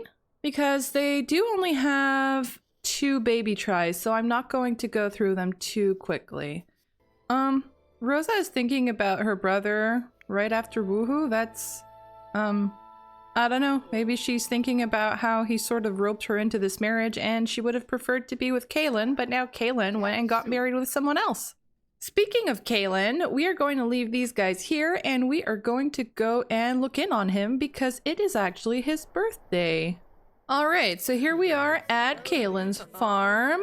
We have 2 birthday rolls to do here. The first one is going to be for our dear troublemaker Kaylin over here, who needs to do his young adult roll. He needs to avoid rolling a 2 or a 6. He just barely makes it. And the other birthday that we need to do is for Allison. Allison is the last of the Barrow siblings to make it to teenhood. She just needs to avoid rolling a 7. 11, and she's fine. We're also going to roll to see if she gets married. She does, and how many baby tries does she get? 10. All right, okay, we're going out with a bang. All of the siblings, I think she has more baby tries than like several of her siblings combined, but whatever. If I sound a little bit congested, it's because I have very, very bad seasonal allergies right now, and it is killing me. Let's get this girl aged up into a teen, and we might as well... Ooh, that neck. And her new trait is jealous. Okay, so she's outgoing, perky, animal whisperer, and jealous. Okay. Well, being such an outgoing sim, I see her as being a... I find it really strange that the romance is the only skill that they age up with now. It seems bugged or something. I don't know. All right, and she aged up with her sister Stephanie's clothing and a big scar in her face. Oops. We're going to take a look at that in just a moment. We are also going to age up Kaylin over here. All right, let's see. A bro and gentle. I feel like we get gentle a lot. He's delightful, cold-blooded. I think I'll remove gentle, but I will keep bro. I just see this as him maybe liking to hang out with his other brothers and some male friends and maybe, I don't know, picking up some girls at the bar or something. So I'll leave that as is. And, well, we've sort of been going down the rake path, haven't we? So should I say explorer, or is he a serial romantic? He wants to have successful relationships with 2 or more sims. Oh, actually, this might make sense. Because he's going to have a relationship with his wife, and then he's also going to try and pursue a relationship with his soulmate, Morgan. All right, so we're going to go with that. I'm not even sure what... discuss romantic boundaries, have 2 or more partners, have 2 or more very satisfied relationships, and go on dates. Okay, we're going to try to do all that. But first, we are going to take... Oh, he wants to ask Becca about her day. That's so cute. And he wants to be friendly with Allison. Is Allison his favorite sister? I feel like she is. Well, he gets along with all of his siblings, but I seem to remember that he had an even better relationship with Allison out of all of his sisters. All right, let's take her into cast and see what she looks like. Oh my gosh, she's so thin. And this isn't even the thinnest she can be. Holy, who did you get that from? I mean, she's a teen. Maybe she's just like super lanky and super tall. Okay. Well, I think she's got a weird set of skin details. She's got quite a few scars that I'm not sure how to explain how she got that. Maybe she spends a lot of time with animals and got like scratched by an animal and ended up with a scar. It just seems very intense. I think I'm going to remove all of the skin details, and we are going to I'll see what kind of scars I might give her back, just to show that maybe she had some dangerous encounters with some cats.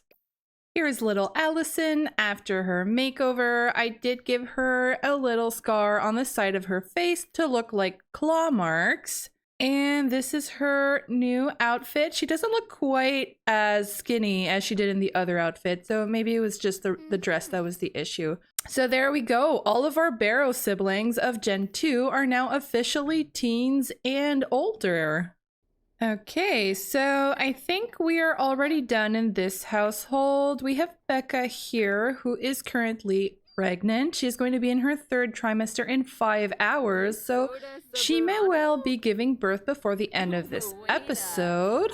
And of course, we've got Alexander here, who is also a teen now, so I'm going to be moving him into our main household in just a moment so that he can start helping Brayden with the farm, since Kaylin is now here.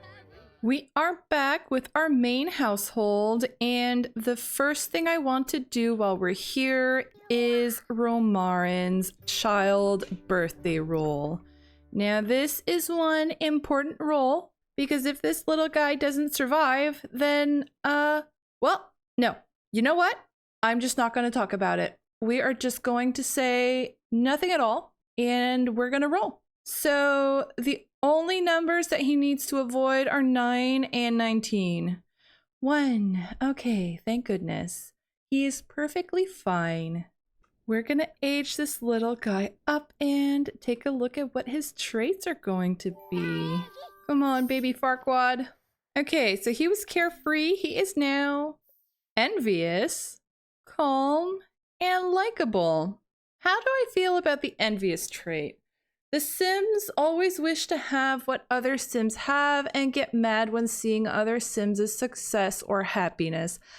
I feel like that doesn't really make sense for him, because since he's been an only child, I feel like he would be a little more maybe overconfident rather than envious.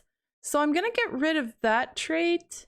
And likable and calm seem fine because Fatima is gentle, so I think that makes sense. But I think I'll go for something that's a little more like self-centered, or Brayden probably spent a lot of time with him, and oh, spoiled.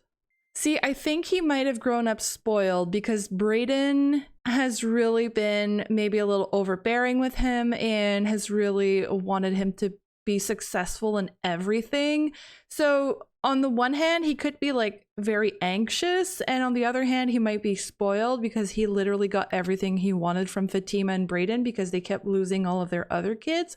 So I think that's what we're gonna go for him. And he is likable. I think I'll go for a social aspiration for him. And of course, he got top-notch toddler. He maxed out all of his skills.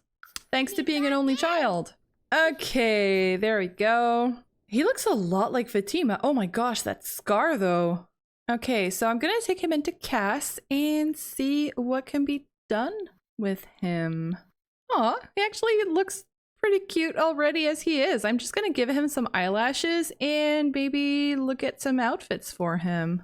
But yeah, he really looks a lot like Fatima. I mean, he has Brayden's eyes and hair, but his skin color and the way his eyes look, it really just reminds me of Fatima. I actually quite like the outfit that he's wearing. I might just give him a different color.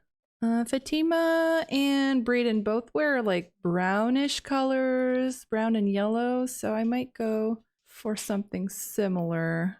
Although this looks pretty good. Okay, yeah, we're gonna go with this. And I don't know what those scars are. That's so interesting. I'm gonna leave them, but I don't know how to explain them. Maybe something will happen during his childhood that will explain why he got those scars at some point. All right, so here's our little Romarin, who is now a child, our future heir. I have no idea if he's actually going to make it that far. I'm a little nervous that we only have one kid, but at the same time, it's kind of exciting because after that, we can imagine, you know, what we might do if he doesn't make it. There are so many possibilities. Right, so I have moved in both Allison and Alexander into our... Oh, hey, it's our cousin Vasco. She doesn't even know him. There, I'm gonna go... Oh, hey, Rosemary's here. Maybe she came to drop off Alexander and Allison. You know, now that both Kaylin and Adriana are gone, maybe Rosemary came over and said, well, now that Allison and Alexander are old enough, it's time for them to come work with you and learn a bit, and then we can find them a husband, a wife, you know? Maybe Vasco's here to let them know that he had a second child recently, but that his wife seems to not be recovering very well. Try to cheer him up. There, she's very perky. She's going to try and cheer her cousin up. While Fatima and Romarin are working on the farm over here. I wonder if Fatima has started sort of making her peace with not having other children and just being okay with that. And Brayden maybe still feels a little bit incomplete, but they must be happy. Oh, Allison is freezing to death. What you doing, Allison? There. She's gonna be fine. All right, so now that we have Alexander and Allison out here, I'm going to have them come and take care of the animals a little bit. And then I do want us to go and look at what's new for Esther. All right, so now that our chores are pretty much done, one thing that I wanted to mention that happened off screen is that our local lord, Osric Fitzroy, got married around the same time that Kaylin did. You guys might remember Cassine Henford, who was one of the ladies introduced to Auguste. She is now Cassine Fitzroy, and now that they are married and their family will be growing, our lord has decided to hire some new servants. Brayden, of course, could never resist the temptation of sending one of his family members to serve their lord, and so it was agreed that our proper little Esther here would be sent to the castle. And to a certain extent, it does make sense. She does have some really good domestic skills that would make her interesting as a servant. And so I'm going to have Brayden accompany her to the castle where she is going to go and meet the other servants. Hey you, happy birthday. Sweet, thanks. Okay, I'm not even in that family anymore, but that is fine. So let's go and take a look at what is happening at the castle. All right, so whoops. Okay, well, I got an alert that the Lord's brother-in-law and the nursemaid are woohooing apparently, but right, so we're here at the castle.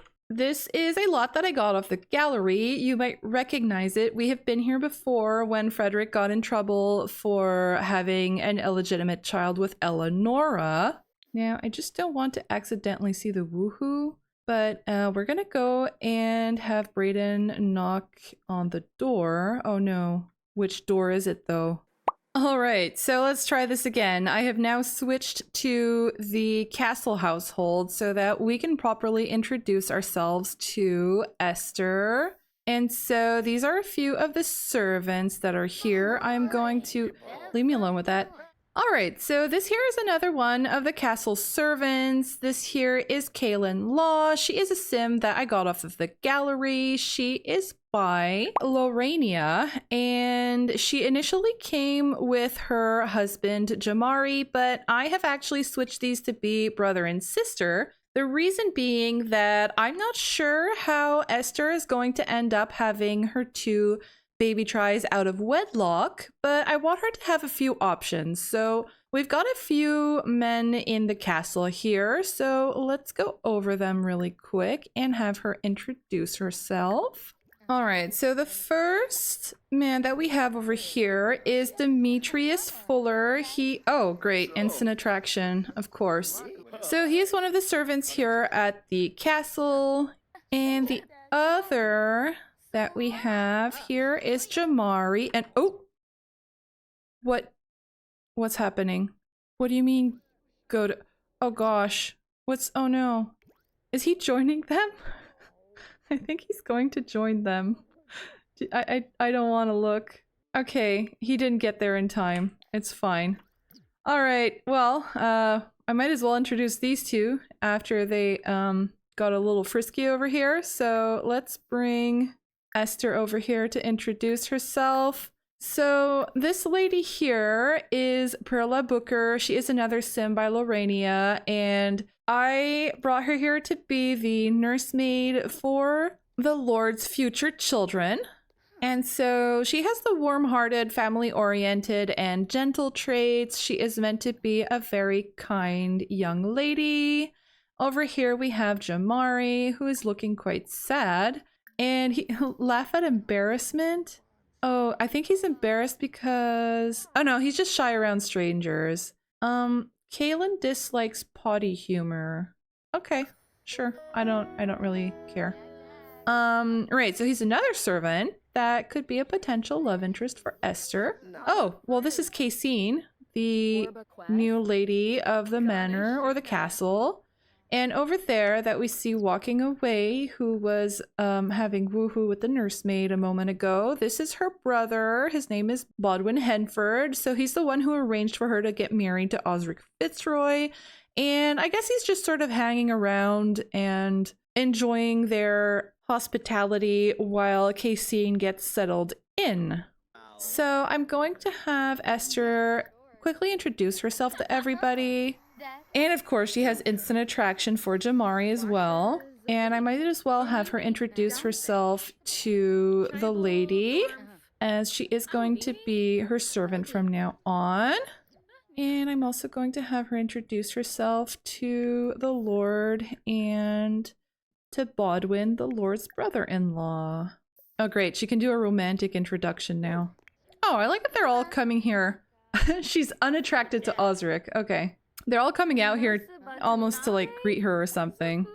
Alright, and she didn't get attraction or no attraction to him, so that was just fine. Okay, so she's got 4 men here. One of them is married, and we're going to see if anything happens. Esther learned about Bodwin's financial status, and he's apparently pretty wealthy. Yeah, that checks out.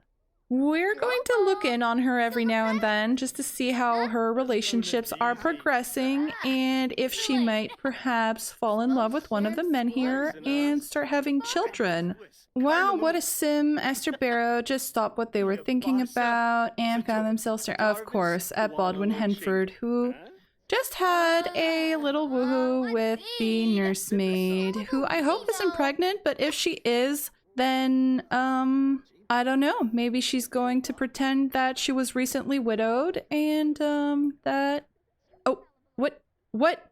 What? What?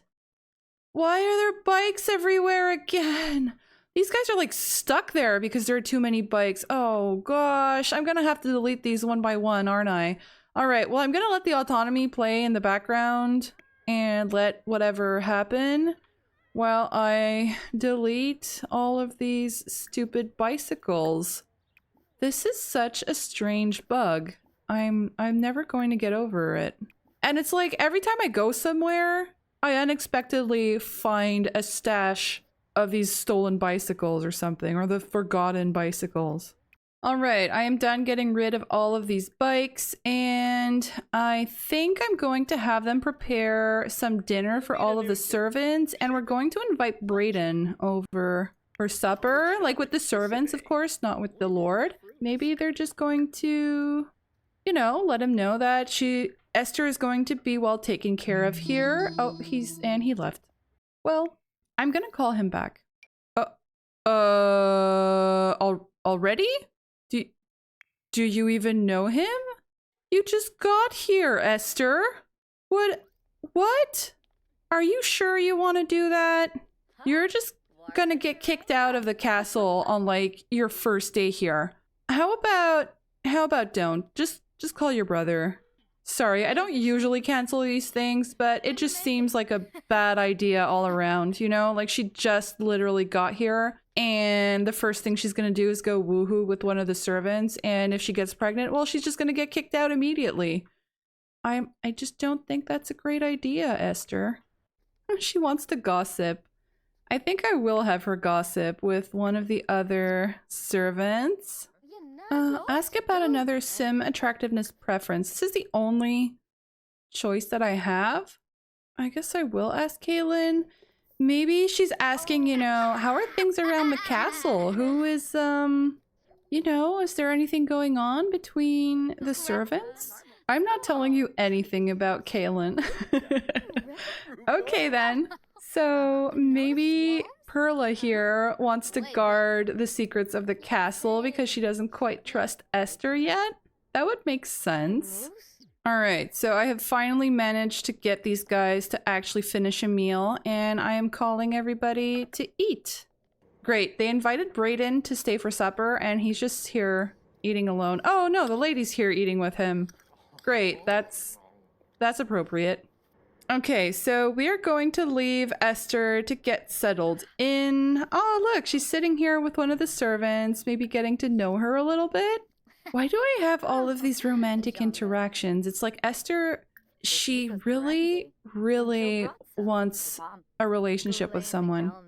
All right, so we're going to leave Esther to get settled in here, and we are going to head on back to our main household. I lied. I'm actually back here with Kaylin because I figured for the last day of the half year, what we could do is maybe go visit. Oh, he wants to woohoo with Becca? Okay, sure, why not? We could go and get into a little bit of trouble with Kaylin.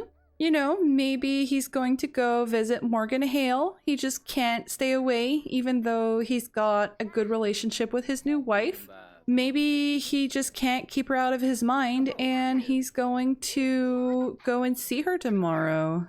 Maybe he's going to ask her to get married to someone as some sort of assurance that they won't get caught, or maybe he's going to pay to set her up somewhere, you know? Maybe rent out a room at Noah's Tavern where she can stay. I don't know.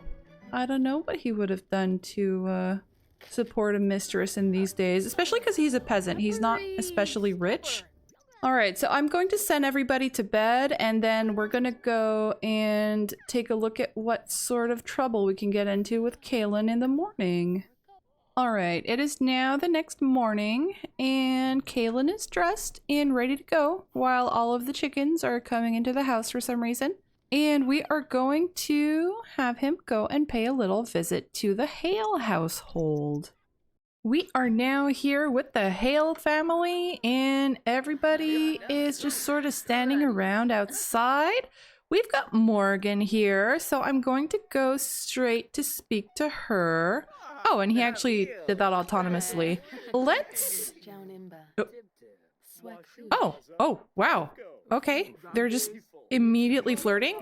What I wanted to do was Kaylin can now suggest back-to-back woohoo and recap woohoo? Recap woohoo? Why would you though? So what I was going to do is create a group with just those two and then have them go a little further away to have some romance time, but apparently they just decided to start flirting right in front of Morgan's family, which is a little awkward. Okay, I'm going to have the two of them come over to this bench so that they're not flirting right in front of her family. I'm sure she must have heard by now that he got married, you know. It has been about 9 months since his wife is about to give birth now, but I bet he's going to tell her... Oh, smooth apology? Sure. He's going to tell her that he got married for his family's benefit, you know, not really because he was really in love with her. Although he does really like his wife, it's not the same as with Morgan. And he's probably going to be really smooth about it and tell her, you know, I've never felt this way about anyone. I know I'm married now, but I just can't keep my mind off you. And I'm just not sure what his end game here is.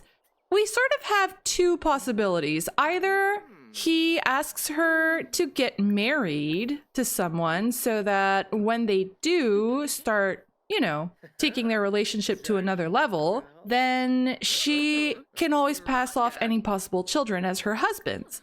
The other thing that he could do is offer to maybe pay an apartment for her in the town, and then since there are more people there, she can probably just sort of mix in with the crowd and pretend that her husband is maybe a traveling merchant or something, and that's why she's living there alone, and then he could visit her there.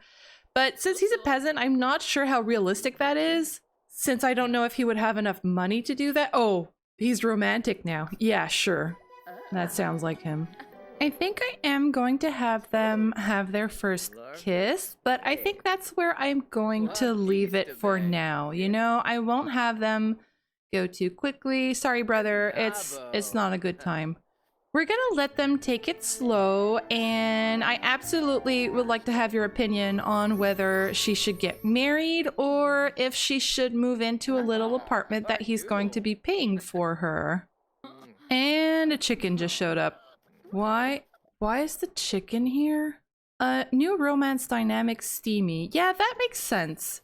Maybe he has a more stable relationship with his wife and then something very passionate with Morgan. And she keeps trying to go jog to clear her mind. I don't know what her deal is. Why are both of the chickens here? Alright, so I guess I have to ask her to be my girlfriend if I want her... Yeah, ask to be girlfriend so that it counts for our aspiration here. Okay, so he's got this, and now he needs 2 or more very satisfied relationships, and she's gone jogging again. Okay, then. Well, maybe she decided that she needed to think about this because she's not sure how she feels about being the mistress of a married man. And we're gonna get back to this some other time. So we're going to have Kalen go back home because I suspect his wife might be close to giving birth. He wants to give her the woohoo talk. Okay, we're going home. Alright, so we are back at Kalen's farm, and Becca has not yet gone into labor, though she is due to give birth any moment now. I think I'm going to head on back to our main household for now so that I can get some chores done and keep working on our money, because I feel like now that Esther has moved out, even though she's not getting married, she does deserve to get her piece of the inheritance. Maybe as spending money now that she's going to be living at the castle. Maybe she'll need better clothes. Maybe she would like to purchase some effects that she might need as a servant. So I don't know. I'm going to go back to our main household and deduct what we owe her for her inheritance, and we'll see how things go. Oh great. I load in and our taxes are due. Okay, so let's send Fatima, first of all, to take care of our taxes. Oh, wait, Brayden's right here. Let's send Brayden then. He's gonna go pay our bills, and oh, I completely forgot to give Romarin his freckles back, so I'm gonna have to go into Cass and do that really quickly. So, we're gonna pay our taxes, and once those are paid, I'm also going to deduct the 5,000 simoleons that we owe Esther. And that leaves us with 10,731 simoleons, which isn't great, but it's not all that bad either. We now only owe 2 inheritances to our younger siblings, and then we're going to be able to start paying back Quentin. But we also have the tallage that's coming up at the end of the decade, so we might want to start saving up right away because I feel like that's going to hurt. Brayden hasn't been acting like his normal self. His emotions have been a little erratic. Really? Well, okay. I'm not sure why. He's got the high maintenance trait, which probably plays with his emotions a lot, but I guess him becoming erratic now might be because of everything that's been happening and all of the children that they've been losing and his sister running away. And maybe he's going a little off the deep end? There's just too much happening in his life and he just can't deal with the stress anymore. I'm gonna send Fatima in here to keep spinning some thread. She has been such a great moneymaker for real. This is a great mod. Brayden has actually also been working pretty hard. He's been making nectar, and it's all in the basement, slowly aging. Look at it. Look at all this nectar. Okay, so I've sold pretty much all of the finely aged nectar, and we're now up to 28,000 simoleons, which is pretty good. However, the tallage is between, was it 10 and 60% of our lot value? And our lot value is 89,000 simoleons. So if we roll 60%, we are going to owe quite a bit of money. So we had better keep up making the nectar while we can. I also had them start doing cross-stitching and knitting. Esther has left, but I had her give her knitting kit to little Allison. So Allison is now going to start working on that as well. Since she's supposed to have 10 baby tries, I guess maybe she's going to be the one who fulfills the dream of having lots of kids. So I might as well have her start knitting so that she's ready to make clothes for all of those babies she's gonna have. The first thing I had Alexander do is get rid of all of the elder animals, which as a cruel sim just seems fitting for him. Hang on, we've got another elder here. I'm trading them all for ingredients and produce because one of my main sources of income is actually using wool and turning it into thread. So that's the technique I'm currently using. White Rooster is an elder. Basically all of our animals are elders now. I feel like I don't get enough hatchable eggs to cover all of the animals that are aging. Oh, Becca! Becca just gave birth! All right, okay, we're gonna head on back to Kaylin's farm in just a minute. I am going to finish up over here. Oh, Stephanie's visiting. Maybe Stephanie came to let us know that Becca gave birth so that we can go and see the baby. Aw. I love to see Allison here knitting in front of the house. Fatima and Brayden haven't really been autonomously interacting lately, which I think is kind of interesting. Since the birth of their last baby, they haven't really... Oh no, the goat is dying too? All of our animals are getting so old. But yeah, it's interesting, before she got pregnant with their last baby, they were always talking to each other, they were flirting, they were autonomously woohooing, and now since she lost that baby, they just haven't really been interacting that much. Romarin, on the other hand, is there. Oh, of course, as I say that, this is the interaction that comes up. Okay, well, I'm gonna let it go, because with only one heir, I'm not all that sure about our chances of survival. So I'm gonna let it go. I won't push anything, and we'll see if she might get pregnant. And then we are going to go and see Kaylin's new baby.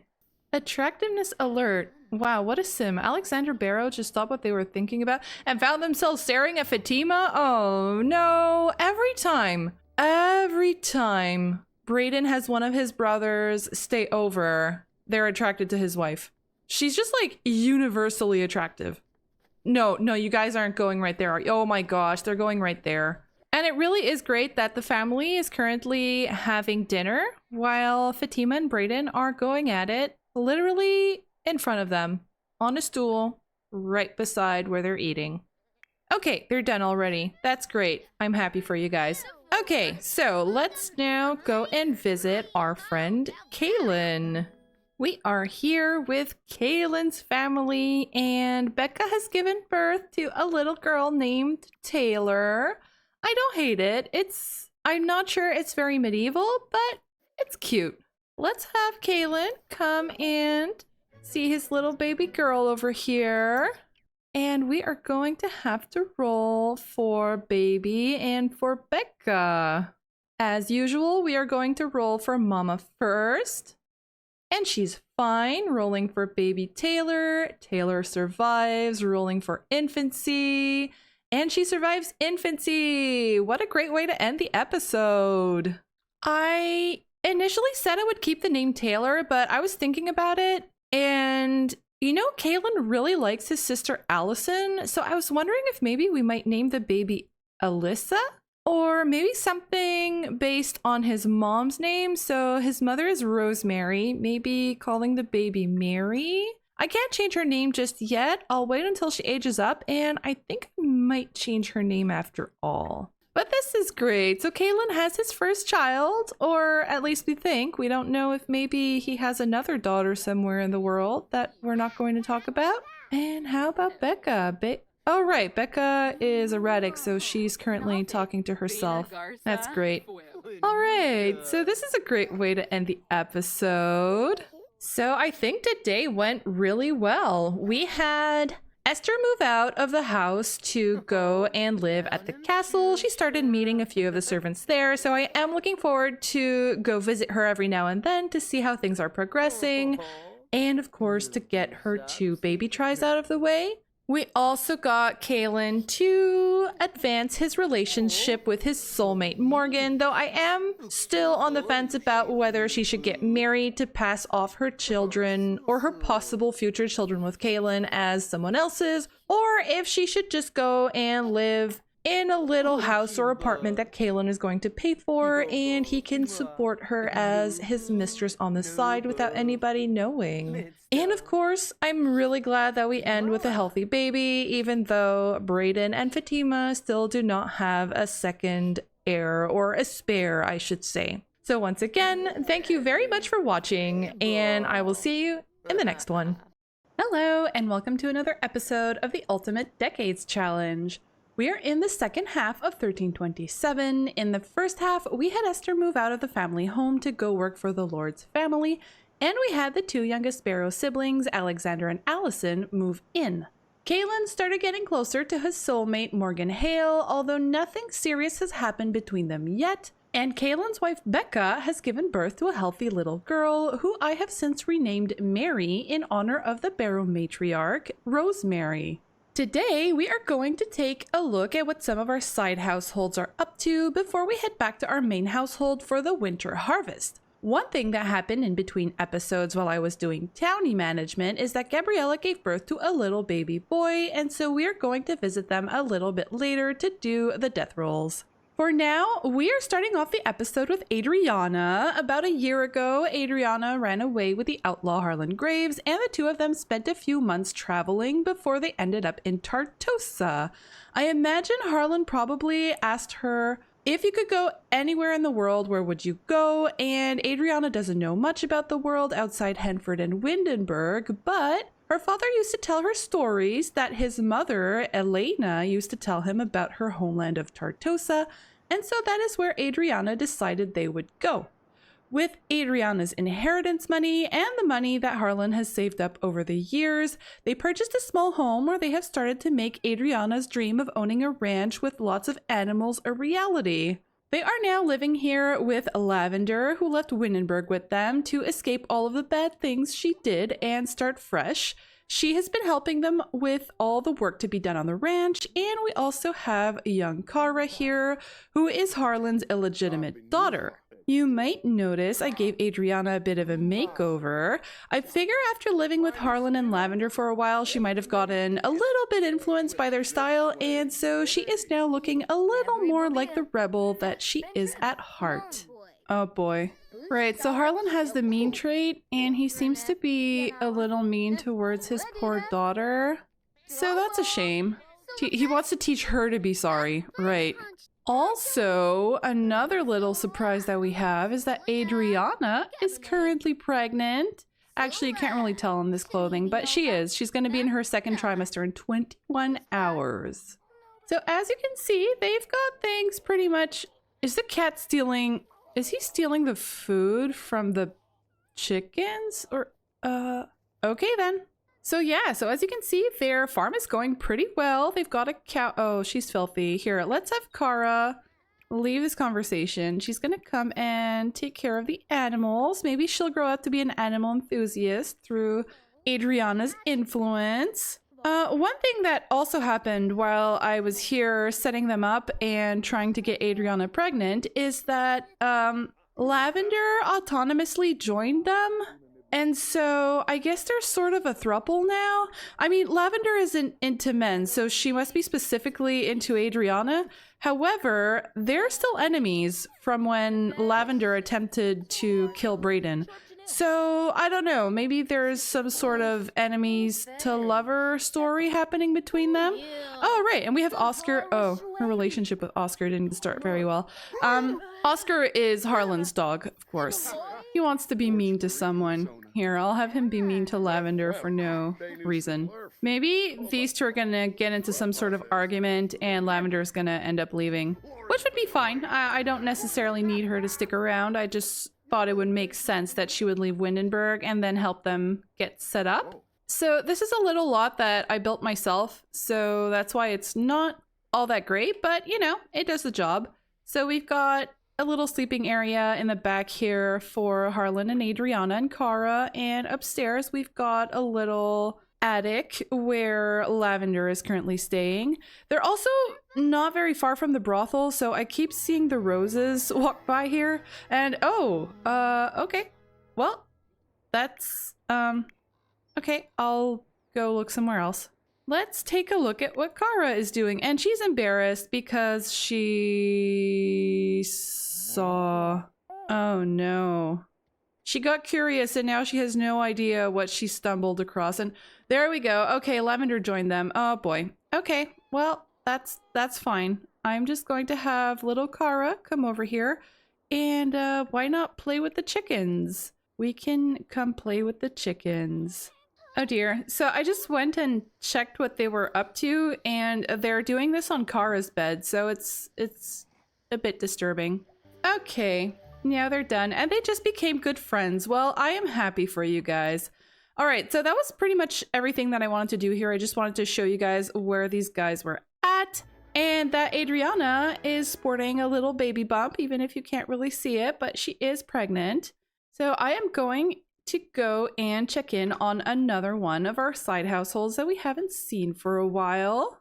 While we're in Tartosa, the other side family I'd like us to spend a bit of time with is the Bakers, who are currently living at the brothel. Now, I'm going to stop calling these two the Bakers because they were formerly adopted by the Madame, and so their name is now Rochefort.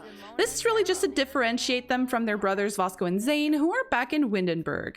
Lucia is now 18, so I figured it might be time for her to join her adoptive sisters in their trade at the brothel and see what sort of sim she might attract. I also wouldn't mind her getting her first pregnancy because her young adult birthday is right around the corner, and I'd like her to have at least one living child before we get there, just in case the roll goes wrong. I set this up as a call center that is with Nisa's mod with Wicked Whims. I have never used it before, so I have no idea what is going to happen. This is also a live-in bar, which is currently open, but we don't... okay, so we've got 2 visitors here. I added a bunch of Sims to the world of Tartosa from the gallery. I did it in a bit of a hurry, so I actually did not save these Sims in my gallery, and so I'm not actually sure who they're from. I'm very sorry about that. Bye now. I'm not really sure how to go about... what's this? Shout forbidden words? Why? No need. Here, this guy looks kind of rich, so why don't we go and do a friendly introduction to this guy? And Zane here is going to tend the bar. We usually get a lot more guests, so I'm not sure. Oh, it's Lavender. Right, so of course Lavender would be one of the first people to visit the brothel when it opens. Lucia's unattracted to Turbert. Okay. Harlan? Excuse me? Wait. Why does she have a romance bar with Harlan? Harlan, have you been up to no good? Well, whatever. At least we've got an actual client here. So I'm going to have Lucia introduce herself to him. This is a sim that I've got off the gallery, but I gave him a pretty big makeover. And, oh, be asked for woohoo. I don't know by whom. Oh, by him. Oh, that's great. Wow, that was like instantaneous. Okay, there Lucia goes with her first client. And Oscar came with Harlan, I bet. Where'd Harlan go? Oh, there. Zane is being a good servant, and he is making food for their clients and visitors. And why is Harlan... Harlan, are you stealing? Wow, what a sim. Oh no. Andrea Baker just stopped what they were thinking about and found themselves staring at lavender graves. Oh no. Andrea, I'm sorry to break it to you, but she's probably here for the ladies. She's not here for you. I'm sorry. I can't believe I added plenty of sims to Tartosa and then the game just keeps generating new sims to come here. Like, that's exactly what I didn't want. Okay, well, in any case, Lucia got her first client. Congratulations, Lucia. She looks pretty satisfied. Oh, hang on a second. Oh no, Angelique is interested in Harlan Graves. Oh, we've got a dreamboat. It is Vilcus from Plumbobs and the Past series. I added him on a whim in my game along with a few of Sleepy's sims, and he actually showed up to the brothel. Okay. I'll actually have her go and do a flirty introduction. And who knows, maybe maybe Lucia's first child will be from the Miskinus line. So I'm not too sure what— oh no, she's instantly unattracted to Vilcus. That's so sad. Oh, okay, so it's the evening and we're getting more sims. Maybe that was why we weren't getting anyone earlier. Oh, she learned about his financial status. That's very important. So I'll have her try and make a move on Vilcus. Oh, he just immediately left. I clicked on her to make a move and he just like, bye. I'll just have her introduce herself to all of the men and we'll see if anything happens. Oh, he seems to be going upstairs. She has instant attraction to Carlo Crespo. Okay. I think this is actually the rando that got a romance bar with Fatima out of nowhere. Oh, Andrea Baker just stopped what they were thinking about for a moment and found themselves staring at Nadia. Okay, so she's over here. I'll have Andrea come and introduce himself. I'm not really sure where I'm gonna go with Andrea at the moment. Oh, she thinks he's weird. Well, of course she does. He is creepy. I'm still gonna have him insist. You know, he's the reason he's creepy is because he's like super energetic and too cheerful. So I'm just gonna have him smother her in like good vibes. So Lucia did seem to like him. So why does she have all of these like mean interactions? Oh, okay. She can also woohoo with him. So here, I'll try it. You know, we gotta get the money rolling in, even though they're pretty much rich. We have a cat just sort of sitting here, Snugs. Okay, maybe we can adopt him. Okay, so he's sort of getting along with her. So as I was going to say, Endrio, I'm not really sure what I'm gonna do with him. Talk about fantasies. He is creepy. Let's go for it. Right, so, excuse me, I was just— okay. No, he's just talking about his fantasies. It's all fine. It's all fine. Okay, well, no, it wasn't fine. They're gone. They're going for it. Okay, I gave a lot trait to this place because it is a brothel, but it's a lot. So Andrew does have 10 baby tries, so I am going to have to find him a lady at some point. But I'm not sure if he's going to stay in Tartosa or if he might— well, who knows? Maybe if he falls in love with this lady, the woman that he just left with is actually one of the sailors that I added into the game, and she's living on a ship, and it's Miles from Sleepy's playthrough. Oh boy, we have to go introduce ourselves to Miles. We need those genetics. I don't know if Endrio is going to be staying in Tartosa, but if he falls in love with this sailor lady who has her own ship and everything, maybe he is going to leave with her. And he could maybe even marry her. And what the heck? Oh, Daisy! Daisy had a baby! Okay, we're gonna have to go see Daisy later as well. So we've got Gabriella and Daisy that we're gonna have to go and roll for. And she had one female baby. Okay. All right, so this is going to be an episode of running around our side households, I think. I just really want to have Lucia come and sit down and— oh my gosh, everybody keeps joining in the fun over here. And oops, here, she's gonna go and compliment him. You know, she's going to try and turn on the charm. She wants to show the madame that she can be a great employee. What can she do here? Oh, maybe just small talk to start off. Ask about his day. Okay, he's being pretty charming as well.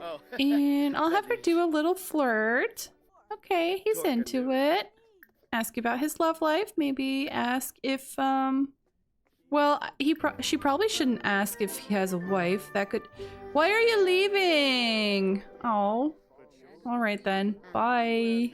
We can always try again later. So, alright. That was pretty much all I wanted to do. Well, I should probably check if she's pregnant first. Okay. Let's check if she's pregnant and we can leave after that. What's going on over here? He's just alone and he got, like, hearts? I don't know. Seems sus to me. Alright, so we're just gonna check to see if Lucia might be pregnant. If she's not, it's fine. We're still gonna go and check on our other side households. She wants to mock uncool adult. Okay, she's not pregnant. I might go and do this off screen just because I don't want things to be a bit too steamy for YouTube. But yeah, so this is the sort of life that Lucia is going to be living until we get her 5 pregnancies done. She rolled not to get married, so I think her 5 pregnancies are probably going to be from clients, or maybe she'll have one client that she prioritizes if, let's say, she meets her soulmate or she falls in love with one of them. But so far that doesn't seem to be the case. Everything seems very casual, and she is hedonistic, so I think this fits for her really well.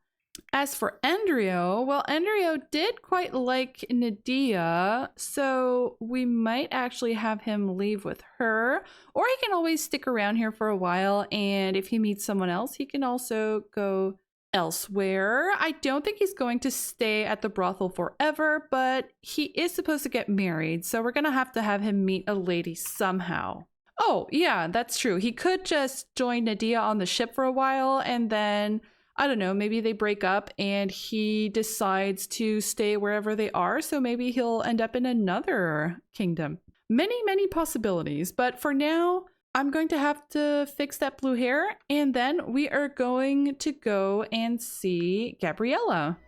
Basil! Right, so this is the name that I gave him. I named him Basil Atwood. I thought a plant-inspired name would fit best, so here he is. Let's go and cuddle the little guy, and then we are going to have to roll.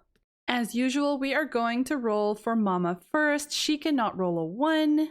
She is fine. Rolling for baby. Baby is fine. Does he survive infancy? He does! Alright, so Gabriella got 1 tragedy, but she now has a little baby boy who is perfectly fine. We're gonna stick around until I can age him up and take a look at what Corey's up to here. He's just standing around outside. Oh, he wants to talk to Shanna. Oh, Shanna's coming outside to talk to him. Okay, you know, you guys could have stayed inside. It is snowing. Well, whatever. Oh, she said, yeah, well, I was gonna say she, but it's a he. He's got so much hair. All right, so that's little baby Basil. In the last episode, I cut out a bit where I did Gabriella and Corey's young adult roles just because there was nothing happening. They both succeeded their roles and they're both fine. So they have a ton of time to get their 9 pregnancy attempts done. So now that baby Basil is aged up and healthy, we can move on to go take a look at the Pasquet household. Oh, look at them. They're so cute. I don't know why they're doing this outside at night, but it's a vibe. Okay, we're here at the Pasquet Inn, and we have Tiffany Pasquet, who was born here. Let's have Noah come and rock his little girl. I kind of like the name Tiffany just because it reminds me of Stephanie, his sister, but I don't think it's very period appropriate. But why not? We'll leave it. It was inspired by Stephanie. That's what we're going to say. They've been pretty lucky with all of their baby tries so far. They got 2 sets of twins, and at least 1 twin survived every time, so they've already got 4 kids here. Okay, so here is Noah with little baby Tiffany. We're gonna do the rolls. We're gonna roll for Mama first. Mama makes it. We're gonna roll for baby. Baby makes it. Does she survive infancy? She does! Wow, okay. We're having a lot of luck today, which is a bit scary because if Adriana gives birth in the next episode, I hope the luck will hold because if it doesn't, I am going to be devastated. Okay, so baby Tiffany survives. And I'm gonna age her up right away because it is past midnight. Aw, who would have thought Noah, the bad-natured little brat, would end up being like this perfect daddy, you know? Are you doing anything? Is this happening? Why are all of the clients coming up here to the nursery? You guys shouldn't be here. And she is a cautious little girl. That's fine.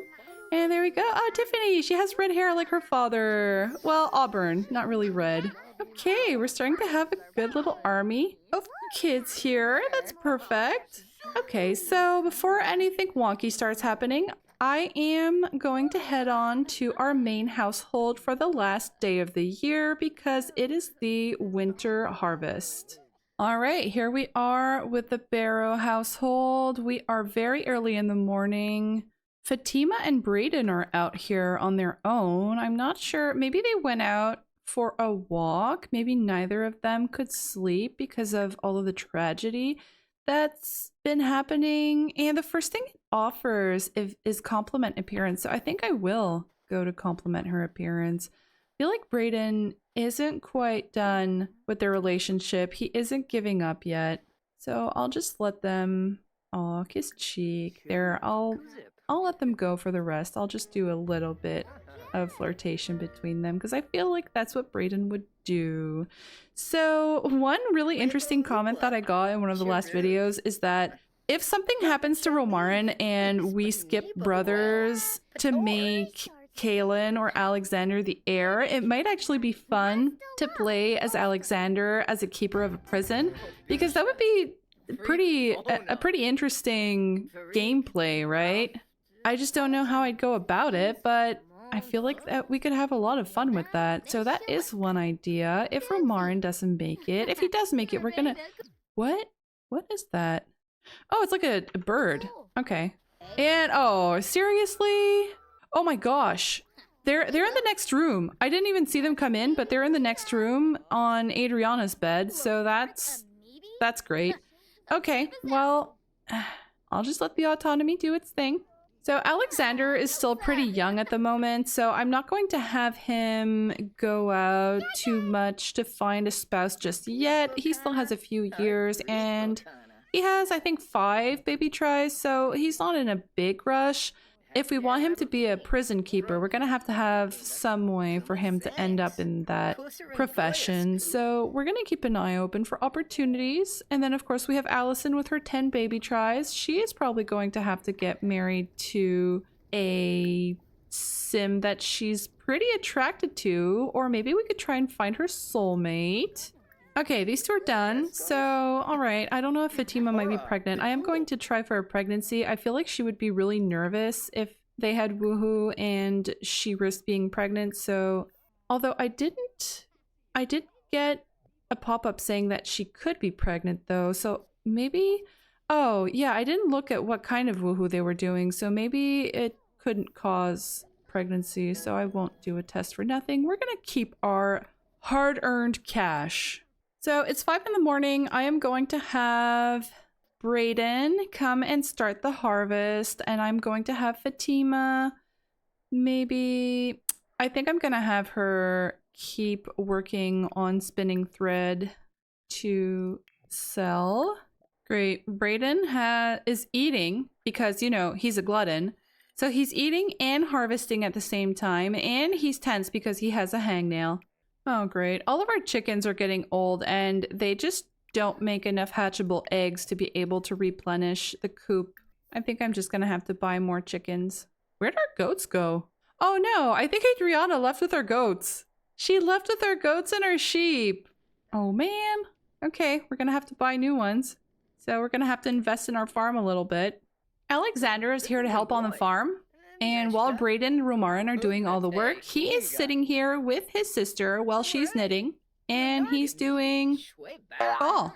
Oh, hang on. Let me get the sheep out and then he can come shear the sheep. Here we go. And this time I actually did buy only sheep and not goats by accident. Oh no, we've got a hen who got out of the pen. Can I just grab her and put her back in? Oh, thank goodness. She's starving. Oh no. How did you get out there? Isn't this locked? Oh, I think she went out of the pen to pass away because she's an elder. Yeah, death is here. Okay, that was why. Well, sorry little hen. We're gonna have to buy new ones. Oh, Romarin just walked by Alexander and had a bad sentiment with him. Not an animal, a friend. Oh, Alexander traded away the hen because she was close to passing away. And Romarin is sad about it. That's so cute. There, let's have him go and play with his stuffed toy here. Oh, Stuart is here visiting. Okay. I'll have Brayden come and invite him in. Maybe he came to check up on the harvest, ask if they needed a hand since he knows they were short-handed, but now that Alexander is here, everything is pretty much under control. Oh, great. So I had to reintroduce them to each other, and they really don't like each other.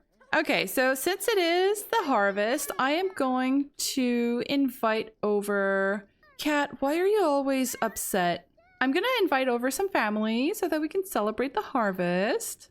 Mr. Wiggles is upset because he's hungry, and the food bowl is already full. So I don't know what is up with... Again? You guys! No, I'm not going to zoom in on you guys while you're doing that. We're going to go and take a look at what Alexander is doing. And nobody better join you guys during the family dinner. That would be absolutely horrible. Like, Stuart, you better stay in this conversation. If you go over there, I am throwing you out. Aw, Alexander's manners is in range to earn the good manners trait. Well, he might be cruel, but at least he's got good manners. Okay, so these two are done again, and the interesting thing is that every time that they go for a woohoo, it seems like they're doing interactions that won't result in pregnancy. So it's like they autonomously decided that they would not be trying for children anymore. Okay, it's 1 p.m. So I created a club with most of our family. I didn't manage to put them all in there because I had a limit of 12. So I'm going to up the limit for the next episode. And then I'll actually have a club with the entire family that we can invite over for a party. Would Alexander like deep thoughts? I think he would. So I am going to invite over the entire family. Oh man, I just realized I left the dice roller up again. Anyways, so all of our family is gathering here. I included Quentin as part of the family just because I feel like they would always invite him over for parties. Brayden is erratic. Erratic Sims live an emotional roller coaster that is unpredictable. Poor Brayden. I think he's really taking the loss of his children really hard. Fatima probably feels as though Brayden losing it a bit might be her fault. I think I'll have Fatima come and greet Zane. Oh gosh, the first thing, woohoo or check him out. No. Flatter? Why not? Let's go flatter him. So I guess Fatima probably feels like Brayden's new erratic trait. So the fact that he might be a little bit, I don't want to say he's diving off the deep end, but where's he going?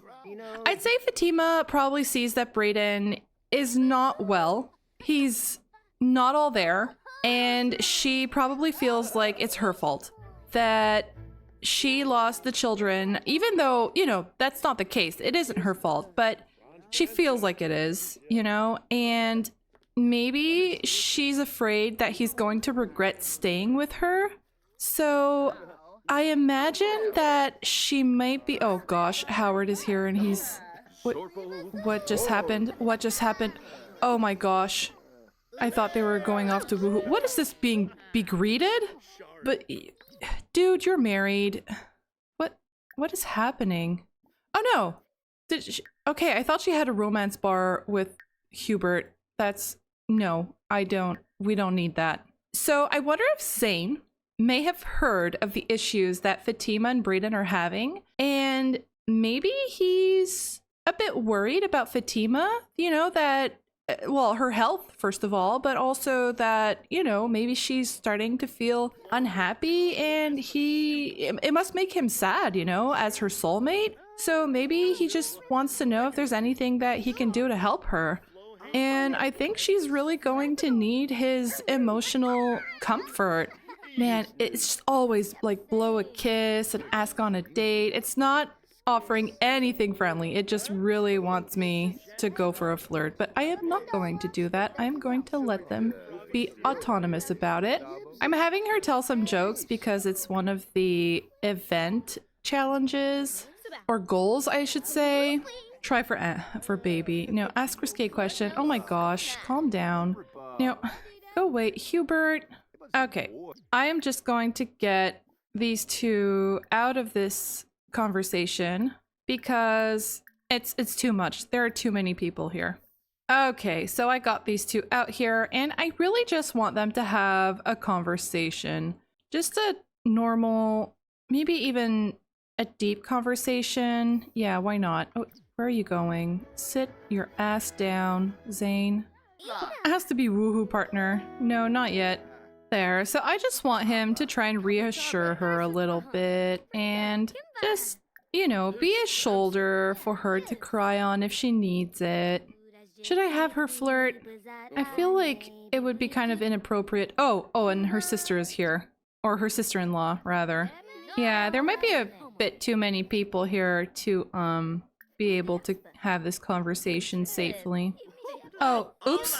Oh, well, I had her tickle him, and I didn't realize it was specifically a flirtatious option, but it's fine. He really does not want to stay here. I don't know what that was. Whisper sweet nothings. I kind of want to. I will. I'm just... Oh man. I just feel like, you know, after everything that's happened, she might just want comfort and an easy relationship, you know? Things with Brayden have been sort of tense for a long time, and maybe she just sees that the grass is greener with Zane, you know? So maybe she is going to, you know, like nothing too physical. I'm just gonna have them stay together and like, there, maybe he's going to tell her, I'm here if you need anything. And oh my gosh. Oh, what? She wants to go kiss Brayden now? Oh, what? Or he's coming to kiss her? No, she queued up that she wants to go and kiss Brayden after flirting with Zane. I wonder if she feels a bit bad. You know, like maybe she was sitting with him and realizing that, oh man, I'm really falling in love with this man. And she's like, no, I have to go and, oh, it's prom. Can I? Of course it bugged out. Someone in the comments said I can travel there manually and it'll work though. So I am going to try that. I just want to finish up over here with Zane and Brayden and everything. I just think that Fatima might be feeling bad about flirting with Zane and slowly falling in love with him. So just to reassure herself that it's a good decision to stay with Brayden, she went over and kissed him. Okay, so I am gonna make an attempt at traveling with Alexander and Allison to the prom venue. I'm gonna save first in case everything explodes, and we're gonna see what happens. Well, surprise, it didn't work.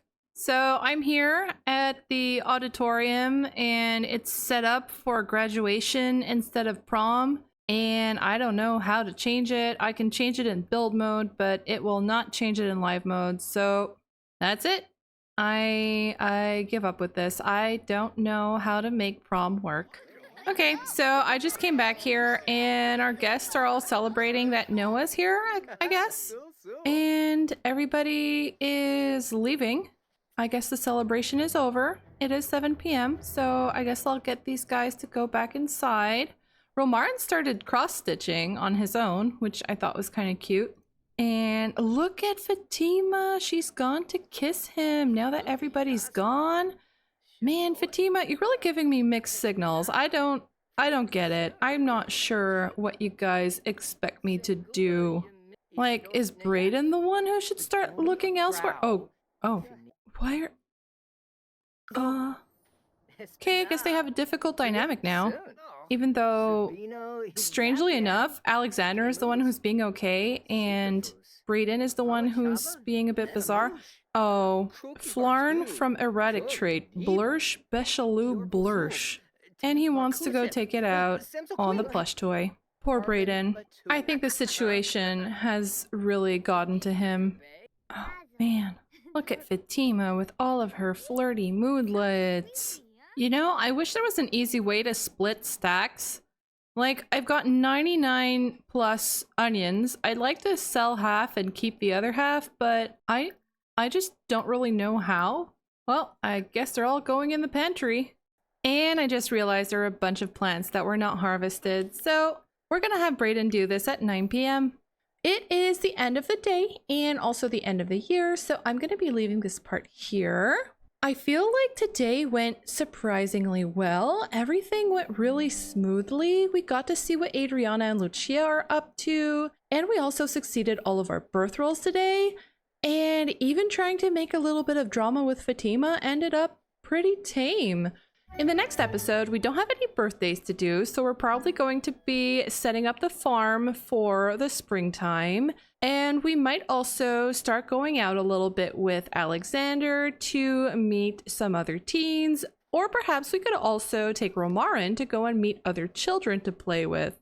So once again, thank you very much for watching, and I will see you in the next one. Hello, and welcome to another episode of the Ultimate Decades Challenge. We are now in 1328. In the last episode, we visited a few of our side households. Adriana is now settled in Tartosa with Harlan and Harlan's daughter Kara, and is now expecting a child of her own. Lucia began her career as a rose at the Rochefort brothel, while Endrio got a little bit closer to one of the female clients they had at the brothel. Back in Henford, Gabriella gave birth to healthy baby Basil, and Daisy gave birth to little Tiffany. Surprisingly, everybody succeeded their death rolls, so hopefully that doesn't mean our luck is going to take a turn for the worst today. One thing that I forgot to mention in the last episode is that Eleonora gave birth to another baby girl, who might be Kaylin's or who might be her husband's. The child has blonde hair like Eleonora, so right now there isn't really any way to know who the father is, but I'm sure we'll get a chance to discover that sometime in the future. Today, we are starting off at our friend Kaylin's house because it is his daughter Mary's toddler birthday. So we're going to start off by doing a roll for this little cutie pie. The numbers she needs to avoid are 4, 8, and 12. Oh. Okay. Well, that's a great way to start off the episode. So it looks like little baby Mary here does not make it. I'm actually going to age her up, and if we get a chance to plead, I think we will. Just because Kaylin has so few baby tries, I'd like to try for him to... Shut up, Becca. I'd like for him to at least have one surviving child, so we're going to try pleading for little baby Mary. And, oh, her arms. Oh, he brought in the other toddler just in time to witness this. That's why are her arms cut off? Oh, Kaylin just got the gloomy trait. Yeah, I'll leave it. This is terrible. Oh boy. Okay, Grim is already here. Where is he? He's over there. Okay, so who has the best... Oh, okay, Kaylin's feeling very confident, so that's great. Let's have him come over here as soon as possible. Oh man, this is terrible. Look at poor Becca. And like, Kaylin is just being his cold-blooded self. Maybe he's just feeling really confident. Don't worry, guys. I'll be able to save her. Alright, let's try this. We are going to demand that she be spared. Let's take this outside. Come on, Kaylin. It's not working, is it? No, it's not working. Okay, well, we tried. Oh, that's a shame. Kaylin's first daughter does not make it. Alright, so I'm going to give Kaylin the little urn. And Kaylin literally does not give an F. Cold-blooded Sims don't feel sorry about other Sims suffering. Why are you gloomy then? Oh man, that's so sad. While Becca is over there crying her heart out, Kaylin just really does not care. He's just near misery. He's excited about being around misery. Okay. Okay, Kaylin. Well, since I'm here, I think I'm going to have these two have a little woohoo to maybe attempt and have another baby since... Oh, great. Now the chicken died? What? I never heard that before. That's so cute. Grim is being so nice. Maybe he feels bad for taking Mary away. Why is Hubert just standing outside the cabin while those two are woohooing? It's a bit creepy. Oh, Rosemary lost one of her grandchildren. This one must hurt because she actually lived with this grandchild, and most of the other ones died at birth, and this is sort of one of the first ones that almost made it to being a toddler. So that's sad. And they're now woohooing autonomously as well. Okay, well, I am going to let that go. And we're gonna go and take a look at our toddler instead. Oh boy, poor Becca. She's feeling extreme dissatisfaction in the relationship. I'm not sure how I feel about this romantic satisfaction feature. I got a mod so that I need to manually activate it if... Oh, she's already... Oh dear, already? Okay, well that was fast. Alright, so one last thing that I wanted to do while I'm here, it's very early in the morning, but I want us to see a little bit of Morgan. So, I don't know, maybe Kaylin's feeling a bit conflicted about his daughter passing away. Maybe he feels like he should feel something, but he sort of doesn't. And maybe he's just going to go to Morgan for some comfort. Okay, so I've loaded in and they're all standing outside again for some reason. So we're just going to pretend they're not here. And Morgan is going to sneak out with him so that they can go and have a little conversation. All right, so he's actually autonomously going to chat with her. And I don't know if there's any way to get him to kiss and make up. Why, are they angry at each other? There, okay, let's go for kiss and make up. I don't know what that interaction is. But maybe that's just her way of comforting him. So there were some really great comments about Morgan and how to solve the situation, whether she should get married or if he should pay for a home for her. And a really good point is that he's a peasant and probably doesn't have the funds to pay for a home for her. So she is going to tell him that she has actually made plans to get married. Why can't I propose to her? We're already married. I'll have them have a deep conversation. And a crazy scheme also sounds like a great idea. She's going to let him know that she has made plans to get married to a sailor, and this sailor is probably going to be away pretty often, so she's going to have a home all to herself where she is going to be able to see him more often. Of course, they will have to be careful about her getting pregnant because it won't be very subtle if she gets pregnant while her husband is away for several months and he comes back and there's a baby. It could be a bit awkward. I'm not gonna go for a try for baby, but I am going to have them go for a little woohoo. And we're not going to count that as part of his baby tries if she does get pregnant, just because the baby would be considered her husband's. So it's just going to be a fun little discovery if we discover that he has another illegitimate child. I'm gonna let them do their thing, and off screen I am going to go and get her married so that it'll be a surprise if she does have a baby, if that baby is Kaylin's or her husband's. Alright, so I just got Morgan and her new husband settled, and while I was doing that, I actually got an alert that Adriana has given birth. So we are now in Tartosa, where we are going to go and see her little baby. Am I blind? Where is he? Oh, he's sleeping upstairs with Lavender. Okay, that's fine. So this here is little baby Rex.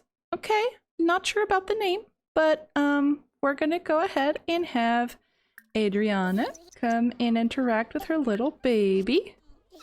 Well, the attic is kind of a difficult spot to be taking care of the baby, so I'm actually going to move him. Alright, this is better. I brought the baby downstairs, and now we are going to have to roll for both Adriana and baby Rex. Let's bring up the dice roller. We're gonna roll for Adriana first. Adriana is fine. Rolling for baby. Baby does not make it. Okay, well, this is sort of what I expected. Everything with the rolls is going not so great. At least Adriana made it, but okay.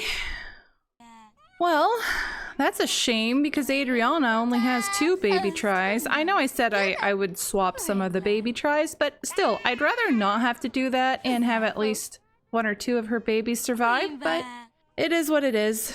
So we're gonna have to say goodbye to baby Rex. And that's it. Baby Rex is gone. Oh, Harlan. Poor Harlan. He's really sad over it. Adriana seems to actually be made of sterner stuff. She wants to be friendly with Harlan. Can she comfort him? No. She can complain about fruitcake, though. Let's compliment his outfit. And, oh, Kara. His daughter. So a few people asked me who Kara is. Kara is his illegitimate daughter.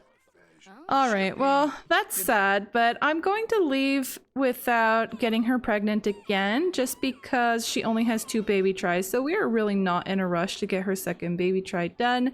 And the other thing is that I don't know how long she and Harlan are going to be in a relationship. She might end up... No! No, the dog is eating the litter! No! My dog has totally done that before. Please never do that again. No, he's doing it again! No, stop it! I'm just gonna have Harlan take him on a jog. We have to clean that stupid litter box. God, I can't believe they actually put that in the game. That is disgusting.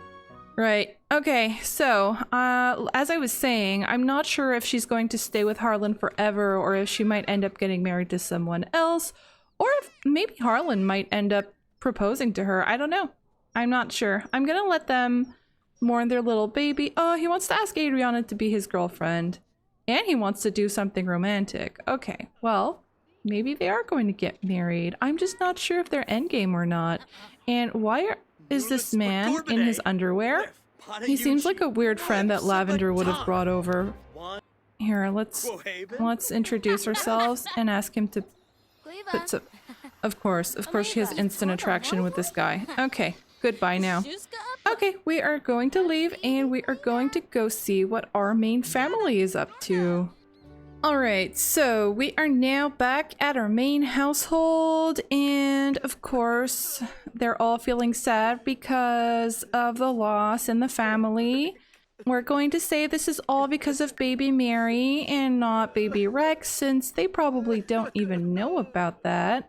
So, what's been going on here? Well, I've been working on getting everything ready for the springtime, so I got rid of all of the winter crops and I started planting a few things, but we didn't have much left in the pantry, so we're actually going to have to go to the market a little later to get some spring crops. Once I'm done with all of the chores, I'd like us to spend a little bit more time with Alexander and Allison. Not only would I like them to make a few friends, but I also want to go spouse hunting for Allison since she does have 10 baby tries. I'd really like to find her a good match. I thought Esther would be the one following Rosemary's footsteps and having a really big family, but it turns out it might actually be Esther's destiny instead. Oh, she's going to play archery to get over the death of her niece. So it is getting a bit late today. They're going to go and have supper and everything. And then in the morning, we're going to send Fatima. Or actually, we could just take the whole family along. Yeah, in the morning, we're going to take everybody and go to the market. It's kind of surprising, but even Alexander is feeling sad from losing his niece. He actually feels sadder than Kaylin does. All right, it is now the next morning. Everybody is getting their chores done, and then we are going to go to the market. I swear I keep giving the mailman a makeover, and he always still comes back in that uniform. I'm pretty sure I had an override for it, but apparently it does not work anymore. Oh, and of course, now those two are going off for a woohoo, so I'm gonna let them go. And, well, you know, we could always use another pregnancy, so I will not be stopping them. Okay, so these two are done with their business, and we are going to head on over to the market. All right, here we are with the whole family. I am going to start off by sending Brayden to go haggle and get some crops for our farm. Romarin, instead of making friends, has decided that he would sit here and cross-stitch. Oh, here we go. We've got some kids here. So Santos Langhorn, right, so that would actually be Stephanie's nephew through Brandon's sister. Let's go and meet this guy. And, oh, Nicolette, what happened to your hair? All right, so we are going to come and talk to our cousin as well. Oh, we've got Morgan. Oh, Rogers, right, because she's married now. Her name changed, and I didn't even have to do it myself. Okay, so we've got a few kids here. Oh boy. Are you guys seeing this? Auguste just saw Morgan Hale and is instantly attracted to her. What is it with him and Kaylin having the exact same tastes? Somehow the vendor for crops here is actually a farmer. It's Orion Hale, Morgan's big brother. Alright, and Brayden actually managed to haggle successfully. Alright, I see some pretty ladies here. Let's have Alexander come and introduce himself. And what about Allison? So Allison... Oh, that's so cute! Those are the innkeepers who have a really terrible relationship. Okay, so Alexander already has instant attraction. Let's have him go and talk to her a little bit. Why is he sad? Alright. I keep forgetting about that. And Romarin apparently prefers to hang out with his older siblings than with the other kids. Okay, we have a bit of a horde of couples all looking at the sky. We've got the Hales, we've got Miriam and her priest, we've got Hubert and Rosemary over here. It's like, are there no single Sims left? Oh dear. So ever since I updated my game, things have been running really smoothly, but I've got these CC glitches that I'm not really sure how to fix. But we're just gonna have to live with it for now. She's a bit of a cutie. Let's have Romarin go and introduce himself. You know, maybe he could have a childhood friend who will end up being his wife, a bit like Stephanie did. I've had Allison introduce herself to 3 different guys, and she's unattracted to all of them. So it seems like she's the total opposite of her sister, and we may have trouble finding her soulmate after all. I think I might actually have to get a mod to make less couples spawn, because literally no single Sims are here except... Oh no. Oh, Stephanie, don't do this to me. You know what? While we're here, there is a wishing well here. Maybe? Should I? Should we? I think we will. Someone once told me that the face that the well has is an indicator of what's going to happen. I'm not- Uh-oh. Oh no. What happened? What is this? A bundle of joy. Huh? What a farce. The wishing well foisted an evil child upon Brayden.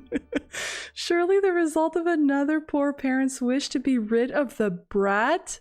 Oh no. What have I done? Khalil Barrow.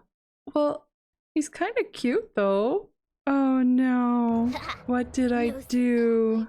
I may have done something I shouldn't have. I didn't think it would be instantaneous. I thought, you know, we would get an actual baby or something. Let's go and talk to him. Oh no, how's Fatima going to feel about this? Oh, they actually hugged. Okay, well let's have Fatima come over here. How are we going to explain this? He went to an orphanage maybe?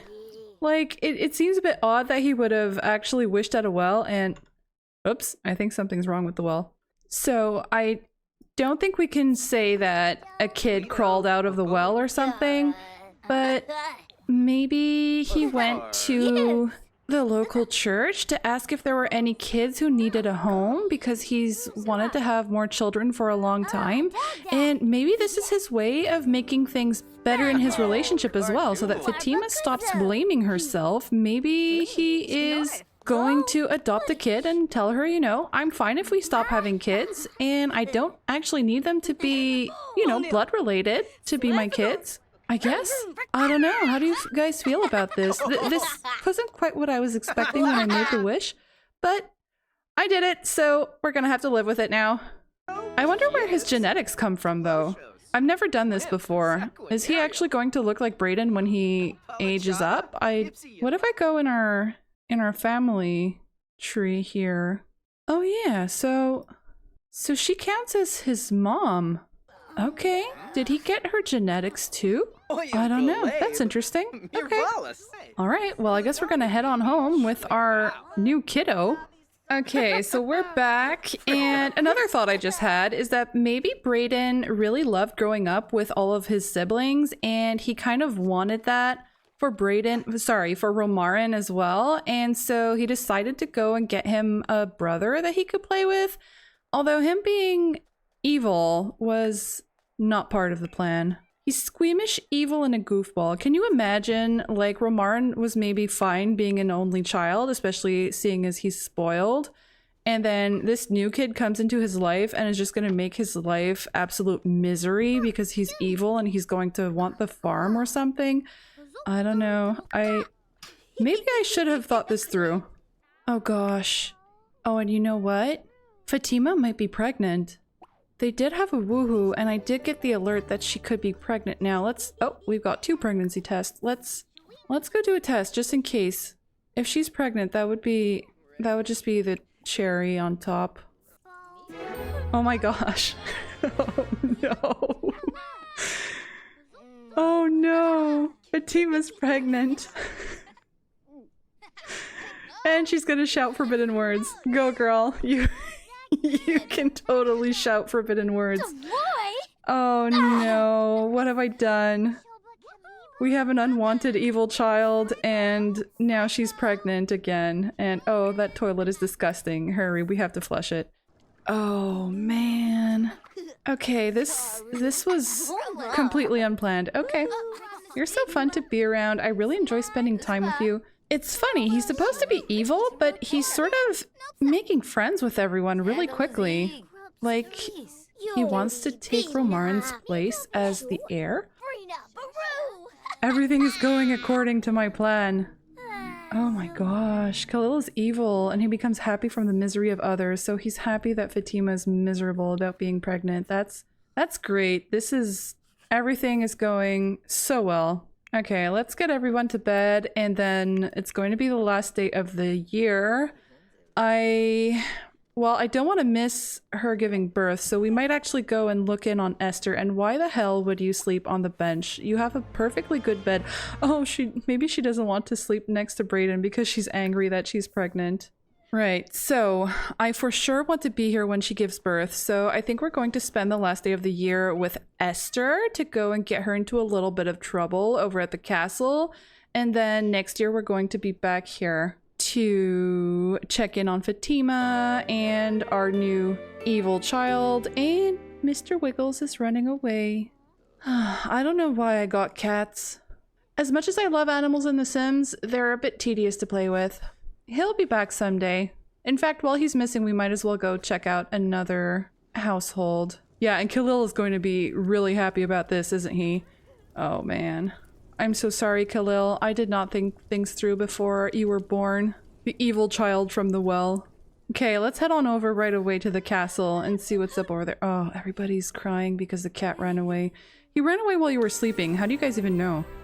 Alright, so here we are at the castle, and one thing that happened while I was getting Lady Cassine pregnant is that Esther here had an autonomous woohoo with Bodwin, who is Cassine's brother, but the Wicked Whims animation that played was more of a cuddling animation, so it seems like their relationship is sort of progressing slowly, and this seems kind of perfect for her because she's still pretty young and probably very impressionable, and getting attention from Lord Bodwin is probably pretty exceptional for her, and she's probably very excited to pursue a relationship with him.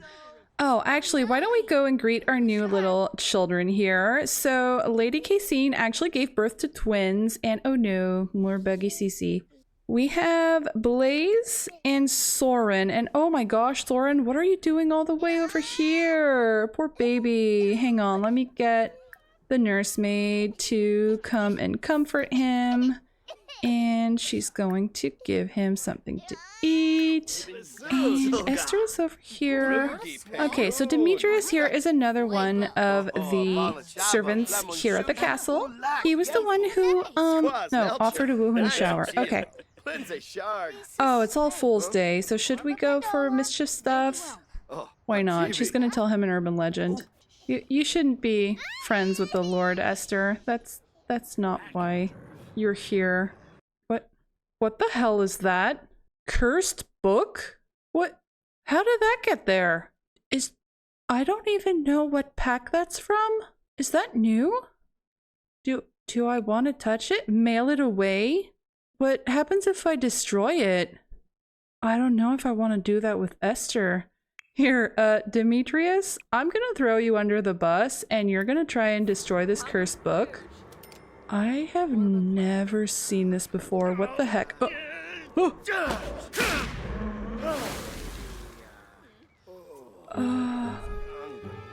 Cursed from destroying the curse. The curse has been lifted for everyone else, but there are some lingering consequences from destroying such an artifact.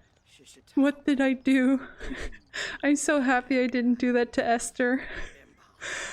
Is it because I told an urban legend? Or is it because of All Fool's Day? I've never seen that before. Okay, well, since Demetrius might be dying, let's go and talk to a different servant. We're gonna go and give props to Jamari here. Okay, Esther absolutely does not want to talk to any of the servants, and then we've got Lord Osric here, who just seems to be following her around everywhere, so I'm gonna go ahead and have her talk to him then. Compliment appearance. Here, do an impression, Esther. Maybe you met the Lord in one of the halls and you're just going to try and get into his good graces. Yeah, okay. What's that spot? Sure, that seems like the most appropriate thing to do to your Lord. He didn't mind. Oh, Bodwin autonomously went to chat with Esther? Or she went to chat with him? Everybody's gone. The two of them are alone. Why not have them first kiss? You know what? I think I will. I think I will go for a first kiss. You know, I think Esther is going to get herself in a little bit of trouble with Bodwin here. I don't think he's a very powerful lord, but to her, he's probably the most handsome and the richest person that she's ever really spoken with. So, there I'm gonna have him go into some flirtation. So, you know what? I think I am going to have them go for a little woohoo. Woohoo here. Maybe not. Maybe he's going to give her a key to his chambers and he's gonna ask her to go and join him while everybody else is busy around the castle. Let's have them go over to Bodwin's room over here, and let's have them have a little woohoo. And if she gets pregnant, well, oopsie. I really do want her to get pregnant just because I'd like her to have at least one child before she ages up, if she ages up. And what I think might be fun is if Lord Bodwin decides to go back to Henford, where he's from, because he is Lord Bodwin Henford. So I would expect him to be the heir of Henford. I don't know if maybe Henford is like a barony, so he's heir to he might become the next baron. I'm not sure. But in any case, if he goes back to Henford, maybe he's going to take Esther with him and have her live in a wing of his home and raise their illegitimate children there while he searches for an actual Demetrius. I take a panicked poop. I'm so sorry I did this to you, Demetrius. I probably should have done this with one of my own Sims, but I would feel so bad if something happened to Esther, especially since I'm already going to get her in trouble. Actually, maybe I should have him ask her to be a woohoo partner. Would that make sense? Yeah, ask to be woohoo partners. I'm gonna go for that because she obviously knows that he could never marry her. Or maybe she doesn't. Maybe she's so young that she dreams that maybe they could become husband and wife at some point. I don't know. But I think he's going to ask her to be woohoo partners. So he's going to ask her to officially be his mistress. And where are you guys going in your PJs? That's not very subtle, guys. Why do you have to go all the way to the Lord's bedroom to have this conversation? And why are you napping on the Lord's bed? So is that a yes? Oh, she wants to make out. Okay, then. Oh, Esther. Alright, so I'm not going to check if she's pregnant. I'm not going to push things too far. I'm gonna let things go, and I'm gonna head on back to our main household to go and plant a few items and basically work on the farm and see what those guys get up to. And if Esther is not pregnant, that's fine. We might as well come back next year to try again. We're back at our main household, and I'm getting a few chores done around the farm. Khalil is strangely close to Allison, which is sort of interesting. They just became good friends. Okay. I'm not sure what his play is here. Huh. Okay, so I actually had to order a delivery for the plants that I wasn't able to find in the market, and it seems like the guy that she thought was unattractive, Trevor Hale, who is another one of Morgan's brothers, is the one who showed up with the groceries. So I'm still going to have her interact a little bit with him. It just seems odd that we would see him twice so quickly. Maybe she's currently unattracted. Mess around. Why would I, though? Maybe she's currently unattracted to him, but, you know, it could change over time. She's very flirty.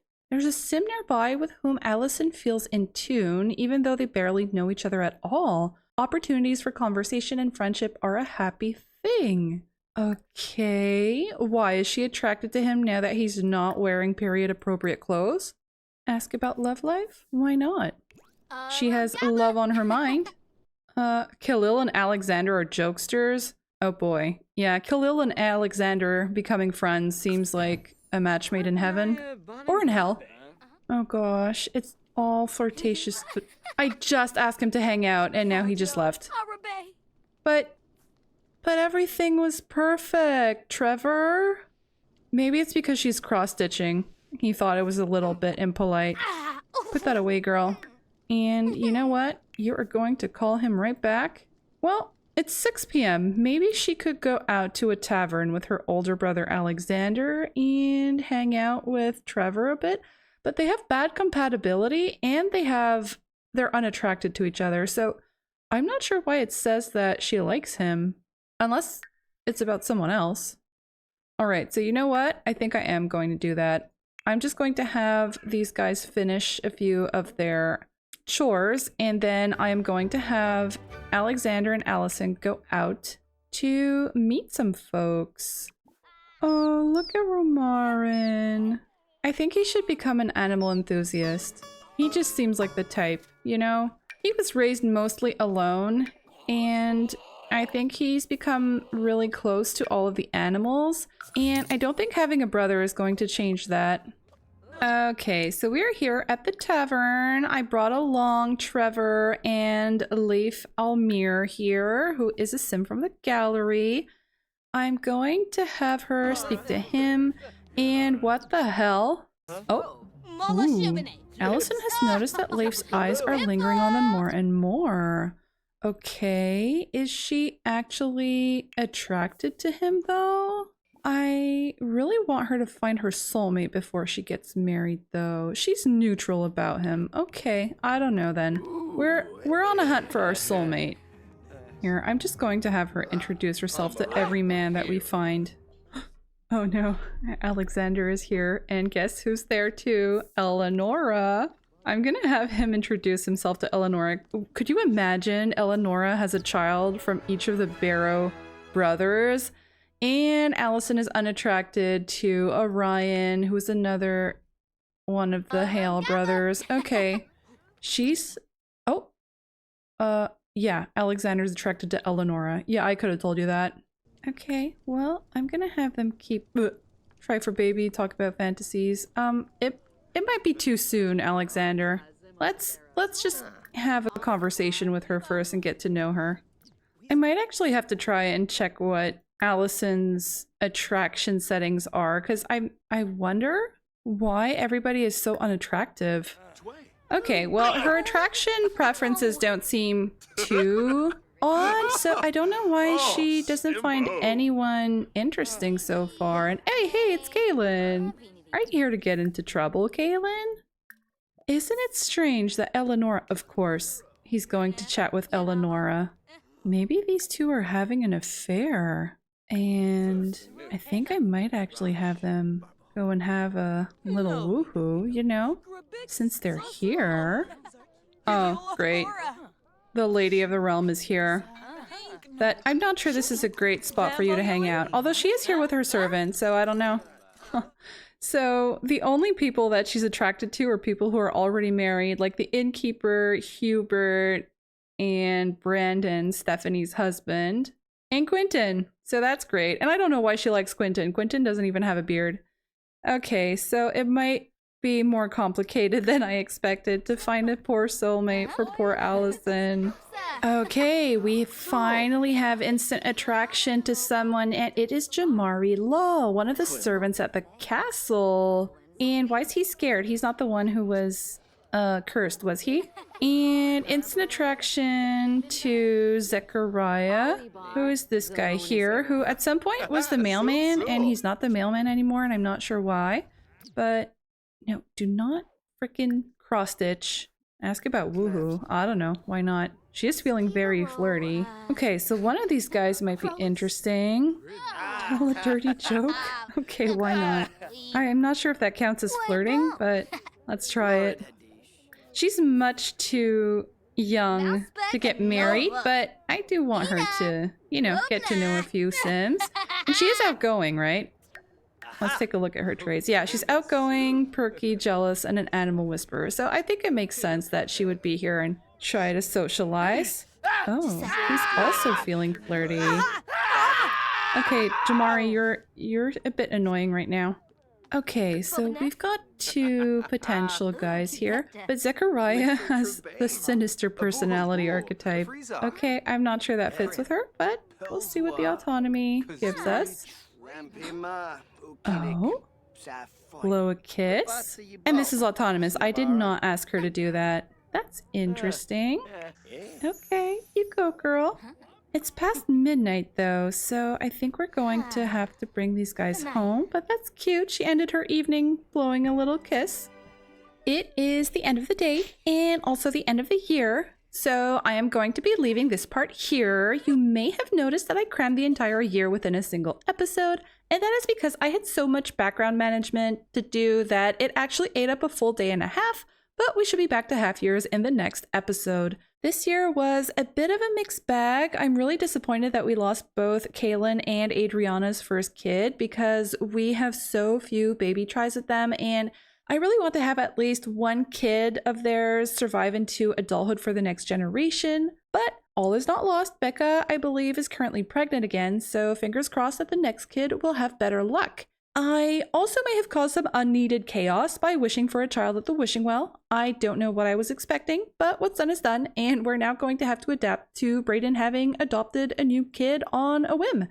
Everyone in the family seems pretty okay with it so far, so I'm curious to see what sort of dynamic develops between Khalil and Romarin. And of course, let's not forget that Fatima is now pregnant as well, so we're probably going to be ending the decade with another birth in our main household. On a personal note, I will be on hiatus starting somewhere in November.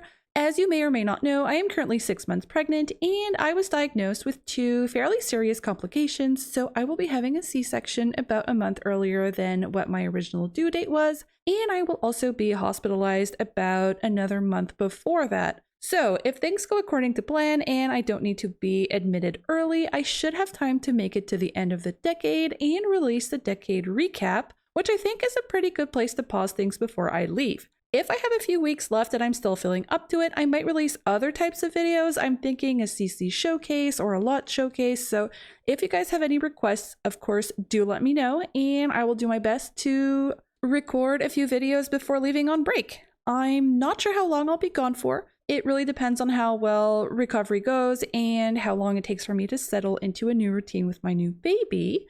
But if any of you want to keep in touch while I'm gone, I intend to stay active on Sleepy Time Sims' Discord. So if you aren't already a member of her community, I highly recommend joining us there. Thank you very much for watching, and I will see you in the next one. Hello, and welcome to another episode of the Ultimate Decades Challenge.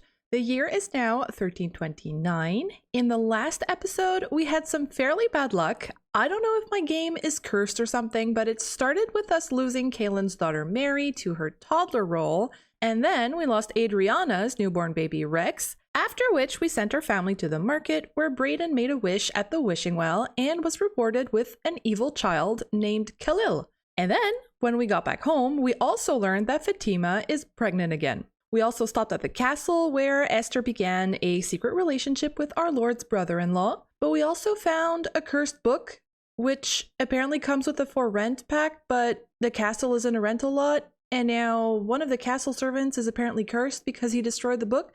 So I don't know if this is some sort of early Halloween thing I've got going on, but hopefully it won't mess with us too much today because it looks like Fatima might be giving birth at any moment, and I am really counting on the dice to finally give us a surviving spare. Now, I am recording this before seeing any of the comments on the last episode. The last video hasn't even come out yet, but my schedule is a little tight, so I'm pre-recording this while I can. I'm sure you guys are going to have some great suggestions on how to help me out of this corner that I sort of backed myself into with Khalil, the evil child from the well. But for now, I decided not to count him as part of our family tree, just because I feel like it's a little bit too easy to suddenly get a kid who skipped 4 death rolls, basically with no negative trade-off. I just don't feel like the evil trait is a big enough disadvantage to warrant skipping all the rolls. So my solution for now is that we are going to say that Khalil is some sort of minion sent by the demon in the well, and he has cast a spell on Fatima to allow her to conceive this child that she is currently carrying. I don't know if this means there should be some sort of effect on this child if it survives the birthday rolls. Maybe once the new expansion pack comes out, we could give them one of the new traits, like Chased by Death. Like, in exchange for giving them a dice reroll, if they fail, we could give them a really lousy trait that's going to hinder them for the rest of their life. I don't know. We're going to start by seeing how the birth goes, and then if they don't make it, then Brayden might end up doing a witchy trade with Khalil to save them or something.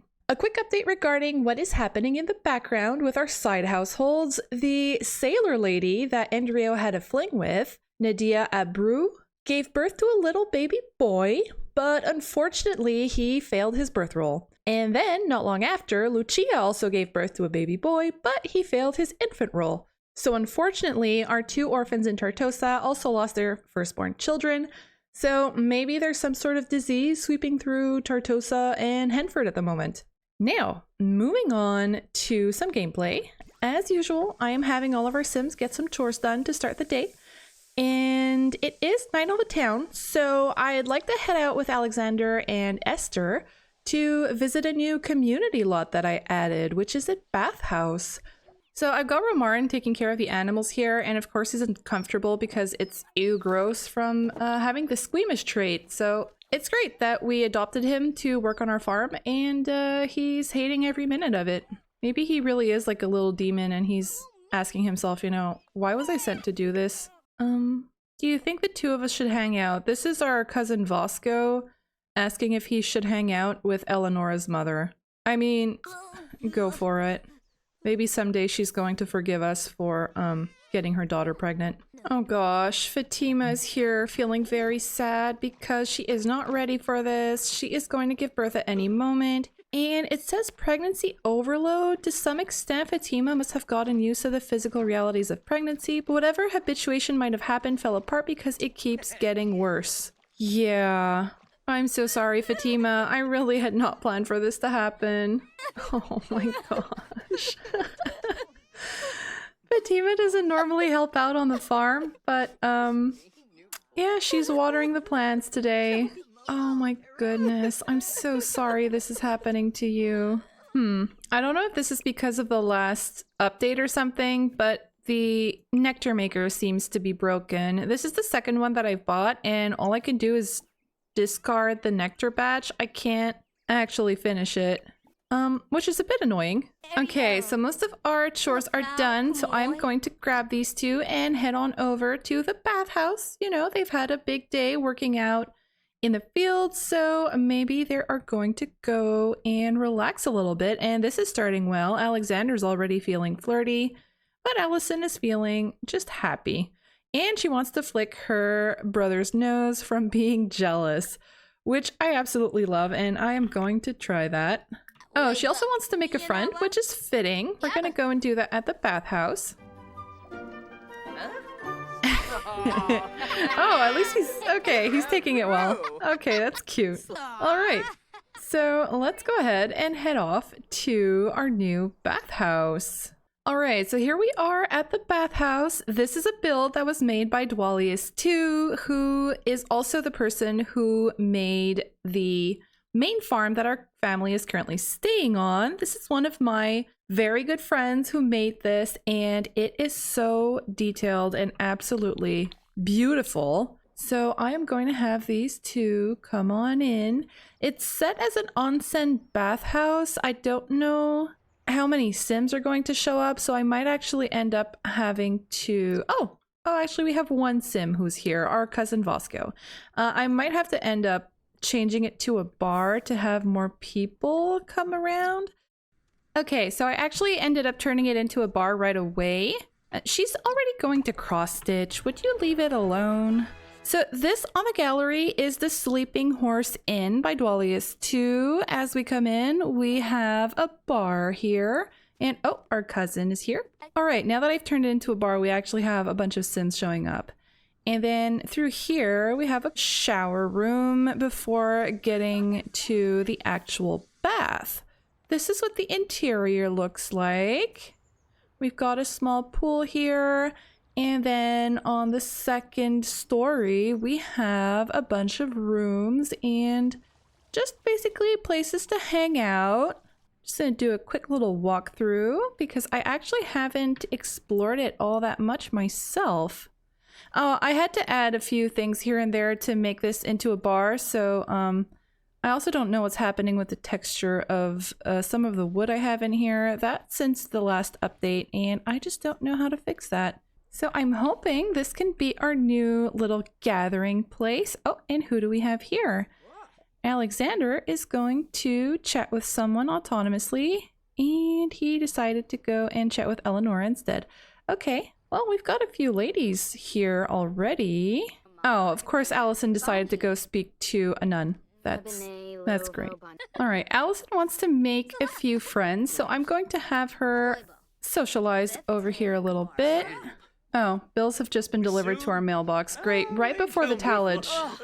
And what are you wearing? This is the priest. What? Why? No, I'm sorry, sir. Just no. Alright, so to complete our objective for Night on the Town, we need to... Oh, Alexander has a major crush on Yinuo? Where is she? Where is she? Oh, here we go. Ooh. Why, hello there. What do you mean he learned about her mess around interests? They're just chatting and that was the first thing they decided to talk about? Okay then. Should I let him go in for a little flirt? Maybe. Oh, I don't even need to do that. He's doing it himself. Okay then, Alexander. I see you've got everything under control. I'm gonna go over to Allison then. And of course she's feeling flirty as well. Alright, and I did also create a club with all of the single men, so I might actually do a gathering to allow Allison to meet a few more Sims so that she can try and find her soulmate somewhere among them. We know she likes beards, and she was attracted to Zechariah, so he's a why would I want to mess around in the sauna? Not yet. Abel McCartney. Really? Does he have a beard? Oh, he's got like... Yeah, he's got stubble. Okay. Oh, and she also has instant attraction to Demetrius, who is our dear Sim who got cursed at the castle. That's sort of amusing. Let's ask him about his day and chat with him a little bit. Oh, of course our brother Kalen is here and sitting with a young lady. Actually sitting with two young ladies. Alright, and Grayson is over here. His girlfriend ran away with an outlaw. Maybe, he is going to tell everybody how an outlaw stole his girlfriend or kidnapped her, and everybody has a lot of pity for him. Allison, of course, knows what actually happened. Okay, this is like the place to be. Everybody in town is just hanging out around here. I swear, Alexander has instant attraction to everybody he meets, and then Allison is like, 1 out of 2 is unattractive. Alexander's cruel, but he's not cold-hearted like his brother. I don't know if he would go around flirting with different ladies. I think he's just... Oh, well, he is materialistic. Maybe he's trying to meet a lady who's a little better off and who might be able to improve his station in life. I never actually managed to order anything because the bartender is just standing outside doing nothing. Oh, look, we have Bodwin here. We've got Brandon and... Oh, Eleonora. She's pregnant. Could it be Kaylin's? Oh, boy. Zane is here with Rosa, and she's sort of telling him not to flirt with her, maybe? I don't know. Oh my goodness. I told them to relax in the spring together. I thought it was just Alexander and Yinuo Lee, but it's actually all of the single men. Oh no. What a soup. Well, seems like the spa just got a lot more popular. Allison's like, nope, I'm out of here. Are you serious? Allison wanted to come here to make friends and she sat down and just started knitting.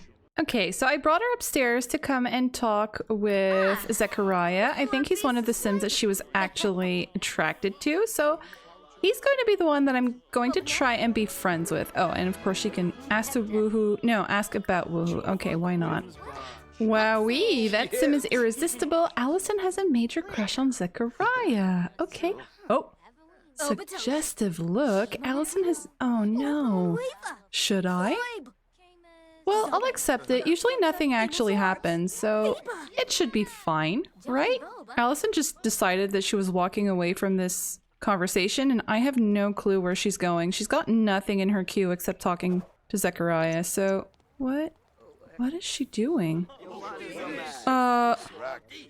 Wait a minute. Excuse me? How did that happen? Where? How? What? You guys. What the heck? I mean, I don't mind, but that seemed kind of sudden. Oh, bye, Bodwin.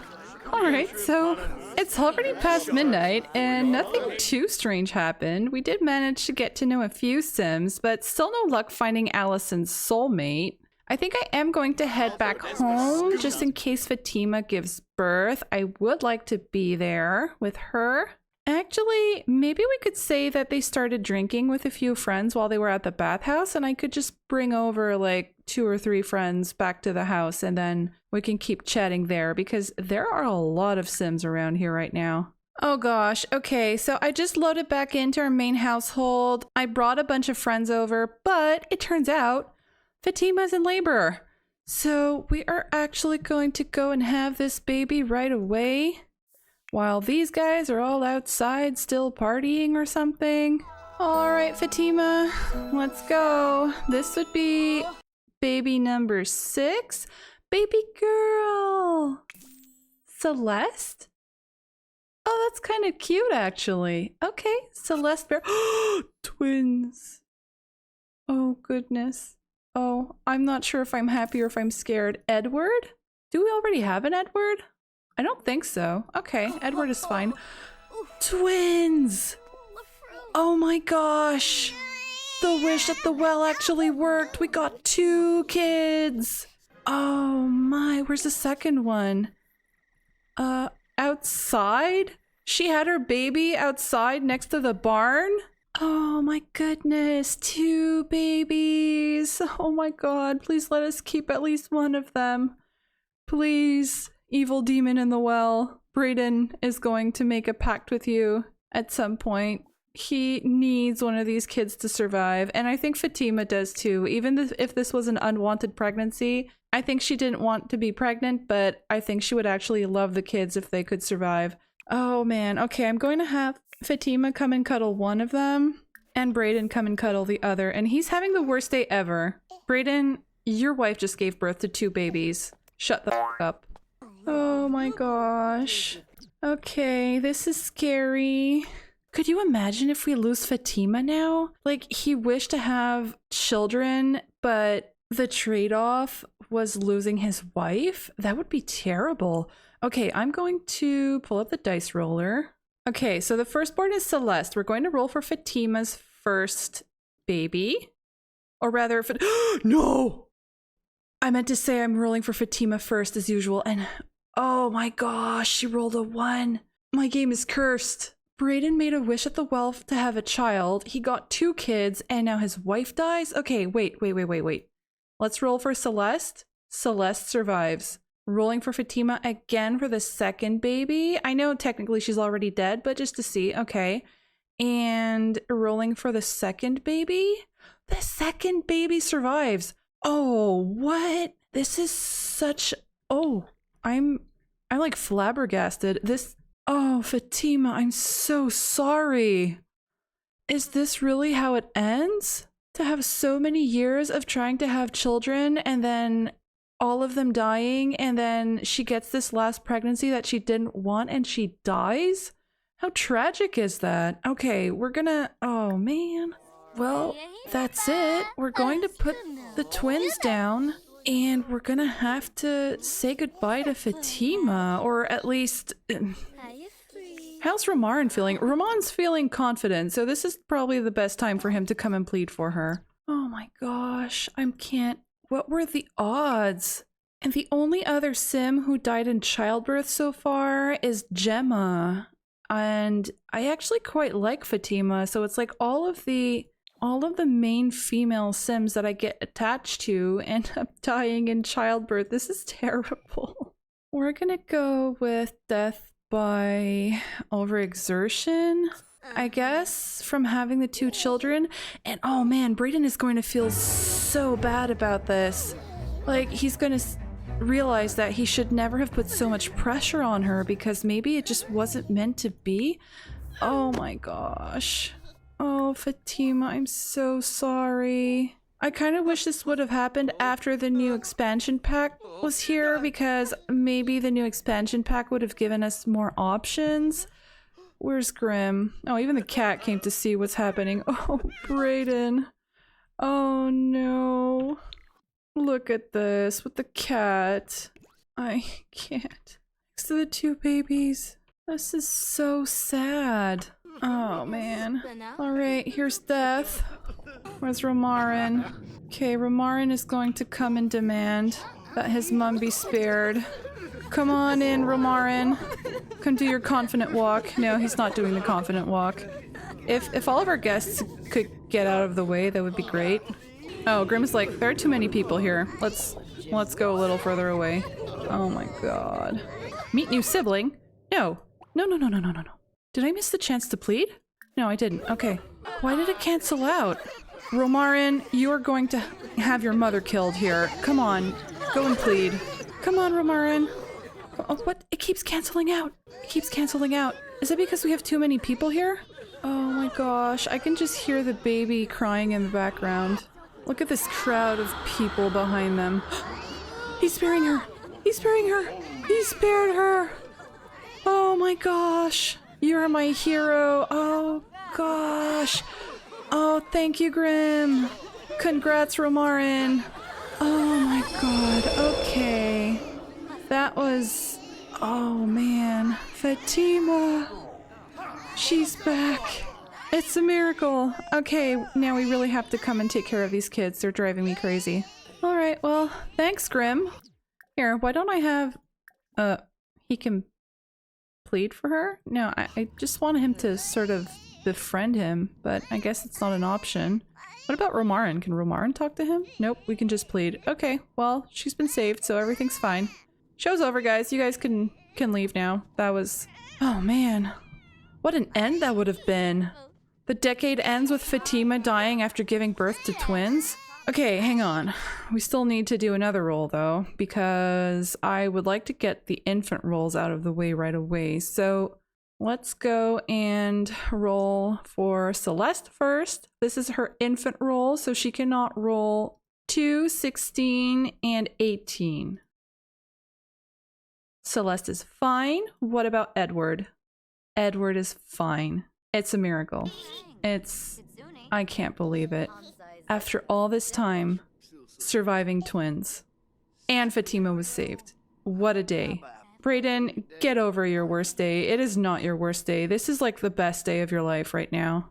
There, we have a meditation stool. You're gonna come in and meditate. We're gonna say that you've come to pray. After everything that's happened, you're gonna go and thank the Watcher. Oh, I can't believe it. Celeste and Edward.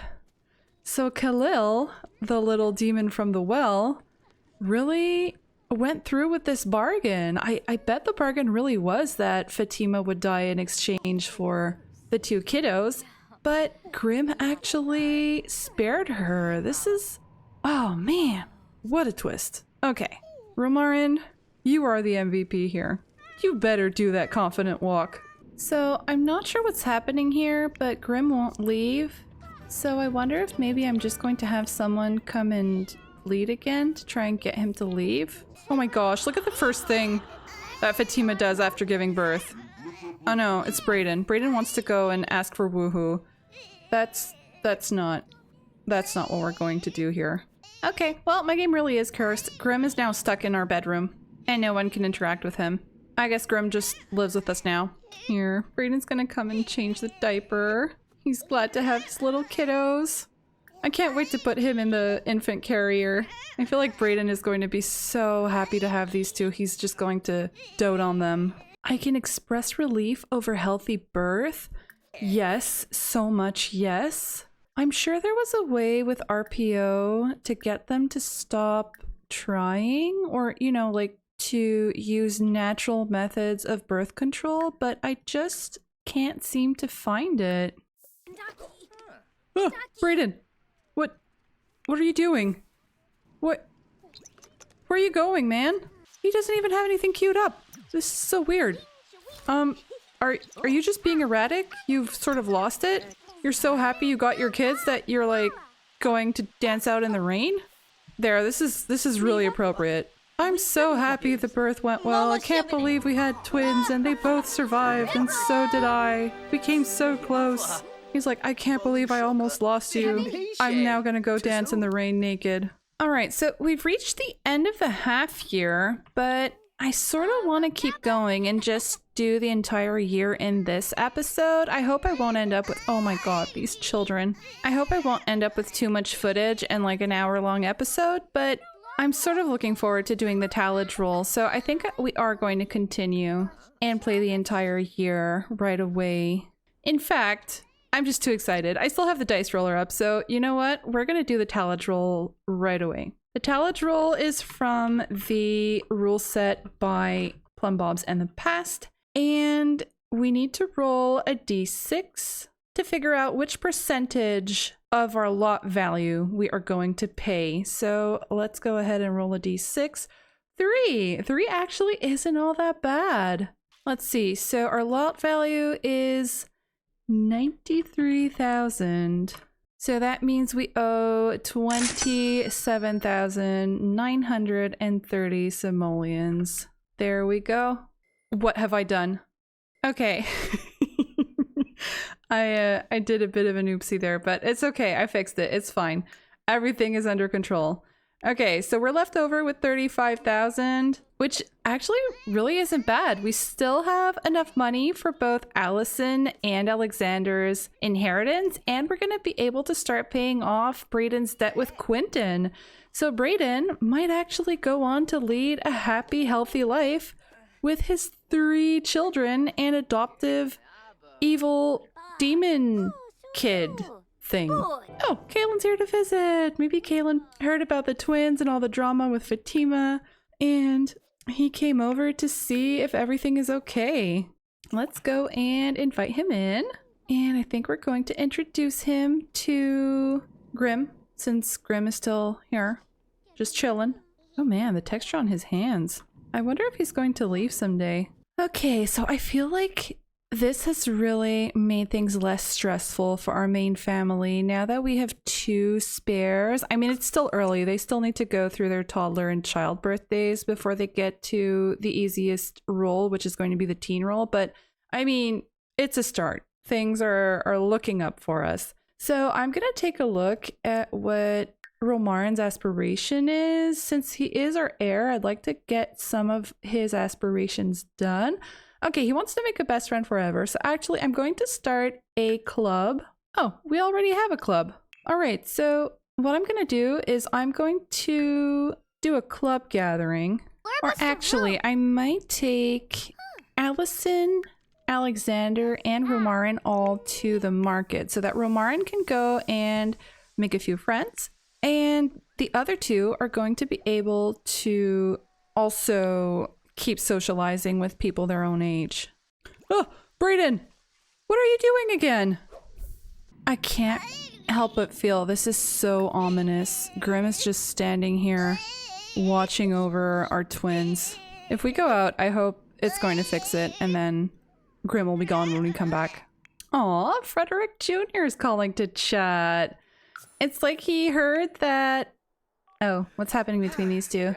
It's like he heard that he just had 2 babies, and Frederick is probably like, oh, you know, we're twins, and like, it's so fun that you also had twins.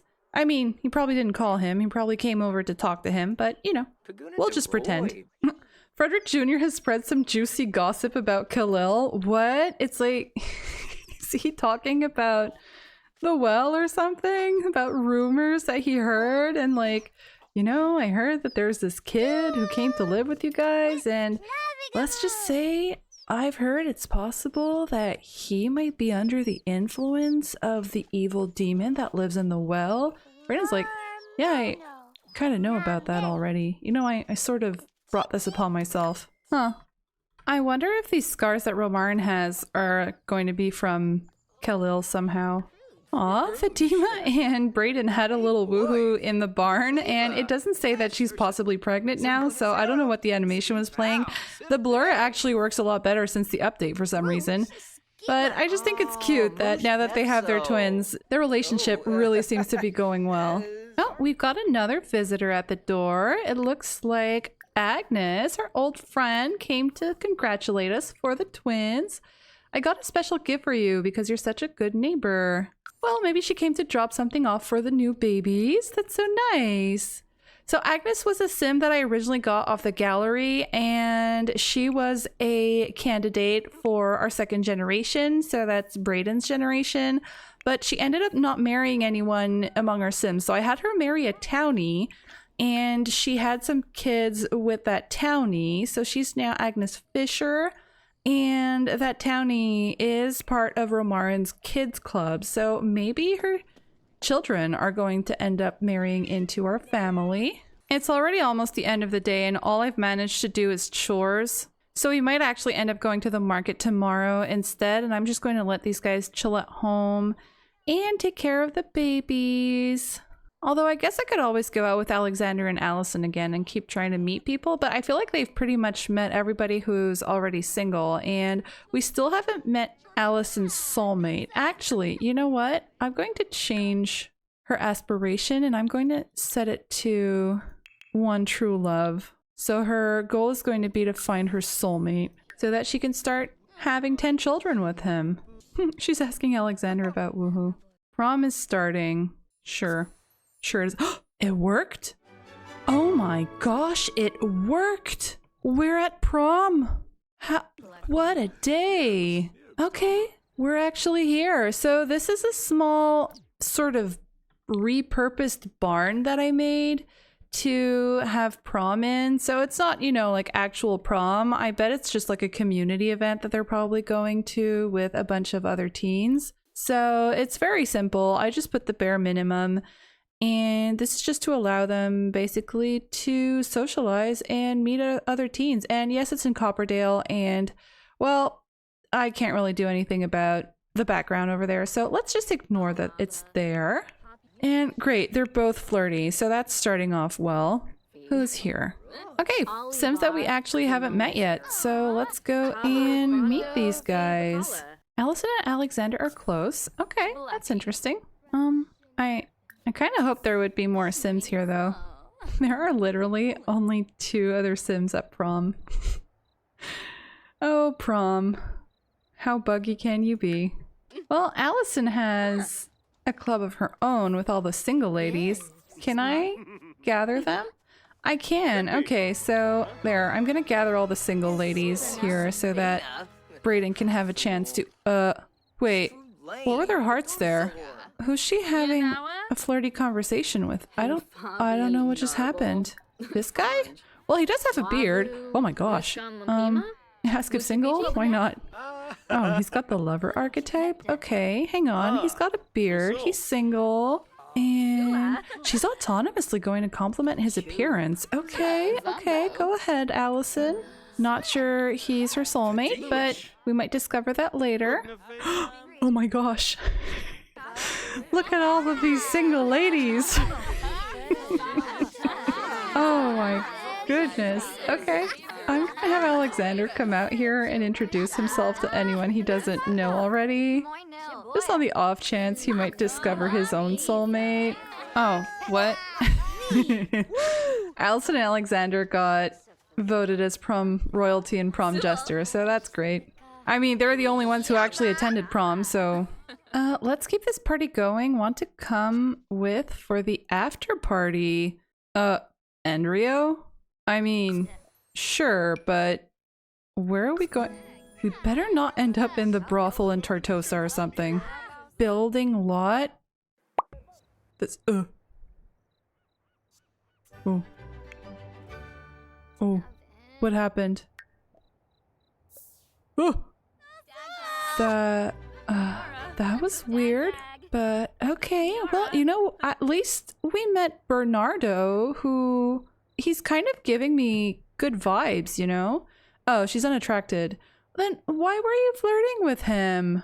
Well, I guess the party's over and we're gonna head on home. I don't know what happened to the after party. Okay, we're back at our main household and I am happy to say that Grim is no longer lurking in the nursery, just waiting for someone to die.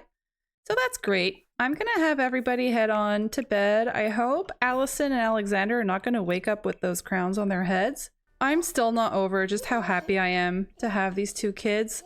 We're already at the last day of the year and the last day of the decade, and I just feel like the birth of these twins is just the perfect way to end the decade, you know? I was sort of expecting disaster, and everything ended up being pretty okay. Although there's still 1 day to go. It's not too late for disaster to strike, but what's the worst that could happen, right? Oh, the romantic relationship between Fatima and Zane has fizzled away? Really? It's such interesting timing. So it really seems like having these two kids has repaired Fatima and Brayden's relationship. And oh, look at them. She decided that staying with her husband really is what would make her happy. I'm so happy for them. Oh, so I'm getting these guys started on their chores extra early so that we can go to the market, but I got an alert that Alexander is having a hot daydream about Abigail Fisher. So maybe we could invite her over to the market with us. And I don't know, maybe Alexander would be the type to have a little fling before getting married. I'm not sure that he would be all that interested in marrying a fisherman's daughter. So maybe he's going to do something similar to his brother and have a little side chick. Aw, just got the pop-up to have the dynamic between Brayden and Fatima be wholesome. Everything is really falling into place for these guys. Oh no, these two are hungry. Hurry, come take care of them before they get taken away. Oh, and then actually we're gonna age them up into infants and take a look at what they look like. Alright, so I'm gonna age these two up. Let's see if these babies are gonna look like Mama or Papa. And Celeste is cautious. Oh, she's got Mama's hair. And now let's take a look at little baby Edward. And Edward is wiggly. He aged up with exactly the same hair as his sister. Okay. Alright, I'm gonna go and give these guys a quick little makeover. Alright, so here's baby Celeste after her little makeover. It seems like she got her mama's hair, but I'm not sure where she got the blue eyes from, since her mother has sort of brownish eyes with... Well, I'm not sure how to describe it, but neither of her parents has blue eyes, so that's interesting. And then we have Edward here, who has his father's green eyes. They are both looking super cute, and I can't wait to see how these guys are gonna look as they age up. Okay, I admit I had to get rid of the cat because it was bugged out and it was driving me crazy, and now we also have... We're inside the 8 sim limit, so hopefully performance should be good. Alright, we have our two little babies here, and Khalil is already here talking to them. I hope he's not here to be a bad influence or something. Oh, he's already making Celeste cry. Hey Fatima, I think Sister Anjali Partha is pretty cute. Should I ask her out? This is Zane asking Fatima. Yep, go for it, Zane. That's it, just go for it. I guess since Fatima is pretty determined to stay with Brayden, I might as well go and have Zane get married to someone off screen so that he can also start having a few children of his own, because he does have 5 baby tries.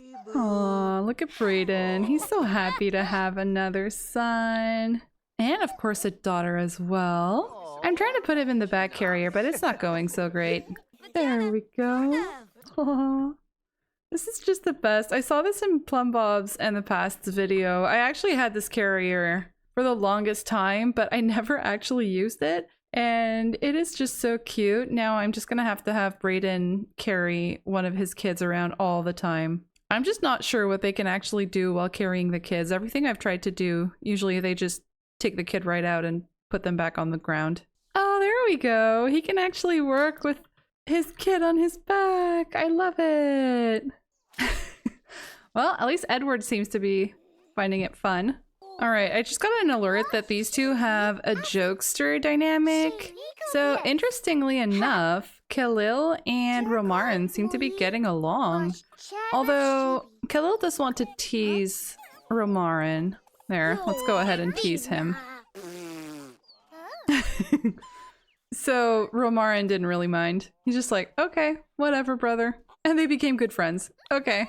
Oh my gosh, it's already the end of the day, and I am just now finishing the chores. So let's go ahead and head out to the market with Alexander, Allison, and Romarin.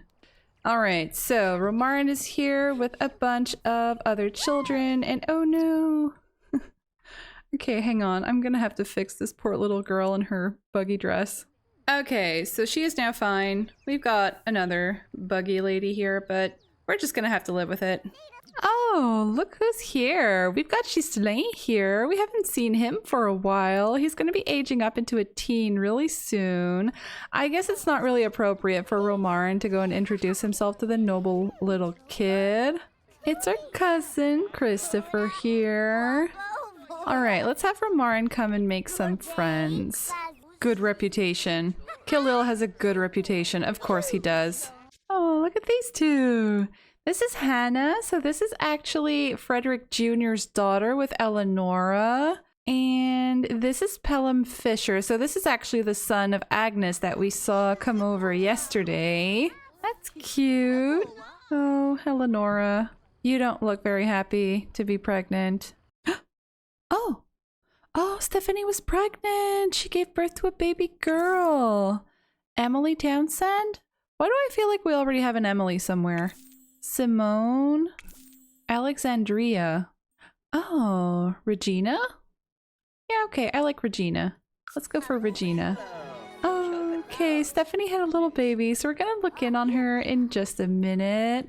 I still want to hang out with these guys here. I want Romarin to make a friend. Oh, actually, he seems to have already completed his want. No, okay, he needs to make a BFF. So Christine seems to be appearing really often, so I think I'm going to go and talk to her. I'm trying so hard to get Romarin to be friends with Christine, and meanwhile, we've got Khalil here who just became good friends with Sabrina and Serafina with like no effort from my part. All right, I managed to finally make these two BFFs.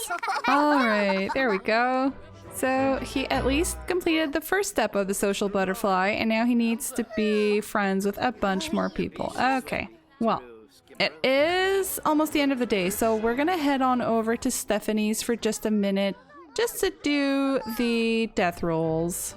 All right, so here we are at the Townsend house, and I brought Allison here to come and see Stephanie and her new baby. All right, there she is.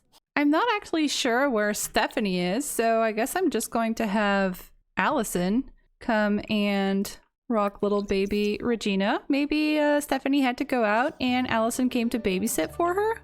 All right, so let's do the death rolls. We are going to roll for Stephanie first. Stephanie's fine, rolling for baby. Baby is fine, rolling for infancy. Baby makes it through infancy. Okay, we're ending the decade with another birth. That's great. I'm so happy. Okay, well, that was pretty much everything I wanted to do in this household. I just wanted to come and take a look at how these guys are doing, but apparently they let us in and then everybody left. Oh no, Sheila's here. Oh, Brandon's outside here. Okay. All right, so I'm gonna head on home to our main household. It is the end of the day and the end of the year and also the end of the decade, so I'm going to be leaving this part here. I am so happy our luck took a turn for the better to end the decade. Allison and Alexander haven't been having much success socializing, but I'm fine with that because we got healthy twins in our main household and Fatima was saved from death. This is going to be the last episode I record for a while because, like I mentioned in the last episode, I will soon be hospitalized due to complications with my pregnancy, and then once I have the baby, I'll be taking a break until things settle down. So in the meantime, you can find me on Sleepy Time Sims' Discord server, and I hope to be back with you guys soon. I will work on some other videos while I'm still at home, so you can expect a decade recap soon and perhaps a CC or lot showcase. So once again, thank you very much for watching, and I will be seeing you all in 1330.